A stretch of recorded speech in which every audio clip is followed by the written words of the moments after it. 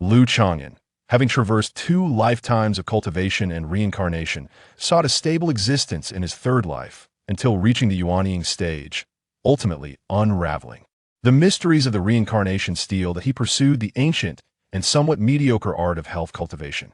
Avoiding conflict and competition, he diligently fostered amicable relationships with others.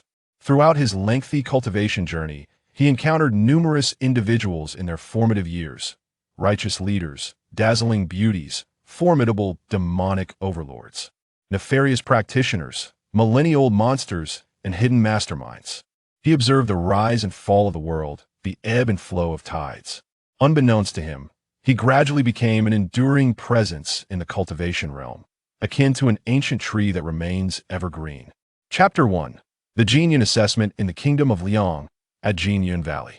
The third challenge of the sect assessment, the Chang'an platform. Upon a round platform crafted from white jade, 1 to 200 youths are enveloped in a soft lavender light, entrapped within illusions, their expressions ranging from fear, to profound sorrow. Lu Chang'an stifled a groan, abruptly awakening. His brow furrowed, beads of sweat forming on his forehead. It felt as if a seal deep within his mind had shattered, inundating him with a torrent of information.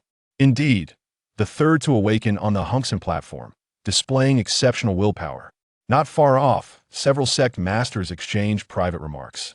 The Chang'an platform serves as the final trial for entry into Chang'an Valley, assessing one's mental state and will.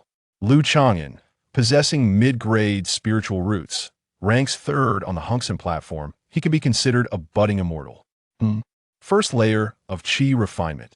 Nearly 18 years old? What a pity. A slight murmur of regret echoed around him. The cultivation world of the Kingdom of Liang got the entry assessment at Chang'an Valley. Lu Chang'an, nearing 18 years? This time, unraveling the mystery of the womb came much later than in the previous life, missing the optimal age for entering the path of cultivation. On the Chang'an platform, Lu Chang'an's face flickered with emotion, his gaze profound. From the memories of this life, he realized he was situated in a different cultivation region than in his first and second lives. In this life, upon awakening, the Chang'an steel has provided nourishment, resulting in an initial soul strength even greater than that of my second life. Lu Chang'an's brow relaxed, his expression returning to calm. The Chang'an steel. He slightly closed his eyes, appearing to gather his strength. Deep within his mind, an ancient, dark stone steel emerged, its surface etched with abstract patterns. Lu Chang'an was unaware of the steel's origin, naming it based on its characteristics. On the front of the steel, there were 9 rectangular imprints arranged vertically. In the first imprint, a handsome young man, holding a talisman brush, stood tall and straight. In the second imprint, an elderly man with a white beard, clad in dark robes, appeared, stepping upon a beam of light. The first 2 imprints lay silent and dim, their figures akin to shadows of longevity. However, the third imprint depicted a faint image of a young boy, glowing softly in white. This ethereal figure, still not fully formed on the steel, bore a striking resemblance to Lu Chang'an himself. The remaining 6 rectangular imprints below were all blank. Since the first life of crossing from Earth to the cultivation world, I have now entered my third life. Lu Chang'an withdrew his consciousness from the Chang'an steel, briefly reflecting on the experiences of his previous 2 lives. In his first life, he arrived in the cultivation realm with mediocre talent, a mere loose cultivator struggling to reach the 9th layer of Qi refinement. His only notable skill was in talisman drawing. Ultimately, he died in a clash over foundational opportunities, outmatched in combat. In his second life, born into a family of cultivators with superior spiritual roots, he capitalized on the insights and talisman skills from his first life, advancing rapidly to the peak of the Chang'an stage, enjoying a brief period of glory. Yet, he ultimately failed to break through to the Unknowingly stage and perished. In the previous 2 lives, I merely scratched the surface of the Chang'an steel's capabilities. It is estimated that I must at least ascend to the Unknowingly stage, undergoing a transformation of the soul, to uncover the true secrets of the Chang'an steel. With this thought, Lu Chang'an clarified his purpose for this life. The Unknowingly stage. Of course, this was an optimistic assumption. Perhaps only 3 lifetimes. Should he fail in this life, a complete obliteration awaited him. As time passed, the youths on the Hongxin platform gradually awakened, the scene becoming lively and interrupting Lu Chang'an's thoughts. Lu Chang'an, when did you wake up? Nearby, several youths looked at Lu Chang'an, who had awakened earlier, with expressions of surprise. Just fortunate to awaken slightly before you all. Lu Chang'an leisurely surveyed the two boys and one girl before him. All were spirit seedlings brought from Hongshui Prefecture, having met along the way. Zhao Xiyuan, possessing mid-grade spiritual roots, hail from a scholarly family. At merely 14 or 15 years of age, she had already blossomed into a graceful beauty, with bright eyes and lips like vermilion, truly a stunning maiden. Lin Yi, with low-grade spiritual roots, was the illegitimate son of the Marquis of Guang'an. A lad of 16 or 17, clad in fine garments, with sharp brows and bright eyes, he held the highest cultivation among them, having reached the third layer of qi refinement. Yet, at this moment, Lin Yi's expression was one of discontent. Li Ergu, also of low-grade spiritual roots, came from a peasant background. Dressed in simple hemp clothing, he was slender and dark-skinned, appearing somewhat anxious and timid, reluctant to approach Lin Yi and Zhao Xiyuan. Big brother Lu, the third challenge was so difficult. If it weren't for the sudden crowing of my family's old hen, I would have nearly fallen into a life of luxury. Li Ergu, still shaken, patted his chest and naturally leaned closer to Lu Chang'an. Due to their differing backgrounds, the few spirit seedlings from the same region maintained varying degrees of intimacy. Lin Yi's royal demeanor, subtly proud, instinctively intimidated Li Ergu.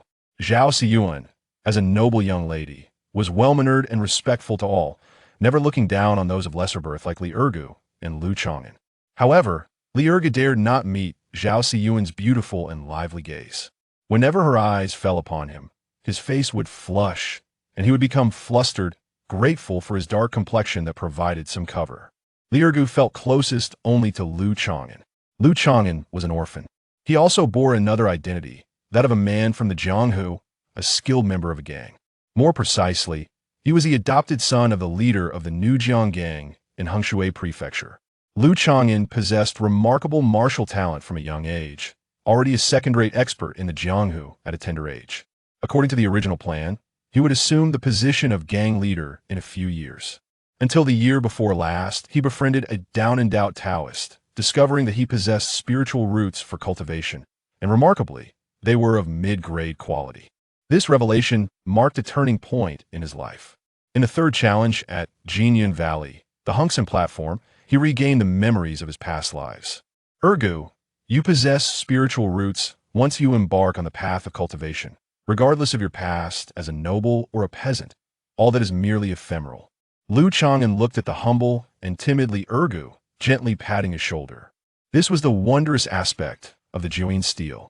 He felt as if awakening from an immersive film, his consciousness returning, enhanced by the memories of 2 lifetimes. His understanding of life broadened significantly, and his experiences expanded greatly. His heart remained as it was when he first traversed into the cultivation world. Yes, I understand. Thank you, Big Brother Lu. Li Ergu scratched the back of his head, feeling a warmth within. Lu Chang'an, what was your rank in the third challenge, the Hongxin platform? At this moment, Lin Yi, visibly agitated, could not help but inquire. Lu Chang'an glanced at Lin Yi, the son of nobility, deep in thought. If memory served him correctly, Lin Yi had been the last to awaken among them on the Hongxin platform. In terms of cultivation, Lin Yi was the strongest, having reached the third layer of qi refinement.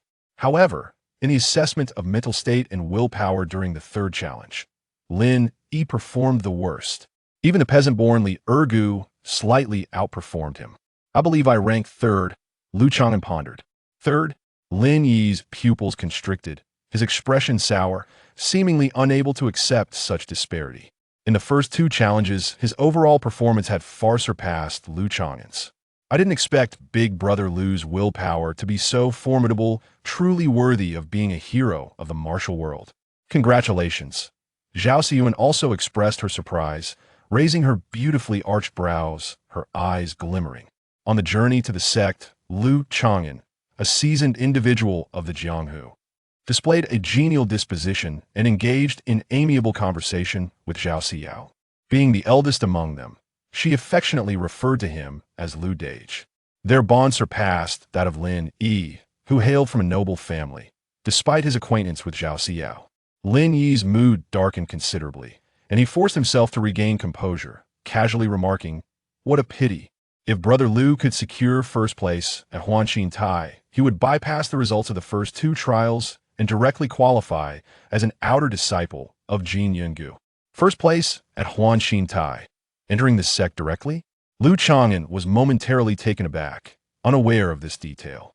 He felt a tinge of regret had he unraveled the mystery of his birth a few days earlier and acquired the soul amplification from the Jiu In Bei.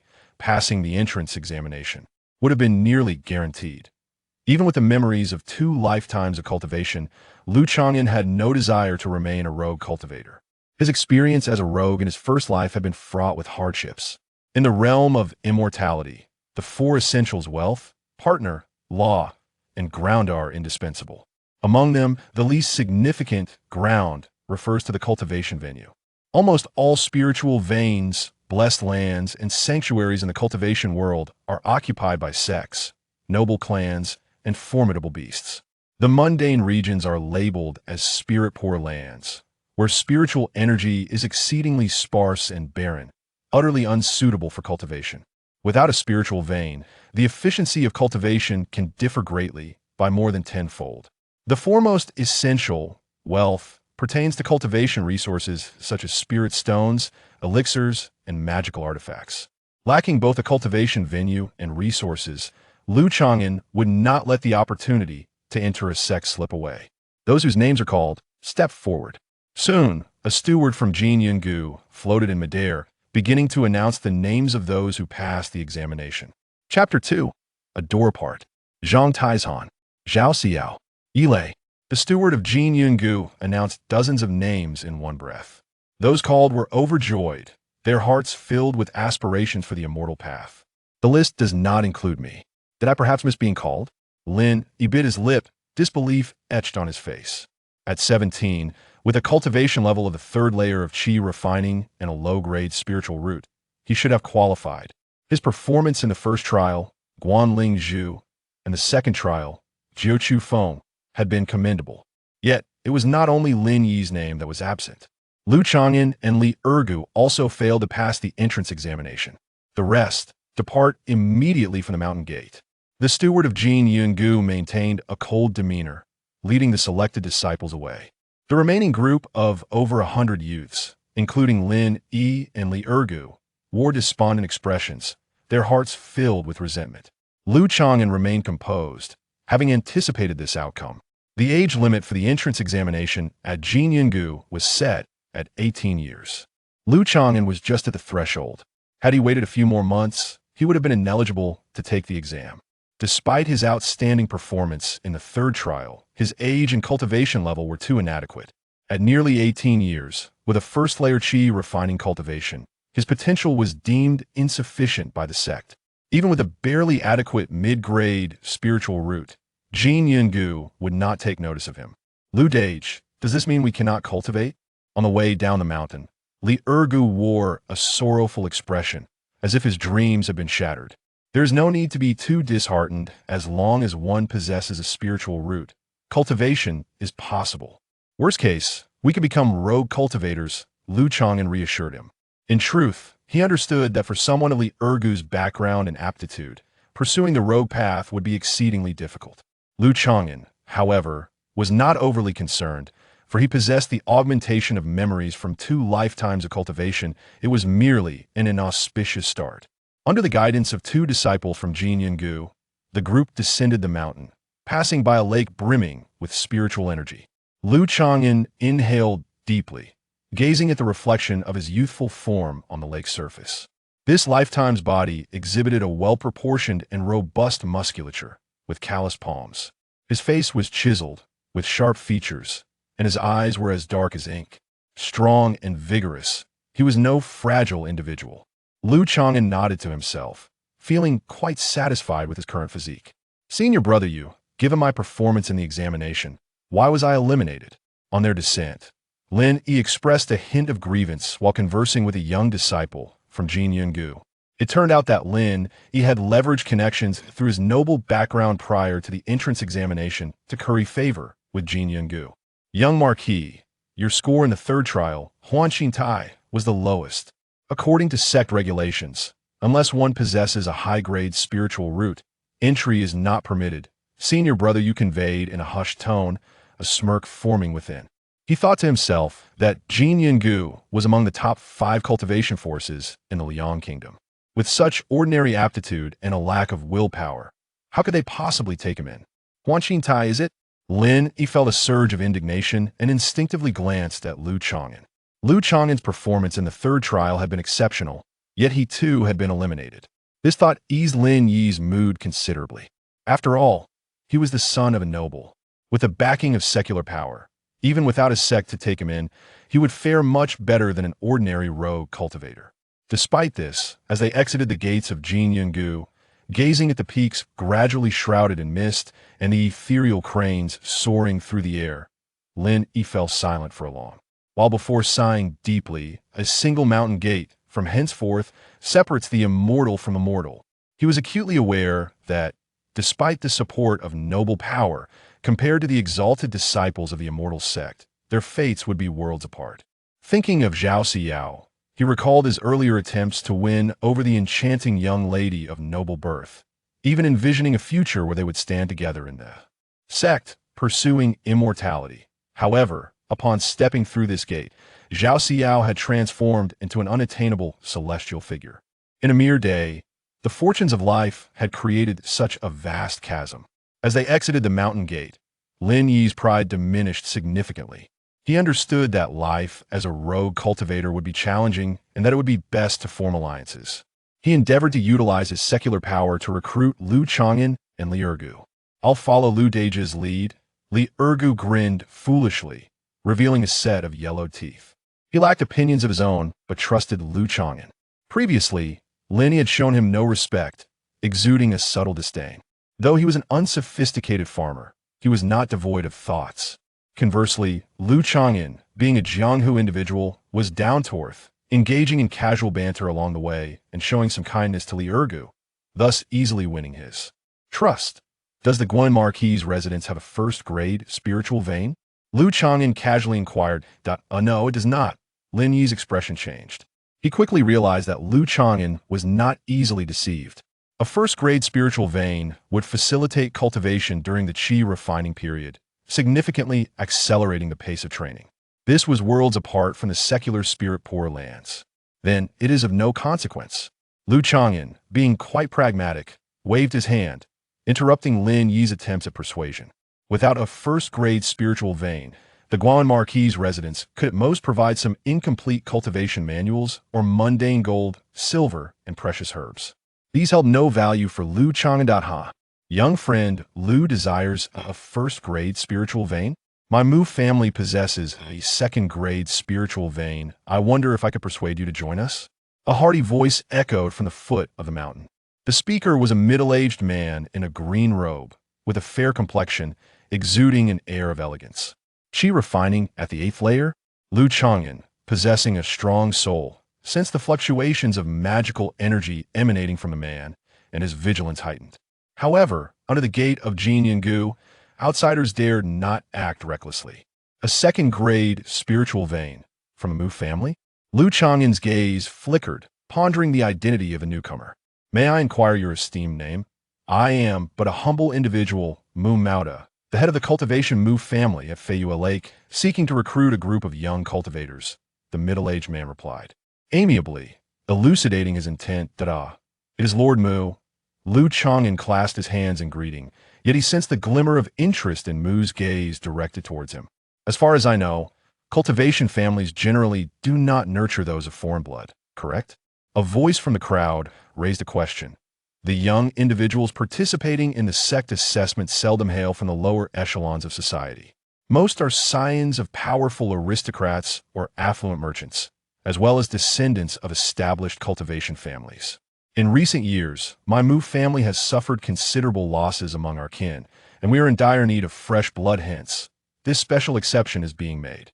However, The offspring of nobility and cultivation clans are not our recruitment targets. The head of the Mu family, who awaited their arrival, had conducted a preliminary assessment of the identities of the participating youths. He cast his gaze upon the sole individual with a medium-grade spiritual root, Lu Chang'an, and then surveyed the others. Raising his voice, he proclaimed, "My Mu family has 10 positions available. We are recruiting young cultivators, offering spiritual vein training grounds and cultivation manuals." Upon hearing this, the backgroundless youth could not help but feel stirred. Cultivating within a family is undeniably far superior to being a solitary cultivator. No gain without effort. Perhaps you could clarify, esteemed Elder Mu, what must we offer in exchange for the resources of your noble house? Lu Chang'an spoke candidly. The head of the Mu family regarded him with mild surprise, chuckling softly. "I did not expect such perceptiveness from one so young. Allow me to be forthright that I observe that you, young friend Lu, possess an exceptional demeanor and a remarkable destiny. Our clan has numerous educated and refined young women, any one of whom you may choose as a wife or concubine." At this, Li Ergu's eyes widened in astonishment, and he nervously licked his cracked lips. Such a delightful prospect exists. Coming from farming background, he often faced hunger and cold, and the notion of marrying even an ordinary woman felt like an unreachable dream. Let alone marrying an educated beauty. In light of the head of the Mu family's enthusiastic overture, Lu Chang'an, possessing the memories of 2 lifetimes, remained unfazed, though a cold smirk brewed within him. Did they truly value spiritual roots? No, they were merely fixated on your vitality. Indeed, the head of the Mu family laid bare his intentions. "Our stipulation is this. The young cultivators who join the Mu family must ensure that any offspring born from our clan's women bear the Mu surname, especially those with spiritual roots." Isn't that akin to a reverse marriage? Li Ergu blurted out, momentarily taken aback. The head of the Mu family paid him no mind, smiling amiably as he continued. Upon hearing the terms, Lu Chang'an subtly shook his head.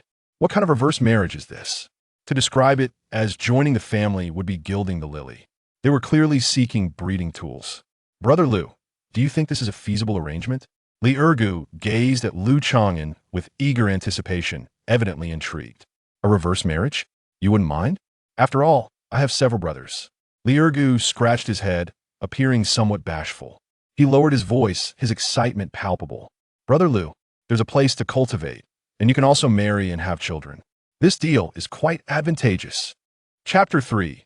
The choice of cultivation methods. Indeed, there is some truth to that. Lu Chang'an smiled gently, not dismissing Li Ergu's perspective. For someone like Li Ergu, who hails from farming background, being able to marry and have children signifies a successful life, and the pursuit of immortality may merely be a secondary concern. In contrast, Lu Chang'an was captivated by the spirit vein of the Mu family's cultivation grounds and had no interest in marriage or offspring. In his previous life, he emerged from a lineage of immortals, reaching the pinnacle of the Chang'an stage, surrounded by numerous wives and children. Lu Xiaoyu, you might want to consider this. Presently, the cultivation world in the Liang Kingdom is unstable, and our Mu family, as a righteous sect, has a reputable standing.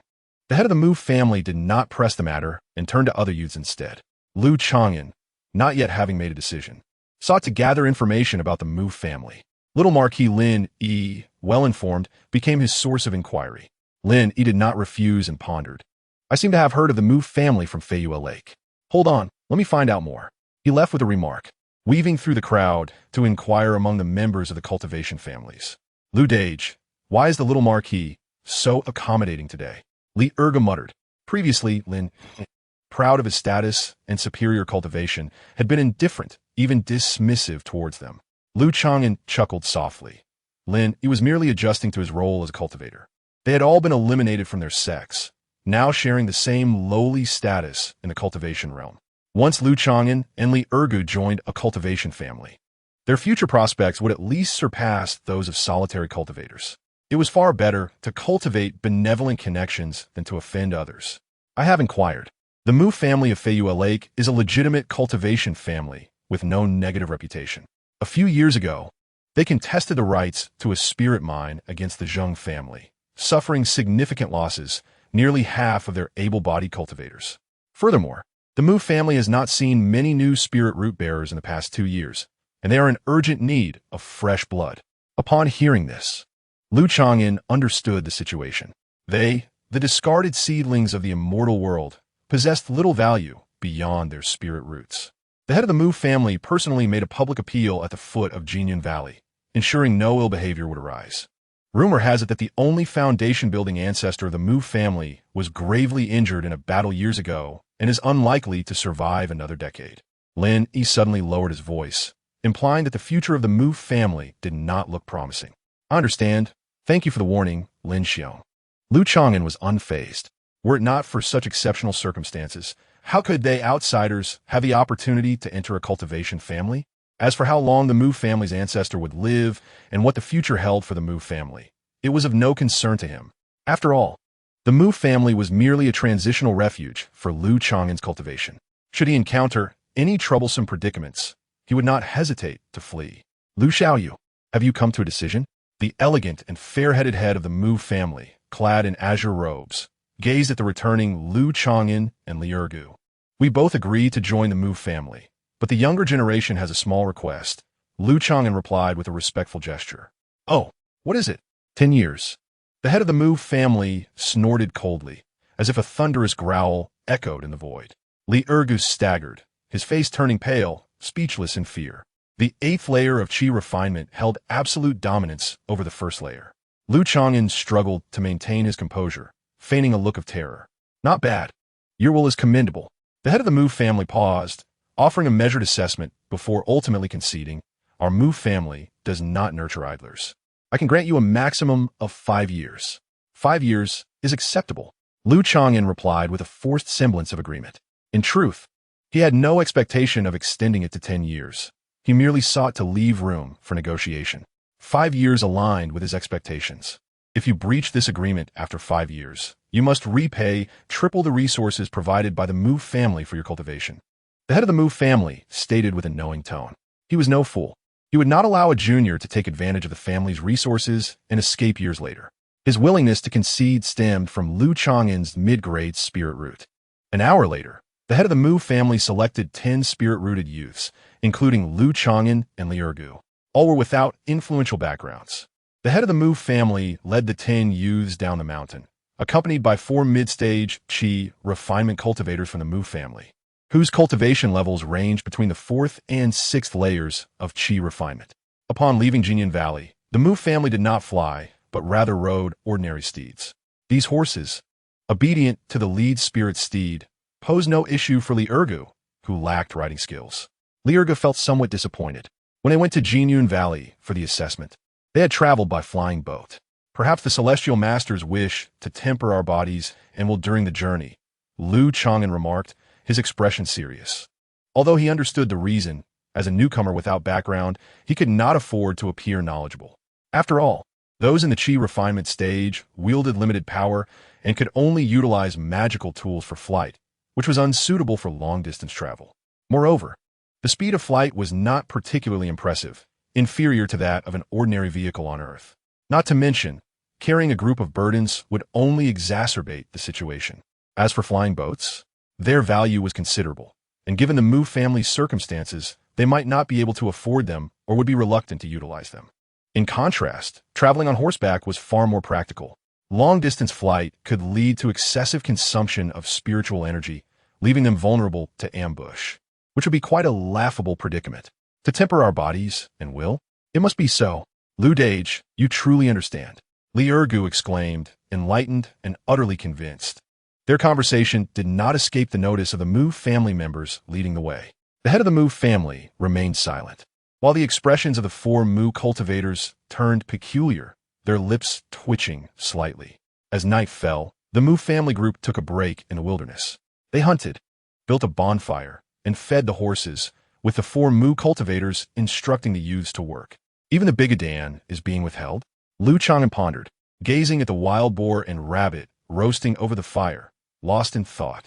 The economic condition of the Mu family of Feyue Lake might be worse than anticipated. One youth inquired, do your horses possess a hint of spirit steed lineage? They can reach the family in just 3 months. The head of the Mu family sat cross-legged at a separate bonfire, several Mu descendants keeping watch nearby. 3 months? The spirit-rooted youths exchanged glances. Among them, those meditating revealed grim expressions. Having trained in the impoverished lands of the mortal realm prior to arriving at the Mu family, their progress had been exceedingly slow. This did not even account for the time spent resting during the journey, equating to nearly 2 to 3 months of wasted cultivation. Yin Fei, distribute a portion of spirit stones to each of them. The head of the Mu family hesitated briefly before summoning a strikingly handsome youth at the 5th layer of Qi refinement. Distribution of spirit stones? Lu Chang'an felt a surge of joy. It appeared he had misjudged the head of the Mu family. Soon, the 10 spirit-rooted youths received the spirit stones. Though they are called spirit stones, Lu Chang'an observed a small handful of crystalline particles in his palm, emanating faint spiritual fluctuations, and his lips quirked slightly. This is spirit sand. In the cultivation realm, it was a smaller denomination than spirit stones. Both spirit stones and spirit sand were mined from spirit stone deposits, with one standard low-grade spirit stone equating to 50 taels of spirit sand. Well, this is about 20 taels of spirit sand, less than half a spirit stone. Lu Chang'an weighed it in his hand, again sinking into contemplation. Never mind, I should not expect too much. After all, what I value is the Mu family spirit vein, a place for cultivation. I will find a way to earn spirit stones later. Spirit stones. Thank you, head. The newly initiated youths beamed with delight. Spirit sand can also provide spiritual energy for cultivation. As long as you sincerely join the Mu family and bear more offspring, there will be greater rewards in the future. The head of the Mu family proclaimed generously, glancing at the distributed spirit sand with a barely perceptible twitch at the corners of his mouth. Receiving the spirit sand, the youths with cultivation methods eagerly began to cultivate, drawing upon the pure spiritual energy within the spirit sand. Is this the first layer of the Kaiyuan Jing? Just stepping into the threshold? Lu Chang'an assessed the state of his internal spiritual power. He was the vice leader of the Nujiang gang, having embarked on the path of immortality through an association with a down-and-out wandering cultivator. The Kaiyuan Jing was the introductory method he had acquired at great cost from the other party. This cultivation method had no specific attributes, excelling in its smooth transition to other methods.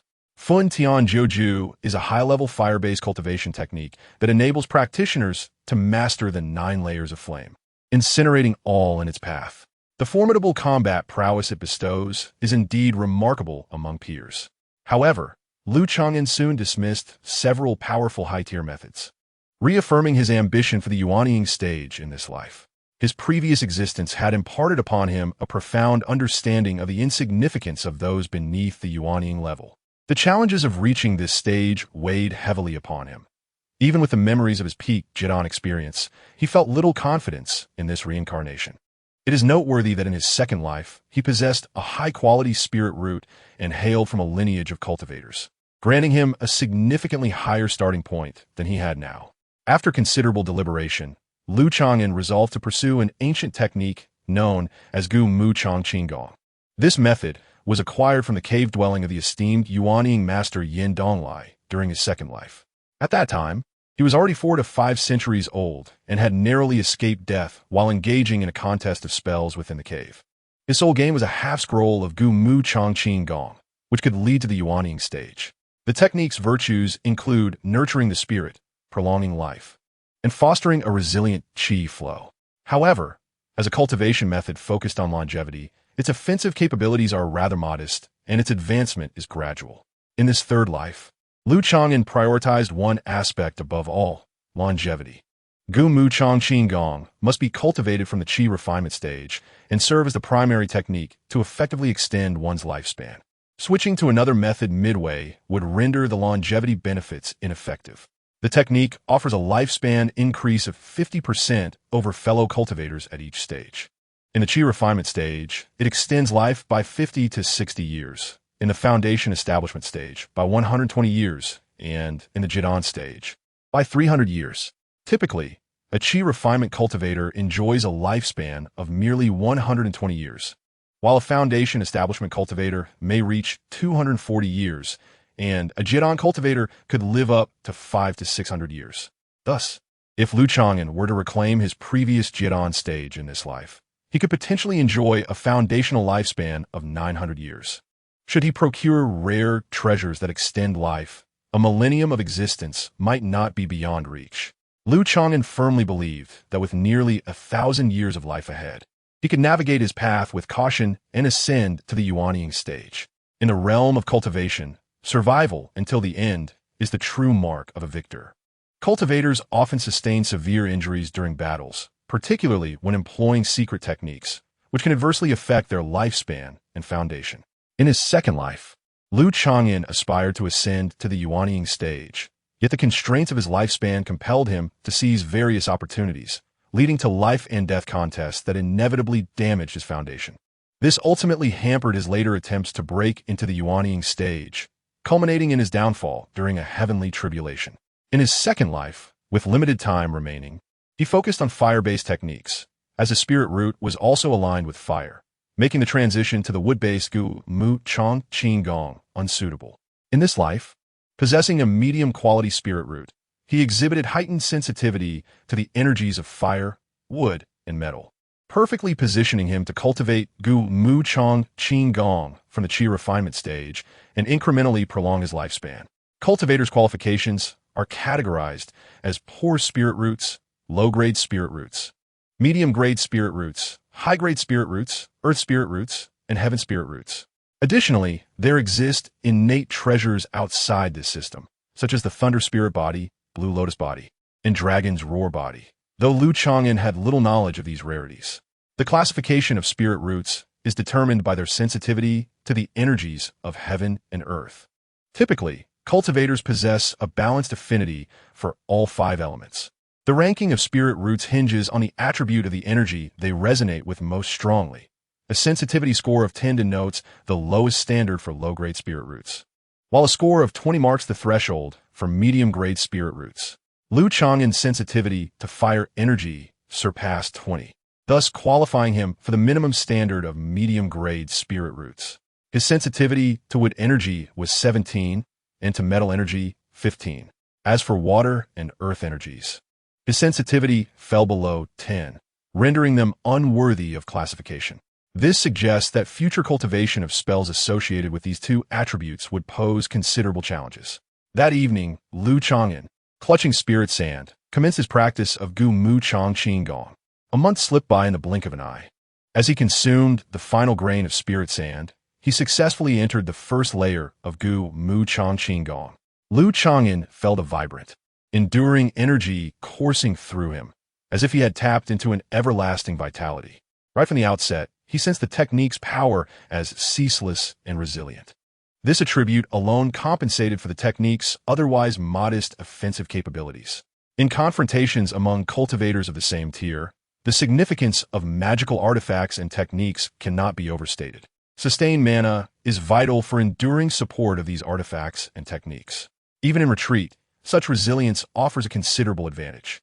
However, Lu Chang'an noted that the cultivation pace of Gu Mu Chang Qigong was even slower than anticipated, lagging behind that of Kai Yuan Jing. This limitation was particularly palpable to him.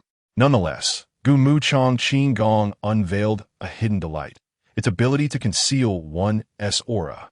When harnessing this technique, one could seemingly transform into a decayed log, rendering one's true cultivation level imperceptible.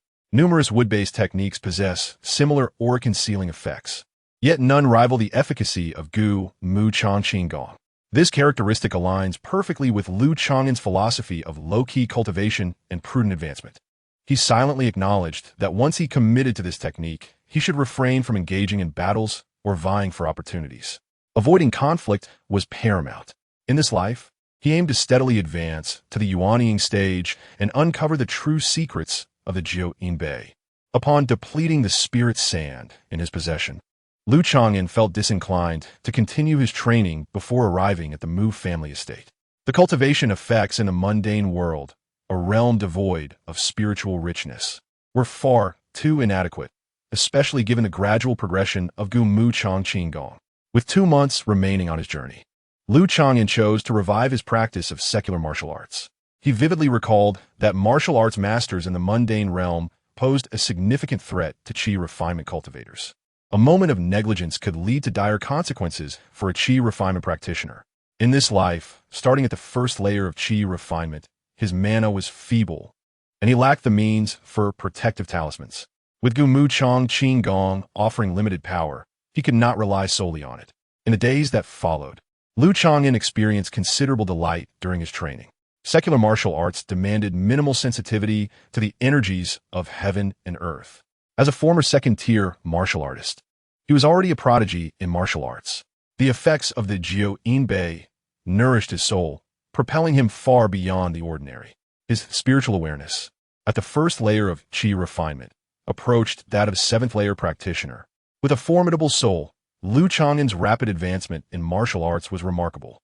In less than 2 months, his martial prowess ascended from second tier to first tier, then to super first tier, ultimately culminating in the innate martial realm. At this moment, Lu Chang'an had just turned 18. An 18-year-old martial arts master would surely send ripples through the secular martial world. Lu Chang'an reveled in the surging innate true Qi within him, experiencing a profound transformation in his physique. Naturally, compared to the mana of cultivators, martial true Qi fell short in potency. With renewed vigor, he pressed on, knowing he was but half a day away from the Mu family residence. On the official road, the Mu family patriarch's spirit steed led the way, followed closely by a dozen fine steeds. After months of arduous travel, the young cultivators, endowed with spirit roots, felt physically and mentally drained. Only Lu Chang'an, through his cultivation of Gu Mu Chang Qing Gong, remained invigorated and resilient. During this time, he also found moments to practice martial arts. The family head, Mu Maoda, observed Lu Chang'an's martial training but refrained from commenting. As a member of the martial world, Lu Chang'an's practice aligned with his persona. The patriarch harbored no concerns about whether this would hinder Lu Chang'an's cultivation. He was not genuinely invested in nurturing Lu Chang'an and the others, but rather concerned with how much they could contribute to the family's spirit root lineage. Lu Chang'an's diversion from proper pursuits was inconsequential. Once the path to immortality appeared hopeless, it would be easier for him to remain with the Mu family and dedicate more effort in the future. Finally, they arrived at Feiyue Lake. Several days later, a few Mu family cultivators felt a surge of excitement. Lu Chang'an and the others gazed into the distance, where the outline of a lake shimmered under the gentle moonlight, radiating a jade-like luster. That was the spiritual lake resource controlled by the Mu family, reputed to be a source of spiritual fish. A gentle breeze caressed their faces, and they sensed a refreshing aura of water. The surrounding spiritual energy far surpassed that of the mundane realm. Feiyue Lake was not far off, and they were nearing the Mu family's territory. The vigilant members of the Mu family, having maintained their guard throughout the journey, finally exhaled in relief. Their mission to escort the seedlings of immortality was nearing completion, just as a sense of relaxation began to settle among them. A sharp, piercing whistle echoed through the air, accompanied by a searing heat that rushed forward. In an instant, dozens of flames, each as large as lanterns, descended upon the convoy, escorting the 11 enemy-o of the M family. An enemy attack. The patriarch of the M family turned pale, bellowing in fury. Except for his spirited steed, the other horses were paralyzed with fear, whinnying and fleeing in terror. Chaos ensued, with people and horses tumbling over one another amidst a cloud of dust.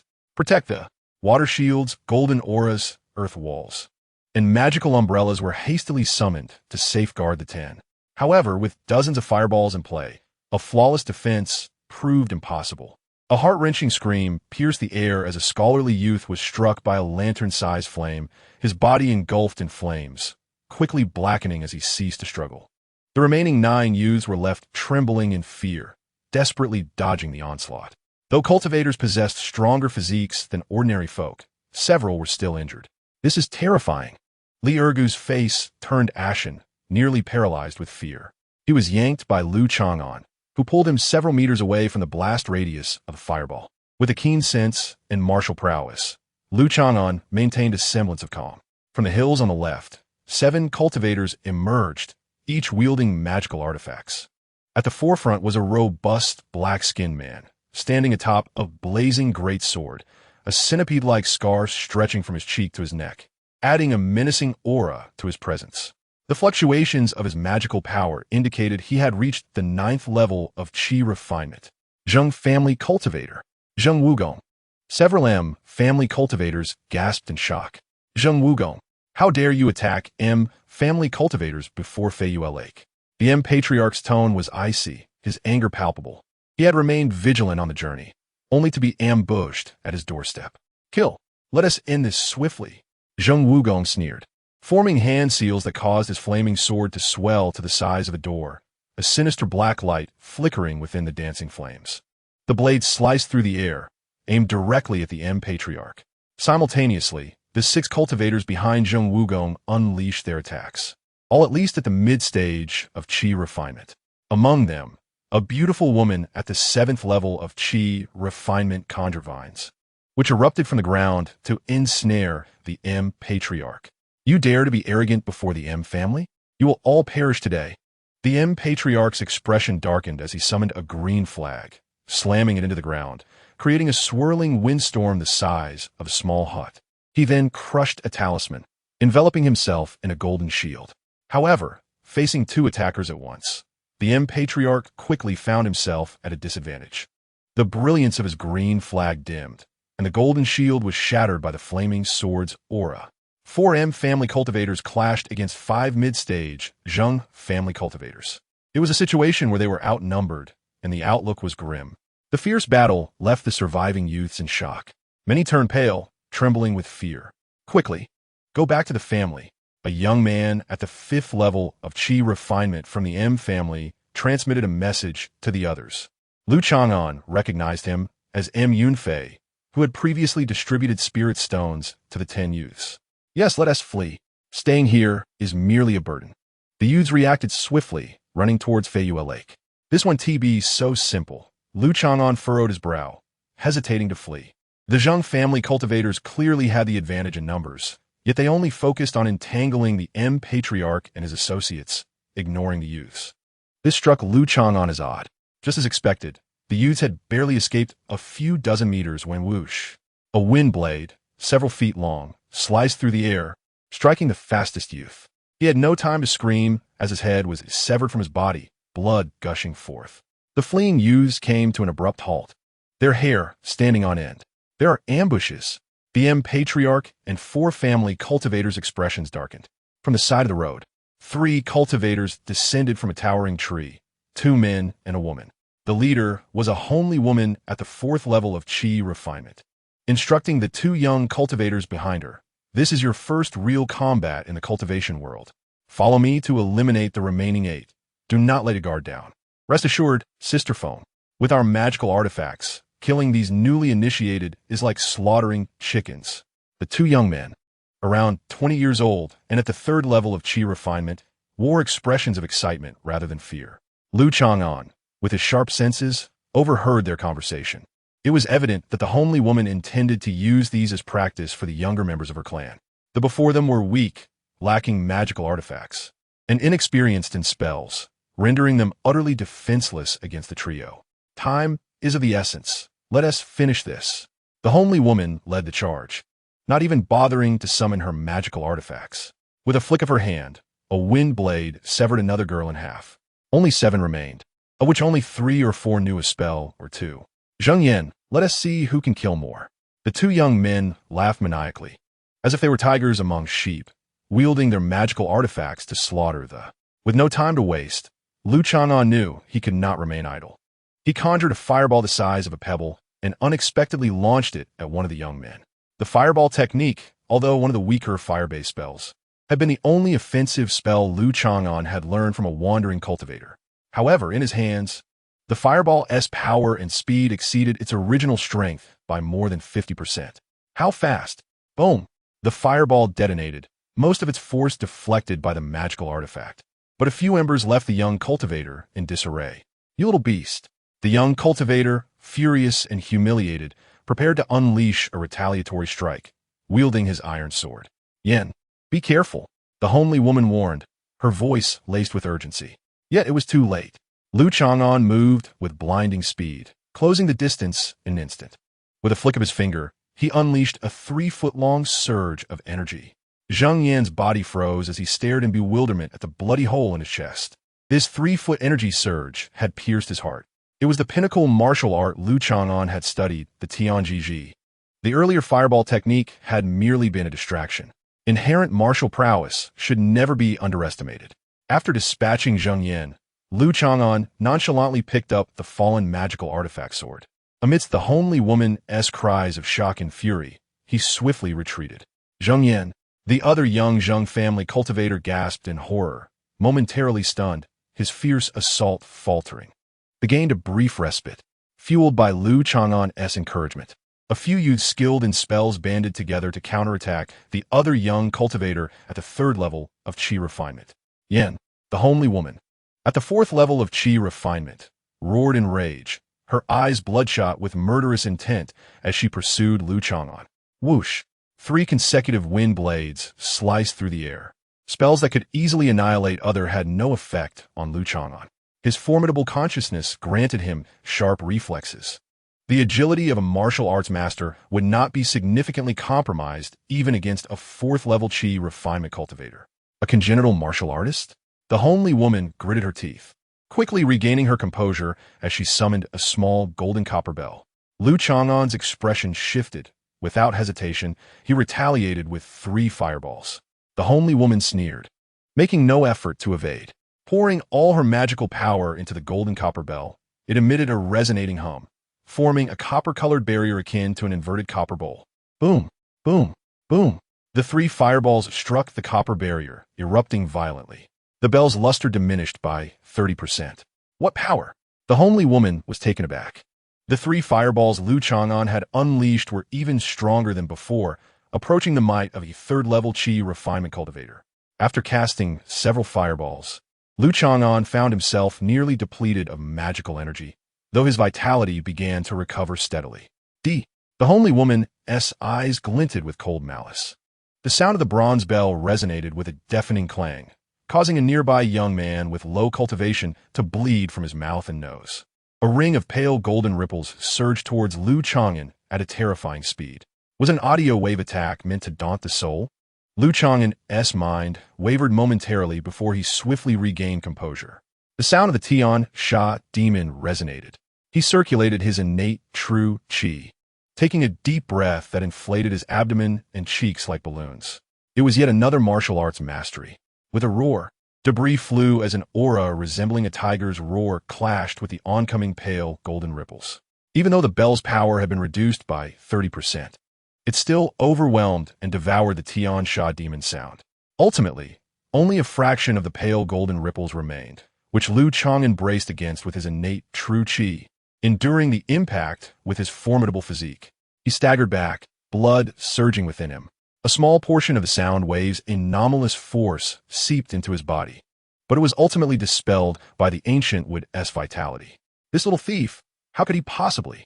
The ugly woman stared in disbelief, truly unable to comprehend. Her bell, adept at sound wave attacks with a hint of soul-stealing effect, had been neutralized by that young man through the combination of magic and martial arts sound wave techniques. After resolving the lethal strike, Lu Chang'an quickly distanced himself, preparing to activate the Ran Shui Shu. This technique could forcibly elevate his cultivation to the peak of the 3rd level of Qi refinement, albeit with considerable side effects. Fortunately, the opponent's magical artifact had a noticeably deliberate casting motion, preventing frequent activation. The ugly woman, undeterred in her murderous intent, still sought to pursue. Retreat. At that moment, a distant shout from Zheng Wugong, tinged with urgency, reached Lu Chang'an's ears. He glanced over and noticed an unusual beast resembling a unicorn, capable of unleashing lightning, standing beside the head of the Mu family.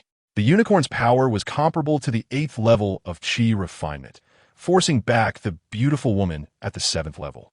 Subsequently, the unicorn's cold gaze swept towards the ugly woman, charging towards them.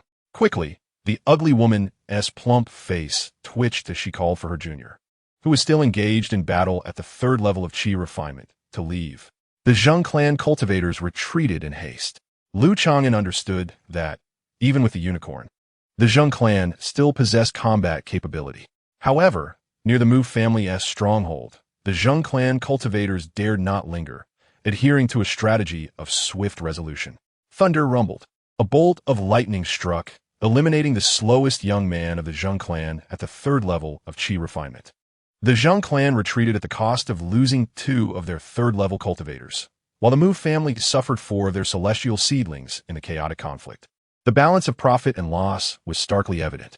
Lu Chang'an restored his magical energy and inspected the flying sword in his hand. Spitting in disdain, he found it to be a subpar artifact with several superficial flaws.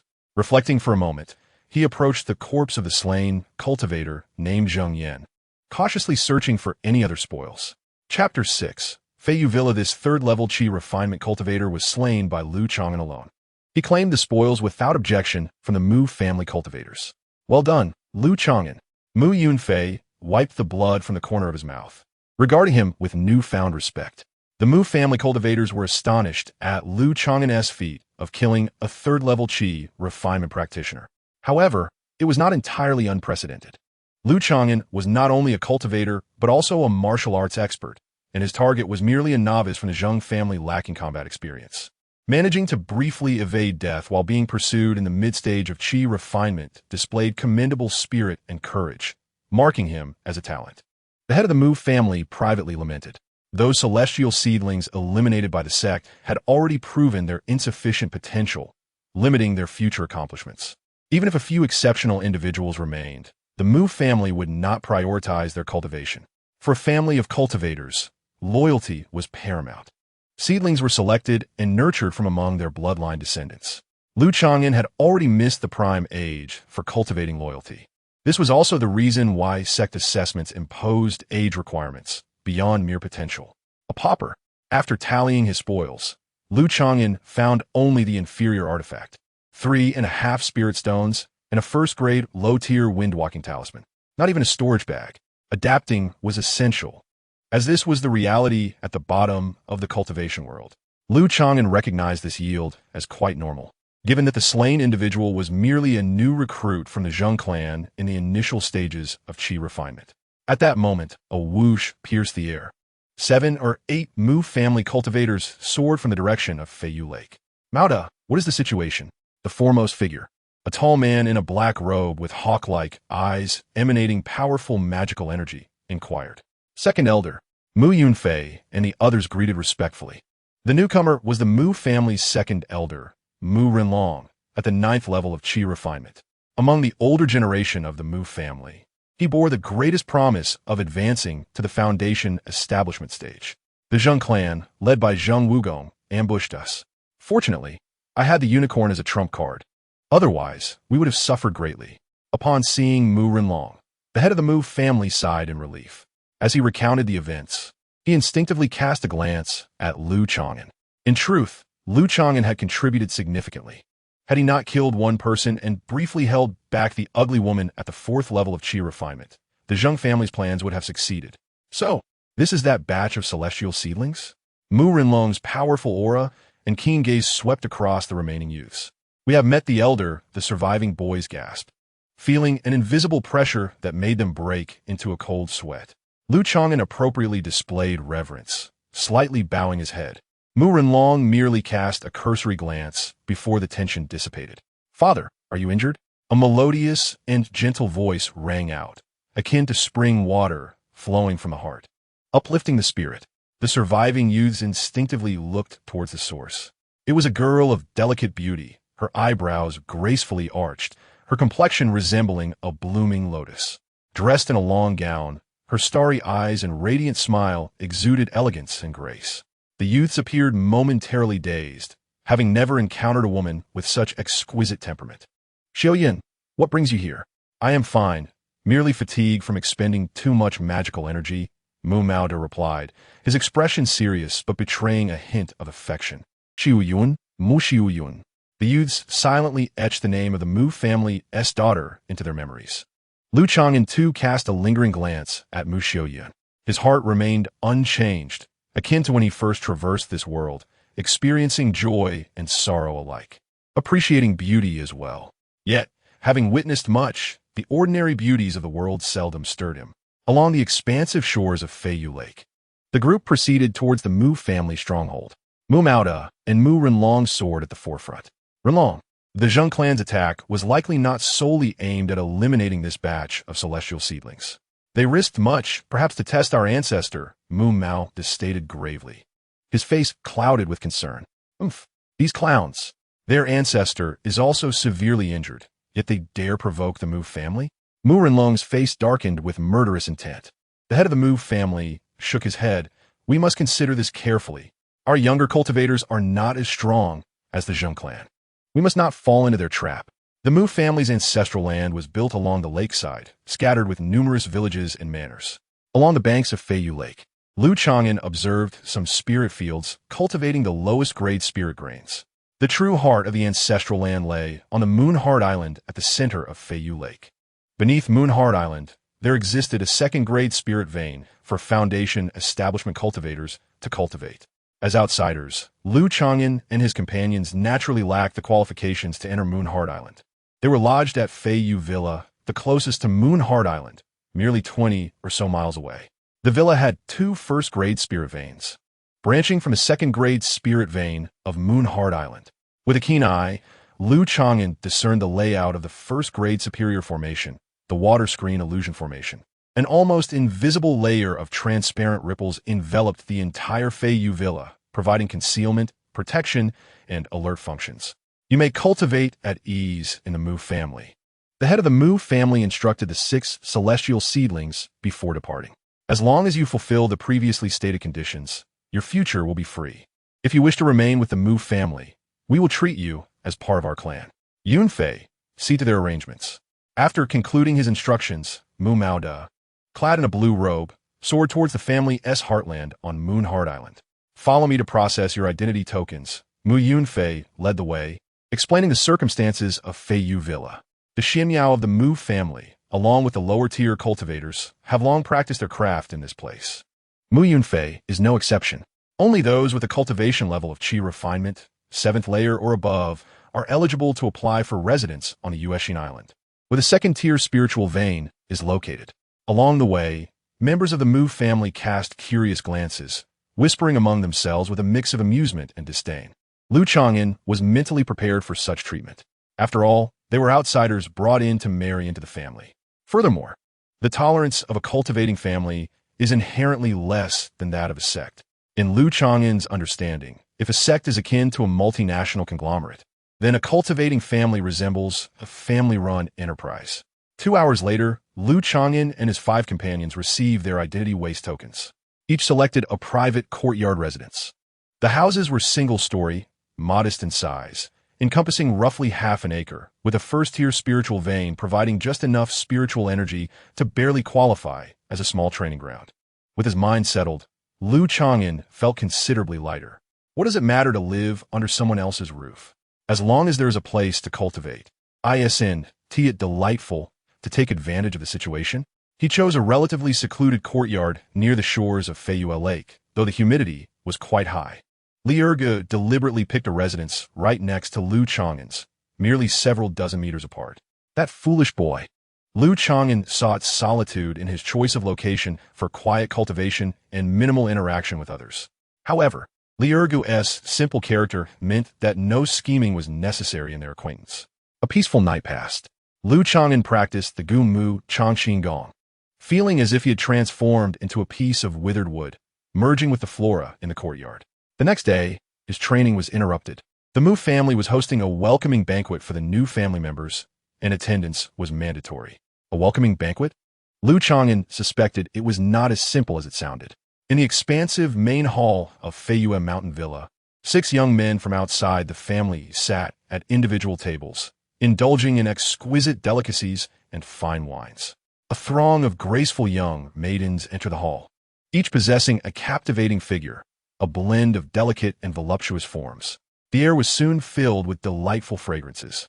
Each woman was beautiful and possessed an extraordinary temperament, devoid of any garishness typical of common folk. Some were gentle and refined, smiling without revealing their teeth. Others exuded an icy elegance, clad in garments as white as snow. Some stood tall and pure, radiating charm, while others, with curvaceous figures draped in sheer veils, were enchanting and alluring. These were the exceptional mortal women of the Mu family, each nurtured by the teachings of worldly scholars, well-versed in etiquette and skilled in the arts of music, chess, calligraphy, and painting. Rest assured, they are all of impeccable virtue. A manager from the Mu family, seated at the head of the table, cheerfully announced, Today, they will extend their warm welcome to you all. Should you meet someone of interest, I offer my early congratulations. Without needing further encouragement from the manager, the beautiful, graceful Mu women floated toward each table, serving tea and pouring wine, engaging in poetic exchanges, their words imbued with the fragrance of orchids, playing the qin and flute. Most of these charming young maidens were descendants of cultivators, holding a respectable status and a degree of autonomy within the family. And they came voluntarily to select their favored Xinyao youth. Lu Chang'an, possessing a middle-grade spiritual root, was handsome and talented, attracting several striking Mu maidens. Expressionless, he waved away all the approaching beauties, choosing instead to drink in solitude, which deterred anyone from coming near. In contrast, Li Ergu, blushing and flustered, was accompanied by several Mu women, attempting to engage one particular maiden, drawing laughter and cheerful chatter. An hour later, the welcome banquet concluded. "Brother Lu, how do you find my choice of bride?" Li Ergu approached, unable to conceal his excitement. Lu Chang'an pondered. "You seek my opinion in choosing a wife? What is it that attracts you to her?" The maiden Li Ergu selected could only be considered average in beauty and temperament among the enchanting women. "She resembles Tsuehua, the village beauty from my home. In fact, she is even more beautiful than Tsuehua," Li Ergu declared with satisfaction. "Quite commendable," Lu Chang'an replied, slightly pensive, nodding. He then inquired, "When is the wedding?" Li Ergu rubbed his hands together. "The manager said if we are in a hurry, we can hold the banquet tonight and enter the bridal chamber." Chapter 7. 2 years' time, 3 days later, Li Ergu married. There were no elaborate ceremonies or rituals. Everything was kept simple. At the wedding banquet, only a few relatives from the bride's side attended, while the groom's side was even smaller. Li Ergu had only Lu Chang'an as a friend to assist with the proceedings, accompanied by 4 other Xinyao who came to fill the numbers. To express goodwill, Lu Chang'an and the others offered gifts. These Xinyao were quite impoverished, only able to present some mundane gold and silver or small trinkets. Lu Chang'an gifted a handwritten booklet titled Secrets of the Dragon Lock. It was not a cultivation method, but rather a type of intimate technique. Apart from enhancing certain abilities, it could also lock in more primordial yang energy, preventing it from being depleted by beauty. "In this lifetime, I will not need the secrets of the Dragon Lock," Lu Chang'an was certain. In his previous life, he hailed from a family of cultivators, bound by circumstances, with numerous wives and offspring. In his early years, the support from the cultivating family was indeed substantial. However, at a certain level, family and progeny became burdens. For the sake of family and children, his energy was drawn away, and at times, he found himself ensnared in whirlpools, battling others for profit. Li Ergu walked swiftly. 2 months after the wedding, his wife, Mu Qing, became pregnant. Upon learning this, the family head, Mu Mauda, immediately bestowed generous rewards, a low-grade magical artifact, a set of magical robes, 30 spirit stones, and 2 bottles of qi-nourishing pills, along with 60 pounds of spirit rice. Such bountiful rewards made the other Xinyao envious, even stirring some desire in Lu Chang'an. Currently, he possessed only 3.5 spirit stones and a subpar magical artifact. The family head was setting an example, encouraging others to follow suit. Lu Chang'an was keenly aware of this. The head of the Mu family declared that the first to bear offspring, particularly those with spiritual roots, would receive additional rewards. Suddenly, the previously hesitant Xinyao could not sit still, eager to marry and have children. However, the rewards for those who followed were less than a third of what Li Ergu received. After one of Li Ergu's visits, Lu Chang'an learned that his wife was the granddaughter of the family head, Mu Mauda. Thus, the substantial rewards for being the first to bear offspring were justified. That fool, blessed with foolish fortune, Lu Chang'an mused. The family head likely had numerous descendants, and a single granddaughter did not carry much weight. Lu Chang'an speculated that Li Ergu's lack of background, education, and pure-hearted nature made him easy to win over. The Mu family likely considered truly integrating this son-in-law into their ranks. In contrast, Lu Chang'an, with his steadfast mind and worldly experience, would be difficult to fully assimilate. Even if he were as proactive in fathering children as Li Ergu, he would not receive genuine cultivation support. A year and a half later, all the Xinyao in the Mu family had married and had children, integrating themselves as outsiders into the Mu family by Feiyue Lake, except for Lu Chang'an. He remained unwavering, continuously engrossed in solitary cultivation. Although he seldom ventured out, the young women of the Mu family were aware of his reputation.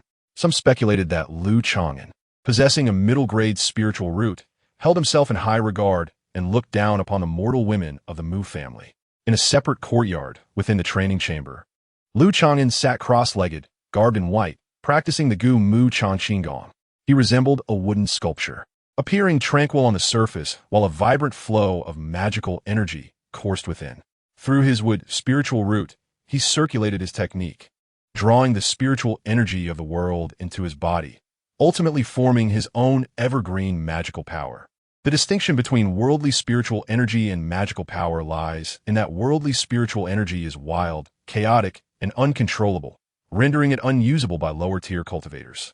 In contrast, magical power is what cultivators refine through their spiritual roots and techniques, transforming external spiritual energy into a form they can command. To his surprise, the cultivation speed of the Gu Mu Chang'an was remarkably slow. Lu Chang'an opened his eyes, his expression darkening. In the realm of cultivation, there existed a first-order spiritual vein, which took 1.5 years to cultivate, consuming the soul 3.5 spiritual stones. His cultivation level barely reached the pinnacle of the Qi refining stage. A month prior, Li Ergu had already ascended to the second layer of Qi refining. Among the other 4 celestial seedlings, one had also made a breakthrough. Conversely, Lu Chang'an, possessing a mid-grade spiritual root, found himself at the rear of the pack. This outcome was attributable to 3 primary factors. Firstly, the cultivation speed of the Gu Mu Chang'an was particularly gradual, and the insights Lu Chang'an had gained from his previous lives did not significantly enhance his progress, effectively negating the advantage of his reincarnation. Secondly, Lu Chang'an's mid-grade spiritual root was of the fire element, with a sensitivity of 20. However, while practicing Gu Mu Chang'an, he utilized the wood element spiritual root, which had a sensitivity of 17, equivalent to a low-grade root. Thirdly, due to Lu Chang'an's refusal to marry and bear children with a woman from the Mu family, the resources they provided for his cultivation were reduced to a bare minimum, offering only the spiritual vein dojo, the most basic cultivation techniques, and 3 gene of spiritual rice each month. Lu Chang'an sighed. In contrast, Li Ergu received monthly elixirs to enhance his cultivation and was granted a staggering 30 gene of spiritual rice. In the realm of wealth and resources, he ranked first. Without sufficient resources, even a high-grade spiritual root would struggle to ascend to the foundation establishment stage in this lifetime. Faced with such inequitable treatment, Lu Chang'an harbored no resentment. There's an old saying, 1 meal fosters a benefactor, while 1,000 meals nurture a foe. Lu Chang'an remained true to his original intention. He had come to take advantage of the Mu family's spiritual vein dojo. Regardless of the circumstances, the Mu family had, at the very least, provided him with a favor. Half a year later, Lu Chang'an had spent 2 years with the Mu family. On this day, within the training chamber, he reached the second layer of Qi refining. The fluctuations of his spiritual energy elevated to a new tier. A fleeting, mysterious aura of time flowed momentarily. This essence manifested on Lu Chang'an's face for the first time, revealing shock. A year prior, he had experienced a similar peculiar sensation. Now, having crossed into the second year, this mysterious aura had resurfaced during his promotion. Were it not for his keen spiritual sensitivity, he might have missed it. Could it be that the Gu Mu Chang'an draws upon the essence of time during cultivation? If this were indeed the case, the gradual nature of its practice would be entirely understandable. Suppressing his astonishment and excitement, Lu Chang'an acknowledged the cyclical passage of time, a fundamental rule of the universe. It was said that certain ancient true spirits, those primal divine beasts, seemingly feasted upon the essence of time. The power of such a level was unattainable even for those of the Nascent Soul stage. No wonder the Gu Mu Chang'an could extend one's lifespan. Lu Chang'an realized that this ancient longevity technique was undeniably extraordinary. Should the opportunity arise, he must acquire the continuation of the Chang'an technique. In his previous life, within the cave dwelling of the great Nascent Soul cultivator Unknowingly, he had fought amid chaos to obtain half of the Gu Mu Chang'an. The other half was acquired by a golden elixir true practitioner from a major sect. Information regarding that individual could be traced deep within his memories. However, Lu Chang'an could not ascertain whether these two lifetimes existed within the same realm of cultivation. After ascending to the second layer of qi refining, Lu Chang'an emerged to relax for a moment. After all, the Chang'an technique required the essence of time, and there was no rush. No wonder this technique could cultivate one's character. He first visited the adjacent courtyard. Li Ergu was amusing a child, and was quite pleased to see Lu Chang'an approach. Gulme, call him Uncle Lu. Li Ergu held his eldest son, Mu Yifan. Unfortunately, the child was merely 1 year old and lacked wisdom, producing only babbling sounds. The reason he was referred to as the eldest son was that Li Ergu's wife, Mu Qing, was pregnant again a month prior. It is known that cultivators find it challenging to conceive, with higher levels of cultivation making it even more difficult. Lu Chang'an suspected that the Sual Longmi Yao he had gifted might have provided some assistance. Lu Chang'an gently stroked the child's forehead, who was unusually calm and obedient. A child's aptitude for cultivation would not reveal itself until the age of 6, so there was no indication yet. How strange. My Yifan seems to be shy. Li Ergu remarked in surprise. Typically, the child was cared for by a wet nurse from the Mu family, and since Li Ergu was engaged in his cultivation, he did not see his son often, causing the child to sometimes not recognize him. Brother Lu has ascended to the second layer of qi refining. Congratulations. Li Ergu exclaimed. Your speed is unmatched. Lu Chang'an replied, his emotions slightly complex. They had once started from the same starting line, yet he found himself lagging behind a farmer's son in this third lifetime. Li Ergu was even 2 years younger than him. Brother Lu, I think there's nothing wrong with marrying into the Mu family. You might want to consider it too, Li Ergu suggested, clearly enjoying his current prosperous life. Utilizing the Mu family's spiritual vein dojo, enjoying the spiritual rice, elixirs, and techniques they provided, and bearing children without the burden of raising them, all came with rewards. Everyone has their aspirations. You need not persuade me. Lu Chang'an shook his head, declining the elixirs and spiritual stones offered by Li Ergu. By the way, Brother Lu, a few days ago, I received a letter from Lin. Li Ergu's expression turned serious as he entrusted the child to the wet nurse. Lin. Lu Chang'an recalled the once arrogant young lord. Do you still remember the agreement we made on our journey to the sect assessment? That old agreement? Surely, the disciples entering the Immortal sect would not take it seriously. Lu Chang'an was not optimistic. He could not help but recall Zhao Siyao, the graceful and enchanting young lady from a noble family. Entering the sect was no longer on the same level. Brother, you underestimate him. Lin mentioned in the letter that Zhao Siyao has agreed to attend the gathering and has not gone back on her word. Li Ergu beamed with delight. Chapter 8. The transaction unexpectedly. The whimsical agreement made 2 years prior had resulted in Zhao Siyao, who had entered the sect, being willing to honor it. There is still a year left. It is certainly advantageous to befriend individuals from the sect. Having more connections is always beneficial. In the realm of cultivation, background is crucial. The sect occupies a higher echelon, controlling more channels and being privy to significant changes in the cultivation world ahead of others. After bidding farewell to Li Ergu, Lu Chang'an proceeded to the Mu family's library. Within the library, Lu Chang'an could only peruse the foundational cultivation texts. Fortunately, he was not in search of any secret techniques from the Immortals. Even the Mu family's clan techniques might not capture Lu Chang'an's interest. He sought books pertaining to geography.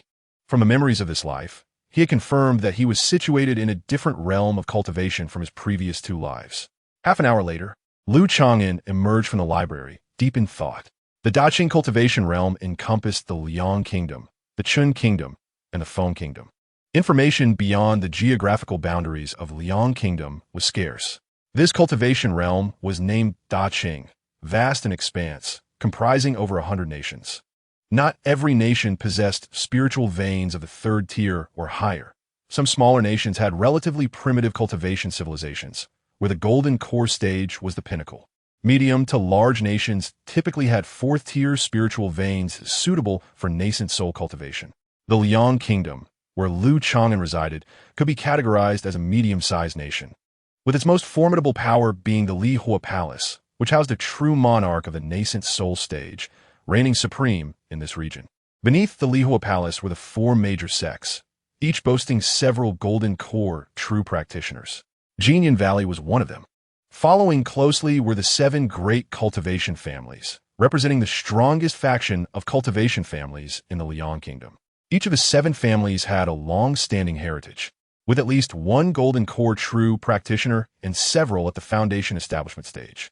Compared to the Mu family of Feiyue Lake, they were at least 10 times stronger. 1 palace for sex and 7 families. Lu Chang'an began to delineate the structure of the cultivation world within the Liang Kingdom. The Mu family, to which he belonged, was considered a bottom-tier force in the cultivation realm, only slightly superior to Lu's cultivators and families at the qi refining stage. Was the Daqing realm the same as the Tianheng continent from his previous life? Lu Chang'an could not draw a conclusion. Perhaps only upon reaching a higher realm could he ascertain it. In his past life, he had cultivated to the golden core stage before realizing that the vast region he inhabited, known as Dakin, was merely a remote corner of the Tianheng continent.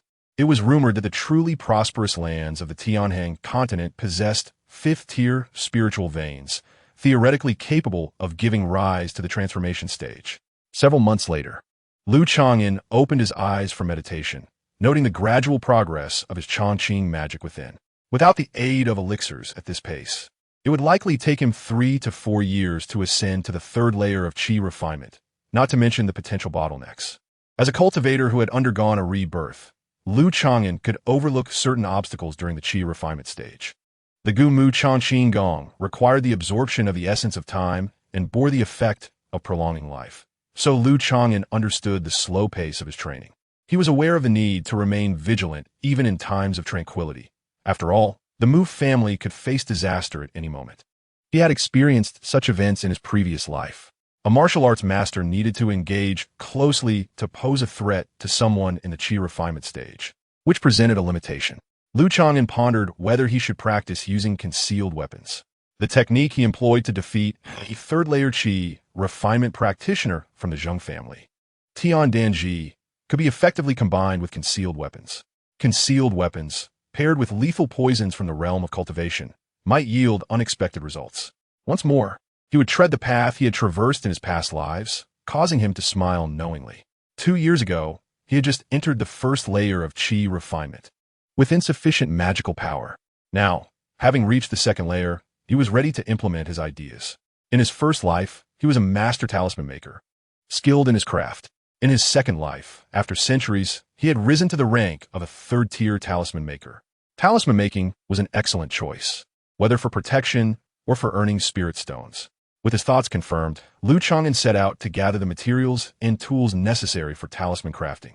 He initially anticipated that procuring materials would be a cumbersome task. However, he soon learned from Liergo that the Feiyu Mountain Manor held a small trade fair for the clan each month around the middle.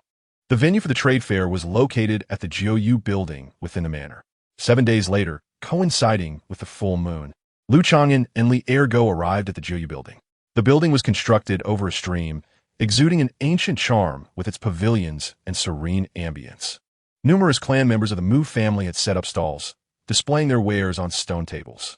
The flow of people was sparse, and the stallholders numbered only a few dozen, some of whom were not cultivators but direct descendants of the clan's practitioners. After all, the entire Mu family had barely over 100 cultivators. Lu Chang'an perused several stalls. The vendors not only sold items, but also sought to purchase various cultivation resources. Among the stalls, 2 or 3 offered talisman paper, vermilion, and talisman brushes for sale.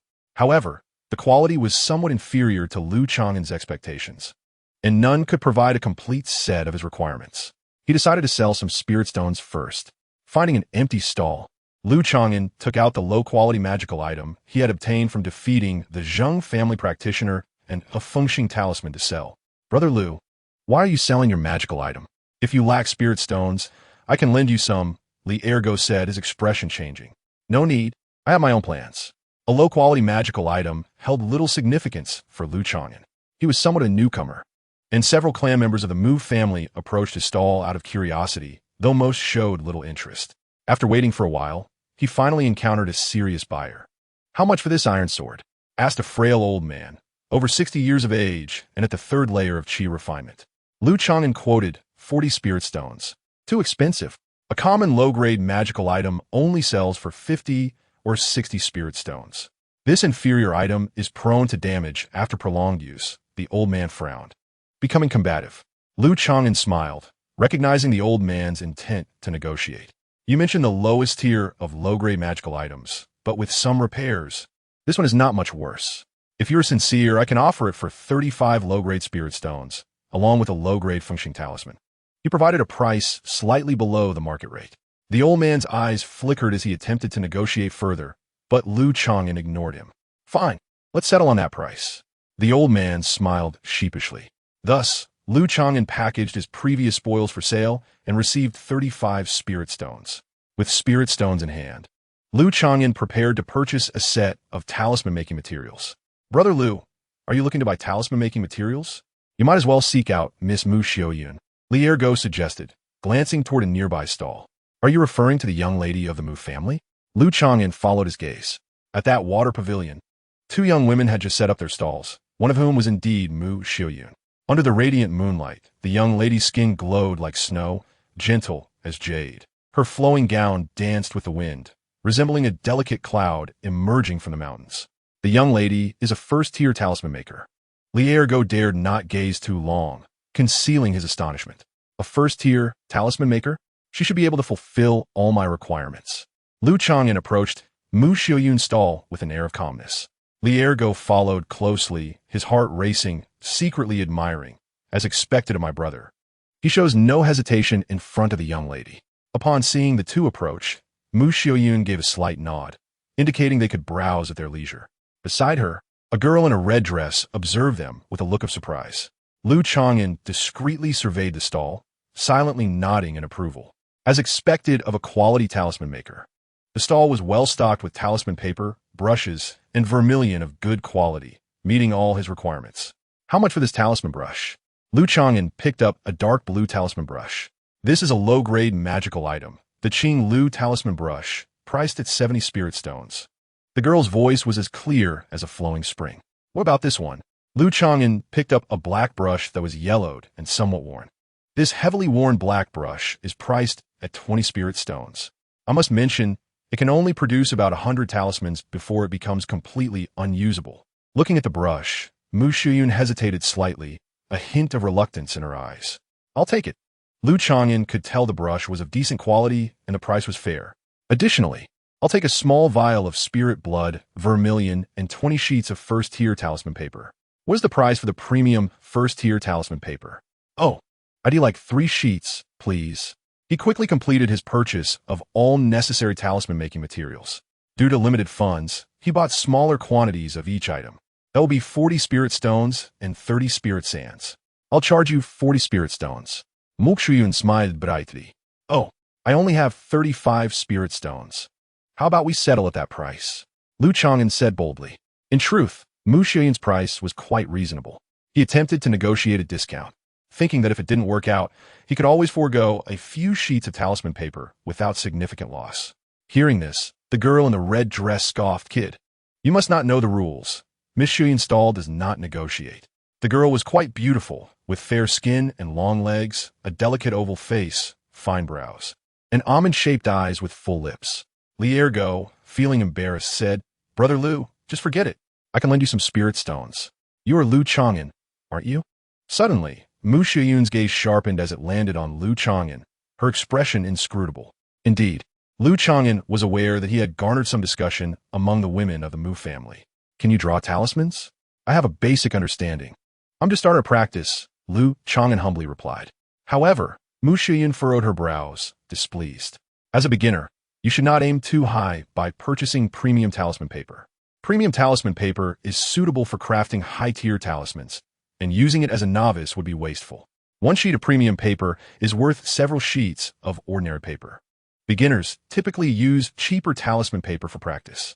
The young lady speaks wisely. I'll buy 3 sheets of premium paper as a form of encouragement." Lu Chang'an maintained his composure, refraining from arguing. Mu Xiaoyun glanced at the unassuming, white-clad youth and no longer pressed the matter, handing over the complete set of talisman-making materials. "Thank you, young lady." As they departed, the girl in red frowned, casting a suspicious glance at Mu Xiaoyun. "Miss Xiaoyun, you actually made an exception for that young man. I heard from Yun Fei that he remained calm under the threat of the Zheng family practitioner and successfully defeated a third-layer Qi refinement cultivator, preventing losses for the family. Mu Xiaoyun collected the spirit stones, her tone casual. So, he has indeed made a contribution, and the family will naturally. The girl in red pondered, her voice suddenly trailing off. If a young talent from a Mu family were to exhibit such performance, naturally, they would receive commendations from the clan. Yinglan, what are your thoughts on Lu Chang'an? Mu Xiaoyun slightly pursed her lips. He is decent-looking, but rather thick-skinned. Perhaps he is somewhat overconfident? After pondering, Mu Yinglan expressed her initial impression. There are rumors within the clan suggesting that Lu Chang'an looks down on the women betrothed by the Mu family. Yinglan, if the family were to arrange a marriage between you and Lu Chang'an, would you be willing? Mu Xiaoyun's eyes sparkled with amusement. What? Marry him? That's impossible. Mu Yinglan's cheeks flushed, and she shook her head vigorously, as if in disbelief. Sister Xiaoyun, the family wouldn't want to match me with this boy, would they? Suddenly, she realized. Mu Xiaoyun did not deny it, but contemplated. Lu Chang'an possesses a medium-grade spiritual root. Thus, marrying a mortal would indeed be a bit of a waste. Father is considering whether to find him a clan girl with a spiritual root. So, you have your sights set on a charming clan sister? No way. I wouldn't want him. Mu Yinglan huffed in indignation. You would not want him? Absolutely. Lu Chang'an is already about 20, and he has just advanced to the second level of qi refinement. Even if he has a medium-grade spiritual root, it pales in comparison to some of the lower-grade ones within the clan. Mu Yinglan lifted her chin defiantly, speaking candidly. In contrast, despite having a lower-grade spiritual root herself, she has reached the peak of the second level of qi refinement at the age of 16 and will soon attempt a breakthrough in the realm of cultivation. Unless one possesses a top-tier talent like a earth spiritual root or a heavenly spiritual root, age and level are more indicative of one's potential. In another courtyard, within the basement, Lu Chang'an retrieved an entire set of talisman brushes, cinnabar, and talisman paper. After preparing the cinnabar, he spread out the talisman paper.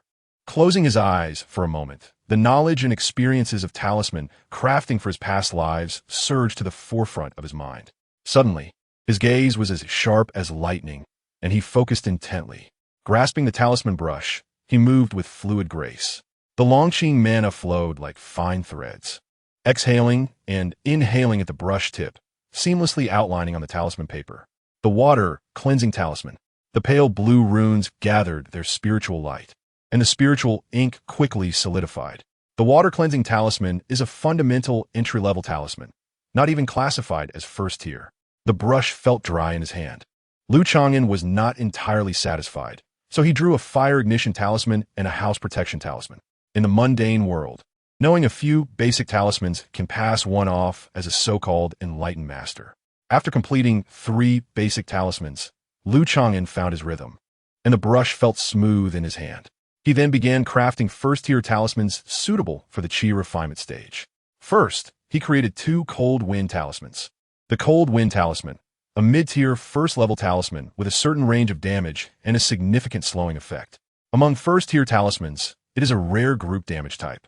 This talisman is not commonly seen, as its power is limited and the difficulty of crafting it is relatively high, resulting in a low success rate, which deters many talisman masters from practicing it. After drawing 2 mid-tier first-level talismans, Lu Chang'an found his mana depleted by over half. Due to his cultivation limitations, each talisman master can only produce a limited number of talismans in a single day.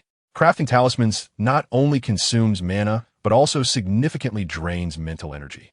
It's not merely about replenishing spiritual stones to become a perpetual motion machine. Fortunately, Lu Chang'an's spiritual veins are long-lasting. After resting for half a stick of incense, he drew 2 water shield talismans, which are defensive mid-tier first-level talismans. Finally, he crafted 3 wind speed talismans, also mid-tier first-level talismans.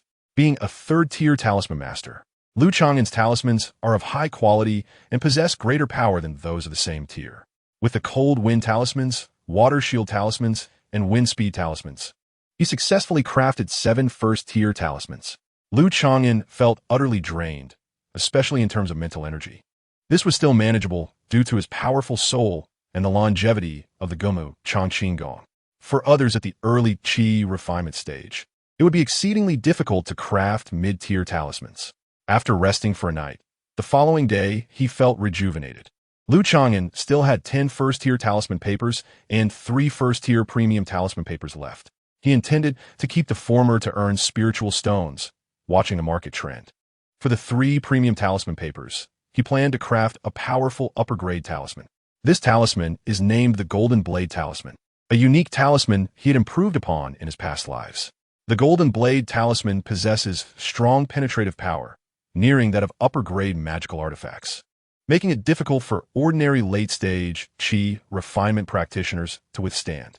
However, the requirements for crafting this talisman are quite high. Lu Chang'an's expression turned serious. Generally speaking, without a cultivation level of at least the 7th layer of Qi refinement, one cannot hope to craft the Golden Blade Talisman, and the success rate is exceedingly low. To prevent a lack of mana, he consumed a bowl of spiritual rice before beginning. With his mind intensely focused, the brush tip danced on the premium talisman paper for several minutes. By the end, the brush stroke became less fluid and gradually grew laborious. Sweat beaded on Lu Chang'an's forehead, and his complexion turned pale. With a soft sound, golden lines flickered on the talisman paper, emitting a wisp of blue smoke. Regrettably, it was just shy of success. Lu Chang'an felt a pang of disappointment. During his previous life, even at the 7th layer of Qi refinement, the success rate for the Golden Blade Talisman was not particularly high. Should this talisman succeed, it would become his trump card. Lu Chang'an did not lose heart. After 3 days of cultivation, he bathed and changed clothes before attempting once more. This time, he finally succeeded in drawing a Golden Blade Talisman, albeit with a hint of luck involved. Another 3 days passed. On his 3rd attempt to craft the Golden Blade Talisman, he faced failure again. The 3 premium talisman papers were consumed. With his current cultivation level, he only had a 2 or 3 out of 10 chance of success with the Golden Blade Talisman. Ultimately, Lu Chang'an found the result acceptable. Had it not been for the special nature of the Long Qing Gong and his consciousness comparable to that of a 7th layer Qi refinement practitioner, he would not have even entertained the idea of attempting it. In the ensuing 6 months, Lu Chang'an devoted himself to cultivation. The longevity effects of the Gumu Changqing Gong began to manifest. In the practice room, Lu Chang'an opened his dark eyes. A subtle, mysterious aura of the passage of time flickered as he practiced. Whether it was merely an illusion, he felt that the seemingly mediocre Longqing mana had gained a slight enhancement. It was minuscule. If it were not for his recultivation and soul surpassing the ordinary, it would have been difficult to perceive. Could it be that the Gumu Changqing Gong increases power as time goes on? The longer one lives, the stronger the mana? Lu Chang'an entertained an absurd thought. This hypothesis would likely require a lengthy period to verify. After all, the feeling of enhanced mana was so minute that it could easily be overlooked. It might just be a normal fluctuation. Brother Lu, outside the courtyard, Li Ergu led 2 spiritual steeds. Having been at the Mu family for nearly 3 years, Li Ergu had a plump face, a sheen of oil on his skin, and his physique had grown robust, standing over half a foot taller. Dressed in a dark blue robe, his eyes sparkled with vitality, making him hard to underestimate. Meanwhile, Lu Chang'an maintained his appearance, exuding a calm and serene aura. Not bad. You borrowed the spiritual steeds? Lu Chang'an mounted the horse, setting out on the road with Li Ergu. These spiritual steeds are not first-tier spirit beasts, but rather hybrids cultivated by the family, considered semi-spiritual beasts. They were heading to Hengshui Prefecture to fulfill the 3-year agreement made years ago while also visiting relatives in the mortal realm. Before departing, the 2 had reported to the Mu family, which imposed no restrictions and granted them 6 months' time. The smoothness of the arrangements initially surprised Lu Chang'an. However, upon reflection, Li Ergu had married and started a family in the Mu family, already with 2 children, living happily together. The Mu family must have great confidence in Ergo. As for Lu Chang'an, since he had not married or fathered children, the family's investment in him was minimal, providing only a place to cultivate and a small monthly supply of low-grade spiritual rice. Moreover, the Mu family was aware of his connections in the mortal world. Even if he were to truly abscond, it would be challenging for Lu Chang'an to find a free place to cultivate. Brother Lu, do you truly not plan to marry and have children? Such a medium-grade spiritual root would be wasted. Leaving Feiyue Mountain Villa, Li Ergu could not help but remark. Presently, Lu Chang'an's cultivation lagged behind his by a margin. Li Ergu had ample supplies of elixirs and spiritual rice. Although the power of his cultivation technique was average, His advancement was quite rapid. In 3 years, he had reached the peak of the second level of qi refinement, widening the gap between him and Lu Chang'an by a year. If brother does not fancy mortal women, my wife can introduce you to a clan girl with a spiritual root. Li Ergu's eyes glimmered as he tentatively suggested. You, already so quickly considering yourself a part of the Mu family? Lu Chang'an was left speechless, perceiving the subtle thoughts of his companion. He couldn't help but reflect on the remarkable transformation of Li Ergu over the past 3 years. There was no need to dwell on this matter further. He waved his hand and sighed, noting the ever-changing dynamics of the cultivation realm, where those in the qi refinement stage were akin to cannon fodder. One must at least reach the foundation establishment stage to secure a foothold. Otherwise, their future would be uncertain, and how could one dare to marry and start family? Chapter 10. Reunion. After 3 years, the Liang Kingdom boasts vast territories, comprising 32 prefectures. Each prefecture governs 6 to 8 counties, and each county encompasses over 10 districts. Of course, this does not account for the celestial sanctuaries. The speed of the Lingzhu horses was remarkable. Within a month, the two arrived at Hengshui Prefecture. Hengshui City serves as the political nucleus of the prefecture, bordered by 3 rivers and adorned with numerous lakes, showcasing abundant water resources. To enter the city, one requires a travel permit, which Li Ergu procured using the token of the young Marquis. Brother Li. Shortly thereafter, the young Marquis Lin graciously welcomed them. The trio boarded a lavish carriage and entered Hengshui Prefecture City. For this meeting, I have reserved the prestigious Tianzi one private room at the Jushin Tower for 2 months, Lin announced. Clad in splendid brocade, with sharp eyebrows and bright eyes, he appeared less sharp and more amiable and enthusiastic compared to 3 years prior. Brother Lin, have we kept you waiting? Lu Chang'an inquired with a smile. Not at all. You arrived earlier than I anticipated. Zhao Siyu mentioned she would reach Hengshui Prefecture in a few days. That evening, Lin warmly entertained the two at the Marquis's residence. 2 days later, Lin received news of Zhao Siyu's arrival in Hengshui Prefecture. Finally, after 3 years, the few celestial seedlings that had departed from Hengshui Prefecture were reuniting at their original starting point. In the Tianzi private room of Jushin Tower, Zhao Siyu, Lin Lu Chang'an, Li Ergu, and Xia Feiluan gathered around the table for the first time. Xia Feiluan, also a celestial seedling from Hengshui Prefecture, had previously been introverted and awkward, failing to integrate into their circle. With ordinary aptitude, he barely passed the assessments and, upon entering Jinyun Valley, fortuitously became an apprentice to an alchemist. Originally, Xia Feiluan was not part of their 3-year engagement, but given his status as an apprentice alchemist, Lin tentatively invited him, not expecting him to accept the invitation. Miss Zhao, there is no need for modesty. In the cultivation realm, strength is paramount. Please take the main seat, Lin insisted. After some reluctance, Zhao Siyu ultimately occupied the honored position. 3 years later, Zhao Siyu, now 18, adorned in a flowing pale yellow gown, exhibited an elegant silhouette and striking beauty. Her features reminiscent of a masterpiece. With every gesture, she exuded an aura of an unparalleled beauty. At first sight, Lin and Li Ergu could not conceal their astonishment. The last time they met, Zhao Siyu was merely 15, a budding beauty. Among the 4, her transformation was the most pronounced, both in appearance and essence. At the pinnacle of the qi refinement 3rd layer, her cultivation level even surpassed Lin by a small margin. Though she was only 1 layer above Li Ergu, the difference in their capabilities was not merely a matter of a year or 2. The qi refinement 3rd layer's peak faced a bottleneck, with the next step being a breakthrough into the mid-qi refinement stage.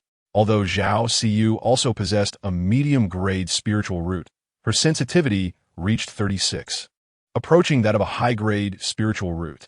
Lu Chang'an's fire spiritual root barely exceeded 20, qualifying as a medium-grade spiritual root, while he practiced a technique suitable for a wood spiritual root with a sensitivity of 17. The disparity between them was akin to that of clouds and mud. Furthermore, with Zhao Siyu becoming an inner disciple of Jinyun Valley, the gap between them would only widen in the future. If Lu Chang'an remained an ordinary cultivator, he might never hope to catch up. Li Ergu's transformation was second only to Zhao Siyu's. Upon learning of Ergu's treatment in the Mu family, Zhao Siyu, Lin and Xia Feiluan expressed their astonishment. Who would have imagined that a Na V an unremarkable farmer's boy could thrive in a cultivation family within a mere 3 years. Even Lin Yi, the son of a noble, felt a twinge of envy. 3 years ago, at 17, he had just entered the Qi refinement third layer, expending vast resources and connections from the Marquis' estate. Subsequently, he failed the sex assessments, leading to the disappointment of the Guang'an Marquis, resulting in the loss of significant support. In the realm of mundane poverty, Lin Yi's ordinary aptitude hindered his progress, making him as slow as a snail. After 3 years, he had yet to reach the pinnacle of the Qi refinement third layer, and Li Ergu was fast approaching him. However, Lu Chang'an, with his medium-grade spiritual root, was not faring much better.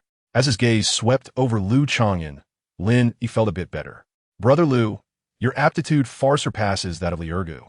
Yet you find yourself in such a predicament within the same family? Xia Feiluan feigned surprise with a smile. Upon hearing this, Zhao Siyu and Lin Yi frowned slightly. Xia Feiluan's tone, though appearing to be playful banter among friends, was disingenuous, as he was not well acquainted with Lu Chang'an and had hardly exchanged more than 2 sentences with him in the past. Li Ergu's displeasure was evident. What do you mean by that, Xia?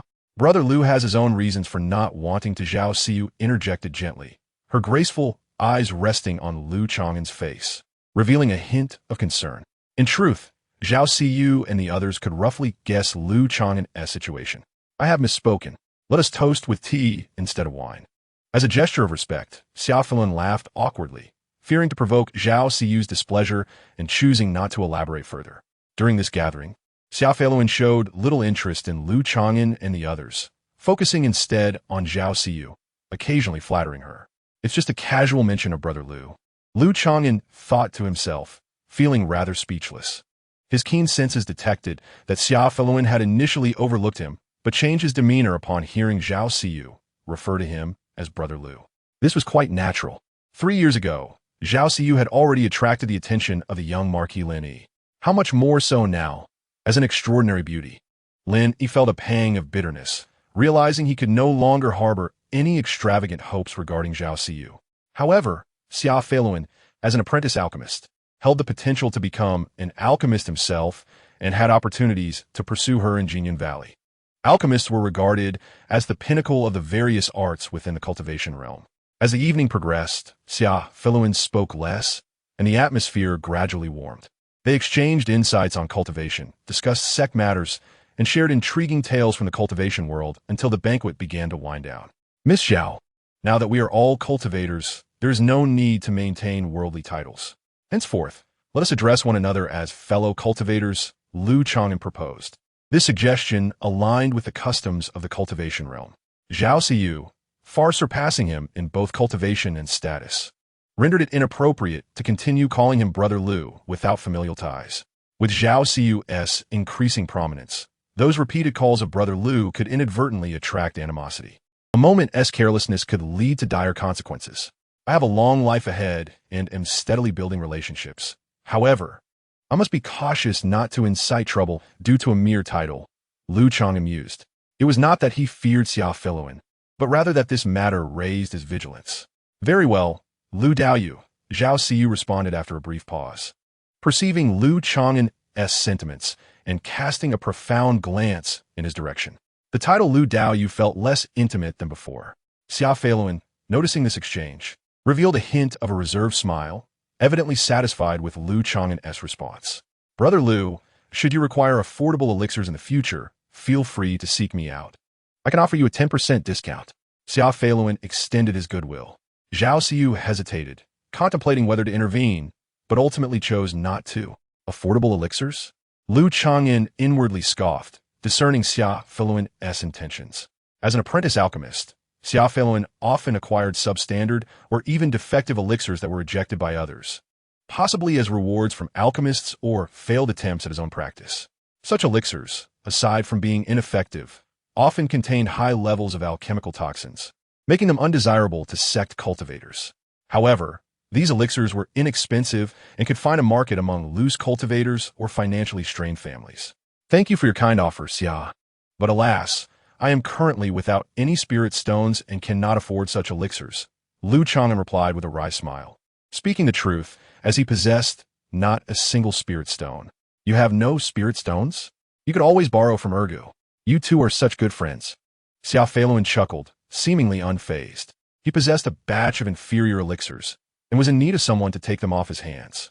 Selling them in bulk to the discerning merchants of the Xianfang would yield modest profits, while selling directly to cultivators could bring in a bit more. If he could deceive a wealthy fool, it would be a windfall. Uncertain of the quality of the elixirs being sold by Xian, Lin Yi felt an urge to inquire whether they could be traded for mundane items. However, he did not accept worldly gold and silver, only spirit stones or cultivation resources. Xian Fei Luan cast a sidelong glance at Lin Yi, his tone slightly dismissive. The tides of fortune had shifted. Years ago, on the way to the assessment, Lin Yi had looked down on him due to his background and cultivation level. Today, Lin Yi had fallen from his grace. Embarrassed, Lin Yi forced a smile, wary of offending Xian Fei Lun, who was destined to become an esteemed alchemist. Fortunately, Lu Chang timely interjected, offering Lin Yi an escape. By the way, Lin brother, you are somewhat of a local influential figure in Hengshui Prefecture. Might you know where one could find a place for cultivators to trade? Lu Chang sought to sell some talismans and was looking for a way to earn a few spirit stones. While trading at the Mu family was an option, he could not afford to reveal his identity as a talisman master too soon. A year prior, he had purchased talisman-making materials from Mu Xiaoyun. Transitioning from a novice to a formal talisman master required a gradual process. There was a gathering of loose cultivators in Hengshui Prefecture happening this month. If Brother Lu requires assistance, I can facilitate an introduction. Lu Chang nodded, expressing gratitude. I appreciate your help, Lin brother. Chapter 11. The chill of the wind in this world. No feast lasts forever. As Lu Chang and his companions exited the Ju Xian building, they exchanged farewells and blessings for prosperous journeys ahead. If you find yourself in need of spirit stones, I can lend you 10. Zhao Si Yao offered before parting ways. Lu Chang paused for a moment, then accepted the 10 spirit stones without hesitation. Li Ergo could not help but click his tongue. Lu Dego, is my spirit stone not as fragrant as Zhao Si Yao's? After parting ways, Li Ergo grumbled. During their time at the Mu family, he had offered to lend Lu Chang spirit stones on several occasions, only to be declined. Indeed, her spirit stones do possess a certain allure. Lu Chang chuckled softly. In truth, Lu Chang's willingness to lend spirit stones was a means to cultivate a relationship with Zhao Si Yao, a disciple of the sect. Such connections required reciprocity. As long as Zhao Si Yao did not intentionally distance herself in the future, Lu Chang was willing to maintain this network of relationships. After all, the sect held numerous scarce resources, including valuable information from the upper echelons of the cultivation world. Lu Chang, belonging to a small family, did not wish to remain uninformed regarding the dynamics of the cultivation realm. Furthermore, befriending an inter-sect disciple provided a useful layer of influence in the lower echelons of the cultivation world. I too lack spirit stones. Why not lend me some?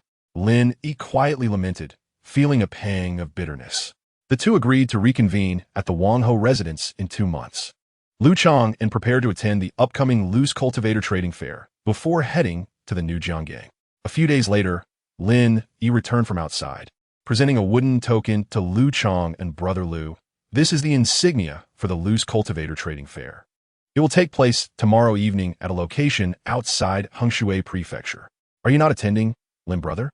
Lu Chang inquired, taking the token and noting its material was from spirit wood. He suspected that obtaining access to the event would require a certain cost. I visited a few months ago. This time, I have no need and my purse is light, so I shall refrain from embarrassing myself. Lin Yi replied with a bitter smile, hinting at his self-deprecation. During his stay at the Guang'anho residence, Lu Chang learned of Lin Yi's circumstances. As a prince's illegitimate son, Lin Yi had initially held a low status in the household. It was not until he was discovered to possess spiritual roots at the age of 7 that he garnered the attention and nurturing of the Guang'anho. In truth, most members of the secular elite were aware of the channels to cultivate. The common folk knew only tales of immortals. Following his failure in the sex assessment, the support from the Wangho residents for Lin Yi had become limited, aspiring to serve in the court or join the military. Regrettably, the sects of the Liang Kingdom had established rules prohibiting cultivators from interfering in secular dynasties or engaging in indiscriminate violence. Consequently, Lin Yi's situation had become somewhat precarious. Lu Chang expressed his gratitude, acknowledging Lin Yi's favor. The following evening, several dozen miles from Hengshui Prefecture, an old temple lay shrouded in mist, nearly imperceptible to the outside world. Lu Chang employed his spiritual vision technique to enter the dilapidated temple and soon discerned the presence of several loose cultivators. Among them were men, women, and children, the majority at the initial stages of qi refinement, with only 3 or 4 at mid-level. Some revealed their true faces, while others donned masks or straw hats to obscure their identities. Lu Chang had disguised himself beforehand and, utilizing a mundane body-shrinking technique, presented himself as a young man. As a newcomer, he inevitably attracted the attention of some loose cultivators. "What do we call this new friend?" inquired a tall, lean man at the 4th level of qi refinement, his gaze sharp as he approached. This individual appeared to be one of the organizers of the trading fair. "I am Jiang," Lu Chang casually replied, offering the token. "Jiang, please find a place to sit. The trading fair will commence shortly," the tall man said after inspecting the token and nodding. After approximately half an hour, the temple gathered 2 to 3 dozen individuals, and the trading fair officially began. The format was straightforward. Each participant took turns to present their wares or express their desired purchases. "I have 3 Zhu for sale. The highest bidder shall take them," announced one participant. 300 years of Hisho Wu, priority for spirit stones and elixirs. A low-grade magical tool, a Chang'an shuttle. Slightly damaged. Does anyone have interest? Lu Chang observed for a moment, noting that the items for trade were rather low tier. Some of the offerings were merely mundane herbs, not even classified as spirit items within the cultivation realm. "I have 5 bottles of Yang Qi Dan for sale at 50% below market price," the tall man named Su declared. "Yang Qi Dan? 50% below market price?" This immediately piqued the interest of many. Yang Qi Dan was suitable for early-stage qi refinement cultivators, capable of enhancing their magical power and accelerating their cultivation. Is it not merely an imitation with diminished efficacy? For low-level loose cultivators, elixirs were scarce, and the allure of affordable ones was undeniable. After assessment with Elder Wang, its efficacy is close to 50% of the genuine product, with slightly higher toxicity, Su remarked nonchalantly. Lu Chang's interest was piqued, recalling the inferior elixirs that Xianfei Luan had previously promoted. However, as one of the organizers, Su was clearly not Xianfei Lin. It remained uncertain whether there was any connection between the two. After a while, it was Lu Chang's turn. "I, Jiang, have 10 talismans for sale, 4 fireball techniques, 3 wind blade techniques, and 3 golden light shields. The latter 2 are mid-grade, first-level talismans." Lu Chang produced the 10 talismans, speaking confidently, yet respectfully. "Mid-grade talismans?"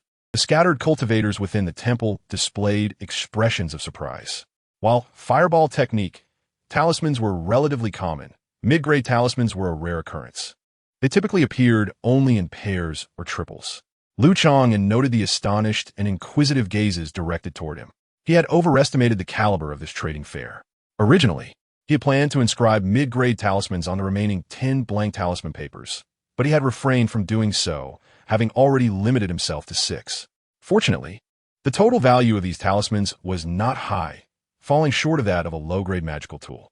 "Jiang, do you happen to know any first-level talisman masters?" inquired a beautiful, tall woman in a purple dress, her voice smooth and gentle. Lu Chang'an recognized Heras Zimei Xianzi, one of the few mid-level qi refinement practitioners held in esteem by the others. There was no need for further inquiries regarding her background. Lu Chang responded stiffly, neither confirming nor denying the probing of the woman in purple. Mid-grade, first-level talismans possessed the power equivalent to mid-level qi refinement spells, making them highly sought after among loose cultivators due to their fair pricing. In less than a quarter of an hour, Lu Chang'an sold all 10 talismans in his possession. The market price for a low-grade, first-level talisman hovers around 23 spirit stones, while a medium-grade first-level talisman is valued between 46 spirit stones. In total, Lu Chang'an acquired 40 spirit stones. He deliberately controlled the quality of the 10 talismans he sold, ensuring they were of ordinary grade. He still possessed 7 medium-grade, first-level talismans, which were significantly more powerful and reserved solely for his own protection, thus not for sale. After earning the spirit stones, Lu Chang'an purchased 2 bottles of regular qi nurturing pills. spending 20 spirit stones. Additionally, he acquired 1 bottle each of I Ching pills, Chang'an pills, and Huan pills, all suitable for ordinary martial artists, for merely 1.5 spirit stones. The exceptional elixirs within the martial world were astonishingly inexpensive here. Lu Chang'an felt a sense of wonder. The trading fair also had talisman paper, pill powders, and other materials for sale. For precautionary reasons, Lu Chang'an refrained from making purchases at this venue, knowing he could find better quality talisman paper from Mu Xiuyan. Once the trading fair concluded, Lu Chang'an swiftly departed the scene with a speed exceeding that of an average qi refining novice, vanishing into the mountains. Some cultivators intrigued by him had yet to react. This young man must have some influence to acquire medium-grade talismans, mused a tall, slender man named Su, one of the event organizers. Stroking his chin and gazing in the direction Lu Chang'an had disappeared. Although curious, he was not inclined to take action for such a trivial gain. Suddenly, the tall man noticed a fleeting wisp of purple smoke darting through the night, heading straight for Lu Chang'an. Ah, it's the purple rose fairy. She couldn't resist? The expressions of several others, including the tall man, shifted to surprise. Among them, the purple rose fairy was known for her clean methods, having only struck a few times. Yet each time she did, her gains were substantial, indicating her discerning eye. If that person had a background, they wouldn't be trading in such a place. So cautious, fleeing so quickly. In the forest, the beautiful figure clad in purple revealed a cunning and cold smile. With a swift motion, she unleashed a wind talisman, propelling her speed beyond that of the average qi refining mid-stage cultivator, gradually closing in on Lu Chang'an. She pursued him to a nearby ravine, where Lu Chang'an's figure suddenly vanished, as if swallowed by the night. Where'd he go? He must not have gone far. The purple-clad beauty halted at the ravine, her expression turning wary. Young man, no need to hide. I know you're nearby. She brandished a white handkerchief, its pale light flickering, condensing a layer of cloud-like substance about a yard wide before her. She thought to herself, that person excels at concealing their presence. As the night deepened, the fairy pursued closely, perhaps seeking a romantic rendezvous. Suddenly, her heart raced, and she heard the wind howling ominously behind her. A chill ran down her spine. Not good. Instinctively, the purple-clad beauty maneuvered the white handkerchief to shield herself from behind.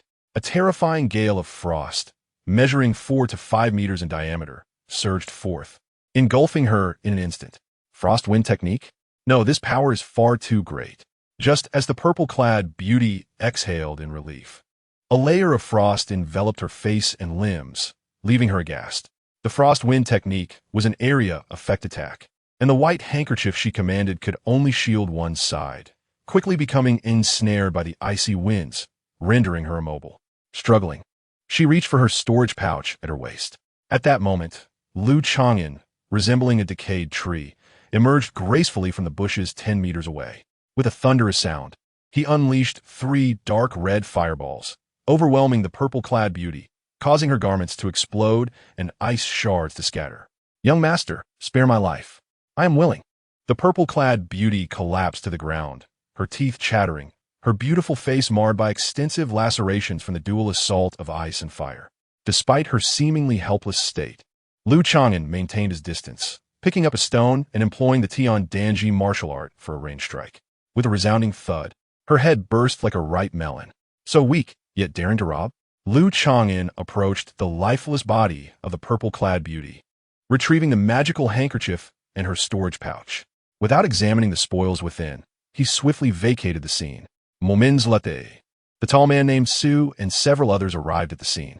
Gazing at the corpse of the purple rose fairy, the cultivators shivered, uncertainty reflected in their eyes, revealing their apprehension. An hour later, amidst the wilderness, Lu Chang'an ensured there were no pursuers before beginning to inspect the contents of the purple rose fairy storage pouch. He first eliminated any tracking items, incinerating some feminine garments. Possessing a storage pouch and a low-grade magical artifact, the purple rose fairy was considered quite affluent among Lu's cultivators. She had 6 first-level talismans, 2 of which were medium-grade, those he had sold her. The total value approached 200 spirit stones. This woman is quite wealthy. She must be no ordinary Lu's cultivator, Lu Chang'an mused inwardly. As the saying goes, a horse cannot thrive without night grass, and a person cannot prosper without windfall.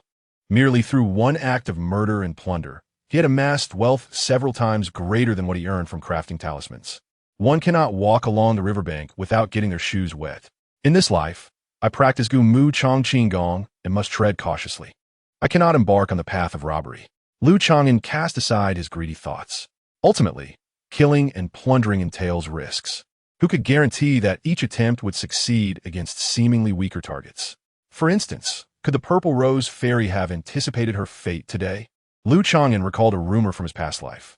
A certain Yuan-Ing stage evil cultivator, brazenly killing and plundering, relying on unparalleled evasion speed, was untroubled by nearby sections. Until one day, among the merchant convoy he had hijacked, there was an undercover Huashan stage cultivator, whose apparent cultivation level was merely that of a qi-refining novice.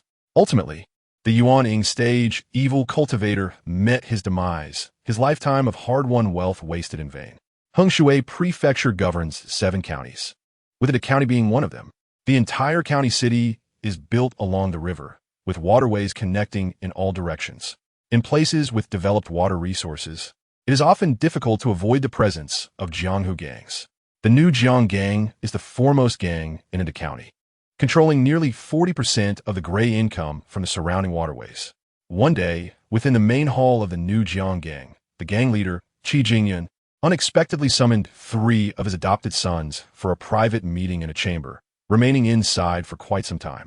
Adopted father. These martial arts classics are aimed at the innate realm. You should have heard of Yi Jingdan, Chang Chundan, and De Huandan. Lu Chang'an regarded his adoptive father, who was in his 60s and robust, as memories of past experiences flooded his mind. Qi Jingyun was a top-tier expert in the Jianghu, having operated in the county for decades, commanding respect across the upstream and downstream waterways. Upon meeting today, Qi Jingyun appeared as formidable as ever, though streaks of silver had begun to appear at his temples. The 3 adopted sons' eyes sparkled with excitement as they fixed their gaze on the 3 bottles of pills on the table. Yi Jingdan could enhance martial arts aptitude by refining the marrow. De Huandan could significantly boost one's cultivation, and Chang Chundan had rejuvenating effects for ordinary individuals. Chang'an, these pills must be quite expensive, right? Qi Jingyun's expression wavered as he gazed at the bottle of Chang Chundan, admitting it would be disingenuous not to feel tempted.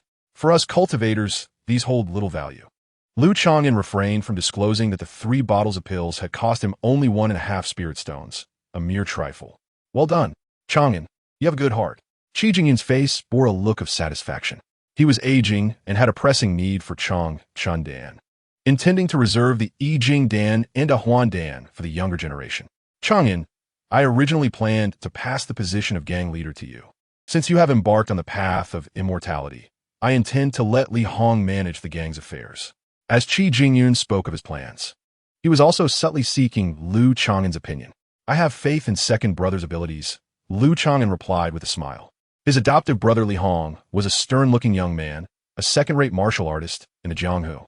Li Hong was ambitious, having previously aimed to contest the position of gang leader with Lu Chang'an, causing a slight rift between them.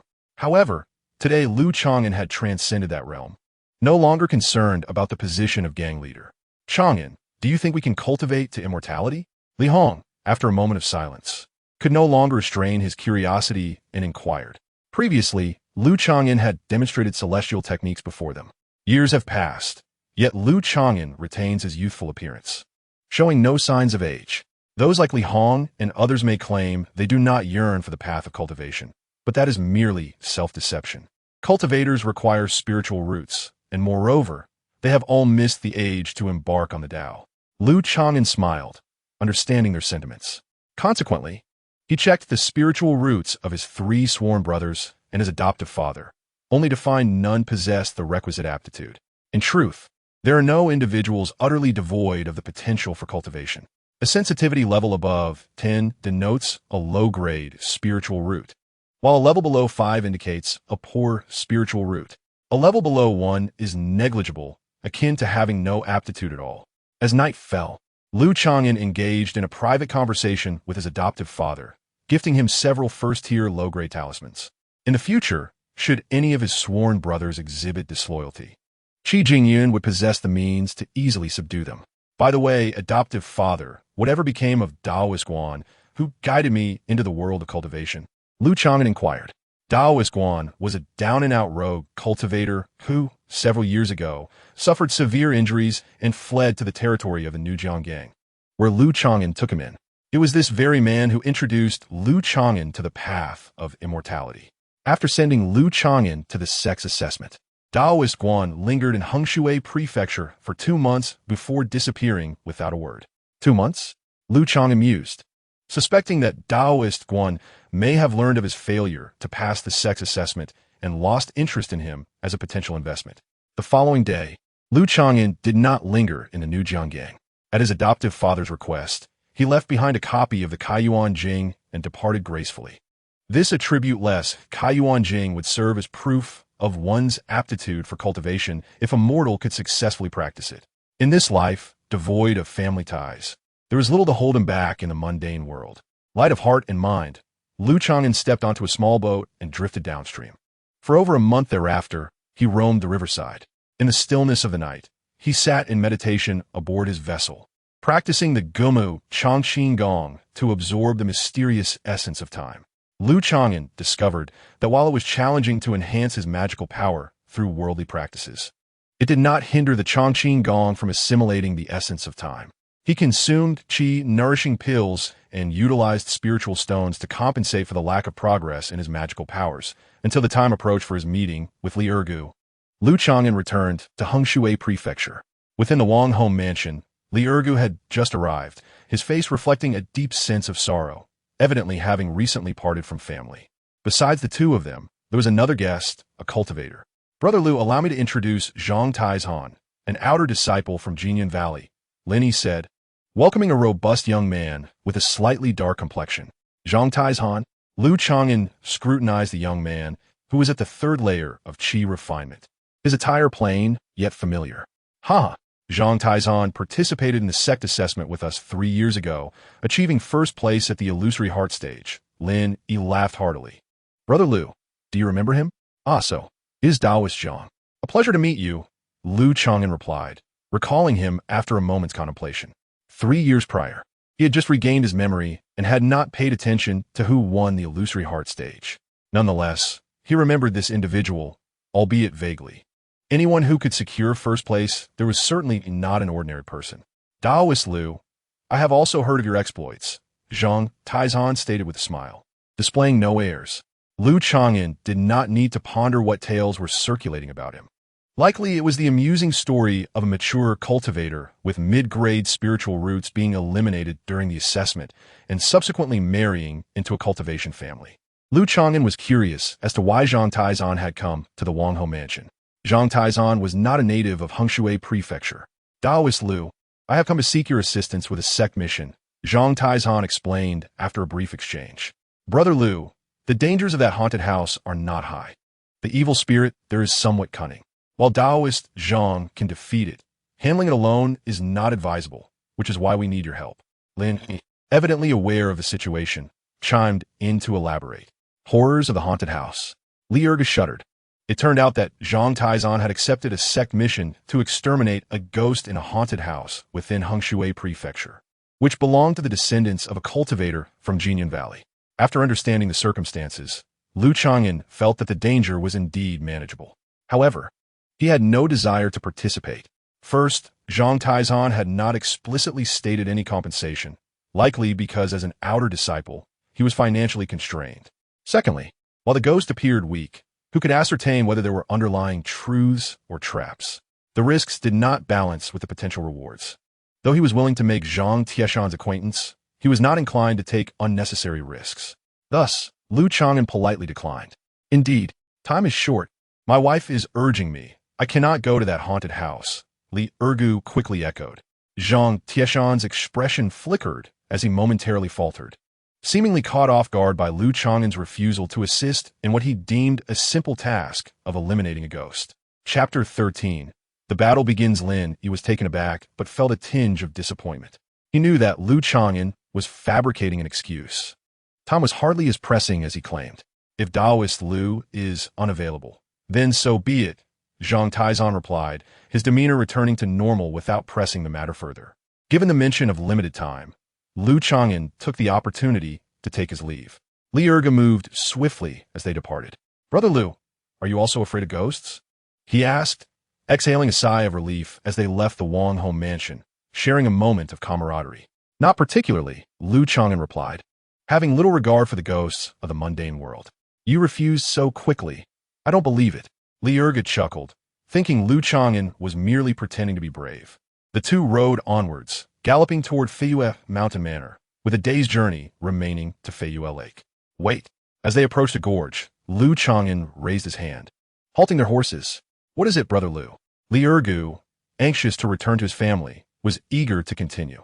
Lu Chang'an remembered his first passage through this place 3 years ago, when the head of the Mu family had been cautious in his reconnaissance, resulting in a safe passage. "Are you suggesting there might be an ambush here?" Li Erge's heart raced as he recalled the ambush by the Zheng family 3 years prior, his face paling at the memory. During that ambush, 4 young lives had been lost, leaving a shadow of fear in Li Erge's heart. "I'm not certain," Lu Chang'an said, closing his eyes slightly. Merging his consciousness with the Jiuyin Bay in his mind, he observed a difference from 3 years ago. The first figure, represented by the seal, a handsome young man, was no longer depicted in a dull state, but rather radiated with vitality, a reflection of Lu Chang'an's cultivation over the past 3 years. The second figure, an elderly man with white whiskers, representing the pinnacle of his past life in the Golden Core stage, remained shrouded in silence, yet to be illuminated. "What should we do?" Li Erge felt a surge of anxiety, sensing that the Zheng family's assassins might be lurking in the gorge. "For safety's sake, let's take a detour," Lu Chang'an declared, opening his eyes without hesitation and turning their horses around. "Brother Lu, you have my utmost admiration." Li Erge laughed heartily, following suit. At that moment, several hidden cultivators on either side of the gorge exchanged glances. "Forget them. There are only 2 at the initial stage of chi refinement. We shall charge in and avenge Yenner." A fierce-looking woman, her teeth grinding, expressed her intent. Should Lu Chang'an have been present, he would have recognized this woman as the same one who had confronted him during the ambush against the seedlings of immortality. "Xiaofeng, are you certain it is that brat?" The round-faced, middle-aged man, the most powerful among them at the 6th layer of chi refinement, inquired. "Brother, it was he who killed Yenner. I would recognize him even in ashes." The woman's eyes burned with rage as she took to the air, commanding a copper bell, and pursued Lu Chang'an and Li Erge. The speed of a flying artifact for a cultivator at the chi refinement stage is not swift. Yet the woman infused her magical power into the bell, causing it to resonate. Within a short span, her explosive speed matched that of Lu Chang'an and his companion. "Brother Lu, she is gaining on us," Li Erge exclaimed, sensing the threat and summoning a low-grade magical artifact. "Do not panic. She is a target in the sky," Lu Chang'an replied with calm assurance, fully aware of how weak the aerial combat capabilities of cultivators at the initial and middle stages of chi refinement are, particularly due to the limitations of their magical artifacts. In the initial stages of chi refinement, practitioners are limited by their spiritual energy and consciousness, allowing them to only wield a single inferior-grade magical artifact. Upon reaching the mid-stage of chi refinement, one can manipulate 2 inferior-grade artifacts or a single medium-grade one. Take, for instance, the unattractive woman at the 4th level of chi refinement. Maintaining a single artifact in flight demands more than half of her concentration, let alone accelerating its burst. Under such circumstances, how much strength can she truly exhibit? With a swift flick of his wrist, Lu Chang'an launched 3 fireballs, leaving the airborne woman in a state of disarray, nearly toppling from the sky. How could she even muster the ability to pursue him in the air? Practitioners in the chi refinement phase lack the innate ability to fly, relying predominantly on their artifacts, which limits their agility in flight. Only those in the later stages of chi refinement possess a modicum of aerial combat capability. No wonder she's merely a target. "Xiaofeng, do not rush. Let us pursue her on horseback."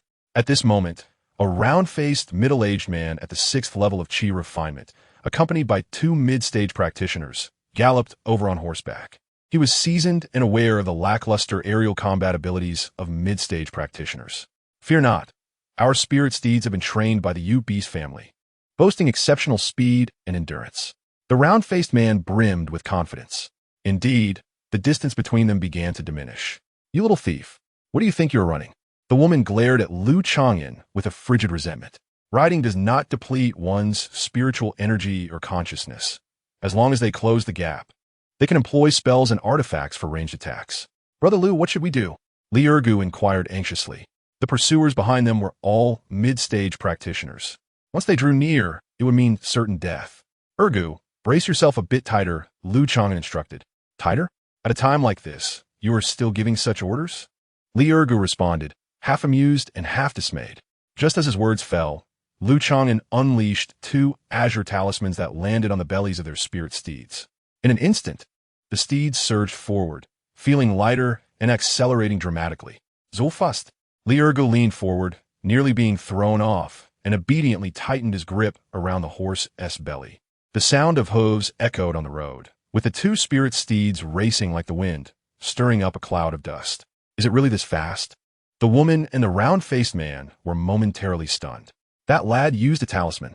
They too possessed acceleration talismans, such as the first-tier inferior-grade windwalk talisman. Do not be stingy. The expenses are on me. The round-faced man decisively commanded. The 4 of them activated their acceleration talismans, affixed to their steeds. The round-faced man and the woman each utilized a medium-grade wind speed talisman, enhancing their speed even further. Yet, despite this, the distance between Lu Chang'an and his companion continued to widen incrementally. Why can't we catch up? The round-faced man was astonished, unable to comprehend. He confirmed that Lu Chang'an and his companion were using acceleration talismans of at most medium grade. Their spirit steeds were of superior quality and should have been faster. Youngster, do you dare to dismount and fight? Seeing they could not catch up, the round-faced man, at the 6th level of chi refinement, grew frantic and shouted angrily. Your steeds cannot match ours. No matter how high your cultivation, what can you achieve? Before long, the shouts began to dwindle, and the figures of the woman and her followers vanished from sight. Brother Lu, this tactic is truly remarkable. Liargo exclaimat imbigurata. As the pursuers were left in the dust, a profound sense of security enveloped him. Li Ergu could not help but ponder. If our steeds could run fast enough, could even a golden core ancestor or a nascent soul true monarch contend with us? Ah, you indeed possess the ability to draw inferences from one example. I see potential in you. Lu Chang'an could not help but commend him. 2 days later, upon returning to the clan, they promptly reported to their family. The matter stirred the upper echelons of the Mu family. The family head, Mu Maoda, personally inquired about Lu Chang'an and his companion.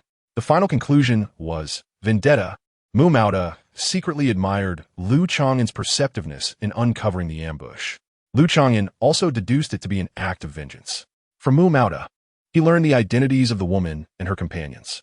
The woman, named Zheng Feng, was the illegitimate daughter of Zheng Yan, a practitioner of the 3rd level of chi refinement whom Lu Chang'an had previously slain. The round-faced man at the 6th level of chi refinement was named Zheng Dong, the brother of Zheng Feng, and a promising practitioner of the Zheng family. Zheng Feng and Zheng Dong, Lu Chang'an silently noted in his journal, waiting for an opportunity to exact revenge. Indeed, he had incurred some costs, but now there was a chance for retribution. However, he only had a 70% assurance, and exposing himself was too risky. There was no need to take chances. One day, when he could crush his enemies as easily as squashing an ant, he would strike stealthily.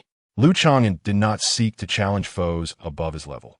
He preferred a steady and overwhelming approach. After Lu Chang'an and his companion departed, the family head Mu Maoda's expression gradually darkened. As a sect involved in cultivation, it was not unusual for the Mu family to have traitors. They would need to minimize outings in the future. Back at their residence, Lu Chang'an fell into deep contemplation. He needed to consider the present. He had a 5-year agreement with the head of the Mu family. After 5 years, he must marry and have children. Ordinarily, as a practitioner of the Golden Core stage undergoing a recultivation, he should have advanced to at least the mid-stage of chi refinement within 5 years. Yet, plans often fall short of reality. He had not anticipated the uniqueness of the Gu Mu Chong Qing Gong, which required the absorption of the essence of time, resulting in such a gradual progression. This factor diminished the advantages of his recultivation. Furthermore, as he practiced wood-based techniques, he only possessed inferior-grade spiritual roots. As a result, despite more than 3 years passing, his cultivation remained at the 2nd level of chi refinement. Now, with the 8 elixirs, he should be able to expedite his progress. Lu Chang'an consumed a nourishing qi pill and entered a meditative state. Chapter 14. First level talismancer. 3 months later, Lu Chang'an sat cross-legged and exhaled deeply. After practical testing, he confirmed that the consumption of elixirs indeed hastened his cultivation, albeit slightly. Yet the enhancement was limited by the Chang'an drawing from the essence of time. Once a certain threshold was surpassed, additional nourishing qi pills would be ineffective. Time cycles, with days and nights, and years passing in turn, would not be altered by elixirs, at least not ordinary ones. Lu Chang'an reached this conclusion. Now, meditating for 1 or 2 hours each day sufficed, thus freeing up ample time. Lu Chang'an contemplated whether he should explore some side ventures in areas that consume time, such as delving into talisman crafting, learning alchemy, or even training his physique, or perhaps cultivating some hobbies. First, he needed to escape his current state of dependence. Stepping out of his room, Lu Chang'an noticed a letter at the entrance of the courtyard, signed by Lin Yi. He opened the envelope. In the letter, Lin Yi recounted that after their last farewell, he and Zhang Taizan ventured to a haunted house to exorcise ghosts, encountering danger, yet successfully capturing the malevolent spirit. The remnants of the ghostly materials and the spiritual artifacts hidden within were worth over 100 spiritual stones. Zhang Taizan, being generous, allocated Lin Yi 40% of the spoils. At the end of the letter, Lin Yi expressed regret that Lu Chang'an did not participate. Otherwise, not only would he have shared in the gains, but he would also have made the acquaintance of a promising disciple from sect. After reading the letter, Lu Chang'an smiled. Lin Yi's correspondence, perhaps with a hint of boasting, seemed to lament his absence during their last encounter. Lu Chang'an felt neither regret nor envy. May the path of immortality remain evergreen. The letter concluded with blessings, radiating positive energy. Days later, as the month approached its midpoint, it was time once again for the monthly clan trade fair at Fei Yu Mountain Manor. Lu Chang'an returned to the Jiu building for the second time. This time, he was there to showcase the basic talismans he had crafted. While it was labeled as a sale, it was more of a demonstration. Being able to forge basic talismans indicated that he had already become a talisman apprentice. Although 3 basic talismans fetched only a single spiritual stone, his identity as a talisman apprentice had been recognized by discerning members of the Mu family. The Mu family's young lady was absent on this occasion. Lu Chang'an's purpose in showcasing his skills was to convey a message to the core figures of the Mu family. The tools and materials he used for talisman crafting were purchased from Mu Xiuyun, who served as a crucial witness. Of course, Mu Xiuyun's absence was not a hindrance. As long as he became a first-level talismancer, there would be evidence to follow. Young Master Lu, the young lady wishes to see you. As Lu Chang'an exited the Jiu building after purchasing some talisman-making materials, a maid hurriedly approached him. What a swift reaction! LCH Ingyan remained composed as he followed the maid into the rear courtyard of Jiu Tower. A young girl, dressed in a flowing azure gown, exuded a gentle beauty akin to jade as she tended to the flowers. From a side glance, one could admire Shyn's elegant eyebrows. Reminiscent of distant mountains, a quintessential representation of Eastern beauty. Are you capable of drawing basic talismans? What is your level of confidence? Her voice, as refreshing as a mountain spring, drew Chang'an's attention, her bright, enchanting eyes locking onto him. For basic talismans, the success rate is 60%. Chang'an did not indulge in excessive modesty. For those with a decent aptitude for talisman drawing, the basics are relatively easy to grasp. 60%?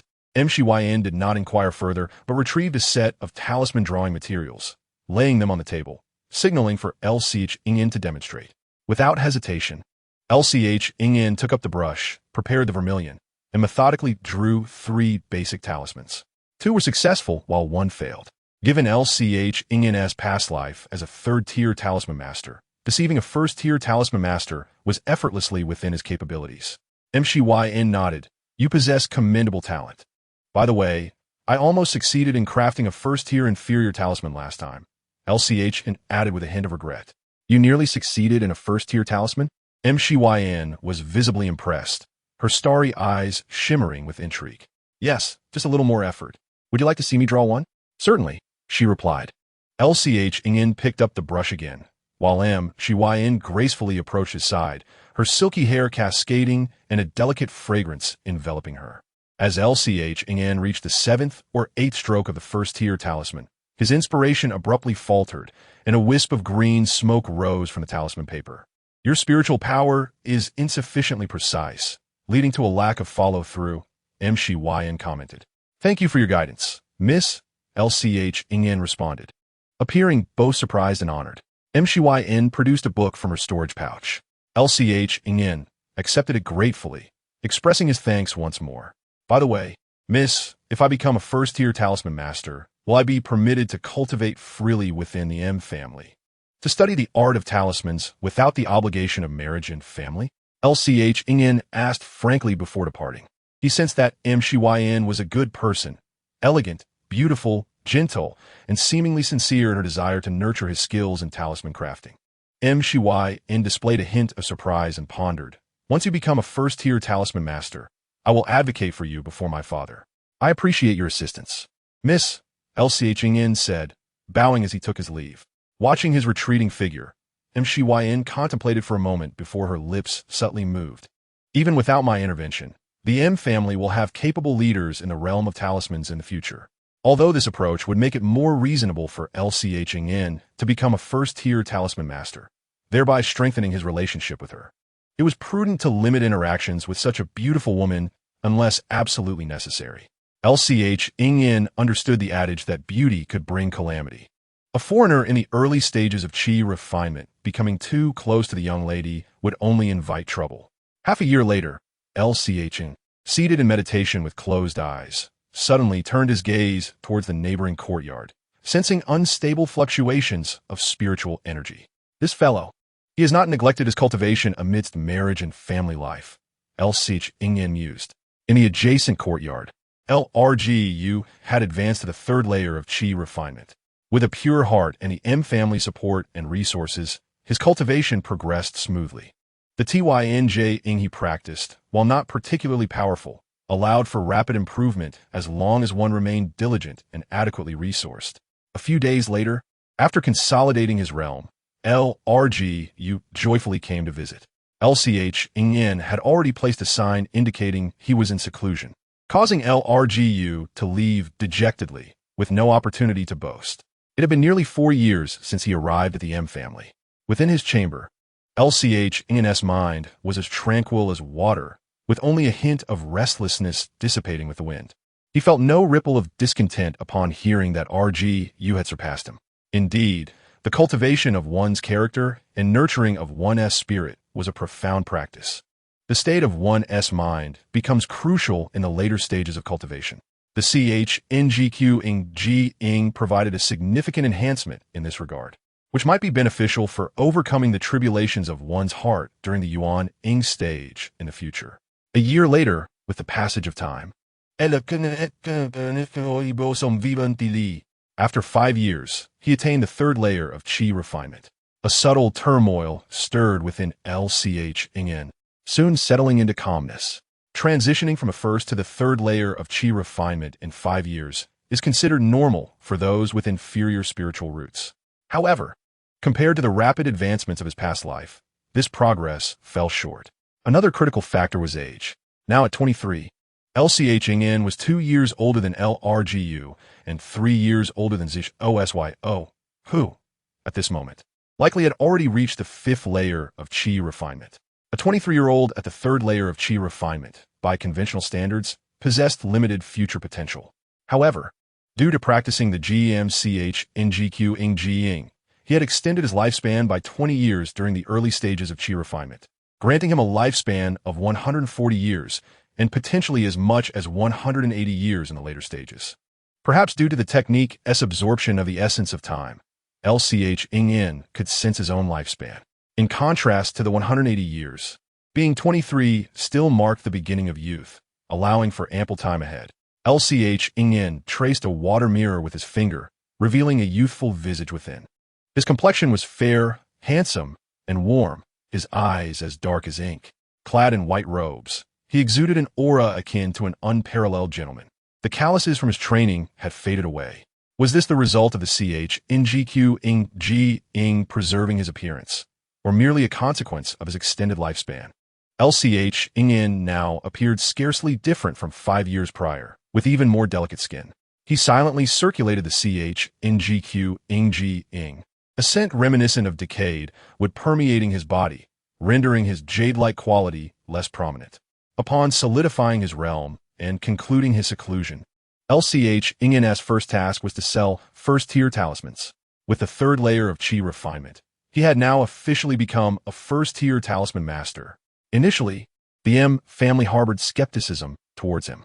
However, shortly thereafter, under M Shi-N's direct examination, LCH Ingyin successfully crafted a first-tier fireball talisman, solidifying his identity as a first-tier talisman master. That fellow has become a first-tier talisman master?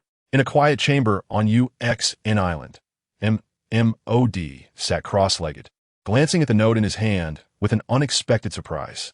As the 5-year agreement with LCH Ingyin was nearing its conclusion, MMOD had been preparing to pressure him into marrying and starting a family within the M clan. Unexpectedly, LCH Ingyin's recent ascension to a talisman master disrupted his plans. While the art of talismans may not surpass alchemy or weapon forging, it still ranks highly among the myriad skills of cultivation. A first-tier talisman master in their 20s is a rare talent, enough to prompt the M family to extend an olive branch. MMOD found himself troubled, pondering how to arrange matters concerning LCH Ingyin. Chapter 15. A storm approaches. The 5-year agreement between LCH Ingyin and MMOD had surpassed its deadline. Now a first-tier talisman master, LCH Ingyin intended to negotiate terms with the M family. However, after waiting for half a month, neither MMOD nor the higher-ups of the M family had made any statements. On this particular day, a maidservant of M Shi-Yn arrived, stating that the young lady wished to discuss the art of talismans with him. The location was to be at the Weeping Willow Pavilion by Feiyu Lake. M Shi-Yn has summoned me? To be candid, LCH Ingyin was reluctant to grow too close to M Shi-Yn, especially considering the implications of a solitary meeting between a man and a woman, which could easily arouse suspicion. Half an hour later, LCH Ingyin arrived at the lush, jade-green banks of Feiyu Lake, where a nearly suspended pavilion came into view. Is this the Weeping Willow Pavilion? LCH Ingyin glanced at the plaque. NGZ. Please proceed to the 3rd floor. A voice as clear and refreshing as a spring echoed from the pavilion above. The 3rd floor of the pavilion was designed as an aerial garden, directly overlooking the shimmering beauty of Feiyu Lake. LCH Ingyin had anticipated a private rendezvous, but it turned out he had overthought it. In addition to the elegantly attired M Shi-Yn, there was another girl in a blue dress with a delicate, oval face, willow-like brows, and apricot-shaped eyes, exuding a captivating charm. LCH Ingyin found her familiar and quickly recalled that she was the girl in red who had accompanied M Shi-Yn during his first visit to GU Tower. This is MYNGLN. You have met before? M Shi-Yn introduced with a smile. MYNGLN. LCH Ingyin recalled hearing about her from LRGU. She was quite renowned, ranking just below M Shi-Yn among the young women with spiritual roots in the M family. LGNGZ, MYNGL, and offered a respectful bow, her voice soft and gentle. M Jin-Yang. She was adorned elegantly, exuding a gentle charm. Upon sensing Lu Chang'an's probing gaze, Mu Yinglan's delicate face flushed slightly. However, she was not the type to be timid. Her bright eyes boldly met Lu Chang'an's. This encounter felt different. Mu Yinglan's eyes sparkled as she observed Lu Chang'an. Not only was he handsome, but he also possessed a unique aura of tranquility that was quite comforting. Recently, under pressure from the elders in her clan, and after some persuasion from her sister Mu Xiaoyun, Mu Yinglan reluctantly agreed to this meeting. Upon seeing him again, she found him quite agreeable. Although his cultivation was not outstanding, as a young talisman master, he exuded an air of refinement and exceptional talent.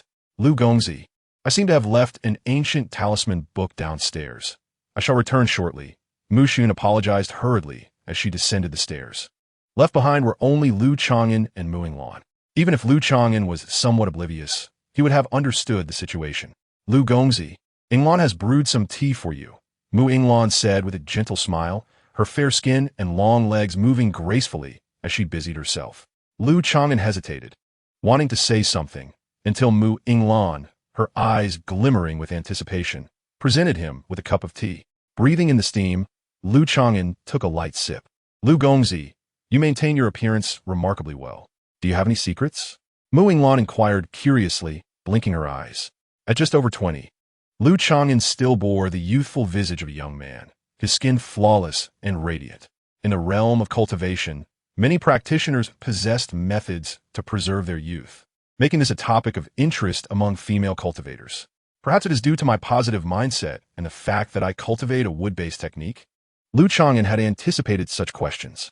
Here, in the realm of cultivation, agelessness was not uncommon, and there was no fear of being dissected for it.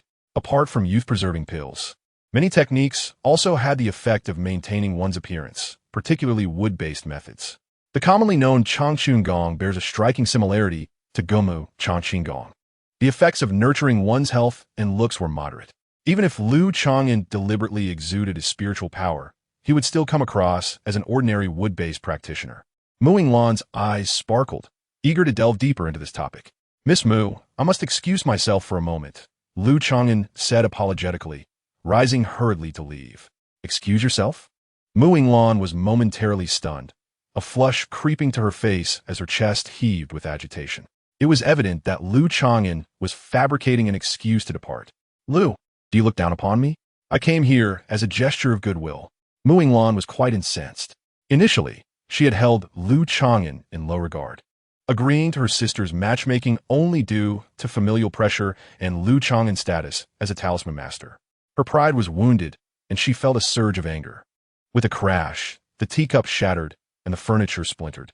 Hearing the commotion from downstairs, Lu Chang'an quickened his pace and hastily exited Chue Lu Pavilion. Why? Did he disdain marrying a woman from the Mu family?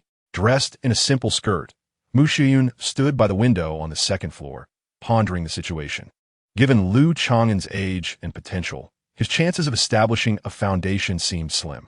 As an orphan, he should not be so averse to marrying into a family. If he dismissed mortal women, Mu Yinglan possessed a spiritual root and striking beauty. She had many suitors.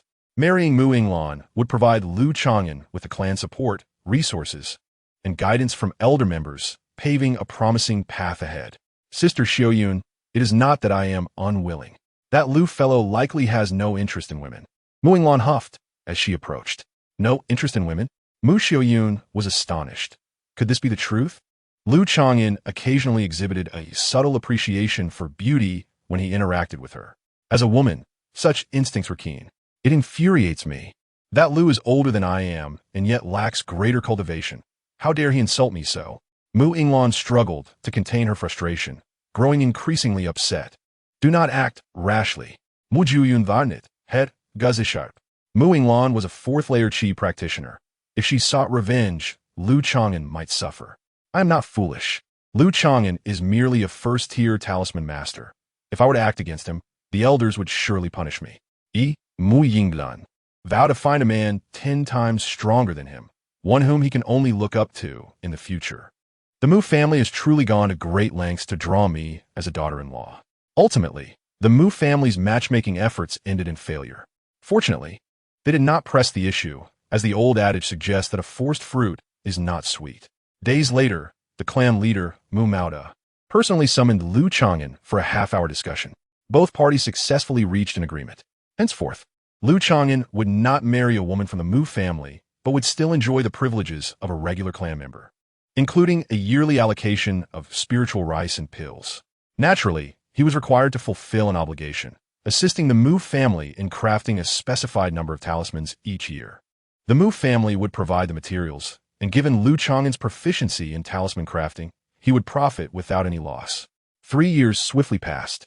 Within the courtyard, Lu Chang'an felt the vibrant power of his Chongqing technique coursing through his body, imbued with an endless essence of verdancy. 8 years had gone by. Lu Chang'an reflected on how quickly time had flown. He had been with the Mu family for 8 years.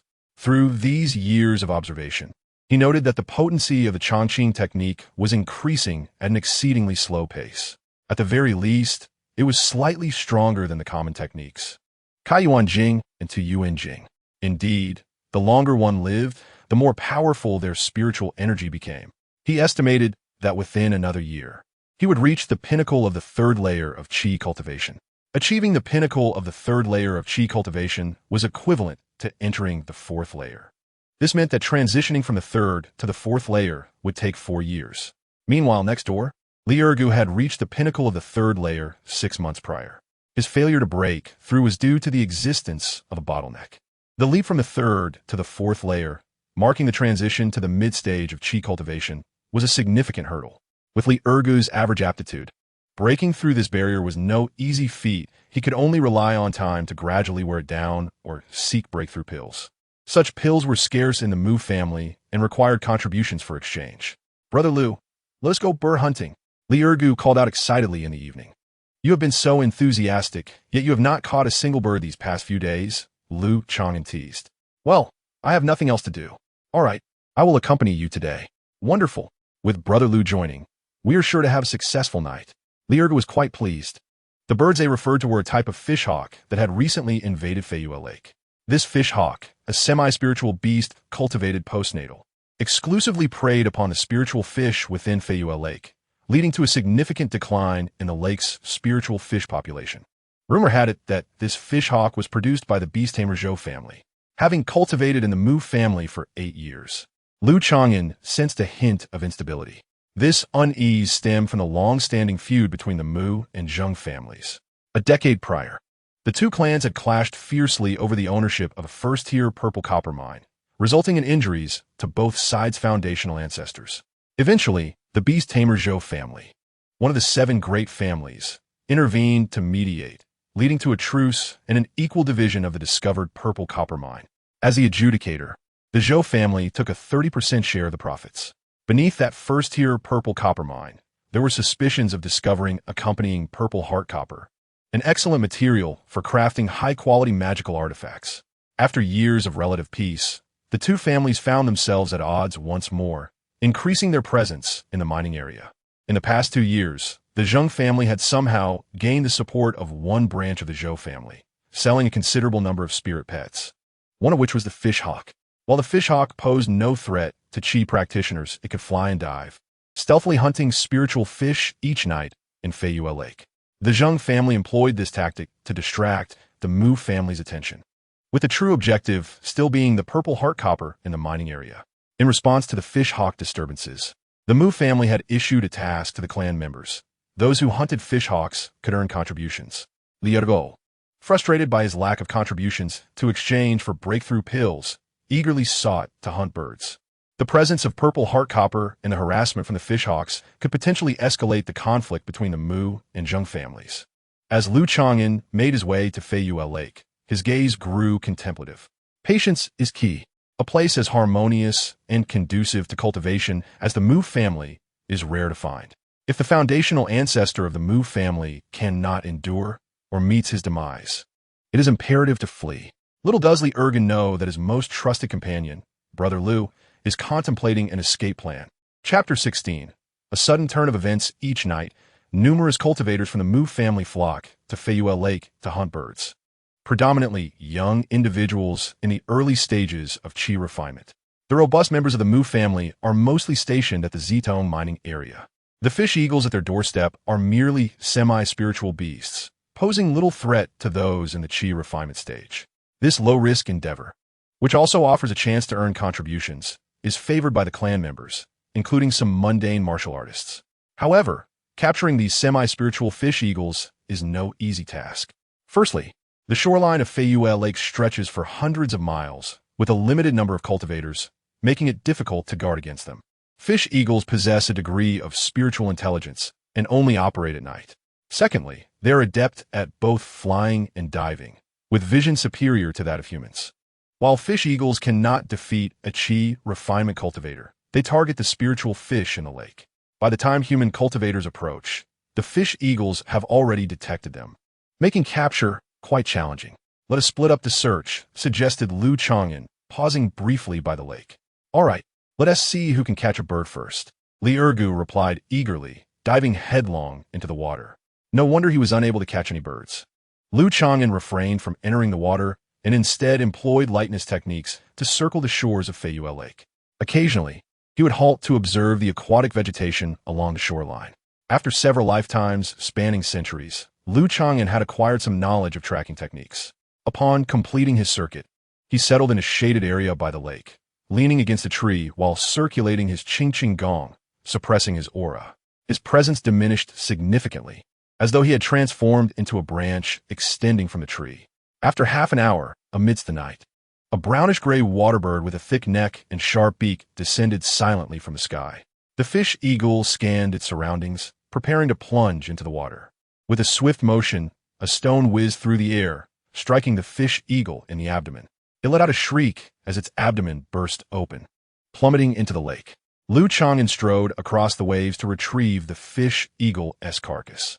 Utilizing the cleansing water technique, he removed the blood and sealed the body in a pouch, ultimately storing it in his storage bag. Having completed this task, Lu Chang'an relocated to another spot to await further opportunities. As the night passed, Lu Chang'an successfully captured 4 fish eagles, while Li Ergu returned empty-handed. "Brother Lu, could you impart some tips?" Li Ergu asked, genuinely impressed with Lu Chang'an's bird-catching prowess. "Here are 3 key points. Can you manage them? First, analyze the fish eagle's habits and find suitable ambush locations. Second, ensure your hiding place remains undetected by the fish eagles. Third, be swift, precise, and ruthless, striking with unerring accuracy." After hearing these points, Li Ergu felt disheartened. It was one thing to grasp the first 2 concepts, but previously, when fortune favored him, he encountered a fish eagle, only to find that his spellcasting speed and accuracy were lacking. By the time he unleashed a fireball, the fish eagle had already fled. Lu Chang'an, on the other hand, utilized martial arts techniques to launch concealed projectiles without any fluctuation of spiritual energy, a significant advantage. Over the ensuing days, Lu Chang'an managed to capture several fish eagles each night. Rumors of his prowess spread, yet he chose to remain discreet, refraining from further action. Engaging in such a low-risk, high-reward endeavor occasionally was acceptable, but Lu Chang'an feared that prolonged activity might attract the ire of those orchestrating the fish eagle's actions. Each fish eagle could be exchanged for 5 contributions. Within a few days, Lu Chang'an accumulated over 100 contributions.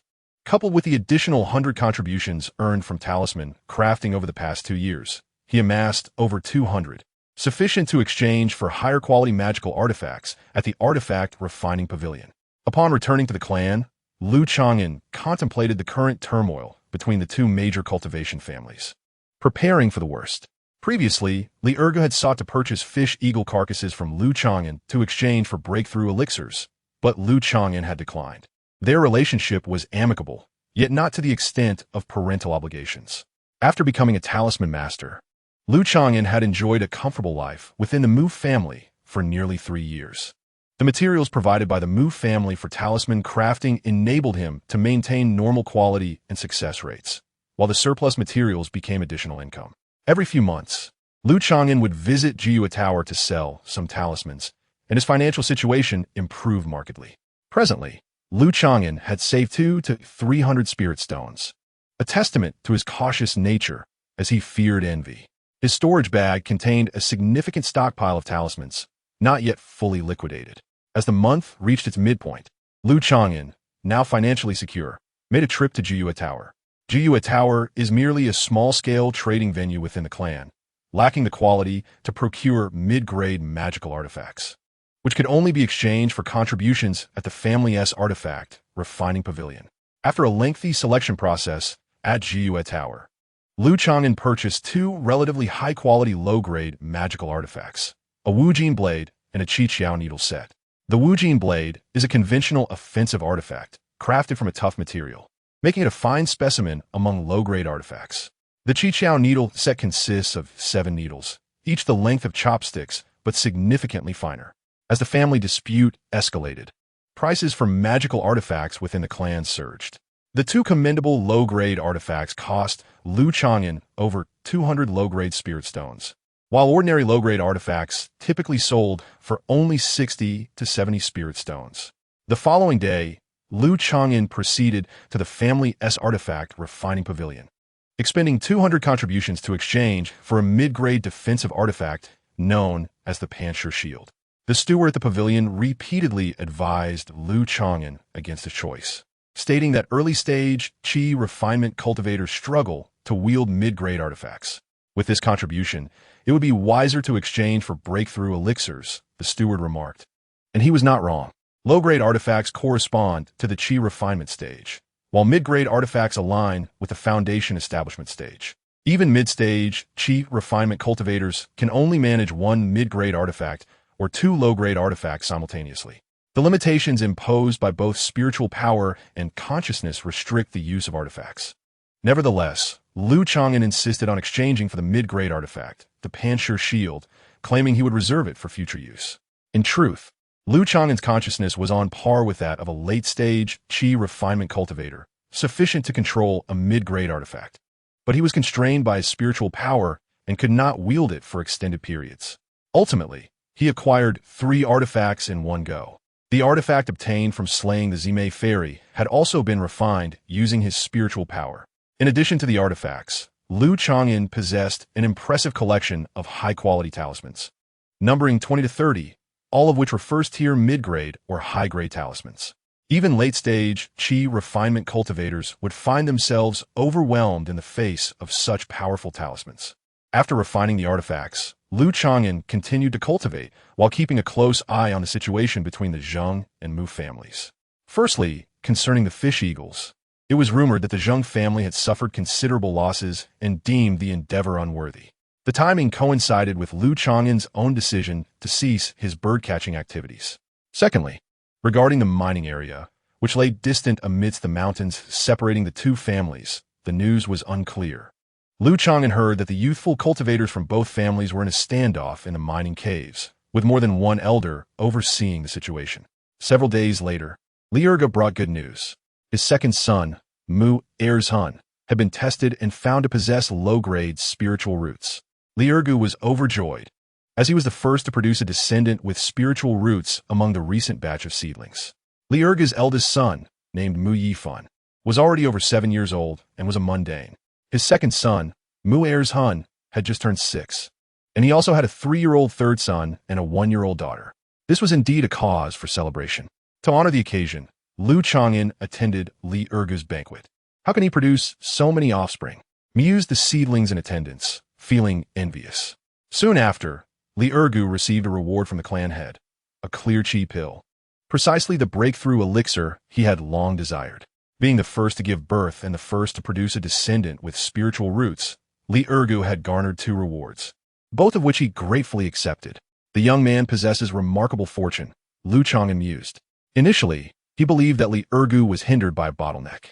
With his advantage in recultivation, he should have stepped into the mid-stage of Qi refinement ahead of others. 10 days later, Li Erge emerged from seclusion, having ascended to the 4th level of Qi refinement, becoming one of the younger practitioners at this stage within the clan. Upon his emergence, Li Erge brimmed with vigor and once again hosted a banquet. The few members of the Xiamiao clan were taken aback, realizing they would need to present gifts once more. However, they dared not offend Li Erge, for a mid-stage Qi refinement practitioner held significant standing within the clan. During the banquet, Li Erge announced a change of name, declaring he would henceforth be known as Li Changqing. This name appeared to draw inspiration from Lu Chang'an. It was indeed unbecoming for someone in the mid-stage of Qi refinement to still be called by such a derogatory name as Erge. Li Erge's intentions were clear to all. The sudden name change left Lu Chang'an momentarily disoriented. "Brother Lu, what do you think of my new name?" Li Erge Kidat. His spirits high as he drank to excess. At the table, Lu Chang'an hesitated to speak. He wished to convey to Li Erge that a practitioner's name, or Dao title, should not be changed lightly, as it pertains to one's fortune and even destiny. A name that aligns with a practitioner can lead to harmonious cultivation, while an ill-suited name may clash with their fate. Half a month later, Li Erge approached Lu Chang'an, weeping inconsolably. Startled, Lu Chang'an asked what had transpired. After inquiring, he learned troubling news. A conflict had erupted between the Mu clan and the Zheng clan in the mining area, resulting in considerable casualties, primarily targeting mid-stage Qi refinement practitioners. Unfortunately, Li Erge, having recently ascended to the 4th level of Qi refinement, had been summoned by the clan. "Brother Lu, if I perish, I hope you will look after my wife and children," Li Erge pleaded, tears streaming down his face. Chapter 17. Guarding the herb garden, who could have imagined that the once exuberantly Ergu would now find himself in such despair? Lu Chang'an lamented the unpredictability of life. One must not become complacent in times of glory. You need not be so pessimistic, Lu Chang'an reassured. Brother Lu, I am aware of my own limitations in combat. Go into the frontline mining area. My fate is uncertain, Li Ergu replied, his expression bitter. In truth, you possess a commendable trait. What trait? Li Ergu was taken aback. You have a keen self-awareness, understanding your own strengths and weaknesses. Li Ergu was a man lacking in courage and weak in combat, with little practical experience. Brother Lu, in such dire times, are you still belittling me? This may not necessarily be a bad thing for your survival. Cultivators fear overconfidence, thinking themselves superior to their peers, disregarding ordinary practitioners. Countless talented cultivators have met with disaster due to their arrogance, Lu Chang'an reflected. He then produced 2 talismans from his storage bag and handed them to Li Ergu. These are healing and wind speed talismans. This is all I can do for you. After all, we have known each other for 8 years. Perhaps this will be the last time I see you. Lu Chang'an was not overly frugal. The 2 talismans he gifted were of high quality for their rank. Now, he was considered a senior talisman master within the Mu clan and occasionally crafted mid-tier talismans. Thank you, Brother Lu, Li Ergu said as he accepted the talismans, gazing longingly at Lu Chang'an. All right, I promise you, Lu Chang'an sighed. Should it come to that, he would do what he could to care for Li Ergu's wife and children. Li Ergu's sorrow transformed into a smile. A heavy weight lifted from his heart. Before parting, he could not resist asking, Brother Lu, perhaps I should not have changed my name? Before the name change, Li Ergu had been thriving. Yet now he found himself on the precipice of despair. Fate and fortune are enigmatic. Who can truly decipher them? Lu Chang'an shook his head, unable to provide an answer. After all, in his past life, he had merely been a core formation practitioner, not a formidable being. The realm of cultivation held many mysteries beyond his comprehension. The next day, Li Ergu departed from Feyue Mountain Manor, accompanying the clan's young and vigorous practitioners to the Zitong mining area. Lu Chang'an watched his retreating figure. Deep in thought, he then turned his gaze towards the center of Feyue Lake, faintly perceiving the outline of Yueshin Island, the residence of the Mu clan's foundational ancestor. Lu Chang'an's extraordinary soul, augmented by the soul imprint from the Jiuyin Bay that had been illuminated in its first life, enhanced his spiritual perception. He sensed that the Mu clan's ancestor was still present, though his aura was gradually weakening. Years ago, in Jinyan Valley, Lin Yi had gathered rumors that the Mu clan's ancestor would not survive another decade. Based on Lu Chang'an's distant perception, this estimate seemed accurate. Perhaps only 3 to 5 years remained. This judgment was not solely reliant on spiritual perception, but also on the Gumu Changqing Gong, which possessed a keen sensitivity to the essence of time and longevity. Lu Chang'an's bottom line was that as long as the foundational ancestor remained stable, he would continue to observe, not rush to flee. However, 3 to 5 years later, if the Mu clan did not produce a new foundational practitioner, they would undoubtedly be unable to protect the second-tier spiritual vein. 2 months later, no news arrived from the frontline mining area regarding Li Ergu.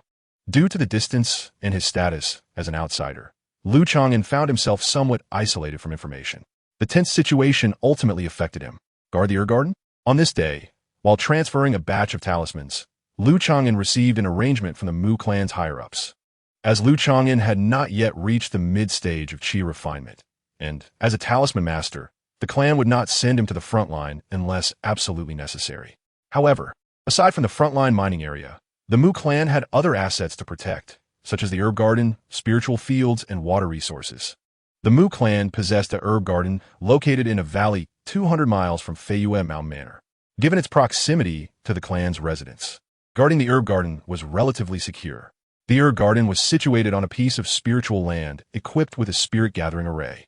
There one could also cultivate craft talismans and assist the clan in guarding the herb garden, as explained by the clan's steward accompanying Lu Chang'an.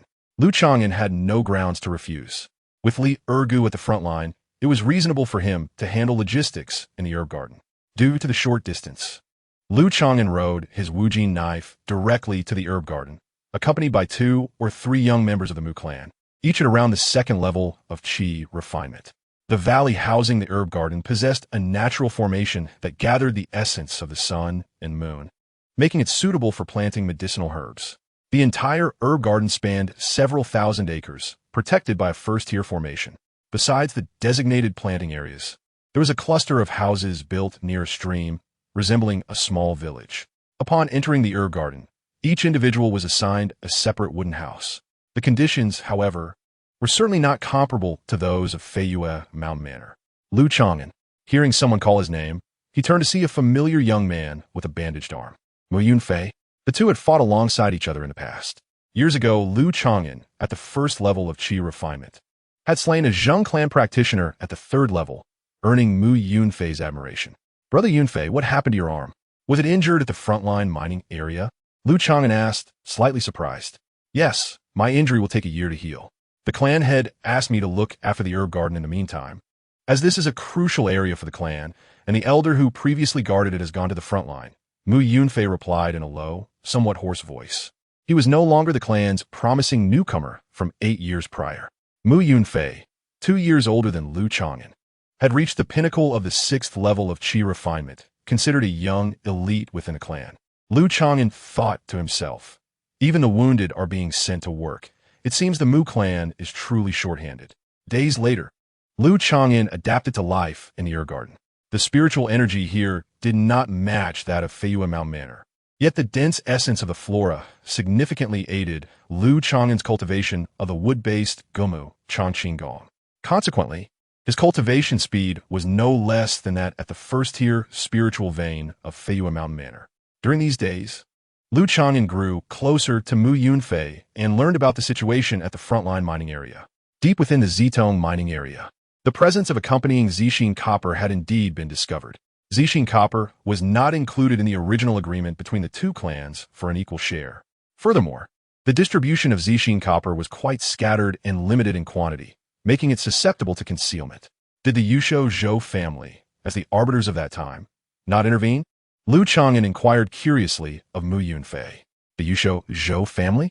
Mu Yunfei scoffed. That family clearly favors the Zheng family. The Zheng family has 2 sisters with spiritual roots who married into one of Zhou family's branches. The Yusho Zhou family, being one of the 7 great clans, boasts a formidable presence with a few true Dan practitioners and nearly 10 in the foundation establishment stage. Their power is vast, and the internal factions are quite intricate. Fortunately, only one branch has allied with the Zheng family. Otherwise, the Mu family would have had no choice but to surrender. Mu Yunfei expressed his belief in Zhou family's bias because the Zheng family possesses numerous young and robust cultivators, and their ancestral elder has another 2 or 3 decades of life left, in good condition. The Zhou family's failure to uphold justice in this prolonged war of attrition would allow the Zheng family to gradually devour the Mu family's assets. You need not worry. My Mu family is in contact with the Fengya Huang family, and a marriage alliance is possible.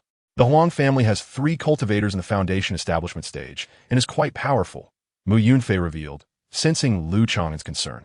The Fengya Huang family, a marriage alliance? Lu Chang'an pondered. It seems both the Zheng and Mu families are vying for formidable allies. Be quick, pluck those Wulong grass. Gu is waiting to refine pills. On this day, while chatting with Mu Yunfei, Lu Chang'an was interrupted by an impatient, hoarse voice from the nearby medicinal field. Who is he? Lu Chang'an glanced toward an elderly man in ancient robes, his eye bags prominent. He had not previously noticed that there was a Qi refinement stage 7 elder in the medicinal garden. He is Ge, a renowned alchemist, and one of our family's 4 esteemed guests. Due to a recent shortage of medicinal pills, Elder Ge has been residing here for easier access to materials. Mu Yunfei explained with respect. Lu Chang'an understood, realizing that this was a seasoned alchemist, which explained his irritable demeanor as he barked orders at several Mu family youths as if they were his subordinates. After Ge the alchemist departed, Mu Yunfei lowered his voice, cautioning, Elder Ge has a notoriously bad temper. Be careful not to offend him. He has connections with our ancestor, and even the family head must show him some deference. Thank you for the reminder, Brother Yunfei. Lu Chang'an nodded.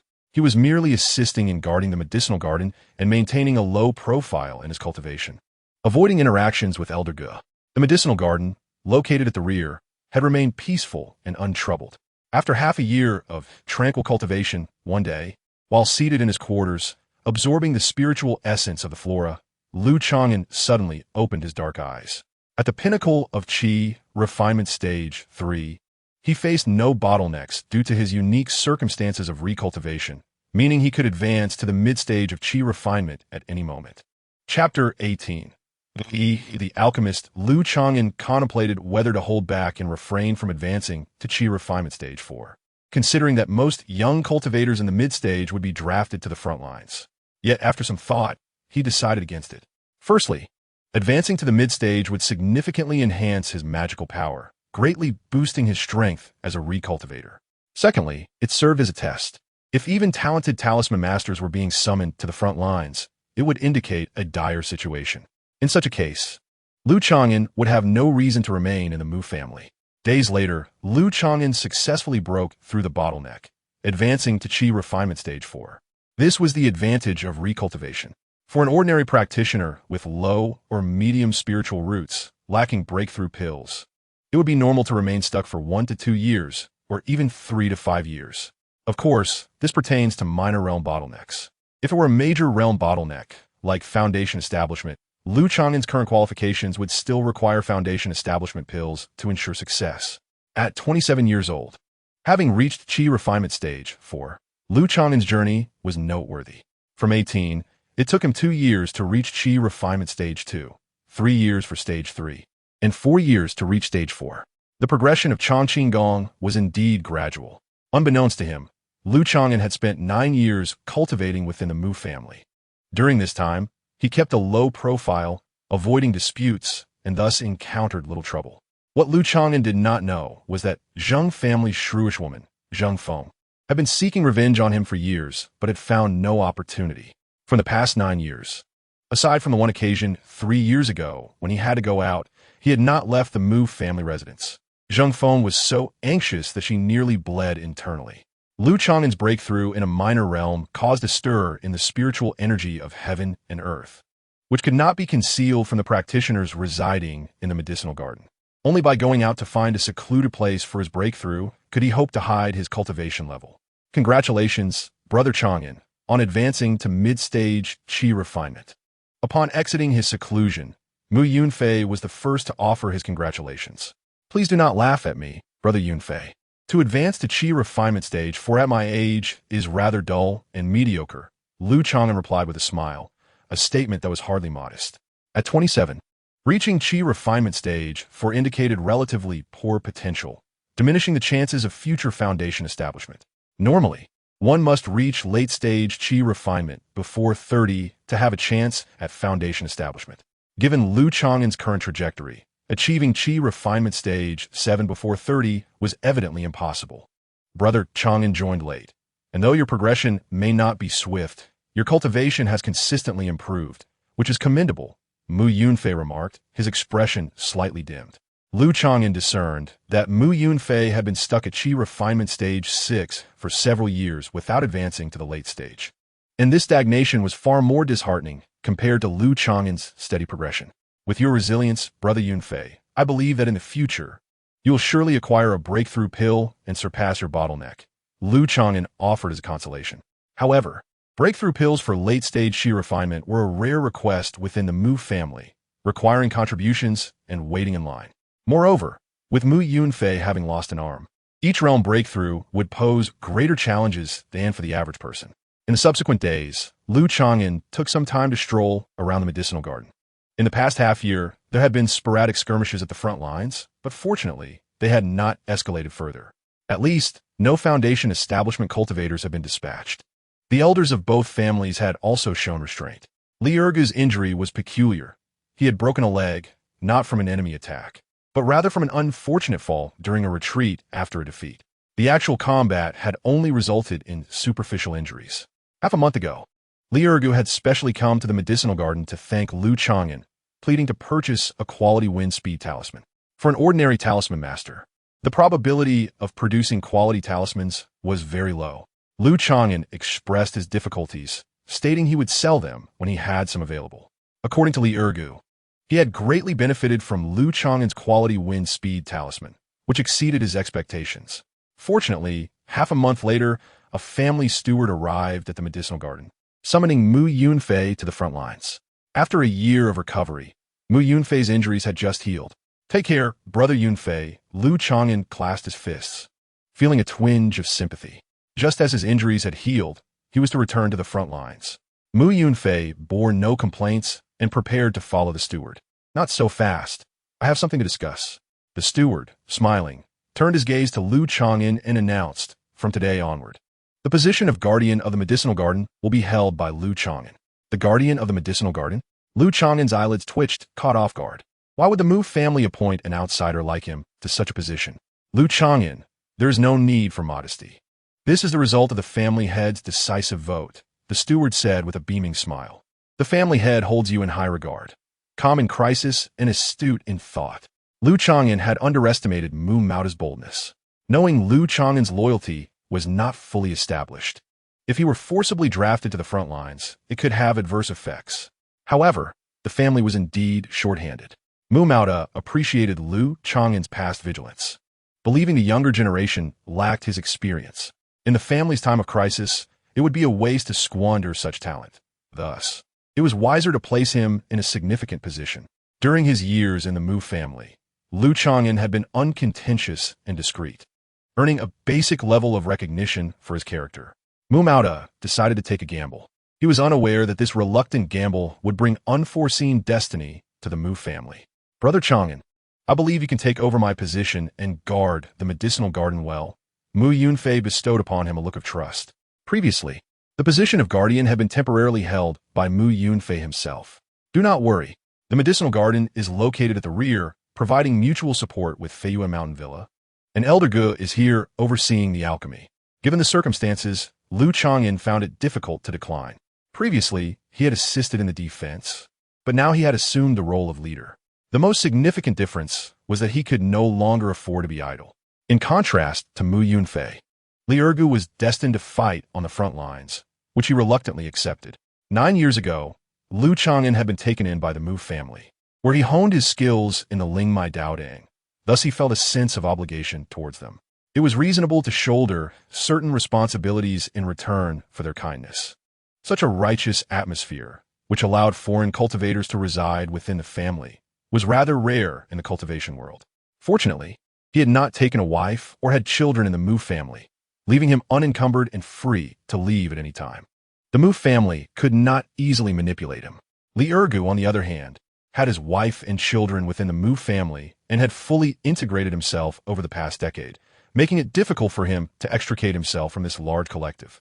Facing a family crisis, both Mu Yunfei and Li Ergu were compelled to step forward, even aware of the potential for sacrifice. A month later, Lu Chang'an had adapted to his post guarding the medicinal garden. Several young disciples of the Mu family in the early stages of qi refinement obeyed his commands. Daily inspections of the formations were required, and there had to be vigilance and patrols at night. Of course, Lu Chang'an was not the ultimate authority in the medicinal garden. He faced checks and balances. Within the garden, 2 individuals held higher status than he. One was an elderly spiritual herb cultivator at the 5th level of qi refinement, who was an elder of the Mu family. He walked with great difficulty, his lifespan nearing its end, making him ineffectual in combat. The other was Guidon, a 7th level qi refiner and a top-tier alchemist of high standing. This individual was known for his arrogance and irascible temperament, having treated Lu Chang'an with disdain on several occasions. "Little Lu, why hasn't that 200-year-old Shishin grass been delivered yet?" Gu Yi approached with an irritable expression. Lu Chang'an, lounging on the grass and basking in the sun, replied languidly. Gu Yi did not regard him as a peer, and Lu Chang'an felt no need to show him respect. The bags under Gu Yi's eyes were puffy and dark, revealing a hint of malice beneath his fury. Speaking to him while reclining? No cultivator in the Mu family dared to show him such disrespect after many years. "This is a critical time. The front lines urgently require medicinal pills. We cannot afford any delays." Realizing Lu Chang'an was an outsider and a mid-tier talisman master, Gu Yi suppressed his anger. "Fine, if you wish to take responsibility for yourself. I will not bear the consequences." Lu Chang'an responded indifferently. Gu Yi often disregarded the rules regarding the use of medicinal herbs, particularly during this special period. It was unclear how much he had embezzled. However, due to his connections with the foundational ancestors, The elders who had previously guarded the medicinal garden had always treated him with deference. "You lazy boy, playing truant every day. I will certainly report this to the family leaders." With a harsh remark, Gu-yi stormed off to procure the precious herbs. Could it be that the head of the Mu family intended for me to restrain Go-lao? Lu Chang'an felt helpless about this outcome. He had tried to keep a low profile and avoid conflict, yet being in his position made it impossible to coexist harmoniously with Gu-yi. This old fellow must certainly be embezzling herbs. Before long, Lu Chang'an observed Gu-yi collecting several valuable medicinal materials, not just the 200-year-old Shishin grass he had mentioned earlier. Chapter 19, Exposing the Fangs. Well, it does not concern me. Lu Chang'an chose not to meddle in affairs that did not involve him, especially since the embezzled materials were not his. That old man's gaunt visage was hardly indicative of longevity. At most, he would survive another 20 or 30 years before dancing on his own grave. Lu Chang'an kept a low profile, minimizing interactions. However, some matters could not be avoided simply by stepping back. On a morning several days later, he was abruptly awakened by a loud shout. Who did this? Everyone assemble. Gu-yi's authority was such that no one in the medicinal garden dared to challenge him. About a dozen people, including guards, spiritual herb cultivators, and ordinary workers, gathered. Gu-yi stood before a patch of disordered herbs, brandishing a damaged, mushroom-like plant. It appeared to have been gnawed by some creature. "This morning, I came to collect some auxiliary herbs and stumbled upon this situation." The oppressive gaze emanating from Gu-yi's puffy eyelids cast a chilling atmosphere. Scanning the crowd, his eyes finally settled on Lu Chang'an. "Lu Chang'an, what were you doing last night? Explain this situation." "I was meditating and resting. I was unaware of what transpired here, and further investigation is required," Lu Chang'an replied honestly. The medicinal field was extensive. It was impossible for him to guard day and night. However, since he had not been personally overseeing it last night, and losses had occurred, he bore an undeniable responsibility as the guardian of the medicinal garden. Negligence. Gu-yi unleashed his spiritual pressure, causing the Mu family members present to hold their breath in fear. "Very well. You must quickly uncover the truth. I am waiting for the herbs to refine my pills. And if there is any oversight, I will bring you to meet the ancestral elders on Ueshin Island." Gu-yi's voice erupted with nearly explosive rage. "Meet the elders?" The Mu family cultivators present were taken aback. Did the elder mean? "Exactly," Gu-yi declared proudly. "Among the pills I am currently refining, 2 are required by the ancestors." Lu Chang'an ignored his threats, squatting down to inspect the herb patch beneath him. His brow furrowed gradually. The symptoms of the damaged herbs suggested they had been ravaged by some kind of beast or spirit creature. The medicinal garden prohibited the breeding of spirit beasts. If it were a beast, how had it entered a garden protected by formations without alerting anyone? "Go-lao, my preliminary judgment is that the damage was caused by some rodent-like demon beast or a spirit beast under human control infiltrating the garden." Lu Chang'an shared his hypothesis. "Lu Chang'an, do not dismiss this with mere speculation about a demon beast's infiltration. This matter is still your responsibility due to your negligence," Gu-yi huffed. Dissatisfied with Lu Chang'an's response, Lu Chang'an remained silent. As the guardian, it was indeed difficult to evade responsibility. Blaming the Mu family cultivators would only isolate him further. As an outsider, his authority was already tenuous. "Not good. Good and sure, a 400-year-old Shuelingji has gone missing." A cry of alarm echoed through the garden. The speaker was one of the spiritual herb cultivators inspecting the patch. A 400-year-old Shuelingji. The atmosphere erupted into chaos. This was an enormous loss. A 400-year-old Shuelingji was an exceedingly rare herb, with only a few specimens in the entire Mu family. Lu Chang'an's expression shifted slightly. When it came to such high-caliber materials, the situation had escalated considerably. He looked at Gu-yi with confusion. This incident clearly was not a mere case of a spirit beast intrusion, nor could it be explained away by negligence in guarding. Gu-yi's cold gaze swept over everyone present. Someone in the medicinal garden must be stealing from within. The revelation sent shockwaves through the Mu family members. Several clan members instinctively glanced at Lu Chang'an. After all, as an outsider, the medicinal garden had been peaceful before his arrival. From this moment on, no one is to leave the medicinal garden. We will await the family leaders to send someone for an investigation, Gu-yi commanded. The Mu family members raised no objections. Even without Gu-yi's orders, several clan members began to monitor Lu Chang'an closely, preventing any chance of escape. Lu Chang'an did not flee. At such a time, anyone who attempted to run would only draw suspicion and become a target. This elderly spiritual herb cultivator was a trusted elder of the Mu family. Having devoted his life to his duties, to resolve doubts, he openly invited everyone to search him before leaving. This matter was indeed peculiar, and Lu Chang'an fell into deep contemplation. Was it possible that Ge was framing him simply because he was an outsider without backing? Was he attempting to shift the blame for embezzled herbs onto Lu Chang'an? After checking himself and finding no incriminating materials, he also examined the wooden cabin, which yielded no evidence. Surely, if you're being framed, there should be some proof, right? If the family were to investigate and found no evidence or clues on Lu Chang'an, that would raise suspicions about Ge. The higher-ups of the Mu family were not fools. They would inevitably doubt Ge. Certainly, it cannot be ruled out that the instigator is a third party, aiming to sow discord within the Mu family. At midday, accompanying this investigation were representatives appointed by the Mu family as higher echelons. Among them was a man and a woman. The woman, a graceful and serene figure, was none other than the esteemed eldest daughter of the Mu family, Mu Xiuyun. The man, a gaunt figure clad in a long cloak, was followed by a black dog at his heels. His cultivation level only reached the third stage of qi refining, indicating he was a talent within the clan skilled in solving mysteries and reasoning. Master Ge, my father is away on business.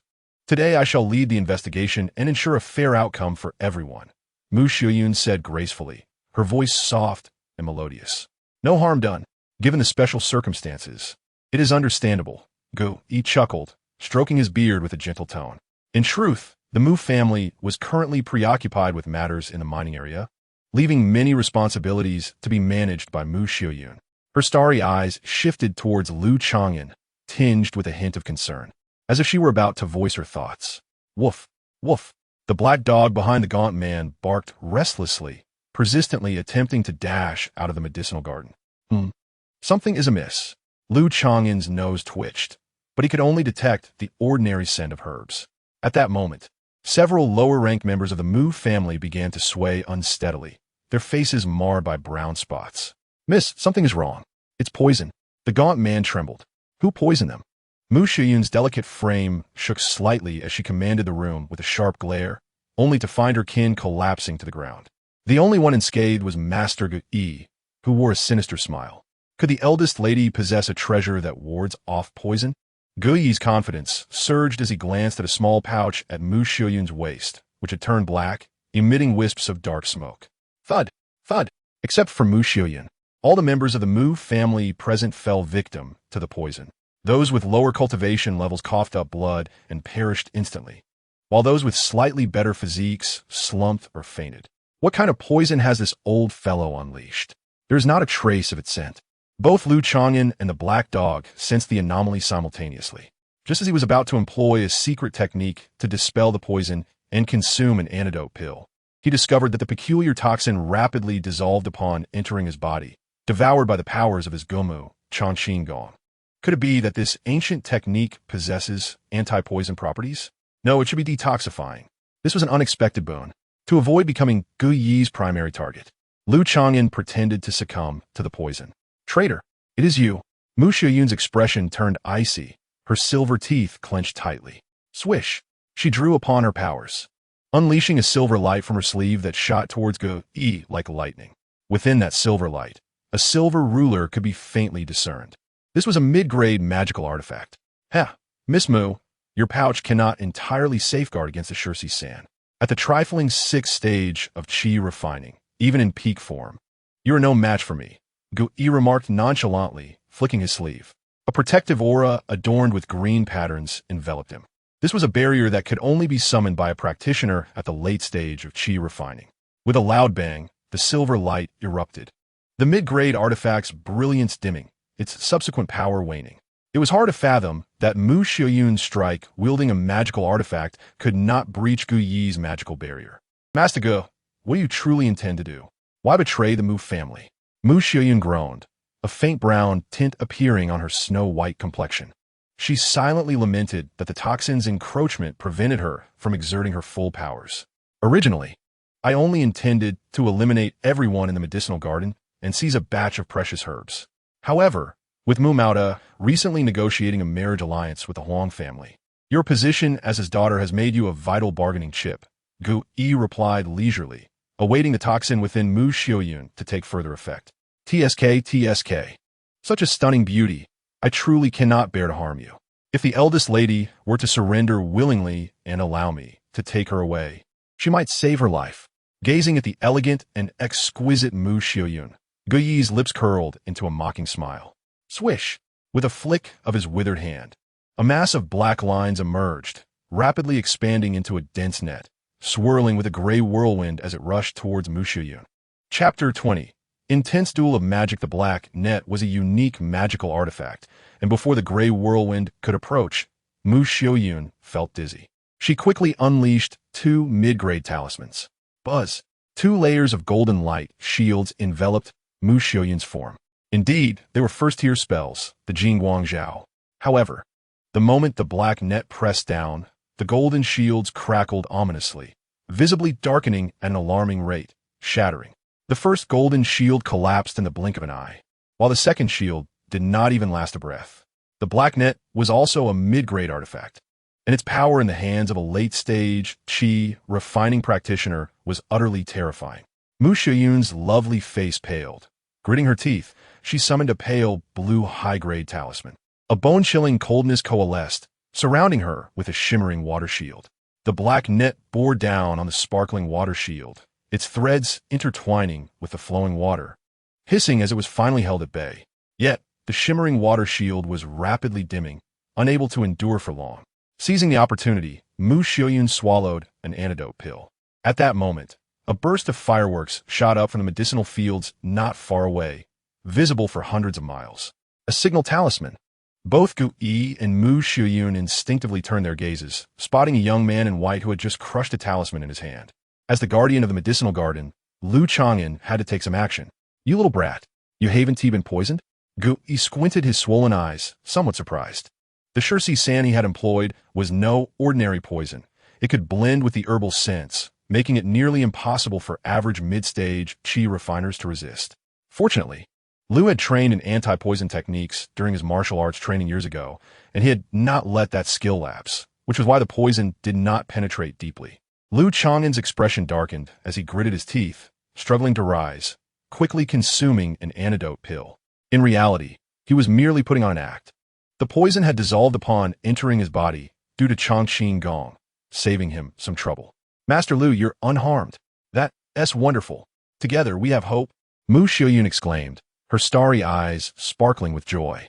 Lu Chang'an, also at the mid-stage of qi refining, realized that if they could hold out for just a moment longer, reinforcements from a Mu family would arrive. The Feiyue villa was over 200 miles away. Just this kid? Gi Yisukofut, simultaneously suppressing Mu Xiuyun while casually unleashing a ball of ghastly green flames. He did not regard Lu Chang'an, a mere beginner at the 4th stage of qi refining, as a threat. In the face of the ghastly green flames, Lu Chang'an reacted swiftly, activating a water curtain talisman.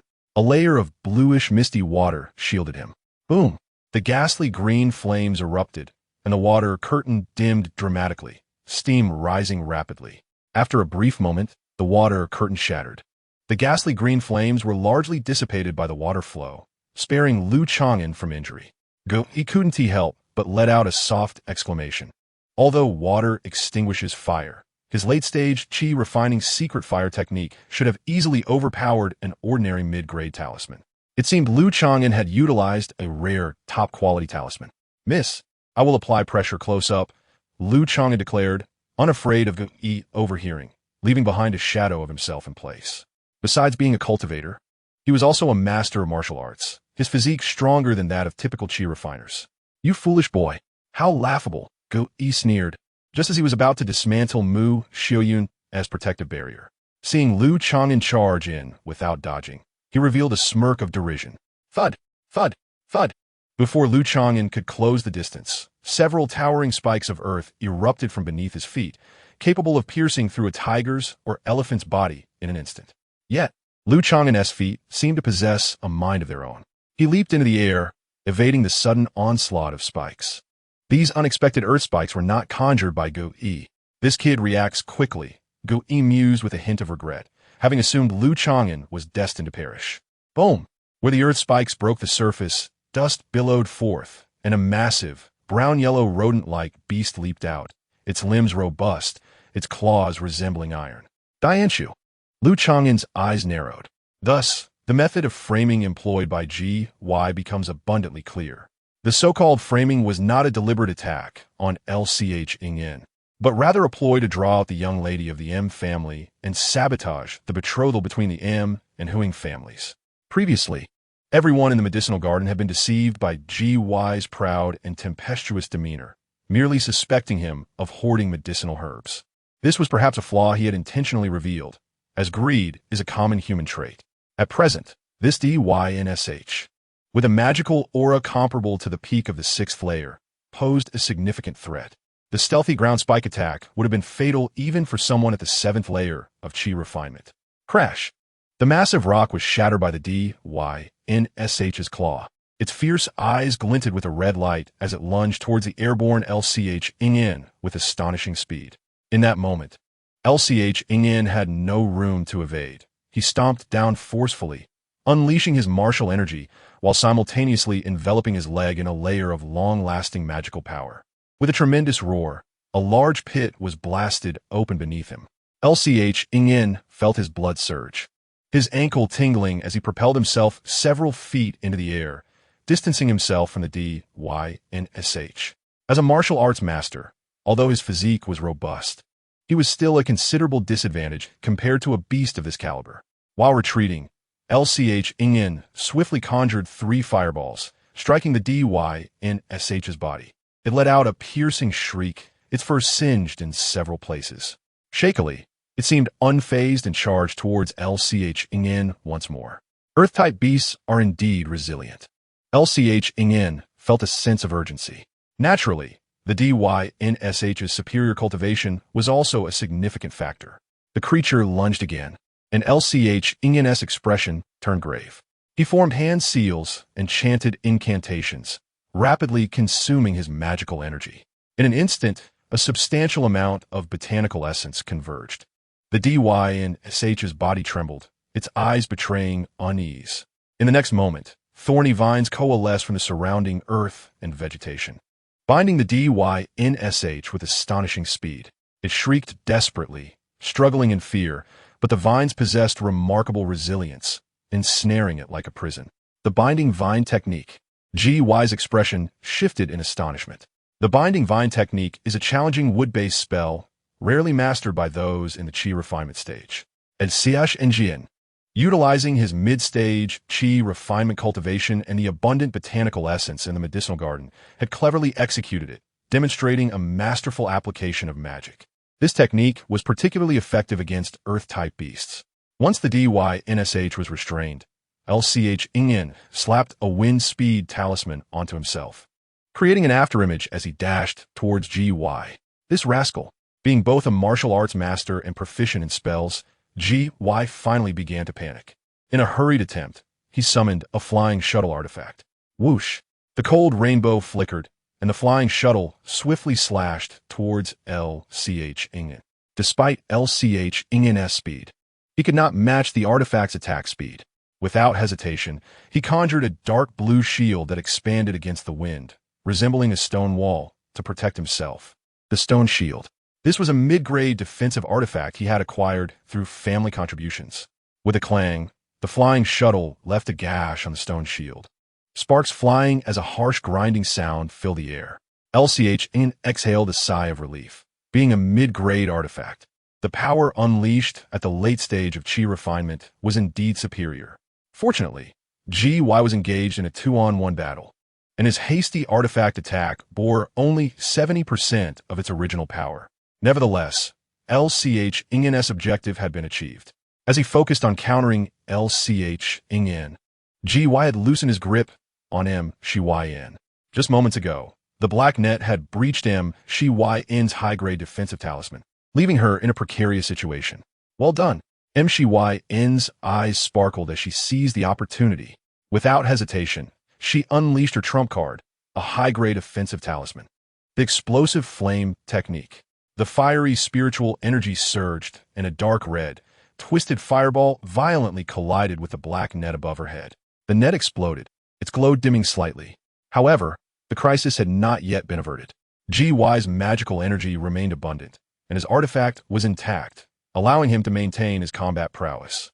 MCYN's poison had not been fully neutralized, and she could not hold on much longer. With a sudden gasp, she turned pale, channeling her magical energy to force a few drops of her vital blood from her tongue, which fell onto the silver ruler. The surface of the silver ruler ignited with blood flames, radiating brilliance as it transformed into a streak of light. Slashing towards GY in the brief moment the black net was destroyed. The power of this strike was comparable to that of a late-stage Qi refinement practitioner. Impressive. LCH Ingyin silently commended her for timing the counterattack perfectly. Typically, a late-stage Qi refinement practitioner could control 2 mid-grade artifacts or 4 low-grade artifacts. Even if GY still possessed artifacts, he lacked the energy to wield them effectively.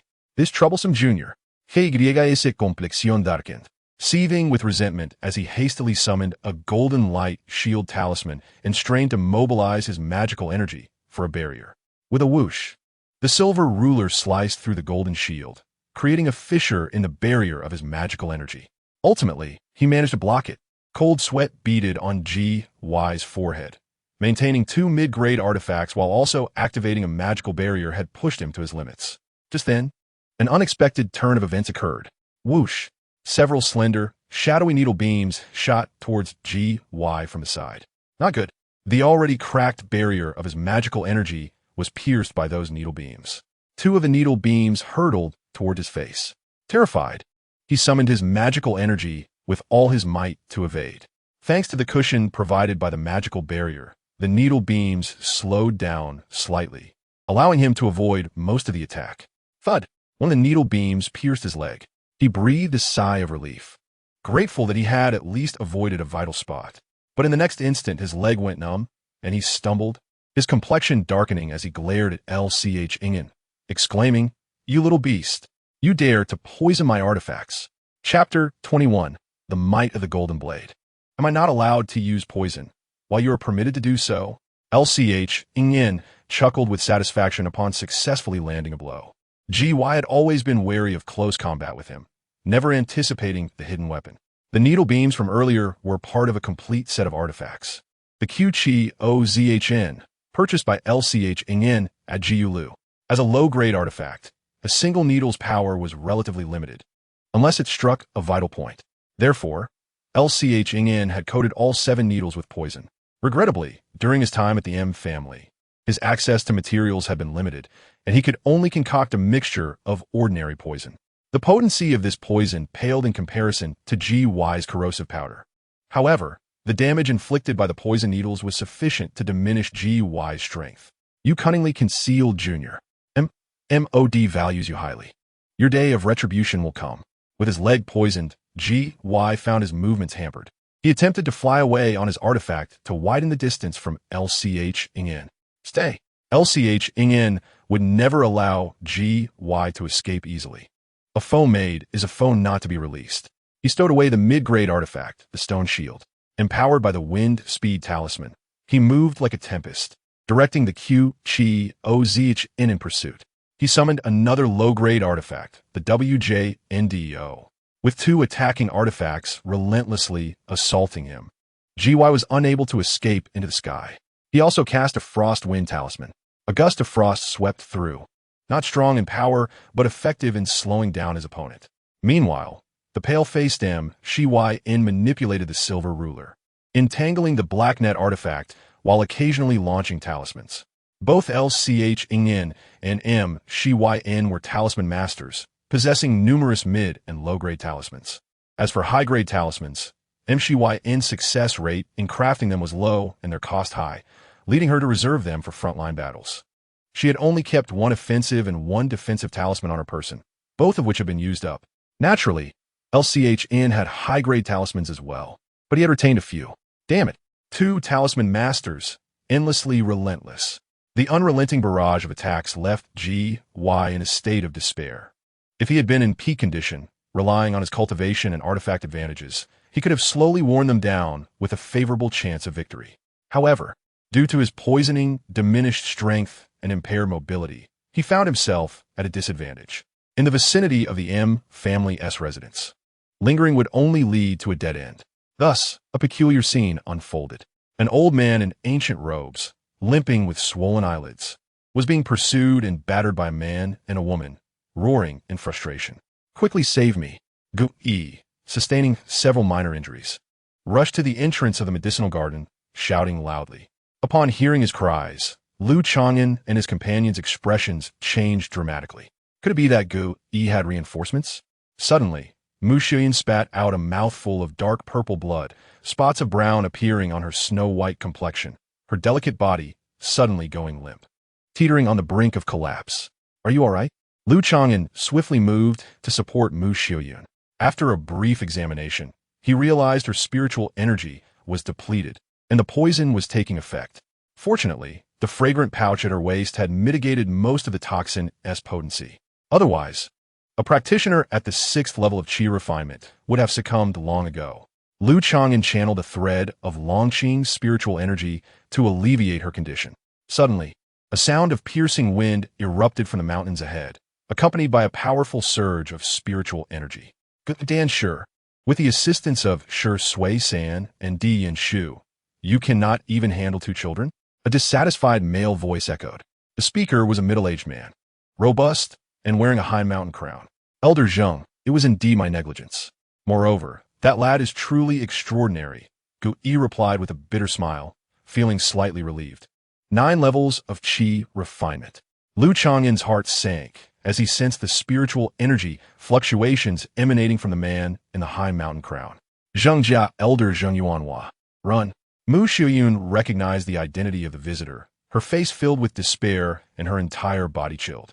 Without her needing to speak, Lu Chang'an activated a high-grade Xinxing talisman, propelling them forward at an astonishing speed. "Carrying a woman, if you let me escape, it would be a laughingstock." Zheng Yuanhua stood with his hands clasped behind his back, a cold sneer escaping his lips as he produced a flying boat and beckoned Gu-yi to board. Gu-yi's expression brightened. The flying boat was a specialized flying artifact, capable of far surpassing ordinary tools in speed. There was no way Lu Chang'an and the others could escape. As Zheng Yuanhua formed a seal to commence the flying boat, he suddenly paused, feeling an ominous presence and turning to the side. "You dare? Do you think my Mu family is just a facade?" A male voice filled with malice rang out half a mile away. "Mu Renlong? How could he arrive so swiftly?" Zheng Yunhua's expression turned grave, his brow furrowing. Earlier, he had also noticed the signal talisman in the medicinal garden. However, Feiyu Mountain Villa was over 200 miles from the garden. It was impossible for someone in the Qi refinement stage to arrive so quickly. As for the foundation-building elders, he was aware that both families' patriarchs were currently confronting each other on the front lines and were not stationed nearby. Thus, Zheng Yuanhua dared to execute such a bold plan, coming alone to the medicinal garden to assist Gu-yi. "Good Dan Shi, I will hold off Mu Renlong. You have 60 breaths of time to use the flying boat to eliminate the Mu family's young lady, leaving no survivors." Zheng Yuanhua's thoughts raced as he made a decisive resolution. A duck already in hand could not be allowed to escape. Today, he would seize the opportunity. "Elder Zheng, rest assured, with only that lad left, he'll be easy to deal with."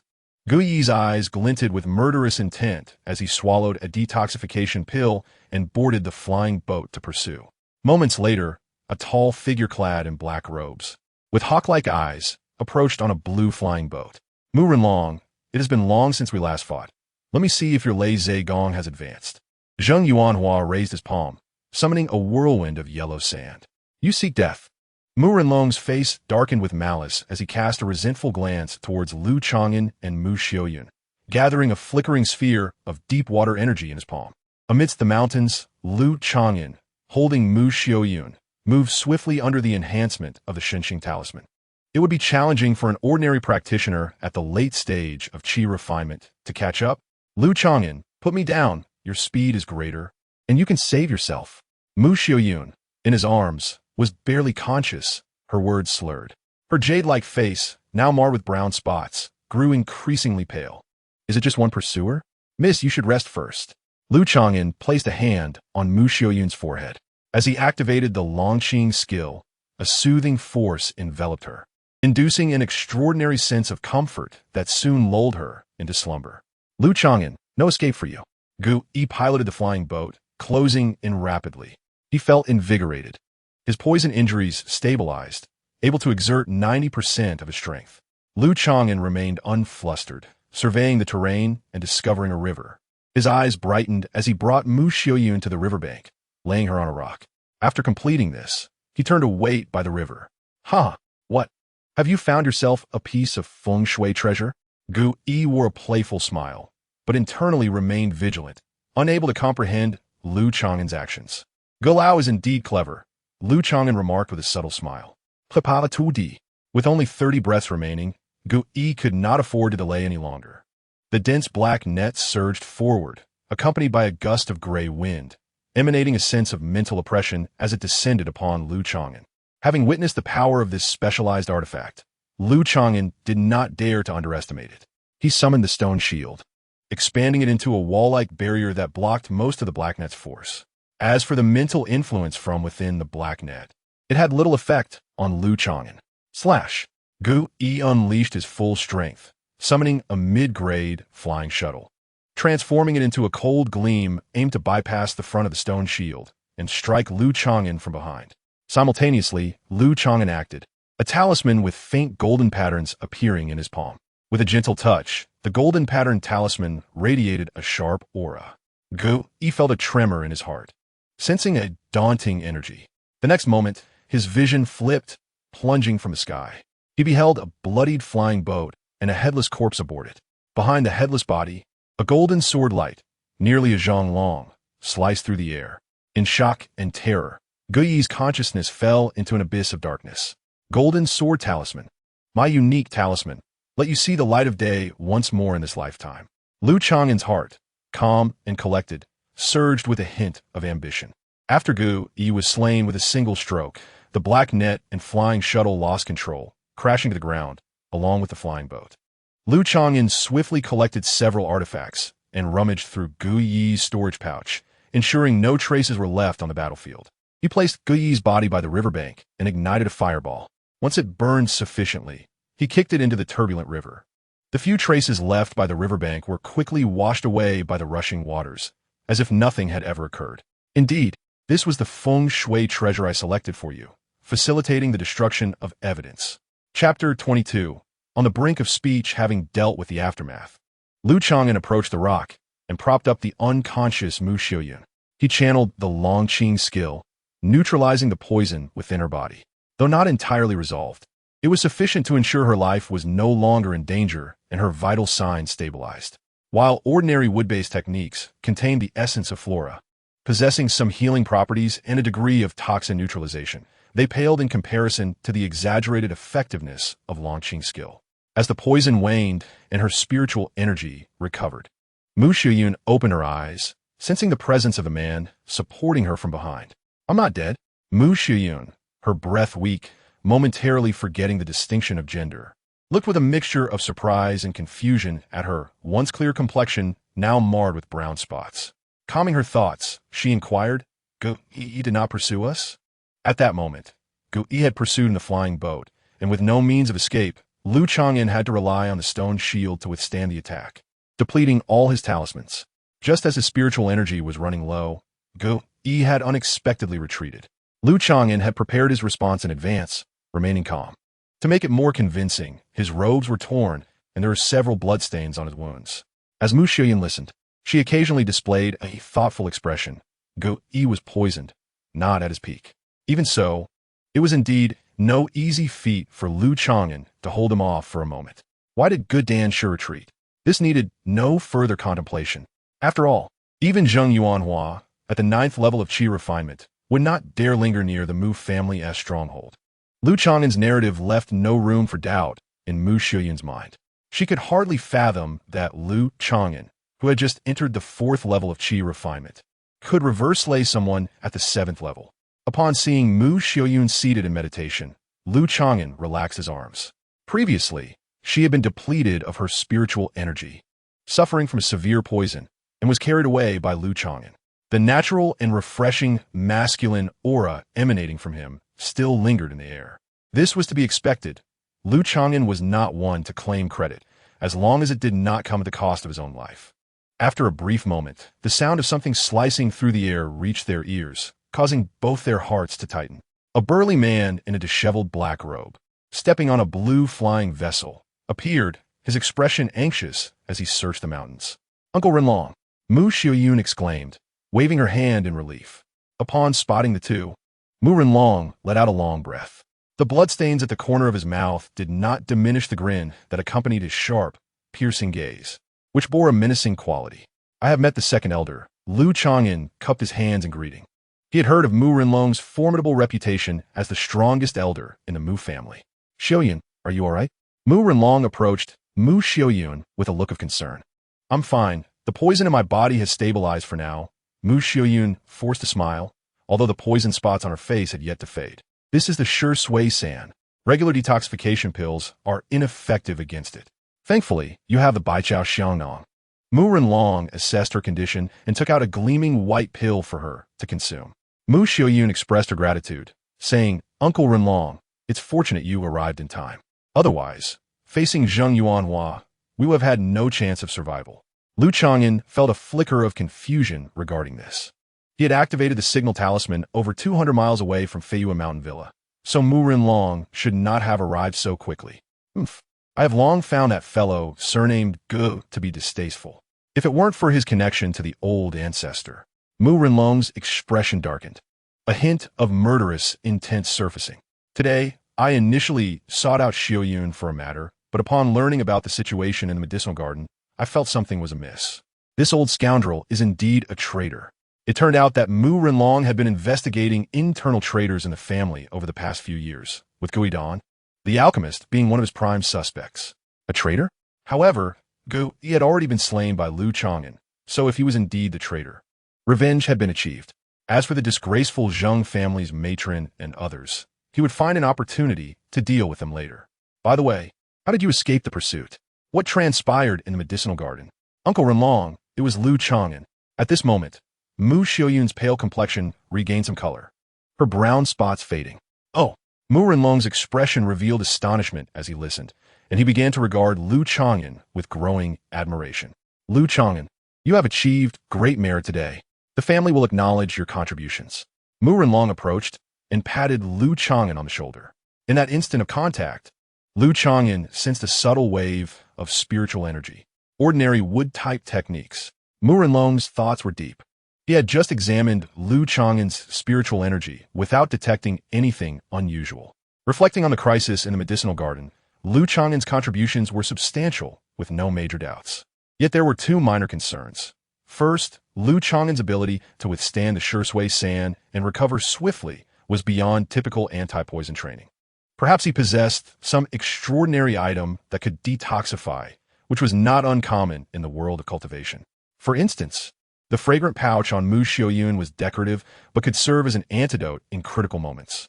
Second, Lu Chang'an had demonstrated considerable aptitude for spells and combat prowess in this battle, enduring against Gu Yidan for at least 20 breaths, despite the latter being poisoned and not at full strength. Of course, such exceptional performance was not out of the ordinary. In the world of cultivation, some cultivators, though lacking in innate talent, possess strong combat abilities and spell comprehension, allowing them to fight above their level. At the very least, Lu Chang'an's performance did not compare to some of the historical prodigies in the cultivation world of the Liang Kingdom. Moreover, as a martial arts master with prior experience in the martial world, he was adept in practical combat and strategic planning, all consistent with his background. Mu Renlong never considered that Lu Chang'an could slay Gu Yidan, who was at the 7th level of Qi refinement. Even Mu Renlong himself would require considerable effort to defeat Gu Yidan. "Lu Chang'an, it's a pity that someone of your caliber isn't at the front lines fighting," Mu Renlong remarked with sparkling eyes. Lu Chang'an's face twitched slightly as he replied, "As a junior, I cannot bear such a heavy responsibility. It is more prudent for me to focus on crafting talismans for the family. Having achieved this merit today and saved the Mu family's daughter, if I were to be rewarded by being sent to the front lines, there would be no reason for me to remain in the family." Fortunately, Mu Renlong was merely testing him and made no demands. He knew that Lu Chang'an this exceptional talent from outside the family, had chosen to remain low-key and devoted to his cultivation, avoiding marriage and family obligations. After a quarter of an hour in the medicinal garden, the losses in materials were manageable, aside from those that Guidon had hoarded. What saddened Mu Renlong was that several low-level qi refiners among the laborers and servants in the medicinal garden had succumbed to the poison, including one who was at the 5th level of qi refinement and was an elder in Mu Renlong's family. Lu Chang'an scanned the surroundings, noticing that the earth rock mouse had vanished without trace. The binding vines technique required spiritual energy to maintain and had a time limit. Prepare the bodies of the deceased. Mu Renlong gazed at the desolate and empty medicinal garden, and after a long pause, he spoke, Lu Chang'an, you will continue to guard the medicinal garden. The family will quickly reinforce you with personnel. Once the disputes in the frontline mining area are resolved, the family will commend your contributions. Continue to guard? Lu Chang'an understood that the Mu family was currently in dire need of manpower. After this crisis, having saved Mu Xiuyun, the higher-ups of the Mu family trusted him even more, as long as he did not go to the front lines and remain stationed in the medicinal garden. He had no objections. Second elder, what about that elder from the Zheng family? Lu Chang'an inquired. Rest assured, Mu Renlong replied, understanding Lu Chang'an's concerns. Mu Renlong's voice turned stern. That is good. Lu Chang'an let out a slight sigh of relief. In truth, he was not particularly fearful of the Zheng family elder. Against someone at the 9th level of qi refinement, he had the ability to protect himself, but it would still be somewhat troublesome. Lu Chang'an still possessed a few golden blade talisman, which he had crafted in previous years. This talisman would be sufficient against ordinary late-stage qi refiners, but it may not be advantageous against formidable opponents like Mu Renlong or Zheng Yuanhua. The fact that Gu Yi was slain in one strike had an element of surprise to it, as he had been fully focused on controlling 2 magical artifacts, leaving his defenses somewhat lax. That night, Lu Chang'an, be cautious, she said, her lips pursing, a hint of doubt and inquiry flickering across her face. At a critical moment, a touch of warm azure energy had pulled her back from the brink of despair. Take care as well. Mississippi, Lu Chang'an smiled and waved farewell, glancing at Mu Xiuyun, who seemed to have something to say but held back. Finally, he could examine the spoils.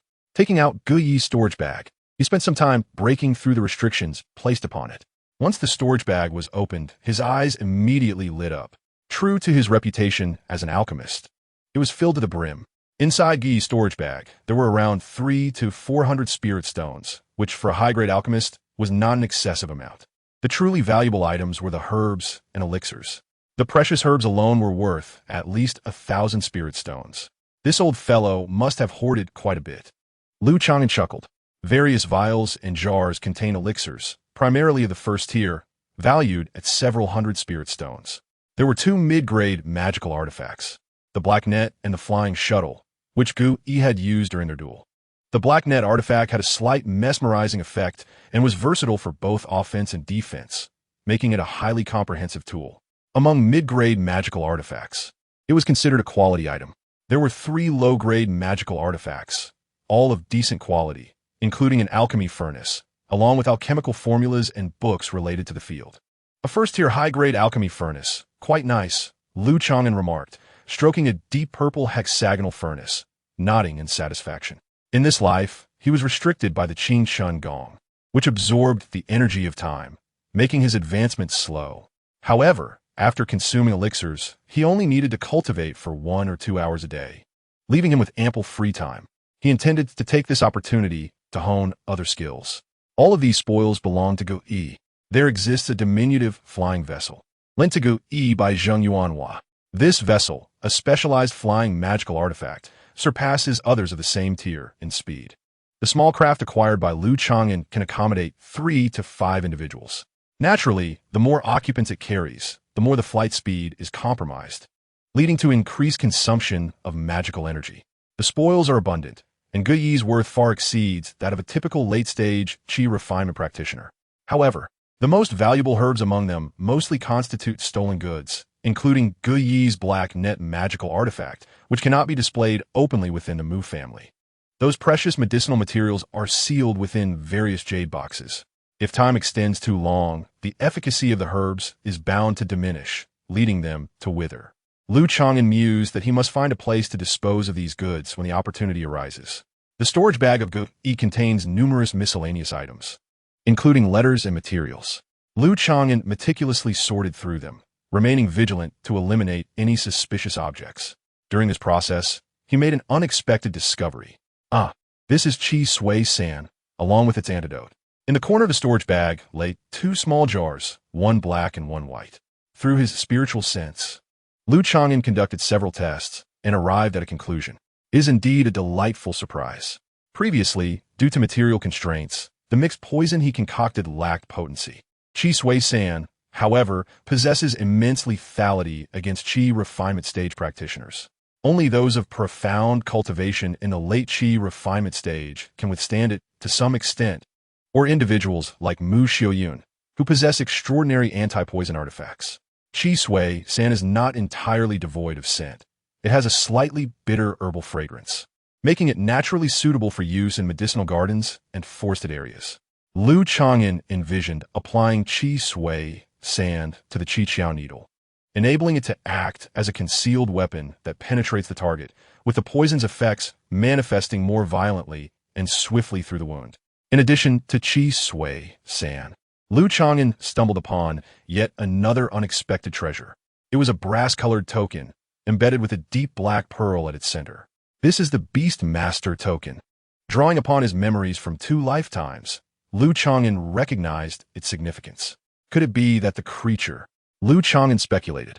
Channeling his magical energy into the Beast Master token, he immediately sensed a ripple of consciousness emanating from a particular direction beneath the earth. So that is how it is. Lu Chang'an smiled as he made his way to a certain corner of the medicinal garden. With a sudden burst, the soil parted, revealing a large brownish-yellow mouse demon. It was indeed the Dian Shu. Previously, this Dian Shu had unexpectedly attacked Lu Chang'an. The creature's eyes glowed red, filled with fear as it regarded Lu Chang'an, or more accurately, the Beast Master token in his hand. This token could determine the fate of the Dian Shu. By mastering this token, one could also conduct simple mental communication and issue commands. The Dian Shu possesses a mid-grade bloodline and comes with its accompanying Beast Master token, likely purchased at a high price by the Zheng family from the Beast Master Zhou family. Lu Chang'an speculated further. Unlike human practitioners, the monsters and exotic beasts of this world do not possess spiritual roots. They cultivate through bloodline inheritance. The higher the bloodline grade, the greater the potential. The bloodline levels correspond to the classification of practitioners' spiritual roots, ranging from low to high as follows: mixed blood, low grade, mid grade, upper grade, earth grade, and heaven grade bloodlines, along with the legendary true spirit bloodline. True spirits are the mythical divine beasts, such as true dragons, celestial phoenixes, and kunpun. Ancient texts on cultivation recount terrifying legends of true spirits annihilating entire realms. In his previous 2 lifetimes, Lu Chang'an had not only failed to witness them, but had not even heard of their existence. The Dian Shu ranks at the upper tier of mid-grade bloodlines, making it suitable for cultivation. Lu Chang'an valued the Dian Shu for its practicality. It excels in excavation and tunneling, possesses earth-type spells, and has a robust physique. Remain underground nearby. Do not ascend without my permission. Lu Chang'an fed the Dian Shu several first-tier pills, sending it back underground. This Dian Shu is a mid-stage first-tier beast, equivalent to a 6-layer Qi refinement practitioner. If resources are invested, there is a significant chance it could advance to late-stage first-tier, comparable to a late-stage Qi refinement practitioner. By then, this little creature's strength would be sufficient to rival an ordinary elder of the Mu family. In the stillness of night, on a hillside 1,000 miles from the Mu family's medicinal garden, the final rendezvous point awaited. Why was there no sign of Master Gadan? Had he encountered misfortune and been ambushed by hidden experts from the Mu family? A middle-aged man, donned in a high mountain crown and exhibiting a slightly disordered aura, descended upon the hillside, murmuring to himself. After a lengthy search and calling out, no trace of Gui was found. Zheng Yunhua's expression fluctuated between despair and anger. Should Master Gu have perished, it would indeed be a significant loss. However, the flying vessel and Beast Master token, purchased at a high price by the Zheng family, were both in the possession of the other party. The loss of these 2 items would be a substantial blow to the Zheng family. Cough! A faint coughing sound emanated from a distant cave. Had it not been the middle of the night, Zheng Yuanhua might have overlooked it. Who goes there? Is it Master Ge? Zhang Yinhua's expression brightened as he flew towards the source of the coughing. Perhaps it was the injured Master Ge? The coughing grew increasingly distinct, and soon a dark cave materialized beneath Zhang Yinhua's feet. At the cave's entrance sat a disheveled man, coughing, with a pool of blood beneath him. Who are you? Zhang Yuanhua immediately discerned that the individual was not Master Ge, prompting a surge of caution. In the moonlight, the man's pallid face was faintly visible, his nose straight, lips cracked, and his eyes dark and vacant. Upon hearing Zhang Yuanhua's voice, the man fixed his gaze upon him. Cough. Do you have any medicine? What medicine? Who are you, and what have you done to Master Ge? Zhang Yuanhua felt as though he were facing a formidable adversary, for the magical energy aura emanating from the man was peculiar, at times strong and at others weak. It fluctuated between levels 4 and 5 of chi refinement and reached levels 8 or 9 at its peak, even more terrifying.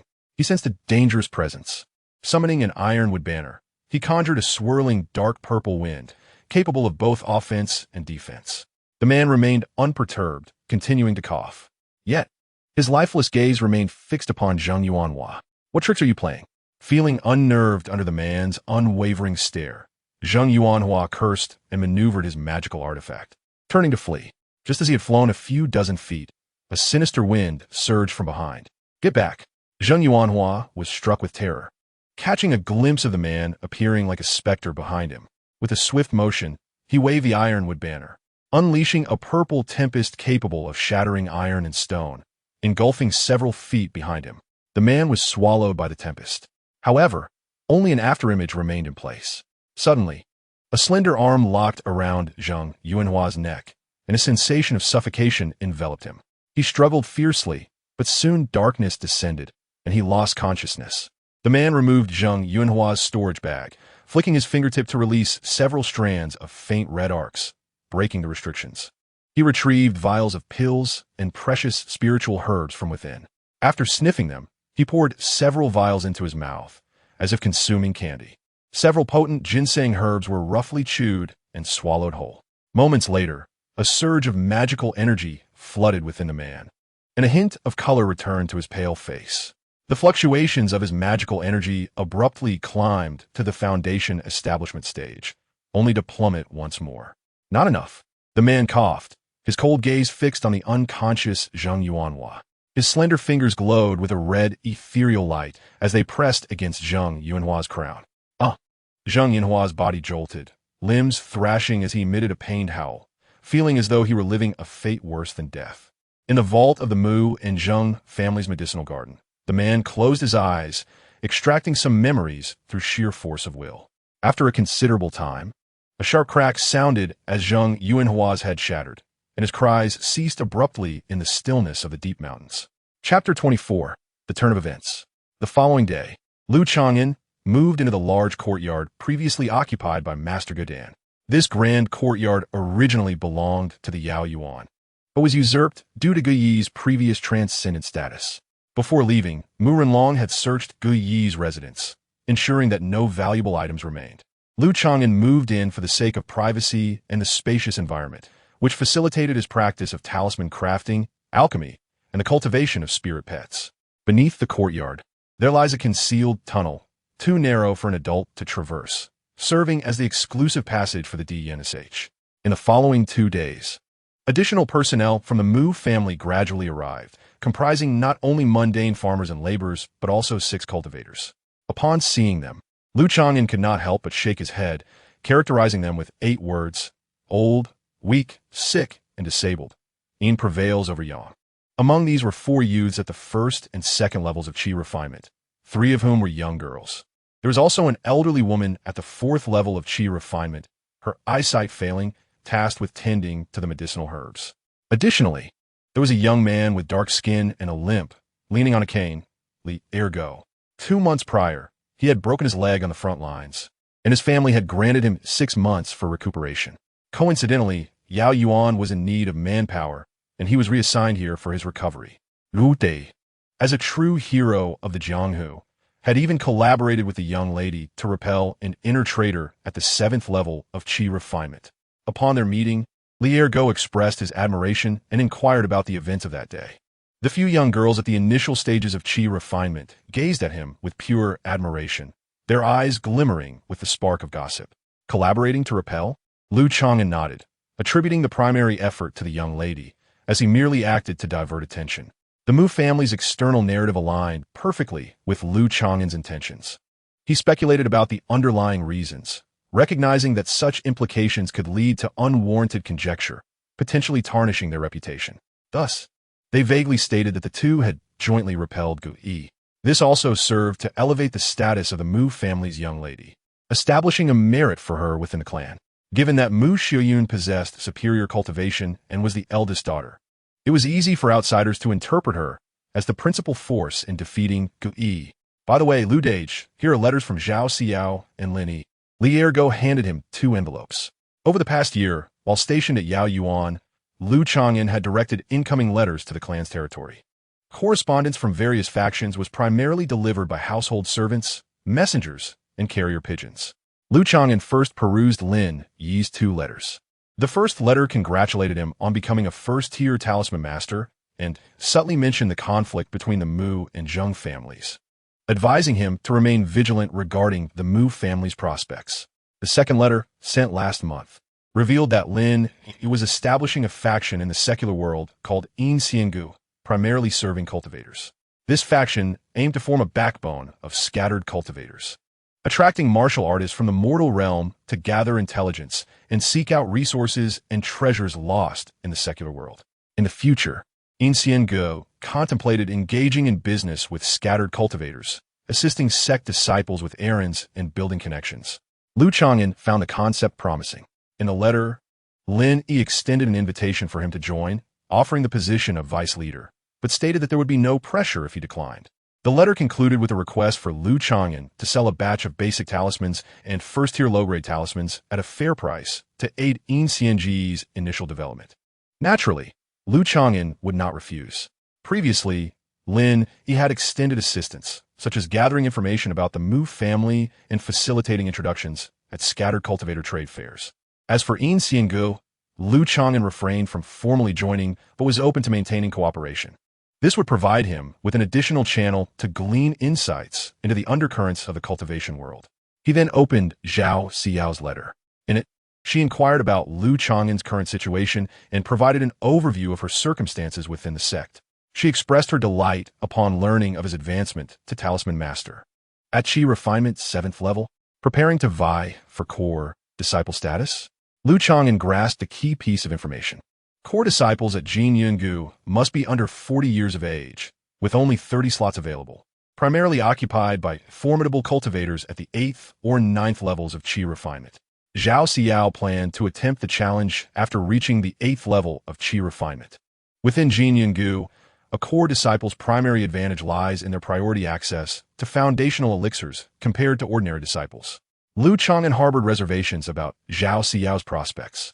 Firstly, her qualifications were not particularly outstanding compared to core disciples, who typically possessed mid-grade spiritual roots, with a minority boasting superior roots.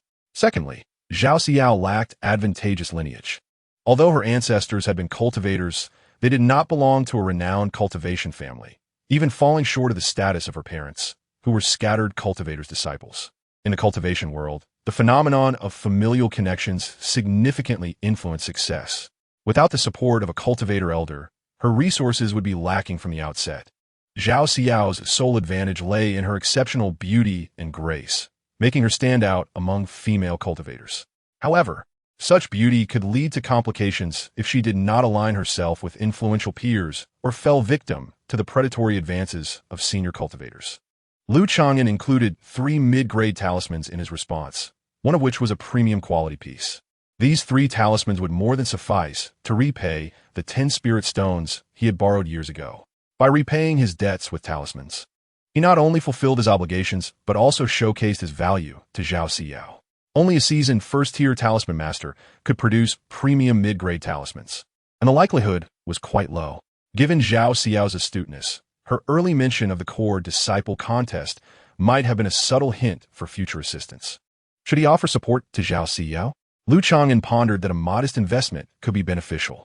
Once she became a core disciple, her chances of advancing to the foundation establishment stage would be significantly greater than those of ordinary cultivators. If Lu Chang'an were to lend 100 spirit stones, and Li Ergo and Lin each lent 50, that would total 200 spirit stones, an amount not insignificant for those at the late stage of qi refinement, nearing the value of a mid-grade magical artifact. Should Zhao Siyao succeed in her foundation establishment, such a sum would seem trivial. It would serve as an early congratulation. At that point, all three of them would have a backing in the foundation establishment stage, providing support for Lu Chang'an should he wish to advance himself. Even if Zhao Siyao were to fail in her foundation establishment, the loss of such spirit stones would be inconsequential to Lu Chang'an's current standing. Furthermore, as long as she did not perish during her attempts, the borrowed spirit stones would need to be repaid after the personnel at Yao Yuan were fully replenished. Lu Chang'an instructed the young girls from the Mu family on how to patrol and maintain vigilance, as well as how to utilize formations. These young practitioners, having just departed from their roles as seedlings, were still quite naive about many matters, requiring Lu Chang'an to guide them closely. Fortunately, having cultivated a calm demeanor in this life, he refrained from losing his temper. Negotiations fell through. What transpired? During a break, the three young girls from the Mu family engaged in gossip.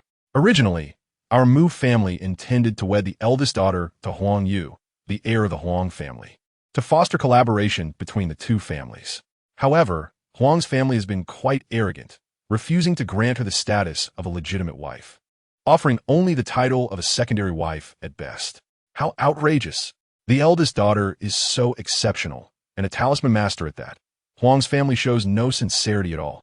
Alas, the Huang family has 3 foundation establishment members, and their heir possesses a superior spiritual root, giving them the audacity to act so presumptuously. Lu Chang'an, with his keen senses, caught snippets of the young girl's idle chatter. Having come from a family of cultivators in his past life, he understood Huang family's stance even better and even suspected their underlying motives. However, the Huang family was far more powerful, and the Mu family was currently in a precarious and vulnerable position. The disparity in their standings was starkly evident. Surrounding cultivation families observed the conflict between the Mu and Zheng families with detached interest, and the scales of victory appeared to be tipping in favor of the Zheng family. Yet, 10 days later, astonishing news emerged. Zheng family elder Zheng Yuanhua had mysteriously passed away. Zheng Yuanhua, at the 9th level of qi refinement, was one of the most formidable practitioners within the Huang family. The Mu family rejoiced, seemingly confirming the veracity of the news. The Mu family had an informant within the Zheng family, albeit one of low status. Elders of such families typically possessed soul tokens, allowing the family to be immediately informed upon their death. Lu Chang'an harbored doubts about the timeliness of this information. How did Zheng Yuanhua meet his demise? It was rumored that even his body had not been recovered. Lu Chang'an found himself perplexed. The beast tokens and flying boats within his storage bag were crafted by this individual, hence he paid particularly close attention. Based on Lu Chang'an's experience, it would be exceedingly difficult to extinguish the life of Zheng Yuanhua, who is at the 9th level of qi refinement, without the combined efforts of 2 or 3 peers or the intervention of a foundation establishment practitioner. Defeating someone and killing them are 2 distinct concepts. One death could turn the tide of the situation. The Mu family had grown increasingly assertive in the frontline mining area. Although the younger cultivators of the Mu family were no match for the Zheng family, they held a significant advantage in high-end combat power among the elders. Zheng Yuanhua's status was comparable to that of Mu Renlong of the Mu family, which is telling. Soon after, news arrived from the front lines that the ancestral leaders of the Zheng and Mu families had resumed negotiations and reached an agreement to cease hostilities. The Zheng family made concessions, agreeing to jointly supervise and evenly divide the accompanying mineral, the purple heart copper. On that day, Lu Chang'an stood atop a mountain, gazing towards Moonheart Island at the center of Feiyue Lake. This confirmed the news from the front lines. Chapter 25. The Evil Cultivator. Liang Xiaodian, with the 2 major cultivation families having called a truce, the situation temporarily stabilized. However, Lu Chang'an, who was within the Mu family, did not share this optimism. He was aware that the patriarch of the Mu family had only 3 to 5 years left to live. The cessation of hostilities by the Zheng family, perhaps, would allow them to bide their time for a few more years, ultimately leading to the Mu family's demise. Nevertheless, It was said that the lifespan of the Zheng family's patriarch was also limited, only spanning another 10 to 20 years. Lu Chang'an often ascended the high mountains to sense the condition of the Mu family's elder. If the elder were to pass away one day, he would undoubtedly be the first to know, even before the higher-ups of the Mu family. This ability stemmed from the soul imprint of the first generation within the Nine Seal monument, coupled with the keen sensitivity to the aura of lifespan granted by the ancient evergreen technique. Oh, he has vanished again? 3 days later, Lu Chang'an, standing on the peak, suddenly changed his expression. Once again, he disappeared from Lu Chang'an's perception. This was something that even an ordinary foundation establishment practitioner would not detect.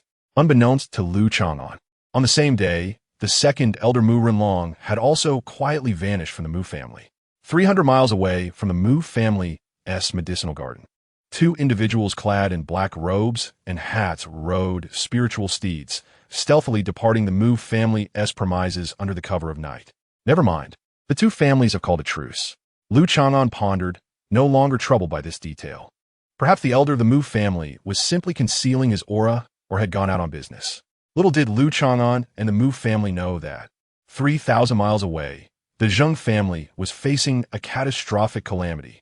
Several hundred miles from the Zheng family's stronghold, there lay a medicinal garden built along the riverside, comparable in scale to that of the Mu family.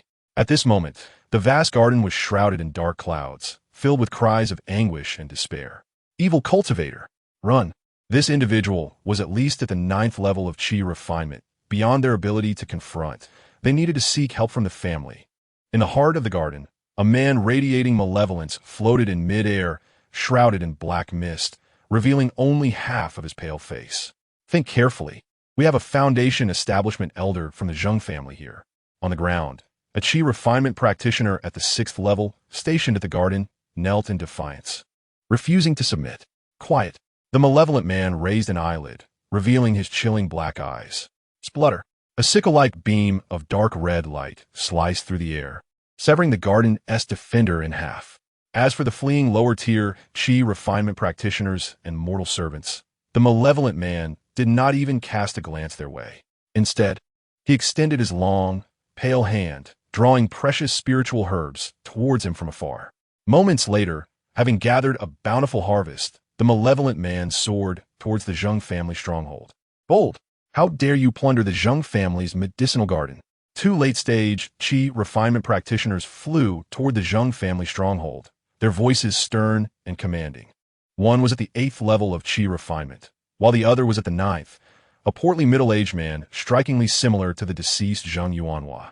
He was Zheng Yuanqing, the head of the Zheng family. Bold, I intend to have a look at the Zheng family's treasury as well. The malevolent man sneered, enveloped in black mist, leaving only an afterimage in his wake. In the next moment, his pale hand conjured a vortex of black blade wind, howling and rushing towards the two. Not good. A foundation establishment practitioner.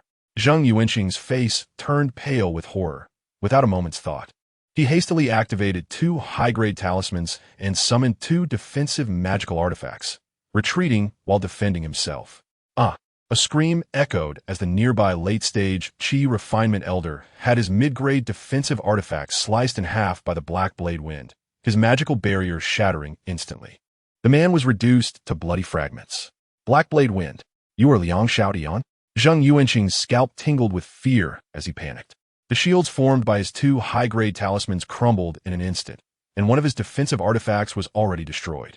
Faced with the imminent threat of death, he felt a profound despair. Oh, you actually know my name? The malevolent man abruptly halted, hands clasped behind his back, a hint of surprise flickering in his gaze as he regarded Zheng Yuanqing. Liang Shaoyan's reputation is known far and wide. Zheng Yuanqing narrowly escaped a calamity, drenched in cold sweat. What is your status in the Zheng family? The malevolent man revealed a glimpse of his side profile, exuding an ominous aura. I am the head of the Zheng family, Zheng Yuanqing. Zheng Yuanqing bowed slightly, his body hunched. Lead me to the treasury. The malevolent man commanded. What? The treasury? Very well. Before the malevolent man could change his expression, Zheng Yuanqing immediately acquiesced, obediently leading the way. The malevolent man nodded in satisfaction. As they approached the Zheng family, A wave of spiritual pressure from a foundation establishment practitioner swept towards them. The air was thick with a scorching aura. Liang Xiaotian, why have you plundered my Zheng family's medicinal garden and slaughtered my Zheng family cultivators? From within the clouds, an elder clad in gray robes descended on a red cloud, his voice booming with anger. That was earned by my own merit. Anyone who obstructs me deserves to die. The malevolent man remained unfazed, once again gathering a mass of black blade wind in his palm. How audacious! The Zheng family elder waved his sleeve, sending forth an iron fan. With a flick, it split into 6 flaming fan shadows, charging towards the malevolent man. Zheng elder, if you can withstand 10 strikes without dying, I shall retreat at once.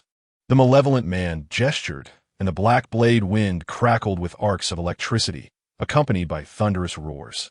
The 6 flaming fan shadows shattered in an instant.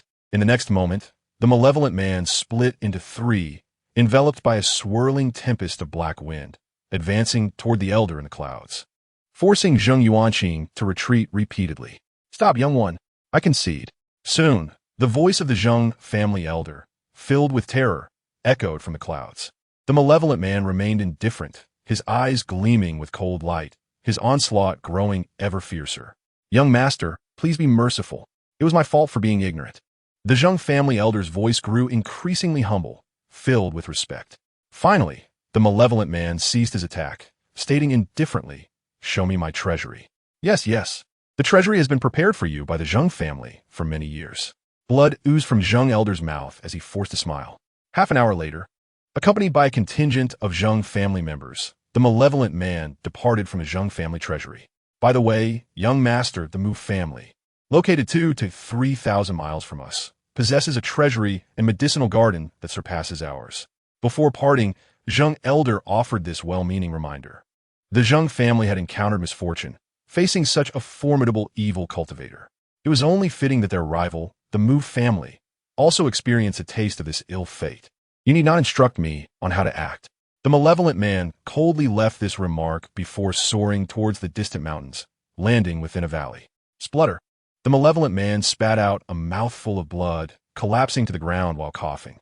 His cultivation had also fallen to the chi refinement stage. Cough.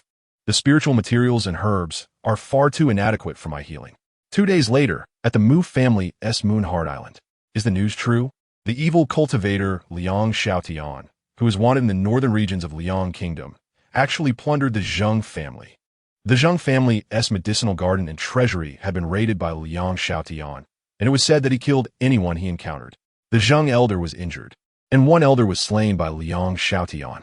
The upper echelons of the Mu family, all late-stage chi refinement practitioners, were in an uproar. This news was indeed astonishing. Unfortunately, the elder and Renlong were not present. Otherwise, they would have attacked the Zheng family at this moment. Liang Xiaotian did not annihilate the Zheng family. Was there a possibility he might come to plunder our medicinal garden and treasury?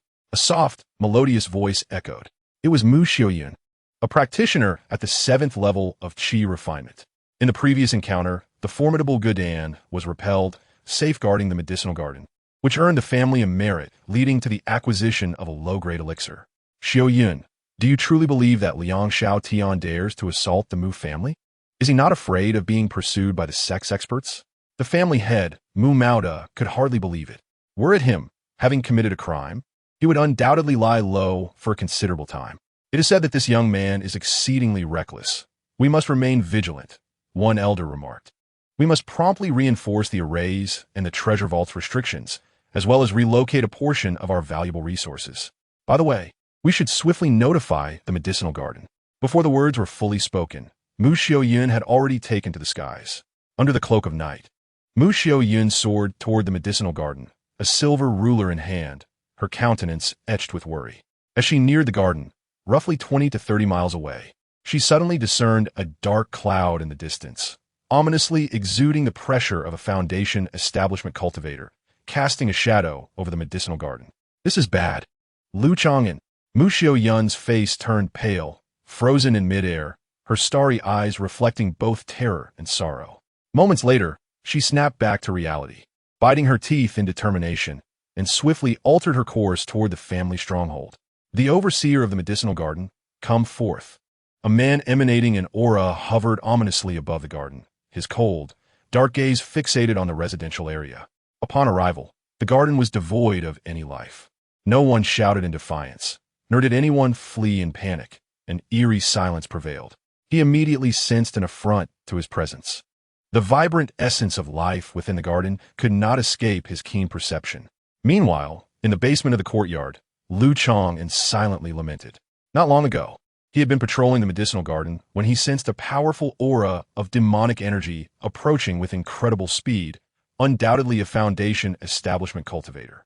The sense of threat far surpassed that of the Mu family's ancestor, and certainly was not that of the Zheng family's elder.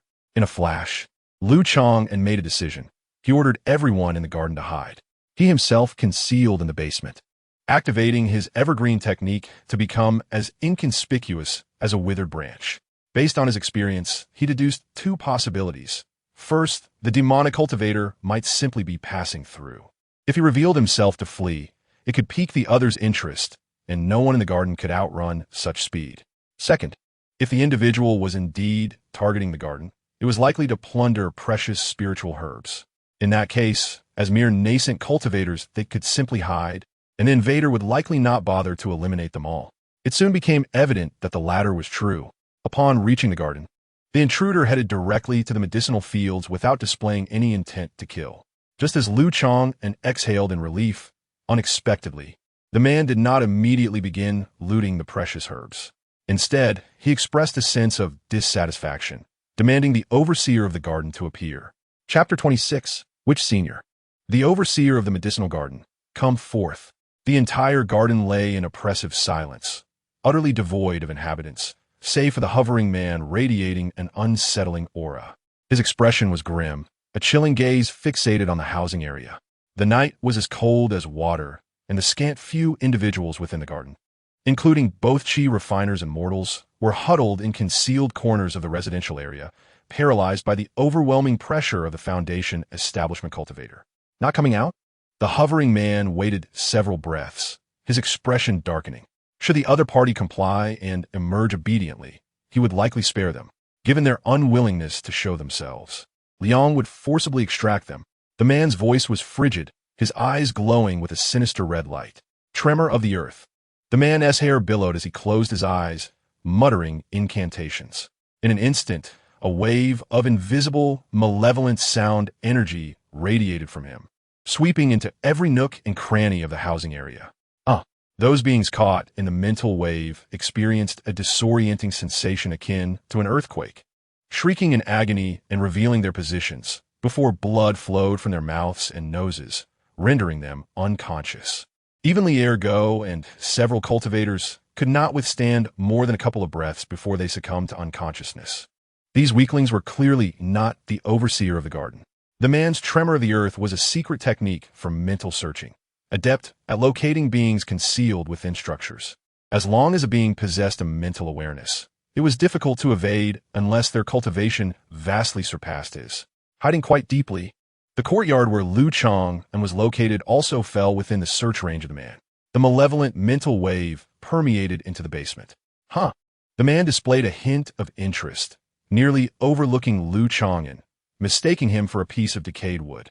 Not only that, but when the tremor of the earth swept past Lu Chang, he merely stifled a groan, displaying little reaction. Interesting. The man descended slowly toward the courtyard, extending a pale hand, a cruel smile gracing his lips. Just as he was about to strike down his target, an astonishing scene unfolded.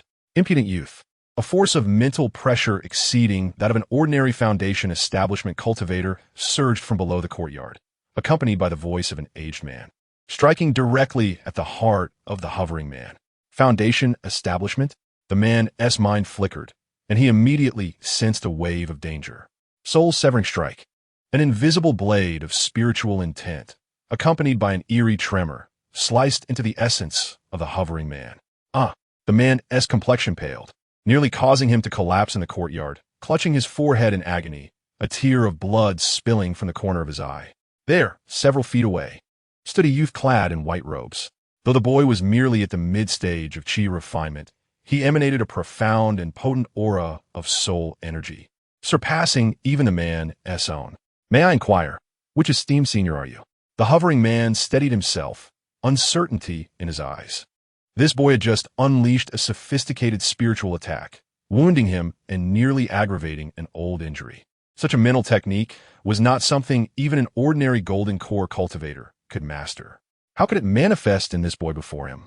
Moreover, he sensed an additional source of soul energy emanating from the youth. I am the old Yndli, an ancient nascent soul master not of this era. The white-robed youth stood with hands clasped behind his back, the aura of wisdom and simplicity surrounding him, far beyond what a mere chi refinement youth could emulate. A nascent soul master. The hovering man inhaled sharply, his heart shaken. No wonder this individual possessed profound mental techniques. Even a foundation establishment level of spiritual awareness could inflict harm upon him. To be called a nascent soul master, he must at least be in the late stages of that realm. Such a prominent figure would command respect even from the nascent soul true monarch of the Lihua Palace, in the realm of cultivation in Liang Kingdom.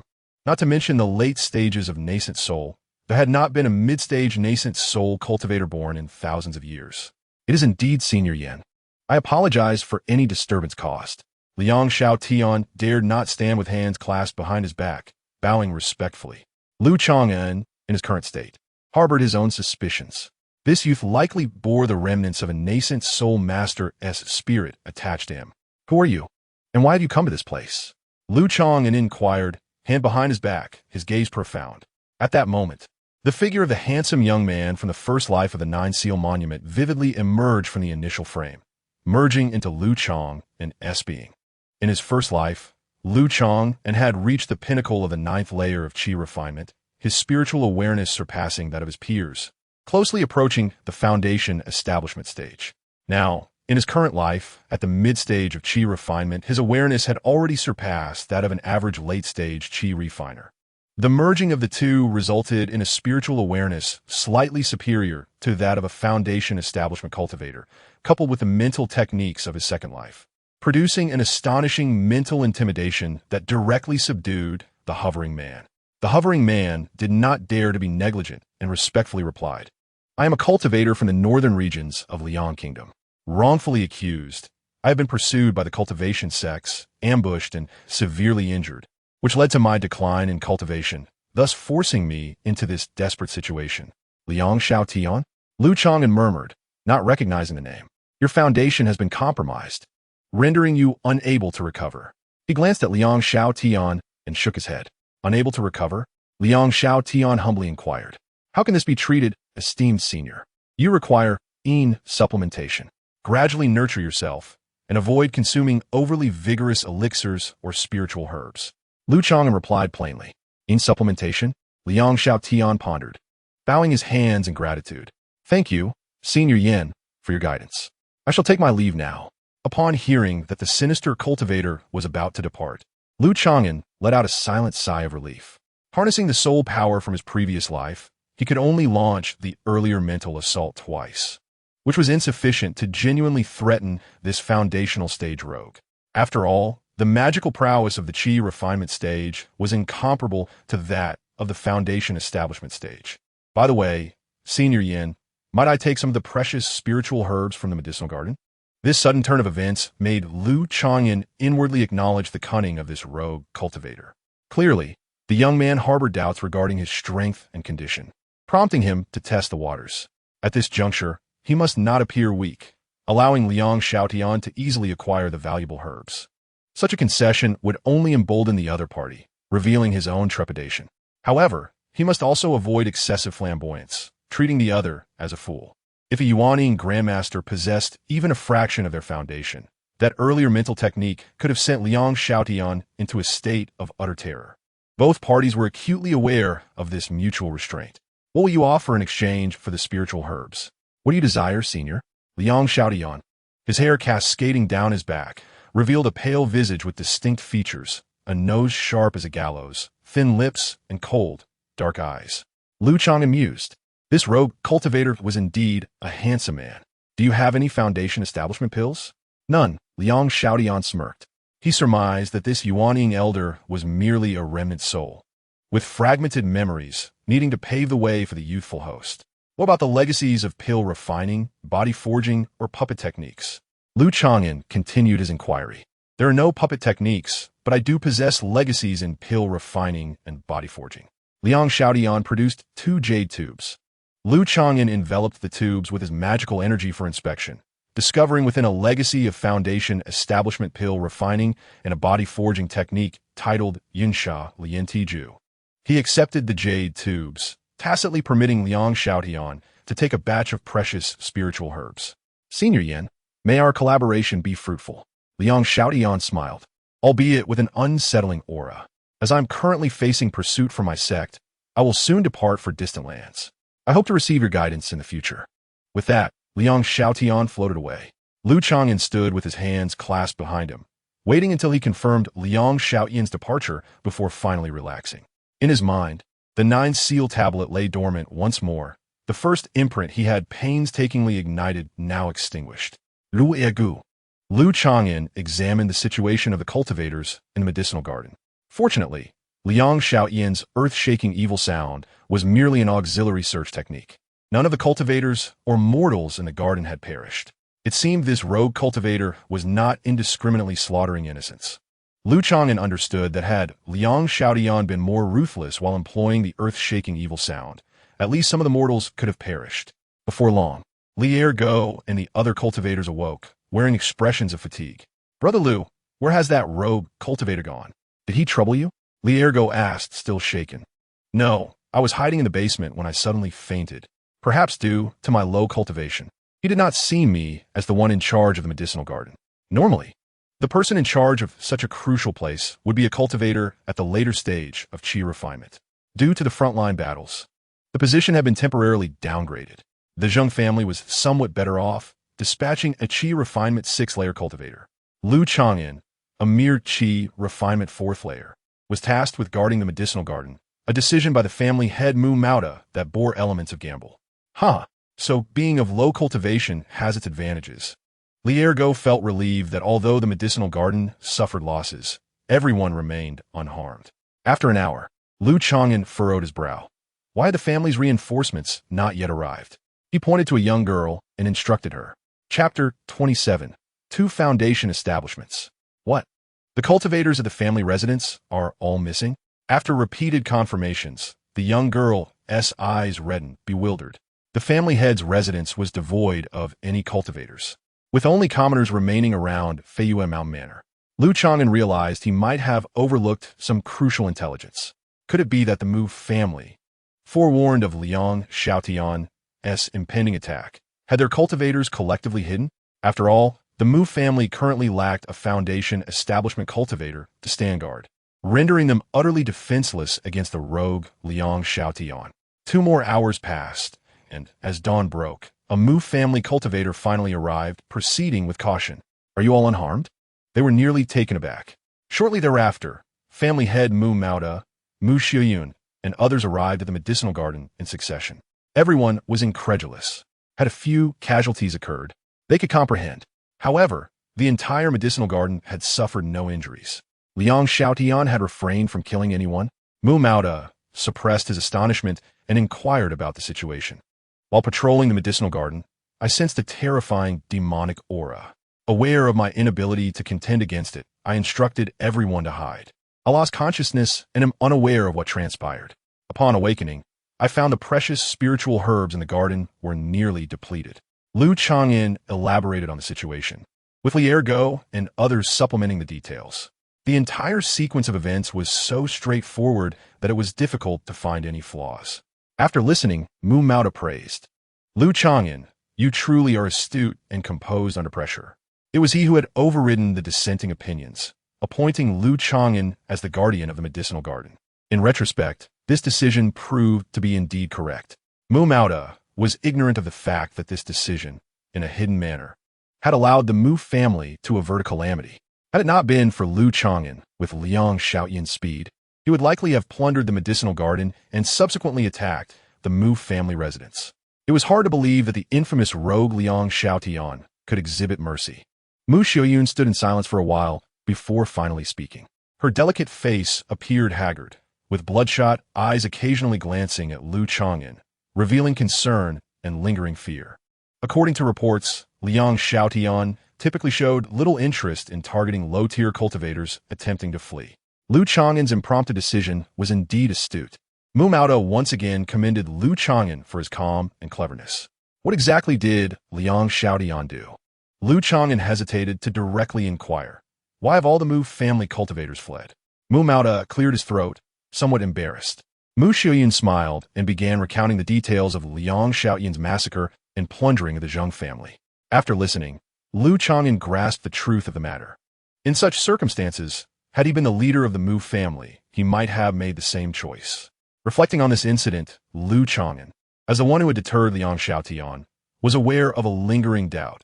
Why had Liang Xiaotian not proceeded to the Mu family residence after plundering the medicinal garden?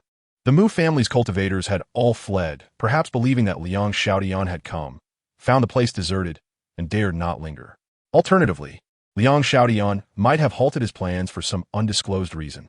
The truth of the matter, it seemed, was known only to Lu Chang'an and Liang Xiaotian. As a junior with insufficient cultivation and experience, and with the frontline mining area now at peace, I respectfully request that the position of guardian of the medicinal garden be entrusted to a late-stage qi refinement cultivator from within the clan. Seizing the opportunity while the family head was present, Lu Chang'an proposed. He sensed that the medicinal garden's fortune was poor, having faced two crises in less than a year, one from an insider and the other from a rogue cultivator. Lu Chang'an, you are a benefactor of my Mu family. Even if you do not take on the role of the medicinal garden's head, you can still assist in its defense, Mu Maoda advised. Now that the conflict between the two clans has ceased and the rogue Liang Xiaotian is being pursued by his sect, he would not dare to linger nearby. You can rest assured. Lu Chang'an understood this reasoning, but still declined. Staying in the medicinal garden, he felt he should contribute somewhat, though close to the family residence. The safety was slightly compromised. At the family residence, he would only need to refine some talismans each year, making it a safer and more leisurely option. Very well. In a few days, someone will come to take over from you. Mu Maoda recognized that pressing the issue would not yield results. The family had departed, leaving Mu Xiaoyun to account for the losses in the medicinal garden and manage the aftermath. Mu Xiaoyun's eyes sparkled, and she smiled. Lu Chang'an had initially intended to take it easy, but at the request of the Mu family's young lady, he had no choice but to accompany her. As they walked through the medicinal garden, Lu Chang'an caught a whiff of an exquisite and ethereal fragrance. Unsure whether it emanated from the gentle and serene young lady or the nearby spiritual flowers and rare herbs. Lu Chang'an, do you truly have no desire to wed any of the women from the Mu family? Mu Xiaoyun gracefully shifted her steps, her starry eyes slightly cast down, seemingly intent on rekindling their previous matchmaking discussion. I do not wish for that. In the past, he had frequented the Mu family to benefit from their cultivation grounds, feeling somewhat lacking in confidence due to the debts owed. However, now, as a first-tier senior talisman master, he shared a collaborative relationship with the Mu family. Why? Mu Xiaoyun's delicate hand involuntarily clenched her skirt as she gazed at him in confusion. The realm of cultivation was fraught with changes. The qi refinement stage was akin to being cannon fodder. One must at least reach the foundation establishment stage to establish a foothold. Otherwise, life would be uncertain. And how could one dare to take a wife and bear children? Lu Chang'an reiterated his explanation to Li Ergu from years past. Did not the previous conflict between the two clans validate this statement? Mu Xiaoyun bit her crimson lip, hesitating to speak. Given Lu Chang'an's age, spiritual root, and current cultivation level, the hope of achieving foundation establishment seemed exceedingly slim. Even Mu Xiaoyun, of similar age to Lu Chang'an, had only recently advanced to the 7th layer of qi refinement, with her future in foundation establishment still precarious. In comparison to sects and grand families, 4 small cultivation families to acquire foundation establishment pills was truly a formidable challenge. By the way, young lady, you previously mentioned that Liang Xiaotian was infamous. Do you know why he's being sought by the sect? Lu Chang'an attempted to shift the topic, breaking the solitary atmosphere. It was rumored that Liang Xiaotian had committed an atrocious crime against a female disciple of the Xianing Pavilion. Disgust flickered in Mu Xiaoyun's eyes as she spoke hesitantly. Lu Chang'an was taken aback. He had had brief dealings with Liang Xiaotian and could not fathom that such a person could commit such a vile act. 2 days later, the Mu family dispatched a qi refinement 7th layer cultivator to take over Lu Chang'an's position. It was a familiar face. Brother Yunfei, congratulations on your advancement to the later stages of qi refinement. Lu Chang'an gazed at the young man with a severed arm, whose once handsome face now bore a charred, dark purple scar. This reminded him of Zheng Wugong, who had also been scarred while hunting down celestial seedlings. Had he been as handsome as Mu Yunfei in his youth? Brother Chang'an, I've heard of your accomplishments in the medicinal garden. Inviting you into the family was the wisest choice the Mu family ever made. Mu Yunfei's lips curled into a smile, his scar twitching slightly, adding a touch of fierceness to his demeanor. Through their conversation, Lu Chang'an learned that Mu Yunfei had awakened his potential through life and death battles at the front lines, achieving the 7th layer of qi refinement. Common methods of breaking through bottlenecks include 2 approaches: a gradual honing that takes considerable time, or consuming breakthrough pills to increase success rates. However, Mu Yunfei's situation fell under the rarely seen 3rd category, awakening potential at the brink of death, shattering shackles. This method of breaking through bottlenecks was demanding and fraught with risk. To his surprise, Mu Yunfei, having lost an arm, managed to break through via the most arduous means. Although Lu Chang'an admired him, he held this method in great reverence. In his view, only those fabled to possess fortune could repeatedly break through at the edge of life and death, turning misfortune into fortune. Lu Chang'an aimed to steadily enter the Yuan-Ing stage in this life, with longevity and prudent management, and had no desire to engage in such high-risk behavior. Sect disciples arrived at the Mu family to investigate the clues regarding the rogue Liang Xiaotian. They only inquired about the situation in the medicinal garden. As one of the parties involved, Lu Chang'an was not summoned. After a brief inquiry, the sect disciples departed swiftly. Lu Chang'an preferred to avoid unnecessary troubles and devoted himself to closed-door cultivation, studying the Yunsha Liantiju he had acquired from Liang Xiaotian. Body refinement techniques were relatively obscure. In his past life, he had to cultivate while also delving into talisman mastery and laboring for his family, leaving him no time to explore this domain or gather such techniques.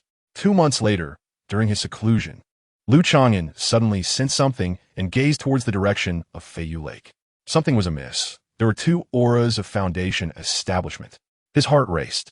One of the exhausted foundation establishment auras belonged to the Mu ancestor. The other, unstable foundation establishment aura was easily detectable. A newly emerged foundation establishment. Lu Chang'an immediately deduced the situation. As expected, that very afternoon, Mu Renlong appeared at Feiyu Mountain Villa as a foundation establishment cultivator. The second foundation establishment. The entire Mu family was in an uproar, celebrating jubilantly. In the midst of the fervent atmosphere, only Lu Chang'an furrowed his brows, his expression less than favorable. 2 foundation establishments? It seemed the family conflict was far from over, for the balance between the 2 great families had been shattered. The following day, the Mu family convened a family-wide mobilization meeting at Feiyu Lake, preparing to counterattack the Zheng family and avenge their past humiliations. Chapter 28. The yellow sparrow lurks behind the realm of cultivation, truly experiences shifts in fortune. Not long ago, the Mu family faced dire circumstances, on the verge of being incrementally devoured by the Zheng family.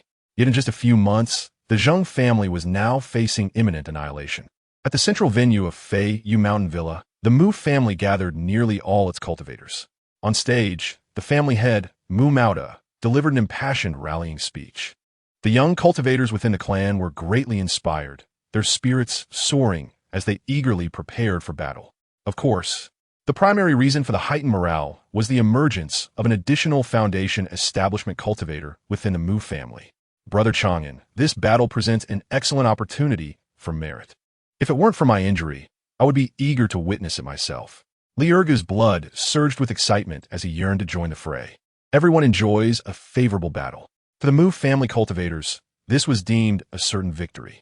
Many young clan members eagerly volunteered, yearning to achieve merit and seize resources from the Zheng family. Brother Chang'an, would you like to join my assault team? Mu Yunfei approached, extending a personal invitation. His one-armed figure, combined with his facial scar, exuding an air of menace. My cultivation is shallow, and my strength is limited, rather than hindering the front lines. It will be better for me to remain in the rear, refining talismans to support everyone. Lu Chang'an politely declined. He had no desire to partake in a favorable battle. He was not short of spiritual stones, So why join the front lines merely for the sake of excitement? In his previous life, he had reached the pinnacle of the Golden Core stage, and such battles among Foundation establishment families seemed little different from skirmishes between neighboring villages. Mu Yunfei did not press the matter, feeling a tinge of disappointment. He inwardly sighed. Lu Chang'an possessed considerable combat talent, but was overly cautious and reluctant to stake his life. Half a day later, the Mu family gathered the members preparing for battle. Most cultivators were above the third layer of qi refinement, and many were fresh faces from the new generation, the youngest being only 16 years old. The Mu family's elite combat strength was not to be underestimated. In addition to the 2 Foundation establishment cultivators, there were 3 at the 9th layer of qi refinement. The family head, Mu Mauda, had advanced to the 9th layer of qi refinement several years prior. The remaining late-stage qi refinement cultivators, including Mu Yunfei and Mu Xiaoyun, numbered 5 or 6. The mid-stage qi refinement cultivators were not numerous, with only about 20. However, the number of newly emerging early-stage qi refinement cultivators in the family was gradually increasing. The family's future looked promising. If this battle were merely against the Zheng family, it would indeed be quite stable, Lu Chang'an pondered. On the Zheng family side, their Foundation establishment ancestor was injured, and only 2 remained at the 9th layer of qi refinement. One was the family head, Zheng Yuanqing, while his brother, Zheng Yuanhua, had mysteriously perished after invading the Mu family's medicinal garden. The other was Zheng Wugong, who had led the ambush against the Mu family celestial seedlings.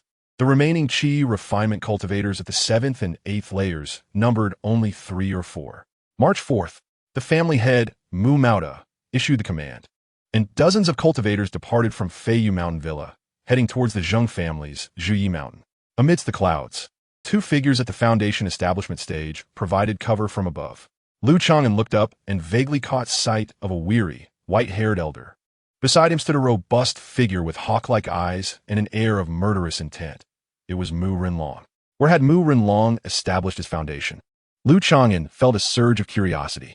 For a small cultivation family like the Mu family, the greatest challenge in achieving Foundation establishment was acquiring Foundation establishment pills. Secondly, it was safeguarding the pills and successfully breaking through. If word were to leak, opposing forces would surely intervene to obstruct them.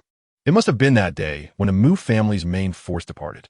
Within the clan, only a group of the elderly, the weak, the ill, and the timid like Lu Chang'an, who dare not venture to the front lines, remain. At this moment, Lu Chang'an remains vigilant, for the defenses at the Mu residence are rather tenuous. However, the Mu family is prepared. The remaining cultivators are on high alert, activating the first-tier protective formation for their clan. Relying on this formation for defense, it will be difficult to breach without a foundation-building stage cultivator in a short time. Based on Lu Chang'an's experience, the likelihood of an attack on the Mu residence is exceedingly low, as the Mu family has nearly emptied their nest, taking away their precious resources. Even if the enemy were to invade, the strategic significance would be minimal, and without deploying their main forces, breaching the formation would be arduous. To sacrifice for a few frail individuals would yield more losses than gains. The most crucial resource for a cultivating family is the spiritual vein, which is deeply buried underground and cannot be easily transported. Some fixed assets, such as minerals and spirit fields, could only be looted or damaged to a certain extent without causing severe harm. Time passes slowly, and for several days, Feiyu Mountain Manor remains tranquil. Yet the atmosphere within the clan feels oppressive. The station clansmen are anxious about the battles at the front lines. After 2 more days, dreadful news arrives from the front. The esteemed ancestor of the Mu family has fallen. It is said that at the Zhuyi Mountain of the Zheng family residence, the foundation-building ancestors of both families perished together. The faces of the clan members darken, suppressing their raging anger. Upon inquiring, Lu Chang'an learns of the situation at the front. Indeed, the Mu ancestor has met his demise, but perishing alongside the Zheng ancestor is not a significant loss, considering the former's advanced age. As long as the Zheng family is eradicated and their resources consumed, it would surely be a gain. However, just as the 2 ancestors fall, Mu Rinlong leads the family into battle, preparing to seize the Zheng family's Zhuyi Mountain. The Fengya Huang family intervenes. Only 2 foundation-building cultivators from the Huang family arrive, one at the early stage and the other at the mid-stage. Zheng Wugong, the last remaining qi-refining ninth-layer cultivator of the Zheng family, agrees to pledge allegiance to the Fengya Huang family under the directive of the Huang family's foundation-building ancestor, preferring to be a vassal of the Huang family rather than ceding benefits to the Mu family. This outcome ignites the fury of the Mu cultivators, who have fought fiercely, nearly leading to a confrontation with the Huang family. After the Mu family suffers grievous losses and the foundation-building ancestor falls, they find themselves at a disadvantage to the Huang family. Yet, the Mu family has no choice but to accept the harsh reality. Facing two seasoned foundation-building experts, especially one at the mid-stage, Mu Renlong, newly initiated into the foundation-building stage, stands little chance of victory. The Fengya Huang family indeed has ulterior motives. The final outcome is not surprising to Lu Chang'an. Long before, while stationed at the medicinal garden, he had learned that the marriage alliance between the two families had fallen through, leading him to suspect the Huang family's intentions were nefarious. Even if the Mu and Huang families had successfully allied through marriage, the Huang family would inevitably seek to absorb the Mu family after the Zheng family was extinguished, reducing them to a mere vassal. However, such actions would undoubtedly incur costs and provoke the discontent of the Yusho Zhou family. Lu Chang'an contemplates another dimension. The Yusho Zhou family, one of the 7 great cultivating families of Liang Kingdom, is the true overlord of the region. Previously, the Zheng family had allied with a faction of the Zhou family. In the absence of Zhou family intervention, the Zheng family planned to gradually encroach upon the Mu family at Feiyue Lake. This implies that the dispute between the two families was tacitly permitted by the Yusho Zhou family. However, they did not anticipate the variable of the malevolent cultivator Liang Xiaotian, which severely weakened the Zheng family's strength. The Mu family unexpectedly produced a formidable new foundation-building cultivator, turning the tide to threaten the Zheng family. Ultimately, the Huang family, which had long been eyeing the situation, became the opportunistic player. With 3 foundation-building cultivators, the Huang family emerged as a powerful force, a result the Zhou family did not wish to witness. Nevertheless, the Huang family refrained from direct involvement in the battle, and the remnants of the Zheng family willingly submitted. The Yusho Zhou family had no grounds for reproach. After some time, the conflict between the two families draws to a close. This expedition against the Zheng family has fallen far short of the Mu family's anticipated gains. The only reward is the allocation of the disputed first-tier purple copper mine to the Mu family at Feiyue Lake. Subsequently, Lu Chang'an learns of some insider information. After the battle, a private meeting occurs between the foundation-building cultivators of the Zhou, Huang, and Mu families. The Huang family voluntarily relinquishes part of their interests to the Zhou family to ease their dissatisfaction. The Mu family, having contributed the most, emerges as the least benefited party. Whether the Mu family has gained or lost in this conflict is difficult for Lu Chang'an to ascertain, but is certain that they have not profited. Moreover, after the eradication of the Zheng family, the Mu family will face an even more terrifying potential adversary, the Fengya Huang family. Time flows ceaselessly, and 3 years later, within a courtyard shrouded by formations at the Feiyue Mountain Manor, Lu Chang'an sits in meditation, exhaling a long breath of clear air. He has been with the Mu family for 12 years now. 2 months ago, he turned 30. He anticipates it will take another year or 2 to reach the 5th layer of qi refinement. Lu Chang'an is not in a hurry. He concludes his routine cultivation for the day. For him, the difference between the 4th and 5th layers of qi refinement is minimal. Only upon reaching the 7th layer, transitioning to the late stage of qi refinement, will his strength see significant enhancement. As he steps into the courtyard, Lu Chang'an receives a letter from Zhao Siyuan. After glancing at it, he reveals a contemplative expression, tucking the letter away before exiting the courtyard.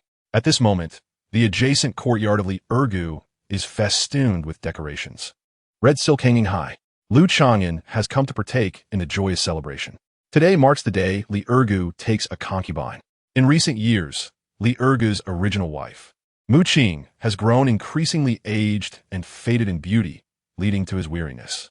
Recently, Li Ergu, who has advanced to the 5th layer of qi refinement, has gained a higher status within the clan. With the support of the family elders, he has married a pair of sisters from the Mu family. The elder sister, Mu Kaiwei, is 18 years old, while the younger sister, Mu Kalin, is 16.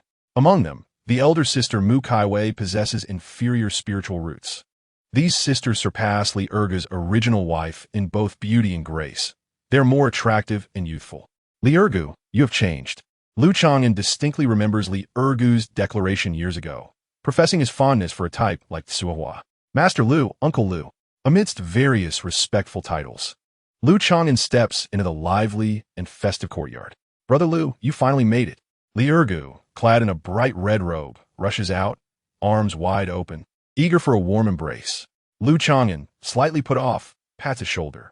Compared to several years ago, Li Ergu's face has grown rounder, his belly slightly protruding, and his skin is not as dark as before. Though barely 30, he appears like a prosperous gentleman at first glance. Changqing, this is my congratulatory gift. Lu Chang'an produces 2 exquisite wind speed talismans, which he had promised Li Ergu years prior. Nowadays, the cultivators of the Mu family refer to Li Ergu as Changqing or Li Changqing. Ha! Brother, come and eat and drink at your leisure. There's no need for gifts. Li Ergu's eyes light up as he swiftly accepts the talismans, leading Lu Chang'an to the main table inside. In this realm of mortals and immortals, Li Ergu's relatives are absent, treating Lu Chang'an as his own brother. Although Li Ergu has been the first to advance to the 5th layer of qi refinement, he still respects Lu Chang'an, maintaining the same closeness as a decade ago. You, the groom, should go and attend to your duties first. Lu Chang'an gestures. Over the years, Li Ergu has fully integrated into the Mu family, fathering descendants with spiritual roots and fighting on the battlefield, even breaking a leg. In the eyes of the Mu family, he is a trustworthy son-in-law, considered one of their own. Many guests come to offer their congratulations. Among them are some familiar clansmen of Li Ergu. TSK. Mu Yinglan marrying into the Yusho Zhou family. That's a wise move, leaning on a big tree for shade. A conversation at a neighboring table catches Lu Chang'an's attention. Mu Yinglan is the spiritual-rooted girl that the Mu family once sought to match with Lu Chang'an. Ultimately, that endeavor failed and left her with grievances. Lu Chang'an has heard of Mu Yinglan's marriage. 3 years ago, following the conflict between the 2 families, the relationship between the Feiyue Lake Mu family and the Yusho Zhou family has gradually improved, replacing the former position held by the Zheng family. Facing the rising Huang family, the Zhou family has grown wary. The Huang family, with its 3 foundational establishments, stands united, posing a potential threat to the Zhou family's position should they continue to develop. In contrast, the Mu family is the weakest, neighboring Huang's territory. The Beastmaster Zhou family does not wish for Huang to assimilate Mu, thus harboring intentions to support the latter. This sets the backdrop for Mu Yinglan's marriage into the Zhou family. In truth, the eldest daughter, Mu Xiaoyun, will be an ideal bride. However, following the incident in the medicinal garden, where she was promoted to the 7th level of qi refinement, Mu Xiaoyun publicly declared her intention to remain unmarried. With her commendable cultivation and status as a senior talisman master, the higher-ups of the Mu family are reluctant to lose such a talent and support her decision to remain single, leaving the possibility of future suitors open. It is said that Mu Yinglan voluntarily stepped in to marry the 2nd son of one of the Zhou family branches as a primary wife. For Mu Yinglan, this is indeed a significant elevation in status. This young lady holds a grudge. Lu Chang'an smirked at the thought.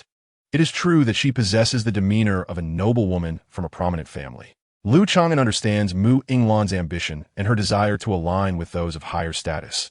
As she thrives, he is pleased for her success. That evening, Li Ergu brought home the sisters Mu Kaiwei and Mu Kalin, elated and embracing them. This scene incited envy among the few aspiring cultivators present at that time. Even some young members of the Mu family were envious. Li Ergu's current situation is a result of his prolificacy. He was the first to marry and bear children, reaping substantial rewards. He was also the first to produce an offspring with spiritual roots, receiving a breakthrough elixir for mid-qi refinement. Subsequently, he fathered several more children, showcasing a fertility that surpasses his peers in cultivation. Having also risked his life for the Mu family, the family naturally wishes to nurture such a devoted and highly capable son-in-law, entrusting him with more responsibilities. In contrast, an ordinary man would have long succumbed to the allure of beauty, yet Li Ergu has remained steadfast, never slackening in his cultivation. Lu Chang'an found this rather surprising. In truth, Li Ergu's diligence can be attributed to the influence of his neighbor, the persevering cultivator Lu Chang'an. Even his name change was inspired by Lu Chang'an. 3 days after taking a concubine, Li Ergu sought out Lu Chang'an, presenting him with a letter. Zhao Xiao has invited us to gather at Jinyun Valley within 6 months. Indeed, I received a letter as well, Lu Chang'an nodded. Given the ample time, Li Ergu had not mentioned this matter during his recent nuptials. Brother Lu, what do you think? Should we lend Zhao Xiao our support? Li Ergu awaited his input. Over the past year, Zhao Xiao has subtly indicated the challenges of competing for core disciple status. Lu Chang'an replied, support is feasible, but we must act within our means. How much do you intend to contribute? 100 spirit stones. Lu Chang'an raised a finger. Alas, I can only afford 50 spirit stones at most. My family as heirs Hun is just beginning his cultivation and requires resources, Li Ergu lamented.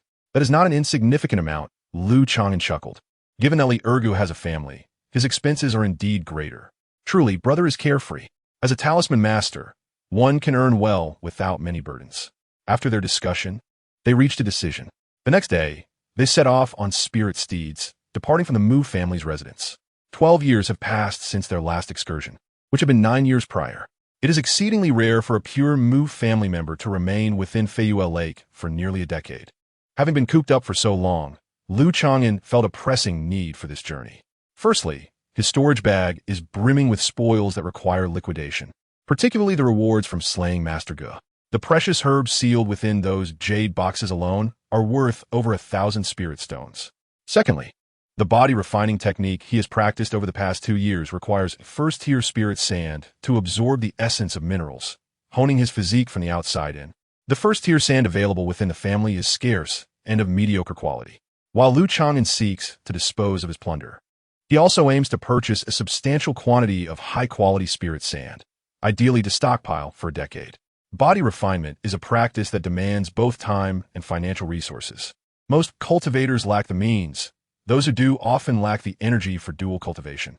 Aside from enhancing survival skills and close combat prowess, body refinement offers few distinct advantages. Consequently, few practitioners pursue this path. However, Lu Chang'an enjoys a long lifespan, ample leisure time, and sufficient financial resources, making him well-suited for the dual cultivation of body refinement. A month later, the two arrived at Hengshui Prefecture on their spirit steeds. They first visited the royal mansion to meet Lin Yi, who also received Zhao Xiao's invitation, greeted them warmly. I have been waiting for you for quite some time. Come, sample my yin feng tribute tea. Lin Yi, dressed in a loose robe with a well-groomed appearance, exuded a calm, yet approachable demeanor. Lu Chang'an nearly forgot the proud young lord he once knew, clad in resplendent finery. 2 years prior, Lu Chang'an and Lin Yi had crossed paths when Lin Yi founded the hidden Immortal Pavilion and purchased a batch of talismans from Lu Chang'an at the Mu family residence. Now, the hidden Immortal Pavilion has found its footing, and Lin Yi has ascended to the 4th level of Qi refinement, attracting several loose cultivators and a cadre of martial artists from the secular world. The following day, the three set off for Jinyun Valley on their spirit steeds. Traveling via these semi-spiritual steeds is both labor-saving and convenient for the Qi refinement period, surpassing the efficacy of flying with magical artifacts for long distances. A month later, they arrived at Jinyun Valley, which lies at the heart of majestic mountains.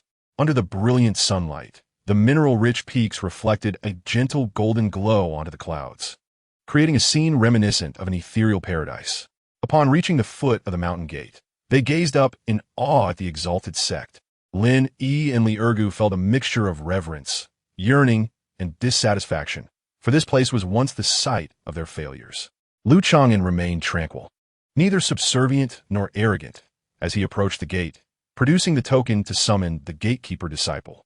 After approximately half an hour, Zhao Xiao, clad in a moon-white gown, descended gracefully upon a cloud, landing before them. Adorned with a phoenix hairpin, her ethereal attire emanated a celestial grace, exuding an aura of cold beauty. The three were momentarily stunned.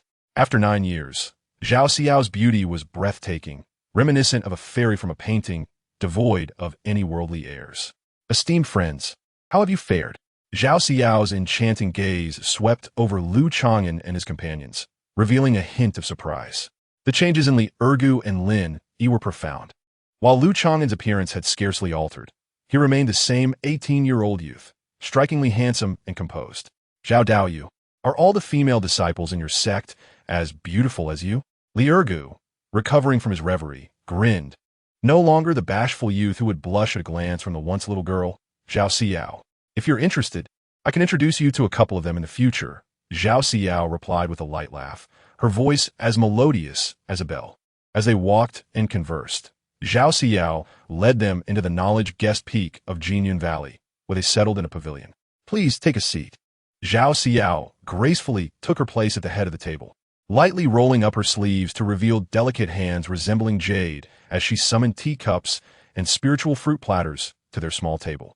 Chapter 30. Superior Magical Artifacts in the Pavilion of Knowledge Guest Peak. The atmosphere was amicable as this gathering was devoid of Xiaofaran. Zhao Xiao had advanced to the 8th level of qi refinement.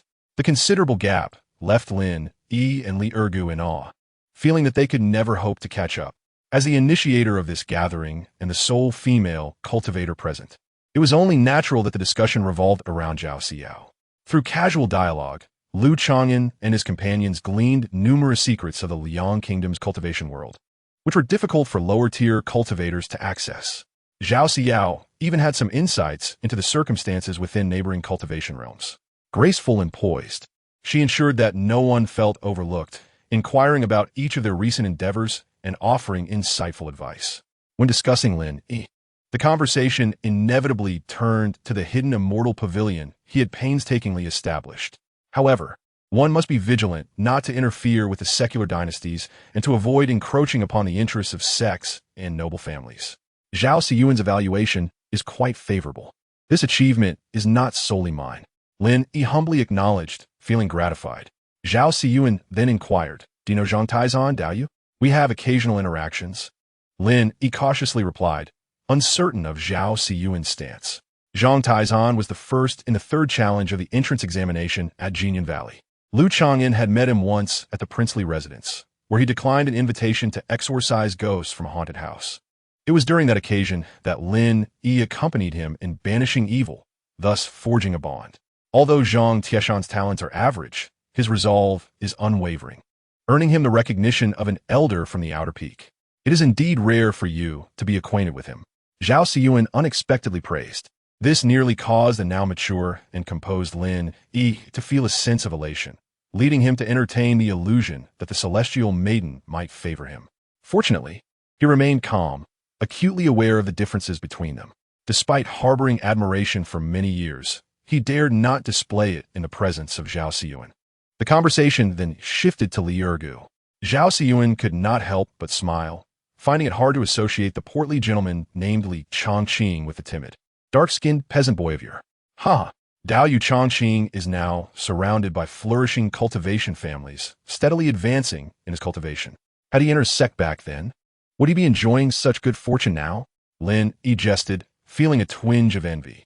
The once underestimated peasant lad now surpasses him in both status and cultivation within the realm of immortality. Lu Chang'an also chuckled, remarking that if Li Ergu had truly entered a sect, he might not have the comforts he enjoys today. Dao Yu must be cautious. The mundane world's worldly desires can affect one's purity of mind. Yet if one can cleanse themselves of the mundane, it can enhance their cultivation state, Zhao Xiyuan similarly advised. Finally, she mentioned Lu Chang'an.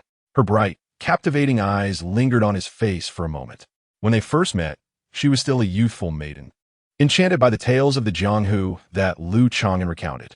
The closeness they once shared, that indescribable flutter of emotions, had nearly faded under the passage of more than a decade within the vast world of cultivation. Dao Yu Lu, while your wood-based cultivation method has benefits for preserving youth, the advancement in your technique is rather slow. If the opportunity arises, you might consider transitioning to a more suitable fire-based technique, Zhao Xiyuan suggested with a smile, feeling a sense of regret. Originally, Lu Chang'an's aptitude was not lacking. Failing to enter a sect was a critical misstep, leading to a series of errors. Presently, his cultivation still lags behind that of Li Ergu. The art of talismans is indeed a commendable skill, yet one must not become overly engrossed. Our path as cultivators is paramount. Thank you, Zhao Dao Yu, for your concern and guidance. Lu Chang'an discerned Zhao Xiyuan's sincerity, appreciating her well-considered advice for the 3 of them. Guidance from a sect cultivator is something that ordinary loose cultivators yearn for. Subsequently, Lin Yi and Li Ergu sought Zhao Siyuan's counsel regarding their cultivation concerns. It is not a matter of seeking counsel. We shall mutually explore our knowledge. Zhao Siyuan responded without arrogance, occasionally smiling and attentively listening, breaking the initial cold demeanor that had made them hesitant to approach her. The atmosphere grew increasingly harmonious and amicable. With a celestial maiden like Zhao Siyuan present, the discussions among the four regarding their cultivation became lighthearted and enjoyable. Sipping tea and discussing the Tao was a delightful experience. Each participant left with newfound insights. During Zhao Siyuan's explanations, occasional flashes of inspiration and understanding surged within her. Even Lu Chang'an, who was recultivating, felt a sense of revisiting old knowledge as they discussed these fundamental cultivation concepts. This is the essence of companionship on the path of cultivation. Engaging with like-minded individuals and receiving guidance from mentors is invaluable. Personal wisdom is inherently limited. If one remains in isolation, neglecting to exchange insights with peers, even with the passage of time, they will encounter various dilemmas and constraints. The current atmosphere of camaraderie brought Lu Chang'an a sense of comfort. In his previous 2 lives, he had encountered too many instances of scheming and treachery in the world. In this life, at the early stages of his cultivation, he had made friends of commendable character. Having known each other for over a decade, despite being at different levels within the realm of immortality, they maintained their connections, which is truly remarkable. Of course, Lu Chang'an was acutely aware of the fickleness of human nature. The future was still uncertain. As the sun began to set, Zhao Siyuan finally broached the main topic of their meeting. Esteemed Tao friends, I have summoned you here today for a request. Zhao Siyuan spoke earnestly. Zhao Daoyu, we are generally aware of your circumstances. Please feel free to express any needs. Lin Yi readily replied. Zhao Siyuan nodded with a smile and produced a slightly rusted iron umbrella. This is a treasured artifact passed down in my family, but alas, it has suffered damage, reducing its power to only about 30 to 40%. Zhao Siyuan explained. She wished to compete for the position of core disciple, but the artifact in her possession was insufficiently potent. Typically, a superior artifact corresponds to the early stage of foundation establishment. However, in the sect, disciples with exceptional techniques and profound abilities at the late stage of chi refinement can also wield superior artifacts effectively. There are 2 significant challenges in restoring this artifact. First, there is an insufficient supply of spirit stones. The spirit stones she possesses are primarily allocated for her cultivation, leaving no surplus for artifact restoration. She requires at least 200 spirit stones. Second, she cannot enlist the help of an artifact refiner within the sect for repairs, as this could potentially leak the artifact's capabilities and characteristics, jeopardizing her quest for the core disciple position. Primarily, Zhao Siyuan lacks a trusted artifact refiner within the sect. She wishes to commission someone she trusts to repair it in the marketplace without alerting her competitors within the sect. The first issue is easily resolvable. Lu Chang'an produced 100 spirit stones. Lin Yi gritted his teeth and contributed 60 spirit stones. Li Ergu provided 50 spirit stones. In total, they gathered 210 spirit stones, which was nearly sufficient. The current challenge lay in determining who would undertake this task. Lin Yi felt a flicker of anticipation, as his newly established Ancient Pavilion was regarded as a grassroots force within the realm of immortality. Daoyu Lu, do you have time to visit Wufeng Market to seek Master Gulai for the repair of this artifact? Zhao Siyuan's gaze shifted among the 3 before settling on Lu Chang'an. Certainly, I was just planning to go to the marketplace to procure some materials. Lu Chang'an readily agreed without a second thought, even if he were not to assist with this task. He intended to visit the marketplace to purchase first-tier spirit sand and dispose of some spoils. Lin Yi felt a tinge of envy at the side. Entrusting such an important matter as the restoration of a superior artifact to Lu Chang'an demonstrated Zhao Siyuan's trust in his character and capabilities. There are also 2 sect tasks, and I hope Daoyu Lin and Daoyu Li can lend a hand, Zhao Siyuan said with a smile, her lips pursed. Soon, Lin Yi and Li Ergu each received a task assignment. Li Ergu's task was to secretly protect a descendant of a Foundation Establishment elder from Jinyun Valley in the capital of Liang Kingdom for a duration of 6 months. This was due to the unstable political situation in the capital, where the descendant held a crucial official position. Lin Yi's task involved gathering a rare herb known as Henuakeo. which only grows in specific locations during the full moon. Although it is not highly valuable, acquiring it is rather cumbersome, requiring the collection of 20 specimens, which could prove labor-intensive and might take a year. Zhao Xiyuan, lacking the energy to tackle these sect tasks herself, had arranged suitable assignments for each of them, acknowledging the annual requirements of the sect while also allowing for contributions. Lu Chang'an mused that this was quite thoughtful of her. For instance, Li Ergu was assigned the simplest bodyguard task, as he was the strongest among the three. Lin Yi's task was relatively complex, but with the support of Ancient Pavilion, it was manageable. Lu Chang'an's task was the most crucial, requiring someone reliable and steady in their actions.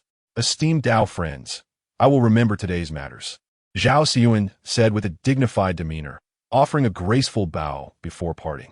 Zhao Daoyu, there's no need for formality, Lin Yi and Li Ergu responded, taken aback by her courtesy as they bid farewell to Zhao Xiyuan. Lu Chang'an and his companions descended the mountain together. Brother Lu, do you know why Xia Feiluan did not come this time? Lin Yi asked with a mysterious expression. Xia Feiluan? Lu Chang'an recalled the 3-year appointment at Jushin Building, where that alchemy apprentice had subtly ridiculed him and looked down upon the three of them. Zhao Xiao did not mention this person at all during their meeting. He, allow me to enlighten you, Lin Yi said with a hint of schadenfreude. Xia Feiluan has been selling inferior and toxic elixirs over the years, deceiving many wandering cultivators, including the descendants of sect disciples. This matter was reported to the enforcement hall by Zhang Taizan, and Xia Feiluan has recently been imprisoned and is about to face severe penalties from a sect. Upon learning of Xia Feiluan's tragic fate, Lu Chang'an cast a deep glance at Lin Yi. Lin Yi had connections with Zhang Taizan, and it was Zhang Tieshan's actions within the sect that had cast Xia Feiluan into despair. During that 3-year appointment, Xia Feiluan had caused Lin Yi to lose face. It is difficult to say that Lin Yi bore no grudge, if Lin Yi played a crucial role in this matter. Lu Chang'an admitted he had underestimated this former young lord. Lin Yi's revelation at this moment might be an attempt to display his influence, aiming to recruit Lu Chang'an, the talisman master, to join his Ancient Pavilion. Zhang Taizan was also a significant figure. Lu Chang'an recalled Zhao Xiao's evaluation of him, resolute and appreciated by the elders of the Outer Peak. The elder from Jinyun Valley was at least a fake Dan true person. Fake Dan refers to elixirs of inferior quality, also known as gray Dan or inferior Dan. Although the strength of a fake Dan true person is inferior to that of a true Dan or golden Dan true person, they possess a lifespan 100 years longer than those in the Foundation Establishment stage, easily overpowering those in the late Foundation Establishment stage. In his previous life, Lu Chang'an formed a relatively decent true Dan, yet he could not neglect the existence of fake Dan cultivators. It seems that not participating in the ghost extermination at the haunted house in Hengshui Prefecture back then indeed caused him to miss out on a promising connection. However, it cannot be said that he regretted it. One cannot foresee the future. Seeking low-risk and steady operations inevitably leads to the loss of certain opportunities. At the foot of Jinyun Valley, the three parted ways, heading in different directions. Lu Chang'an took out a jade tube gifted by Zhao Xiao, containing the map information of the Liang Kingdom's cultivation world. The map marked various cultivation forces, including marketplaces and some perilous locations. Even Feiyue Lake was noted on it. From the map, it appeared that the most powerful sect in the Liang Kingdom, Lihua Palace, was located near the center. The other 4 formidable cultivation sects, including Jinyun Valley, were scattered throughout the 4 corners of the Liang Kingdom. Jinyun Valley's location leaned towards the western side of the Liang Kingdom. The Wufeng Market, which Lu Chang'an intended to visit, lay to the south of Jinyun Valley, requiring a half-month journey. Lu Chang'an had a flying boat stored in his spatial pouch, but could not use it lightly. Generally, cultivators in the late Qi refining stage did not possess flying boats, and those in the mid-Qi refining stage would be too ostentatious to use one. On this day, Lu Chang'an arrived at Wufeng Market riding a spirit steed. Wufeng Market was situated amid several towering mountains, resembling a basin. The surrounding peaks were steep and shrouded in mist, making it impossible for ordinary mortals to reach this place. After securing his spirit steed, Lu Chang'an utilized his bone-shrinking technique and disguised himself as a robust man. Stepping onto a low-grade artifact, the Wu Jin knife, he traversed through a misty mountain range. Suddenly, his vision brightened. A marketplace shrouded in a second-tier formation, spanning 10 miles, came into view.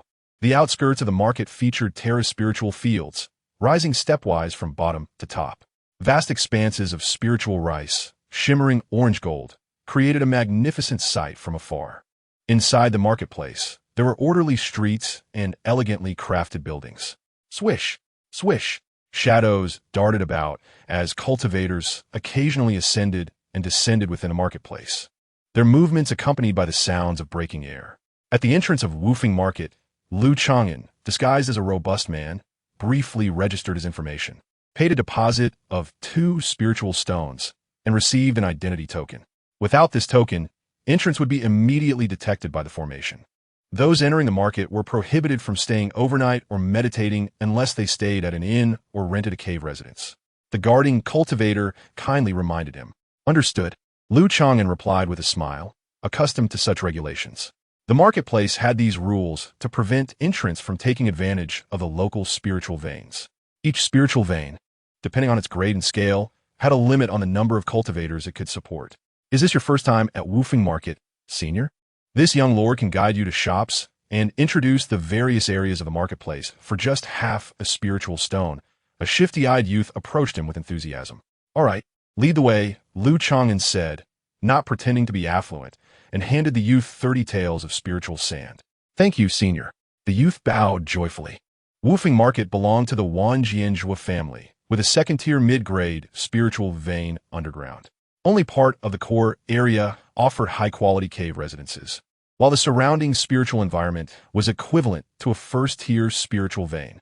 The East Street concentrated various shops with excellent quality but higher prices, while the West Street allowed free trading stalls. What is that building for? Chang'an pointed towards a 6-story pavilion adorned with lanterns, standing out among the shops. That is Baishang Xianlu.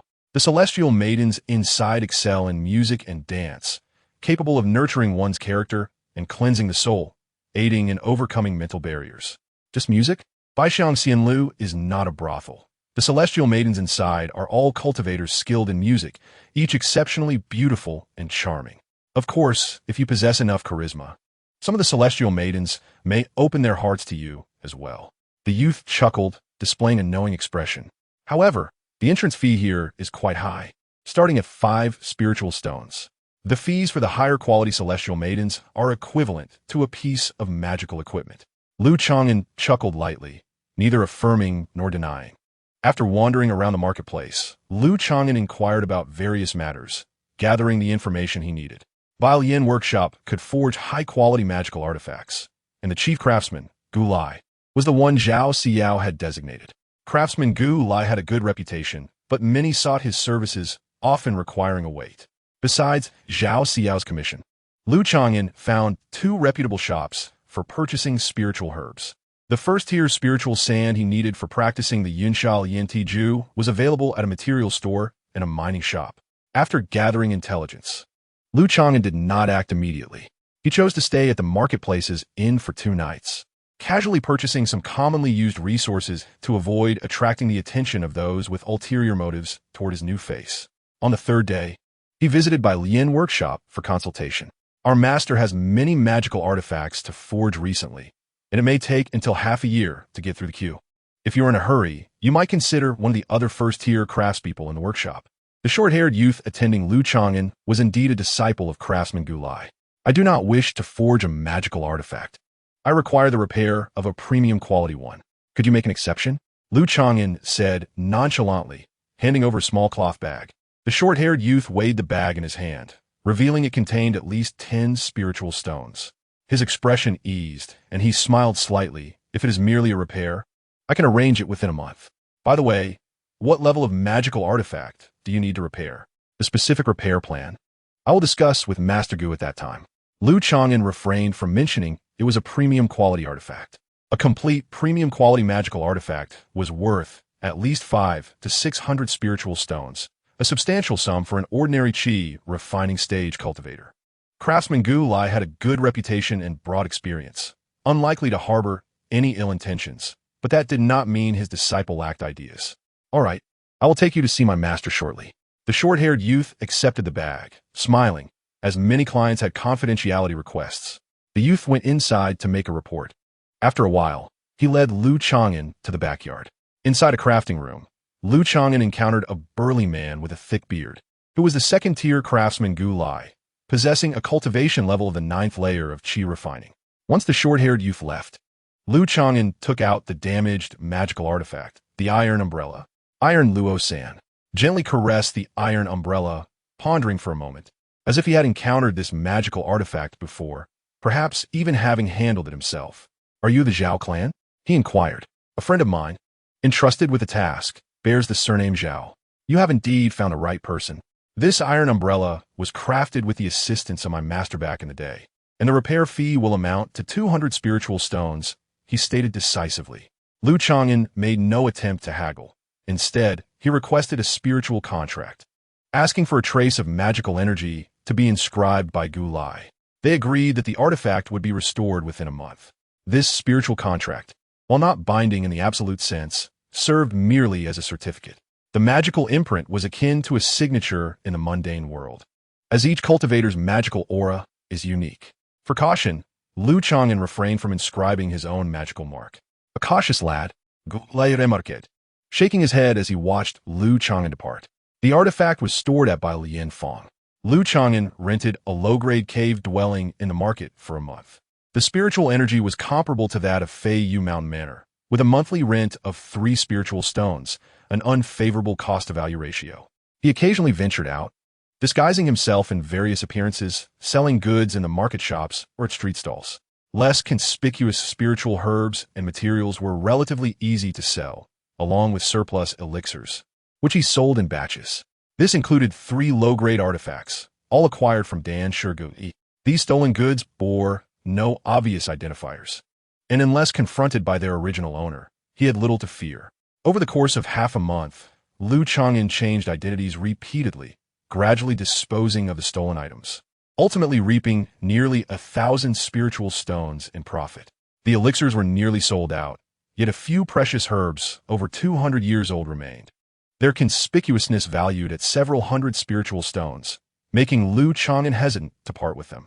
Especially on this day, Lu Chang'an conducted his routine inspection and discovered that one of the spiritual stones he received had been tampered with. An imperceptible tracking powder clung to the stone, invisible to the naked eye and undetectable by ordinary senses.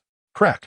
Lu Chang'an's expression darkened as he crushed the spiritual stone, releasing a burst of flame from his palm, which ignited a foul, green smoke into the air. Chapter 32. A task well done. Had he been targeted? Had it not been for Lu Chang'an's formidable spiritual awareness and keen senses, he might have missed the tampering on the stone. He had been sufficiently cautious these past days, believing he had left no trace. Lu Chang'an's expression fluctuated between uncertainty and contemplation as he analyzed the situation. A preliminary hypothesis emerged swiftly. The first possibility was mere bad luck. He had attracted the attention of a thief in the market, perceived as an easy target. The first 2 scenarios hinged on fortune. However, a third situation suggested it was not merely a matter of luck. Lu Chang'an glanced at his storage bag. In his previous life, he learned of certain keen-sense spirit beasts capable of discerning treasures or aged herbs within storage bags. He had once known an eccentric who could assess the amount of spiritual stones within merely by proximity. In the realm of cultivation, there exists a myriad of extraordinary phenomena, and one must never underestimate their circumstances.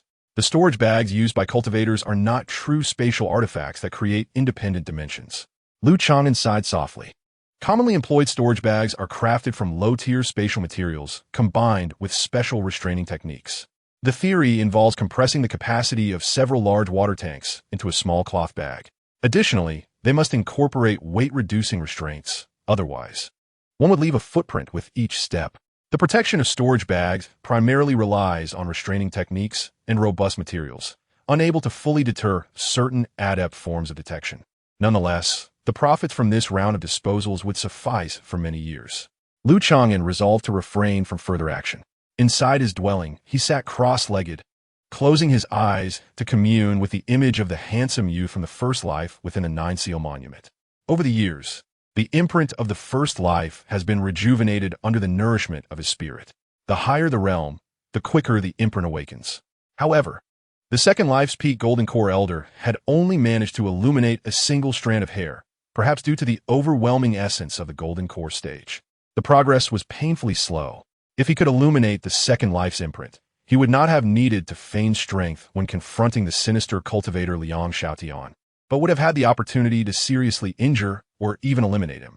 Lu Chang'an speculated that once he reached the foundation building stage, he would be able to accelerate the illumination of the second life's imprint. No one was monitoring him. With the support of the second life's soul imprint, Lu Chang'an's spiritual awareness could amplify to the foundation building stage, allowing for external projection. In recent days, Lu Chang'an occasionally surveyed the surroundings of his dwelling, finding no suspicious individuals. Had the opponent realized they had startled the prey and chosen to retreat or lie in wait, Lu Chang'an decided against further outings. Several days prior, he had purchased a large quantity of first-tier sandstones required for the Yun Sha Lian Tiju, spending several hundred spiritual stones. While this amount was not exorbitant, it was not insignificant either, and could potentially attract the attention of those with ulterior motives within the industry. Lu Chang'an had heard that there were connections to the black market within the bazaar, more suitable for disposing of stolen goods. However, the black market, being a clandestine arena, bore greater risks than the market itself. Lu Chang'an shook his head. Without absolute confidence in his strength, he would not dare to approach such a place. Days passed, and the agreed time finally arrived. Lu Chang'an left his cave dwelling and headed directly to buy Lian Fang. The high-quality artifact, the iron umbrella, was as good as new. Gu Lai, the artifact refiner, presented the revitalized iron umbrella to Lu Chang'an. The transaction of 200 spiritual stones was completed. Lu Chang'an inspected the artifact, noting the impeccable repair with scarcely a trace of its former damage. By the way, Master Gu, if the materials are sufficient, could you craft another iron umbrella of the same kind in the future? He inquired before taking his leave. The iron umbrella, a high-grade artifact, could switch forms, serving both offensively and defensively, with concealed umbrella needles ready for activation, perfectly aligning with Lu Chang'an's preferences. Indeed, the iron umbrella is a replica of the Chang'an umbrella, and it can be fashioned into top-tier artifacts. However, my current skills only allow for the crafting of high-grade artifacts. Furthermore, to recreate one, it would be quite costly, requiring at least 700 to 800 spiritual stones. Gu Lai squinted at him.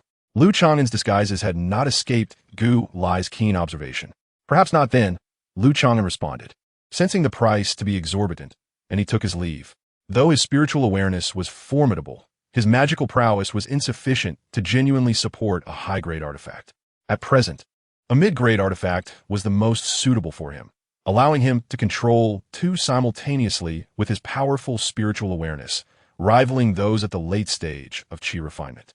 After acquiring the artifact, Lu Chang'an wasted no time in swiftly departing from Wufeng Bazaar. A frown crossed his brow as he sensed a presence trailing him, a subtle feeling of being observed. He quickly descended into a grove, closing his eyes and concentrating with the amplification from the first life as soul. His spiritual awareness rapidly extended outward. This state of enhanced awareness required focused concentration to communicate with a nine-seal monument. It was not feasible in ordinary circumstances or during battle, unless he allowed the first life to descend upon his body, consuming one opportunity. To his surprise, Lu Chang'an detected a flower-bearded elder, a Qi refinement practitioner at the 8th level, who was donning a black mask. This individual was the proprietor of the Spirit Herb Pavilion within the market. Lu Chang'an had previously disguised himself in various identities to conduct transactions at a store. Kid, don't blame me for taking action. Blame yourself for loitering in my shop repeatedly. It was simply too tempting for me to resist, the proprietor declared, performing a hand gesture. Above his palm, a small, plump insect floated, fixated on the direction where Lu Chang'an was concealed. This creature was capable of sensing precious herbs of age within cultivators' storage bags. Humph! A thunderous voice erupted near Lu Chang'an's ear. The proprietor's complexion paled, and his spirit trembled. In the next moment, the tiny insect above his palm emitted a wretched cry, plummeting to the ground, its belly swollen. It was instantly killed by the shockwave. Not good. It's a foundation-building stage cultivator. The proprietor of Lingyao Pavilion was utterly terrified, his soul nearly fleeing his body. He unleashed the blood-burning secret technique and swiftly activated 2 acceleration talismans, escaping towards the market at a speed surpassing that of a cultivator at the 9th level of Qi refining. Cold sweat dripped from his brow, his heart still racing from the encounter. How treacherous! A dignified foundation establishment cultivator had the audacity to disguise himself as a feeble qi refining practitioner. Fortunately, this old man reacted swiftly. After employing the secret technique, the proprietor of Lingyao Pavilion felt nearly drained, his complexion as pale as a ghost, collapsing onto the ground. Such speed! In the forest, Lu Chang'an was taken aback, gazing at the septuagenarian moving with the agility of a whirlwind, dust swirling about him. The proprietor of Lingyao Pavilion was a local power broker, possessing a strong background and a cultivation level of the 8th layer of qi refining. Lu Chang'an merely utilized his divine sense to issue a warning, sending a sound wave to obliterate the spiritual insect that could sense the medicinal herbs. Engaging in battle would certainly yield a favorable outcome, but if he failed to subdue the situation swiftly, trouble might ensue. Who could tell if the opponent had allies or a formidable backing? Within the Five Peaks Mountain Market, there were foundation establishment cultivators stationed. Five Peaks Market, Lingyao Pavilion? Lu Chang'an silently took note and quickly departed from Five Peaks Mountain Market. A month later, the ethereal Zhao Siyuan emerged. I have fulfilled my mission. Lu Chang'an did not enter the mountain gate, but retrieved a long box from a concealed corner, handing it to Zhao Siyuan. She accepted the box, opened it for a quick glance, her exquisite features revealing a hint of joy. Daoist Zhao, are there larger markets nearby? Lu Chang'an inquired. Based on his experience, larger markets tended to offer high-value items more safely. Five Peaks Market was not insignificant in size. Zhao Siyuan pondered before responding. The nearest larger market is Huanglong Xiancheng. It is backed by the Haima Mountains with many loose cultivators. If one possesses sufficient financial means, one could even purchase foundation establishment pills there. Huanglong Xiancheng? Foundation establishment pills? Lu Chang'an had heard mention of Huanglong Xiancheng during his time with the Mu family, though it was quite distant. A thought struck him. Mu Renlong must have ventured to Huanglong Xiancheng to establish his foundation. Daoist Lu, can you currently refine high-grade talismans? Zhao Siyuan asked before parting ways. It would be quite challenging with a low success rate. Each time I manage to craft one, the costs are significantly detrimental. Lu Chang'an replied. At this juncture, if he were to become a first-grade high-grade talisman master, his talent in the talisman arts would be exceptionally high. Lu Chang'an wished to avoid drawing the attention of powerful factions, not wanting to become a mere tool for talisman crafting. Once entangled in certain vortices, one would lose control of their fate. He visited the Prince's mansion. Li Ergo was serving as a bodyguard in the capital and would still need several months. Lin Yi happened to be in the mansion, personally attending to him and requesting a new batch of talismans of superior quality than before. Brother Chang'an, in the future, let's not contact each other through the Prince's mansion. Lin Yi revealed a mysterious smile. Come, I shall take you to the hidden Immortal Pavilion's stronghold, where I have a surprise for you. Chapter 33. A convenient revenge. The stronghold of the hidden Immortal Pavilion, as Lin Yi described, was situated in a valley 100 miles south of Hengshui City. The distance was not great, and the two soared to their destination on their flying artifacts. The valley was ensconced in a misty illusion array, and upon entering an underground palace, the walls of the corridor were embedded with luminous pearls. A gathering spirit array. A small spiritual realm? Brother Lin's investments are substantial, Lu Chang'an observed, marveling at the surroundings. Before entering the underground palace, he scanned with his divine sense and detected no ambush. Several years ago, I was fortunate enough to discover this underground spring, which allowed me to cultivate the spiritual land here. Of course, the training effects here cannot compare to a first-grade spiritual vein. Lin Yi chuckled, his eyes flickering slightly. Fortunate discovery? Lu Chang'an smiled silently. Unless one had particularly good fortune, it would be nearly impossible to stumble upon a hidden spring buried underground. It seems I cannot deceive Brother Lu. Lin Yi sighed, revealing the truth. This underground spring was something I learned about after slaying a wandering cultivator. To facilitate cultivation, I conveniently established the stronghold here. The underground palace contained numerous stone halls, and they encountered two mundane martial artists along the way. Pavilion Master. Upon reaching a stone hall, they were greeted at the entrance by a scattered cultivator at the second layer of qi refining. Lin Yi nodded and led Lu Chang'an inside the stone hall. A pungent mixture of herbs and charcoal wafted through the air. Lu Chang'an focused his gaze, spotting a Dan furnace deep within the hall.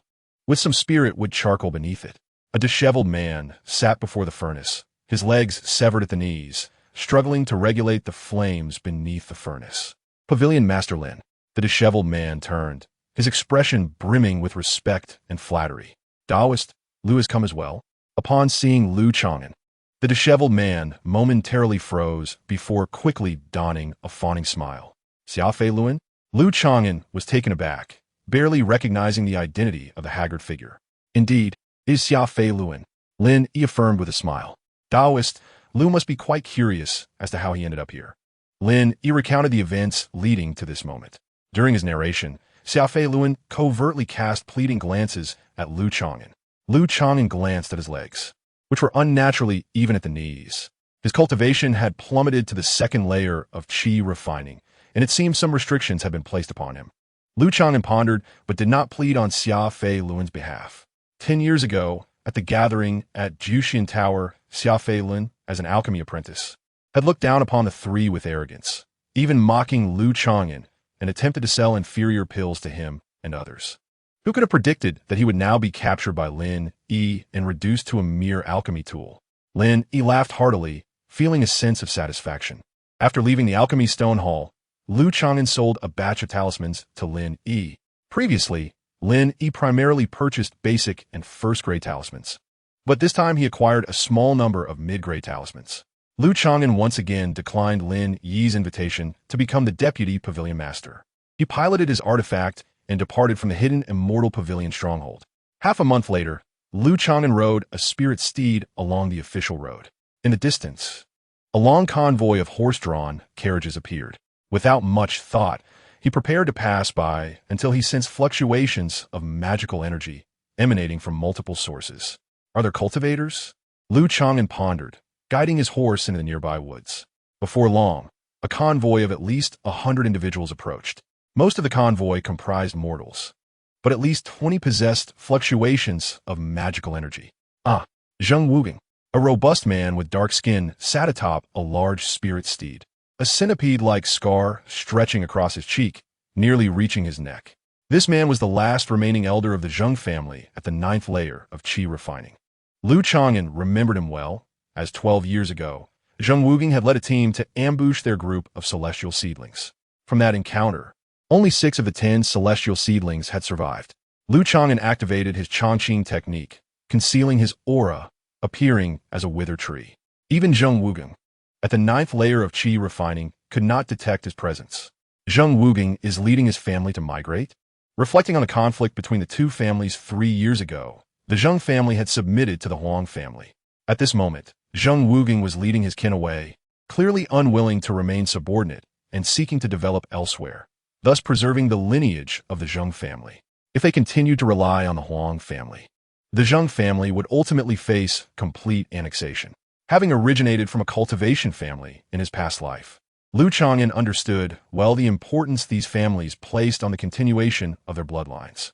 As the convoy moved farther away, Lu Chang'an prepared to resume his journey.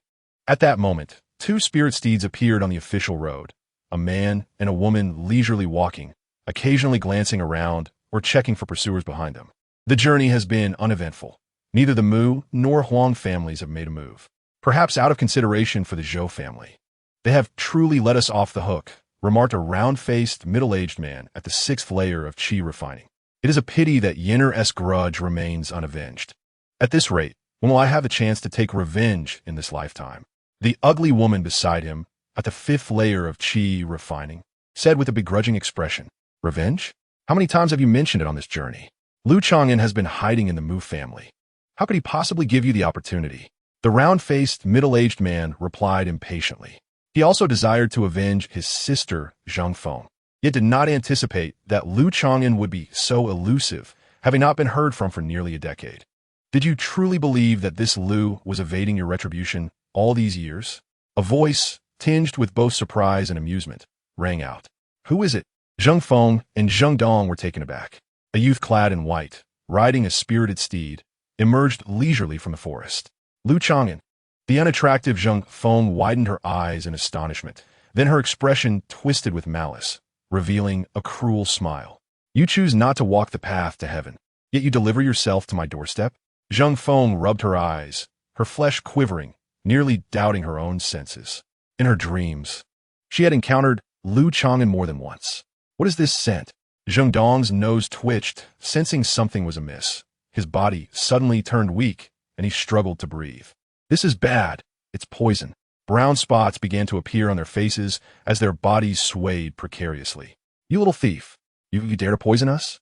Gazing at Lu Chang'an from the upwind, Zheng Feng's face was filled with resentment and unwillingness as she struggled to retrieve an antidote from her storage pouch. Hiss! Hiss! A flying shuttle, a medium-grade magical artifact, streaked through the air like a bolt of lightning, and 2 sprays of blood erupted. Before the lethal effects of the poison could fully take hold, Lu Chang'an swiftly struck, severing their heads. He then approached to collect their storage pouches. Riding his spirited steed, Lu Chang'an affixed a wind speed talisman and took to the skies. On the other side, Zheng Wugong, situated a mile or so away, remained unperturbed by the prospect of being pursued. Moments later, sensing something was amiss, Zheng Wugong wielded a large blade and soared through the air. Upon seeing the 2 decayed corpses on the ground, Zheng Wugong's expression darkened as he cautiously surveyed his surroundings. Is this the poison of Shichong San? After a thorough examination of the bodies, Zheng Wugong could not help but exclaim. He was aware that Zheng Yuanhua possessed such a potent toxin. Zheng Yuanhua had met an untimely demise during the operation to assist Good Danshi, and they later suspected that he fell victim to the malevolent practitioner Liang Xiaotian. The Mu family had only 1 qi refining cultivator at the 9th level. They could not pose a threat to Zheng Yuanhua's life. Zheng Wugong's expression fluctuated between gloom and clarity, and he was at a loss for a short time.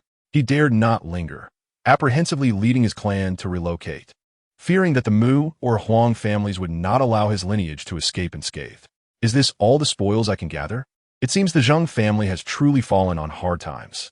Half an hour later, Lu Chang'an sorted through the spoils in the storage pouches. The 2 mid-stage qi refiners had yielded less than 100 spirit stones, 3 low-grade magical artifacts, and a meager amount of other herbs and resources. The 3 low-grade magical artifacts could only be sold at a later time. Lu Chang'an resolved to exact his revenge upon witnessing the 2 isolated and realizing they had not advanced to the late stage of qi refining, making it easy for him to eliminate them.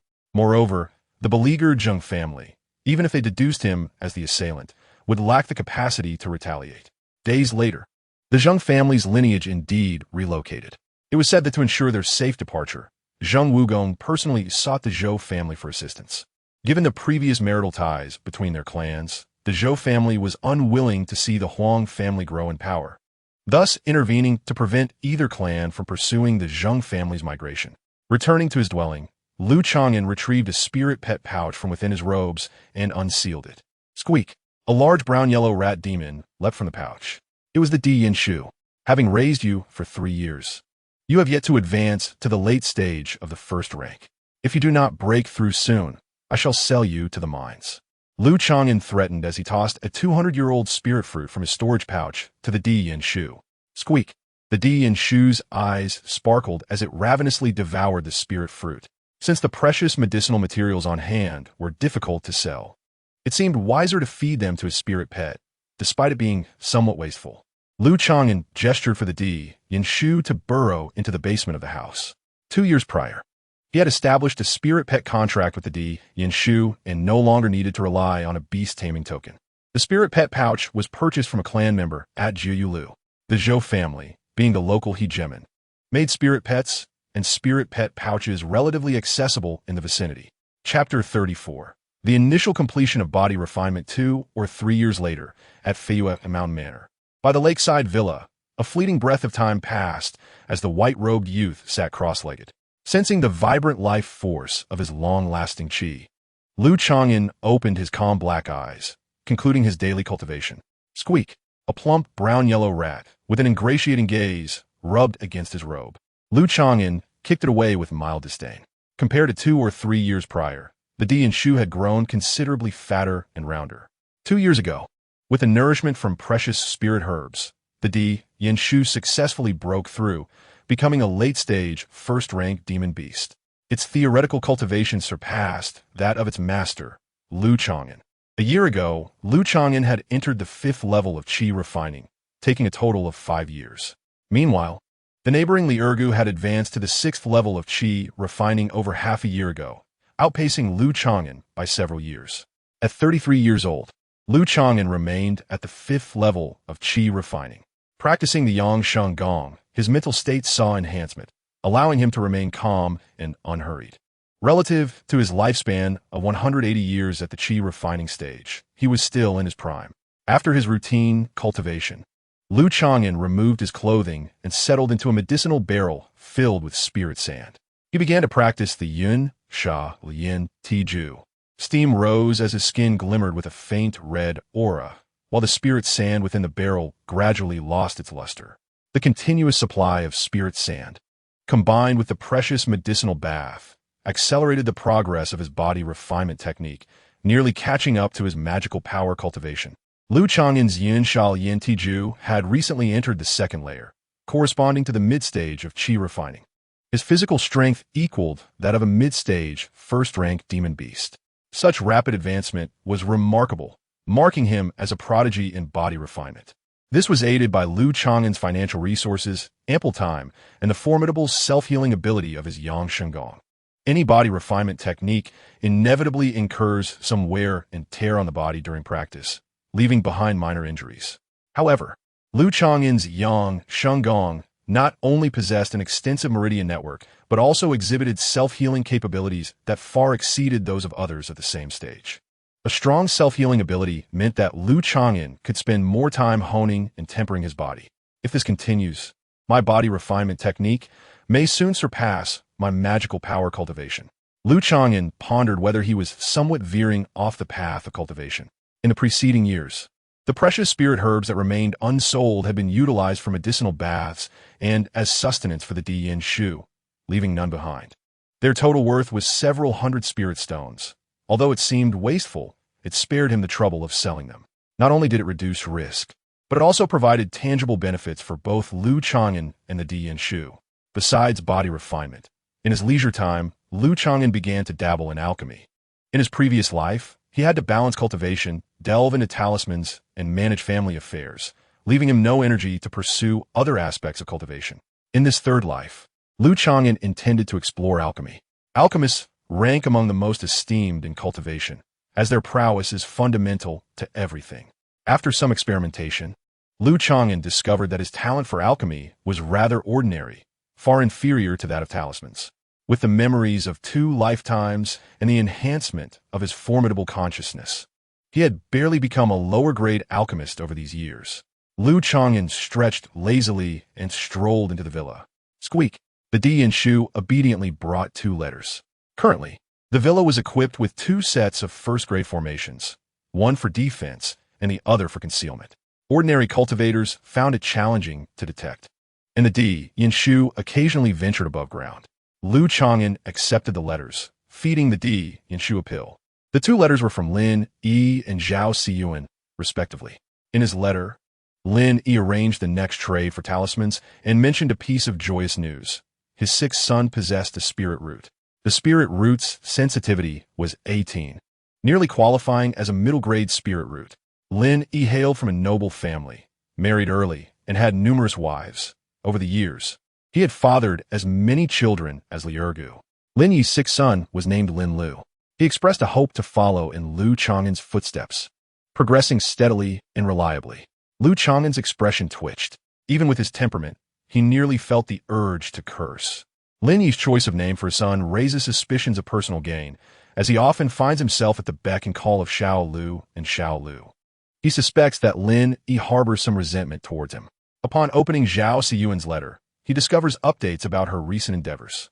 Notably, in the past 2 years, Zhao Siyuan has successfully ascended to the rank of core disciple during the intersect competition. Furthermore, she has taken on an apprenticeship under a false alchemist, thus gaining access to enhanced resources for her cultivation.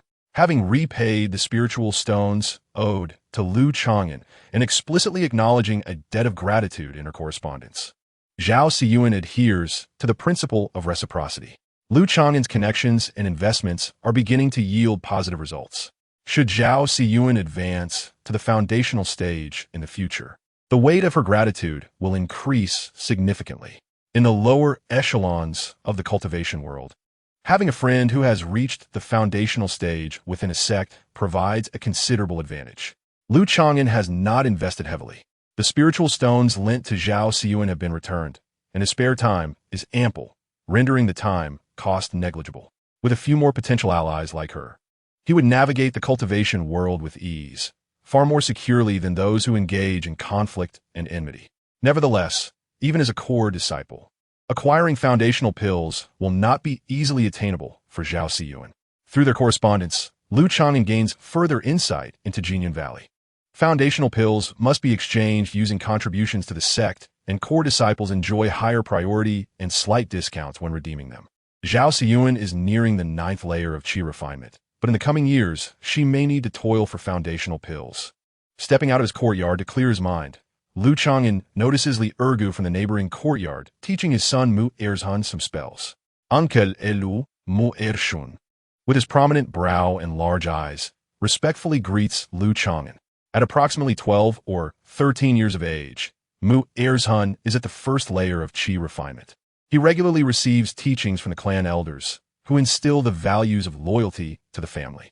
Time flies. 15 years have passed, and Li Ergu's children have become cultivators. Lu Chang'an reflects on this. Were it not for his previous life filled with multiple wives and numerous offspring, witnessing the people around him marry and start families would surely evoke feelings of loneliness. If the regions of Dequan from his past life and Deqing in this life both belong to the Tianheng continent, he wonders if any outstanding cultivators have emerged among his descendants. Such thoughts have crossed Lu Chang'an's mind more than once. In his previous life, he was not named Lu Chang'an. Technically, he no longer shares a bloodline with those descendants. Brother, do you think my son Erzhan can learn talisman drawing in the future? Li Ergu, now more prosperous, smiles as he leads his son out. Mu Erzhan possesses only a low-grade spiritual root with a sensing ability of 12, making his chances of reaching foundational stage slim. Li Ergu hopes his son can acquire a valuable skill. Lu Chang'an's talisman arts allow for the earning of spiritual stones and provide protection. Li Ergu has long envied this talent. The ability to draw talismans depends on talent, and Lu Chang'an refrains from making a definitive judgment. Li Ergu expresses his thoughts. The Jia Mountain Market. So soon? Lu Chang'an has heard some rumors. Ever since the Zheng clan withdrew from Jia Mountain, the second-tier spiritual vein has been transformed into a market by the Fengya Huang clan over the past 2 years. Named Jia Mountain Market, the former Jia Mountain Zheng clan has become a thing of the past. To attract customers, the Huang clan has offered several shops to the Beastmaster Zhou clan and the Feiyue Mu clan at very low prices.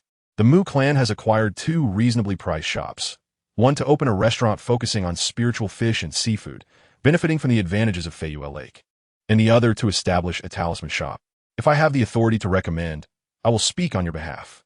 Lu Chang'an's thoughts flash, understanding Li Ergu's intentions. His intuition proves correct. The following day, a high-ranking member of the Mu clan pays a visit. Miss, is there something that requires your personal attention? Lu Chang'an rises to greet her, feigning surprise. Mu Xiaoyun, clad in a flowing green silk gown, exudes grace and elegance.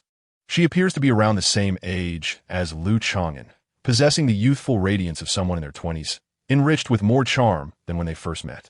Now at the 8th layer of qi refinement, she is undoubtedly a high-ranking member of her family. There is no need for such formality between us. I sense no genuine reverence from you towards anyone. Mu Xiaoyan smiles, her eyes sparkling. Both being talisman masters, they have naturally crossed paths over the years in the Mu clan.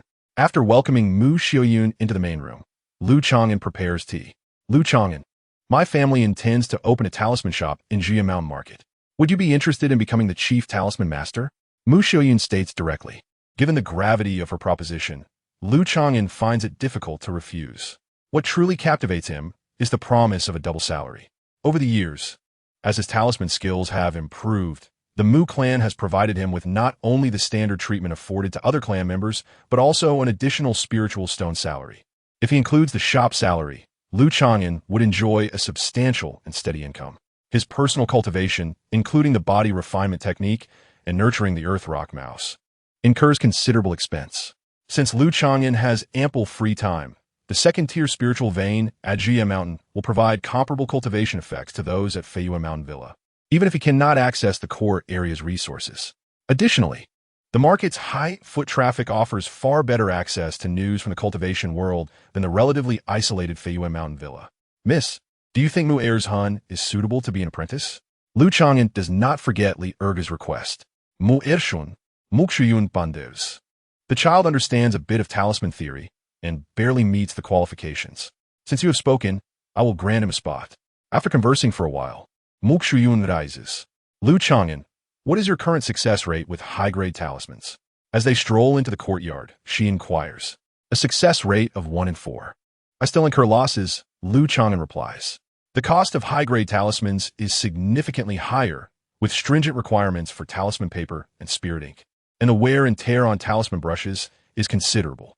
Each high-grade talisman drawn imposes a substantial mental toll on a chi refinement stage cultivator. And time itself is an expense.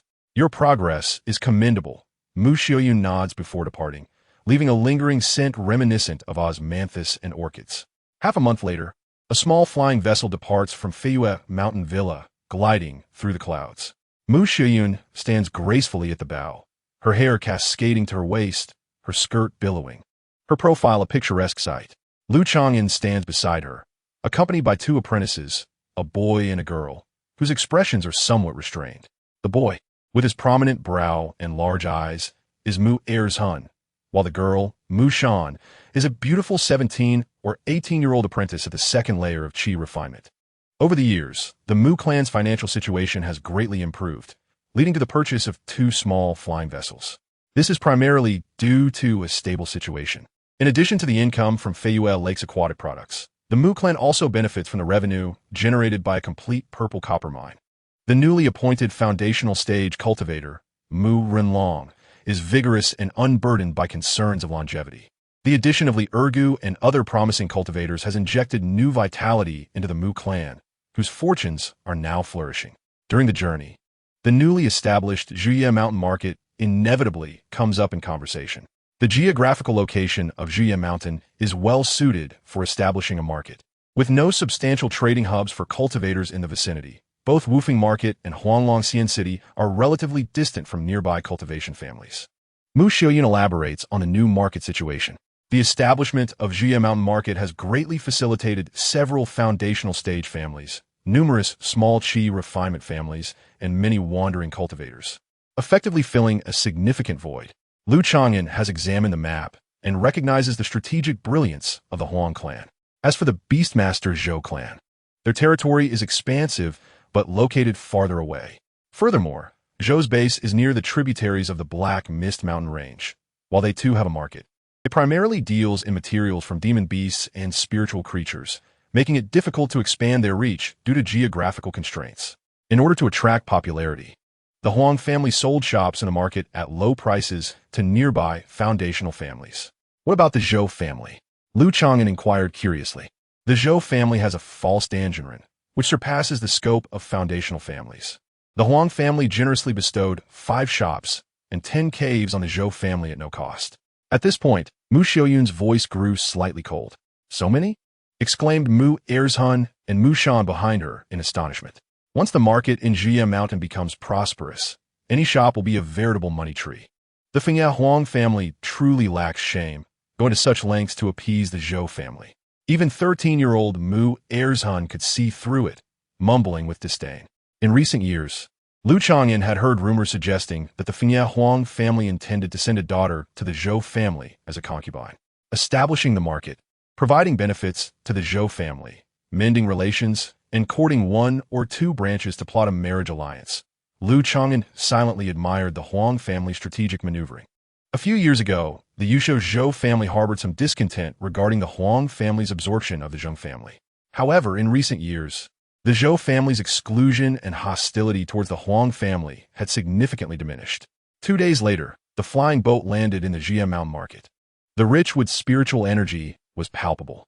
Lu Chang'an surveyed the terrain and discovered that a large number of spiritual bamboos were cultivated on Zhuye Mountain, predominantly semi-spiritual wood, with a few first-tier spiritual bamboos. Spiritual bamboo had once been the primary industry of the Zheng family, much like the spiritual fish produced by the Mu family's Feyue Lake. The market was built halfway up Zhuye Mountain, slightly smaller in scale than the Wufeng market Lu Chang'an had previously visited. After all, the controlling force behind the Wufeng market. The Wanjianzhua family is one of the 7 great cultivation families of the Liang Kingdom. Surrounding the foot of the mountain were vast areas of spiritual fields, mainly cultivating spiritual grains and low-tier medicinal herbs. At the mountain summit, aside from a few caves, there stood a luxurious residence surrounded by spiritual bamboos, not lacking in first-tier spiritual bamboos. The spiritual energy emanating from there reached the level of a second-tier spiritual vein. Lu Chang'an had no doubt that a significant figure from the Huang family resided in the mansion at the mountain's peak. As the market opened, the streets were quiet and lacked bustle. "This is our talisman shop," Mu Xiuyan said, arriving at a 3-story pavilion with the words Mu Family Spiritual Talisman Shop engraved on the plaque. The shop occupied about half an acre, including a backyard with a few simple wooden houses. The first floor served as a product display area, with a separate reception room at the back. It primarily sold first-tier talismans and basic talismans, along with related items such as talisman paper, spiritual vermilion, talisman brushes, and talisman catalogs. The second floor was partially used as a storage room, equipped with multiple restrictions, while the other half was divided into a suite for the chief talisman master. Lu Chang'an would reside here from now on. The third floor was the shopkeeper's residence, with a spacious talisman room also separated. As for the apprentices Mu Erzhun and Mu Shan, they lived in the simple wooden houses in the backyard. The 4 of them tidied up the place. The next day, the Mu family spiritual talisman shop officially opened. In the market, several forces and shop owners with good relations with the Mu family came to offer their congratulations, presenting flower baskets. This was Lu Chang'an's first visit, and he mingled to become familiar, assisting Mu Xiuyun in receiving guests. Amid the hustle, Mu Xiuyun discreetly transmitted messages to introduce the identities and backgrounds of various guests. As he engaged in the busy atmosphere, Lu Chang'an felt considerably uplifted by the gentle and soothing voice of the young lady. "Miss Mu, why didn't you inform me about the shop's opening? I could have rallied some friends to support you." A young man in a purple robe, dignified in appearance, strolled into the shop with an air of tranquility, flanked by 2 mid-stage qi refining attendants guarding the entrance. "Young Master Huang, I apologize for the lack of a proper welcome." Mu Xiuyan gracefully moved, a hint of an unnatural smile gracing her face as she covertly cast a glance at Lu Chang'an. In that instant, Lu Chang'an understood the identity of the visitor, Huang Yu, the young master of the Fengya Huang family. Years ago, during the rivalry between the 2 families, the Mu family had intended to marry Mu Xiuyun to Huang Yu. However, the Huang family's high-handedness, offering only a concubine status, had caused the marriage talks to collapse. "Young Master Huang," Lu Chang'an greeted with a bow. Huang Yu briefly glanced at Lu Chang'an with his phoenix-like eyes, nodding slightly without inquiring further about his identity. Subsequently, Huang Yu remained engrossed in conversation with the graceful Mu Xiuyun, exchanging laughter and pleasantries, exuding elegance and charm. If an ordinary person stared at a beauty for too long, it would seem inappropriate. Yet, Huang Yu, with his poised demeanor and gentle smile, conveyed an air of appreciation. Of course, this was also bolstered by his status. Young Master Huang possessed a superior spiritual root and was at the 9th level of qi refinement, making him the overseer of this market. His standing was undoubtedly elevated. After conversing for a while, night fell. Huang Yu cast a glance at Lu Chang'an before rising to depart. Before leaving, he handed a letter to Mu Xiuyun. Once Huang Yu had left, the smile on Mu Xiuyun's face vanished. She opened the letter and scanned it quickly, a glimmer of coldness flashing in her starry eyes. She then handed the letter to Lu Chang'an. Stunned, Lu Chang'an did not expect the young lady to share her private matters so freely. After reading the letter, Lu Chang'an was astonished. If Mu Xiuyun agreed, 3 shops in the market and 5 caves would serve as a betrothal gift. It was not likely to be so simple. After a moment of contemplation, Lu Chang'an smiled. Fortunately, young Master Huang did not seem to have any intention of lingering, as he did not return for a long time after that. The letter seemed merely a jest. With the market newly opened, business at various shops was initially sluggish. Lu Chang'an, as the chief talisman master, relished the tranquility, occasionally mentoring his apprentices. Due to the abundance of spiritual bamboos, Zhuye Mountain enhanced wood-based cultivation techniques. The spiritual energy environment of the shop equated to a first-tier spiritual vein, allowing Lu Chang'an's cultivation efficiency to exceed that of Feiyue Villa. This granted him even more leisure time, during which he sometimes visited the market to enjoy tea and wine. During this period, a brothel opened in the market, but Lu Chang'an had not visited. Time slipped by, and half a year passed. Business at the Mu family spiritual talisman shop gradually improved. Chapter 36. The Zhou family's granddaughter on the second floor of the Mu family spiritual talisman shop. Lu Chang'an held his breath, gripping a purple mane talisman brush. As he skillfully maneuvered it across premium talisman paper, his thoughts flowing seamlessly. For a full 100 breaths, the reddish-brown talisman patterns took shape on the paper, glowing brightly as they successfully solidified. Exhaling deeply, Lu Chang'an felt his internal Qinglong spiritual energy swiftly restoring. Although his consciousness was strong, he was still limited by his cultivation level, making it challenging to effortlessly create high-quality talismans. Recently, business at the talisman shop had seen some improvement. In addition to the high demand for mid- and low-tier talismans, the need for high-tier talismans was also substantial. The advantageous geographical position of Zhuye Mountain Market filled the market demands of several foundational families, numerous qi refining families, and many loose cultivators in the vicinity. For the various families, talismans served as a convenient reserve of combat power. The high-tier talismans in the shop were primarily used for maintaining order, with a monthly purchase limit of 5, selling one at a loss. Even Mu Xiuyun, the foremost talisman master of the Mu family, could barely manage to break even, thanks to her recent surge in cultivation and increased success rate. As a high-ranking member of the family, Mu Xiuyun had to balance her cultivation, shop management, and talisman crafting, leaving her with limited energy. Crafting mid- and low-tier talismans could yield profits, while creating high-tier talismans consumed significant energy, and merely breaking even equated to a loss. I have achieved a success rate of 90% in crafting ordinary high-tier talismans. I suppose I will graciously accept the surplus materials, Lu Chang'an said with a smile, storing the completed high-tier talismans in his storage bag. Although Lu Chang'an's apparent expertise in talismans was slightly inferior to Mu Xiuyun's, he still faced minor losses when crafting high-tier talismans. Nevertheless, Mu Xiuyun insisted that he produce 2 to 3 high-tier talismans each month. The surplus materials or talismans he created could be seen as him taking advantage of the Mu family. Despite the shop's need to maintain order, Mu Xiuyun's genuine desire to cultivate his talents was evident. As Lu Chang'an took advantage of the situation, he felt a twinge of guilt. Since the incident in the medicinal garden, Mu Xiuyun's attitude toward him had subtly changed. She trusted him more and was less reserved about their occasional private interactions. Uncle Lu, the Hanfeng talismans in the shop have sold out, and that elder from the Zhou family has come to purchase more. After finishing his meditation, Lu Chang'an was about to continue drawing talismans when he heard the slightly hurried voice of Mu Erzhan at the door. Over the past 6 months, under Lu Chang'an's guidance, Mu Erzhan had become a formal apprentice, capable of handling talisman paper and practicing the foundational talismans. In contrast, the other apprentice, Mu Shan, who already possessed some knowledge, was learning to craft lower-grade talismans. The Hanfeng talisman? Lu Chang'an was somewhat surprised. The Hanfeng talisman is a relatively obscure mid-tier talisman. Although it has a certain range of damage, its lethality is not strong, leading to fewer buyers. Originally, this talisman was intended by Mu Xiuyun to diversify the talisman offerings and enhance the shop's competitiveness. However, unexpectedly, the few Hanfeng talismans that Lu Chang'an placed on the counter 6 months ago, which had gone unnoticed for a long time, were bought out just 2 days ago. Since they were not bestsellers, Lu Chang'an had not replenished them in time.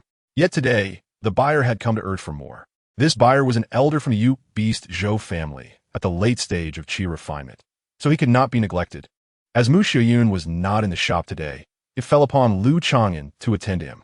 He proceeded to the first floor of the shop and encountered a venerable elder from the Zhou family, dressed in simple cloth, with a slightly hunched back, resembling an old servant. "Are you the Lu talisman master who crafts the Hanfeng talismans?" The elder, with a cultivation level at the 9th layer of qi refinement, spoke with piercing eyes and a polite demeanor. "Indeed, I am. May I inquire how many Hanfeng talismans the elder requires?" Lu Chang'an responded with neither humility nor arrogance. "The more, the better. Ideally, I would like some premium Hanfeng talismans," the elder stated with confidence, causing Lu Chang'an to pause in surprise. He did not understand why the elder needed so many Hanfeng talismans. Of course, he felt no need to delve into the client's purposes or secrets. He pondered. The crafting difficulty of mid-tier Hanfeng talismans is quite high. I only have a few left in stock. I'll take them all, the elder replied impatiently. Lu Chang'an retrieved 4 Han Feng talismans from his storage bag, including 1 premium version. The Zhou family's elder was generous, directly paying 30 spirit stones, which was above the market price. After settling the transaction, the elder hurriedly departed. What is the status of this elder in the Zhou family? Lu Chang'an inquired with curiosity. At the 9th layer of Qi refinement, he is certainly a high-ranking individual in the Mu family, but likely not a core member in the Zhou family. Mu Shan and Mu Erzun both shook their heads in response. The one speaking was Su Zhangguei from the neighboring Ni Chang Pavilion, a middle-aged man dressed elegantly, with a warm and affable voice. Ni Chang Pavilion primarily sold robes for cultivators, along with headpieces, accessories, and shoes. Su Zhangguei was well-liked and could converse with anyone, possessing extensive information, making him one of the few acquaintances Lu Chang'an had in the market. The elder you just met is the old servant of Zhou Qingxian, the great-granddaughter of the Zhou family's ancestor. They are here to purchase talismans for the needs of that genius granddaughter, Su Zhangguei explained. An elder servant and bodyguard at the 9th layer of Qi refinement? Lu Chang'an was somewhat taken aback. Although the Zhou family ancestor was a false Dan realm master, he had many children. It was hard to say how many great-granddaughters he had, let alone granddaughters. Zhou Qingxian was not an ordinary granddaughter. She possessed a high-grade spirit root and exceptional beast-taming talent, earning her the affection of a Zhou ancestor and making her a prized jewel within the Beast Zhou family. Even young Master Huang would show her some favor. Now I understand. Thank you for clarifying, Su Zhangguei. Lu Chang'an felt enlightened. The identity of a Zhou family's granddaughter behind that servant was precious and belonged to a person one should not offend. The Zhou family's old servant had already come twice. He might return again, so he needed to remind the apprentices to treat him with courtesy. A few days later, the Zhou family's old servant came again, wearing a wry smile. Lu Talisman Master, I must trouble you once more. My lady said the Han Feng talismans lack sufficient power and wishes to purchase a higher-grade Han Shuangjiang. Han Fuang Yang. That is a high-grade talisman of the first tier, and quite rare as well. I truly lack the capability to craft it, Lu Chang'an lamented, shaking his head. The difficulty of crafting Han Shuangjiang was slightly higher than that of an ordinary high-grade first-tier talisman. If he could easily craft it, he would surely be a stable high-grade first-tier talisman master, surpassing Mu Xiuyun's proficiency. Although there was an opportunity to form a good relationship with the Zhou family's genius granddaughter, Lu Chang'an did not wish to be the one to step forward. He preferred to wait until he advanced to the late stage of Qi refinement, becoming a high-grade first-tier talisman master a decade or so later, which would be more prudent. Alas, I share the same sentiment, the Zhou family's old servant sighed, appearing quite agreeable and left in haste. Lu Chang'an, you truly cannot craft Han Shuangjiang, even if the cost is greater? Each talisman master is limited by their energy and can only craft a limited variety of talismans.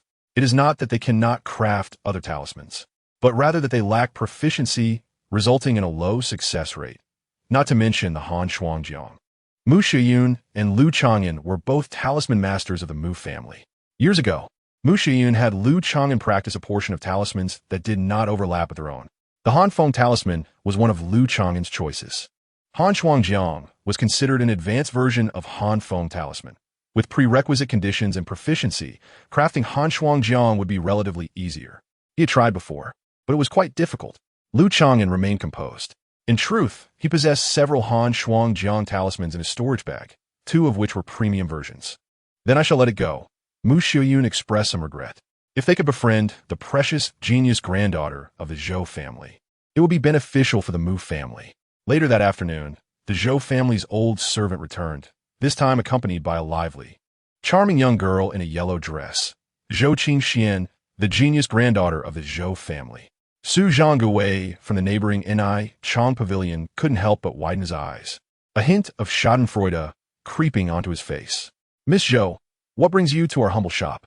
Mu Xiuyun gracefully stepped forward, exuding elegance. I need to see the talisman master who crafts the Han Feng talismans, the young girl in yellow stated with a neutral tone. What guidance do you seek, Miss Zhou? Lu Chang'an, dressed in a white robe, stepped forward politely. Upon gazing at the composed and refined young man before her, Zhou Qingxian momentarily froze. She could not help but ask, how old are you? Is this a matchmaking session? Why inquire about age? Lu Chang'an silently scoffed, replying, I am about to turn 34. Zhou Qingxian chuckled, her smile radiant. Over 30? I thought you were a once-in-a-century genius talisman master. Lu Chang'an appeared to be of a similar age to her. Lu Chang'an forced a smile, remaining unperturbed. I, Lu, aim to capture a first-tier late-stage firebird that has recently appeared on Jia Mountain. I initially thought a few more Han foam talismans would suffice, but it still falls short. If I had Han Shuangjiang to assist, I would have great confidence. At only 17 years old, Zhou Qingxian was filled with youthful vitality and pride, but had a cultivation level comparable to the 30-something Lu Chang'an, already a fifth-layer qi refinement cultivator. Miss Zhou, you should be aware of the difficulty in crafting Han Shuangjiang. I have not yet truly become a high-grade first-tier talisman master, so how could I guarantee its crafting? Lu Chang'an wore an expression of helplessness. Since you can craft premium Han foam talismans, with some extra effort, crafting Han Shuangjiang is not out of reach. Zhou Qingxian stated, her delicate brows furrowing. Her bright and lively eyes fixated on Lu Chang'an, as if attempting to exert some pressure. Were she an ordinary cultivator, facing the formidable Zhou Qingxian would likely instill fear and trepidation. After all, she was the beloved granddaughter of a false Dan realm master. Even Mu Renlong from the Mu family would show courtesy in her presence. Miss Zhou, perhaps you should seek someone more capable, Lu Chang'an replied indifferently. In his previous life, he was the old ancestor of a cultivation family, a Dan realm master. How could he be intimidated by this young girl's facade of power? To capture a first-tier late-stage firebird, it is not absolutely necessary to use Han Shuangjiang, Mu Xiuyan gently advised. I'm a beast master. I must independently conquer and capture that firebird to ensure it respects me, making it easier to tame in the future. Han Shuangjiang is the optimal choice and would not harm it, Zhou Qingxian insisted, her expression resolute, biting her rosy lip, displaying a determination to achieve her goal without compromise. Lu Chang'an contemplated this. The young girl sought perfection, wishing to capture the firebird alone, unwilling to accept assistance and not wanting to harm a target. Upon reflection, it is evident that Han Shuangjiang is indeed quite suitable, possessing attributes that counterbalance others, along with formidable control capabilities. The fact that this young lady places such importance on it suggests that the bloodline of that fiery avian is likely of high grade, at the very least, a superior lineage. Lu Fushi, are you truly unwilling to assist with this matter? Noticing Lu Chang'an's indifference, Zhou Qingxian scrunched her delicate nose, bringing her exquisitely flawless face closer, drawing a gentle breath. With a distance of less than half a foot, the girl's breath, as subtle as a pure lotus, mingled with her innate fragrance. An odd sensation stirred within Lu Chang'an. Could it be that this young lady was employing the wiles of a coquette? He was twice her age. If marriage were to occur as early as that of Ergo, Zhou Qingxian would likely be of an age akin to his daughter.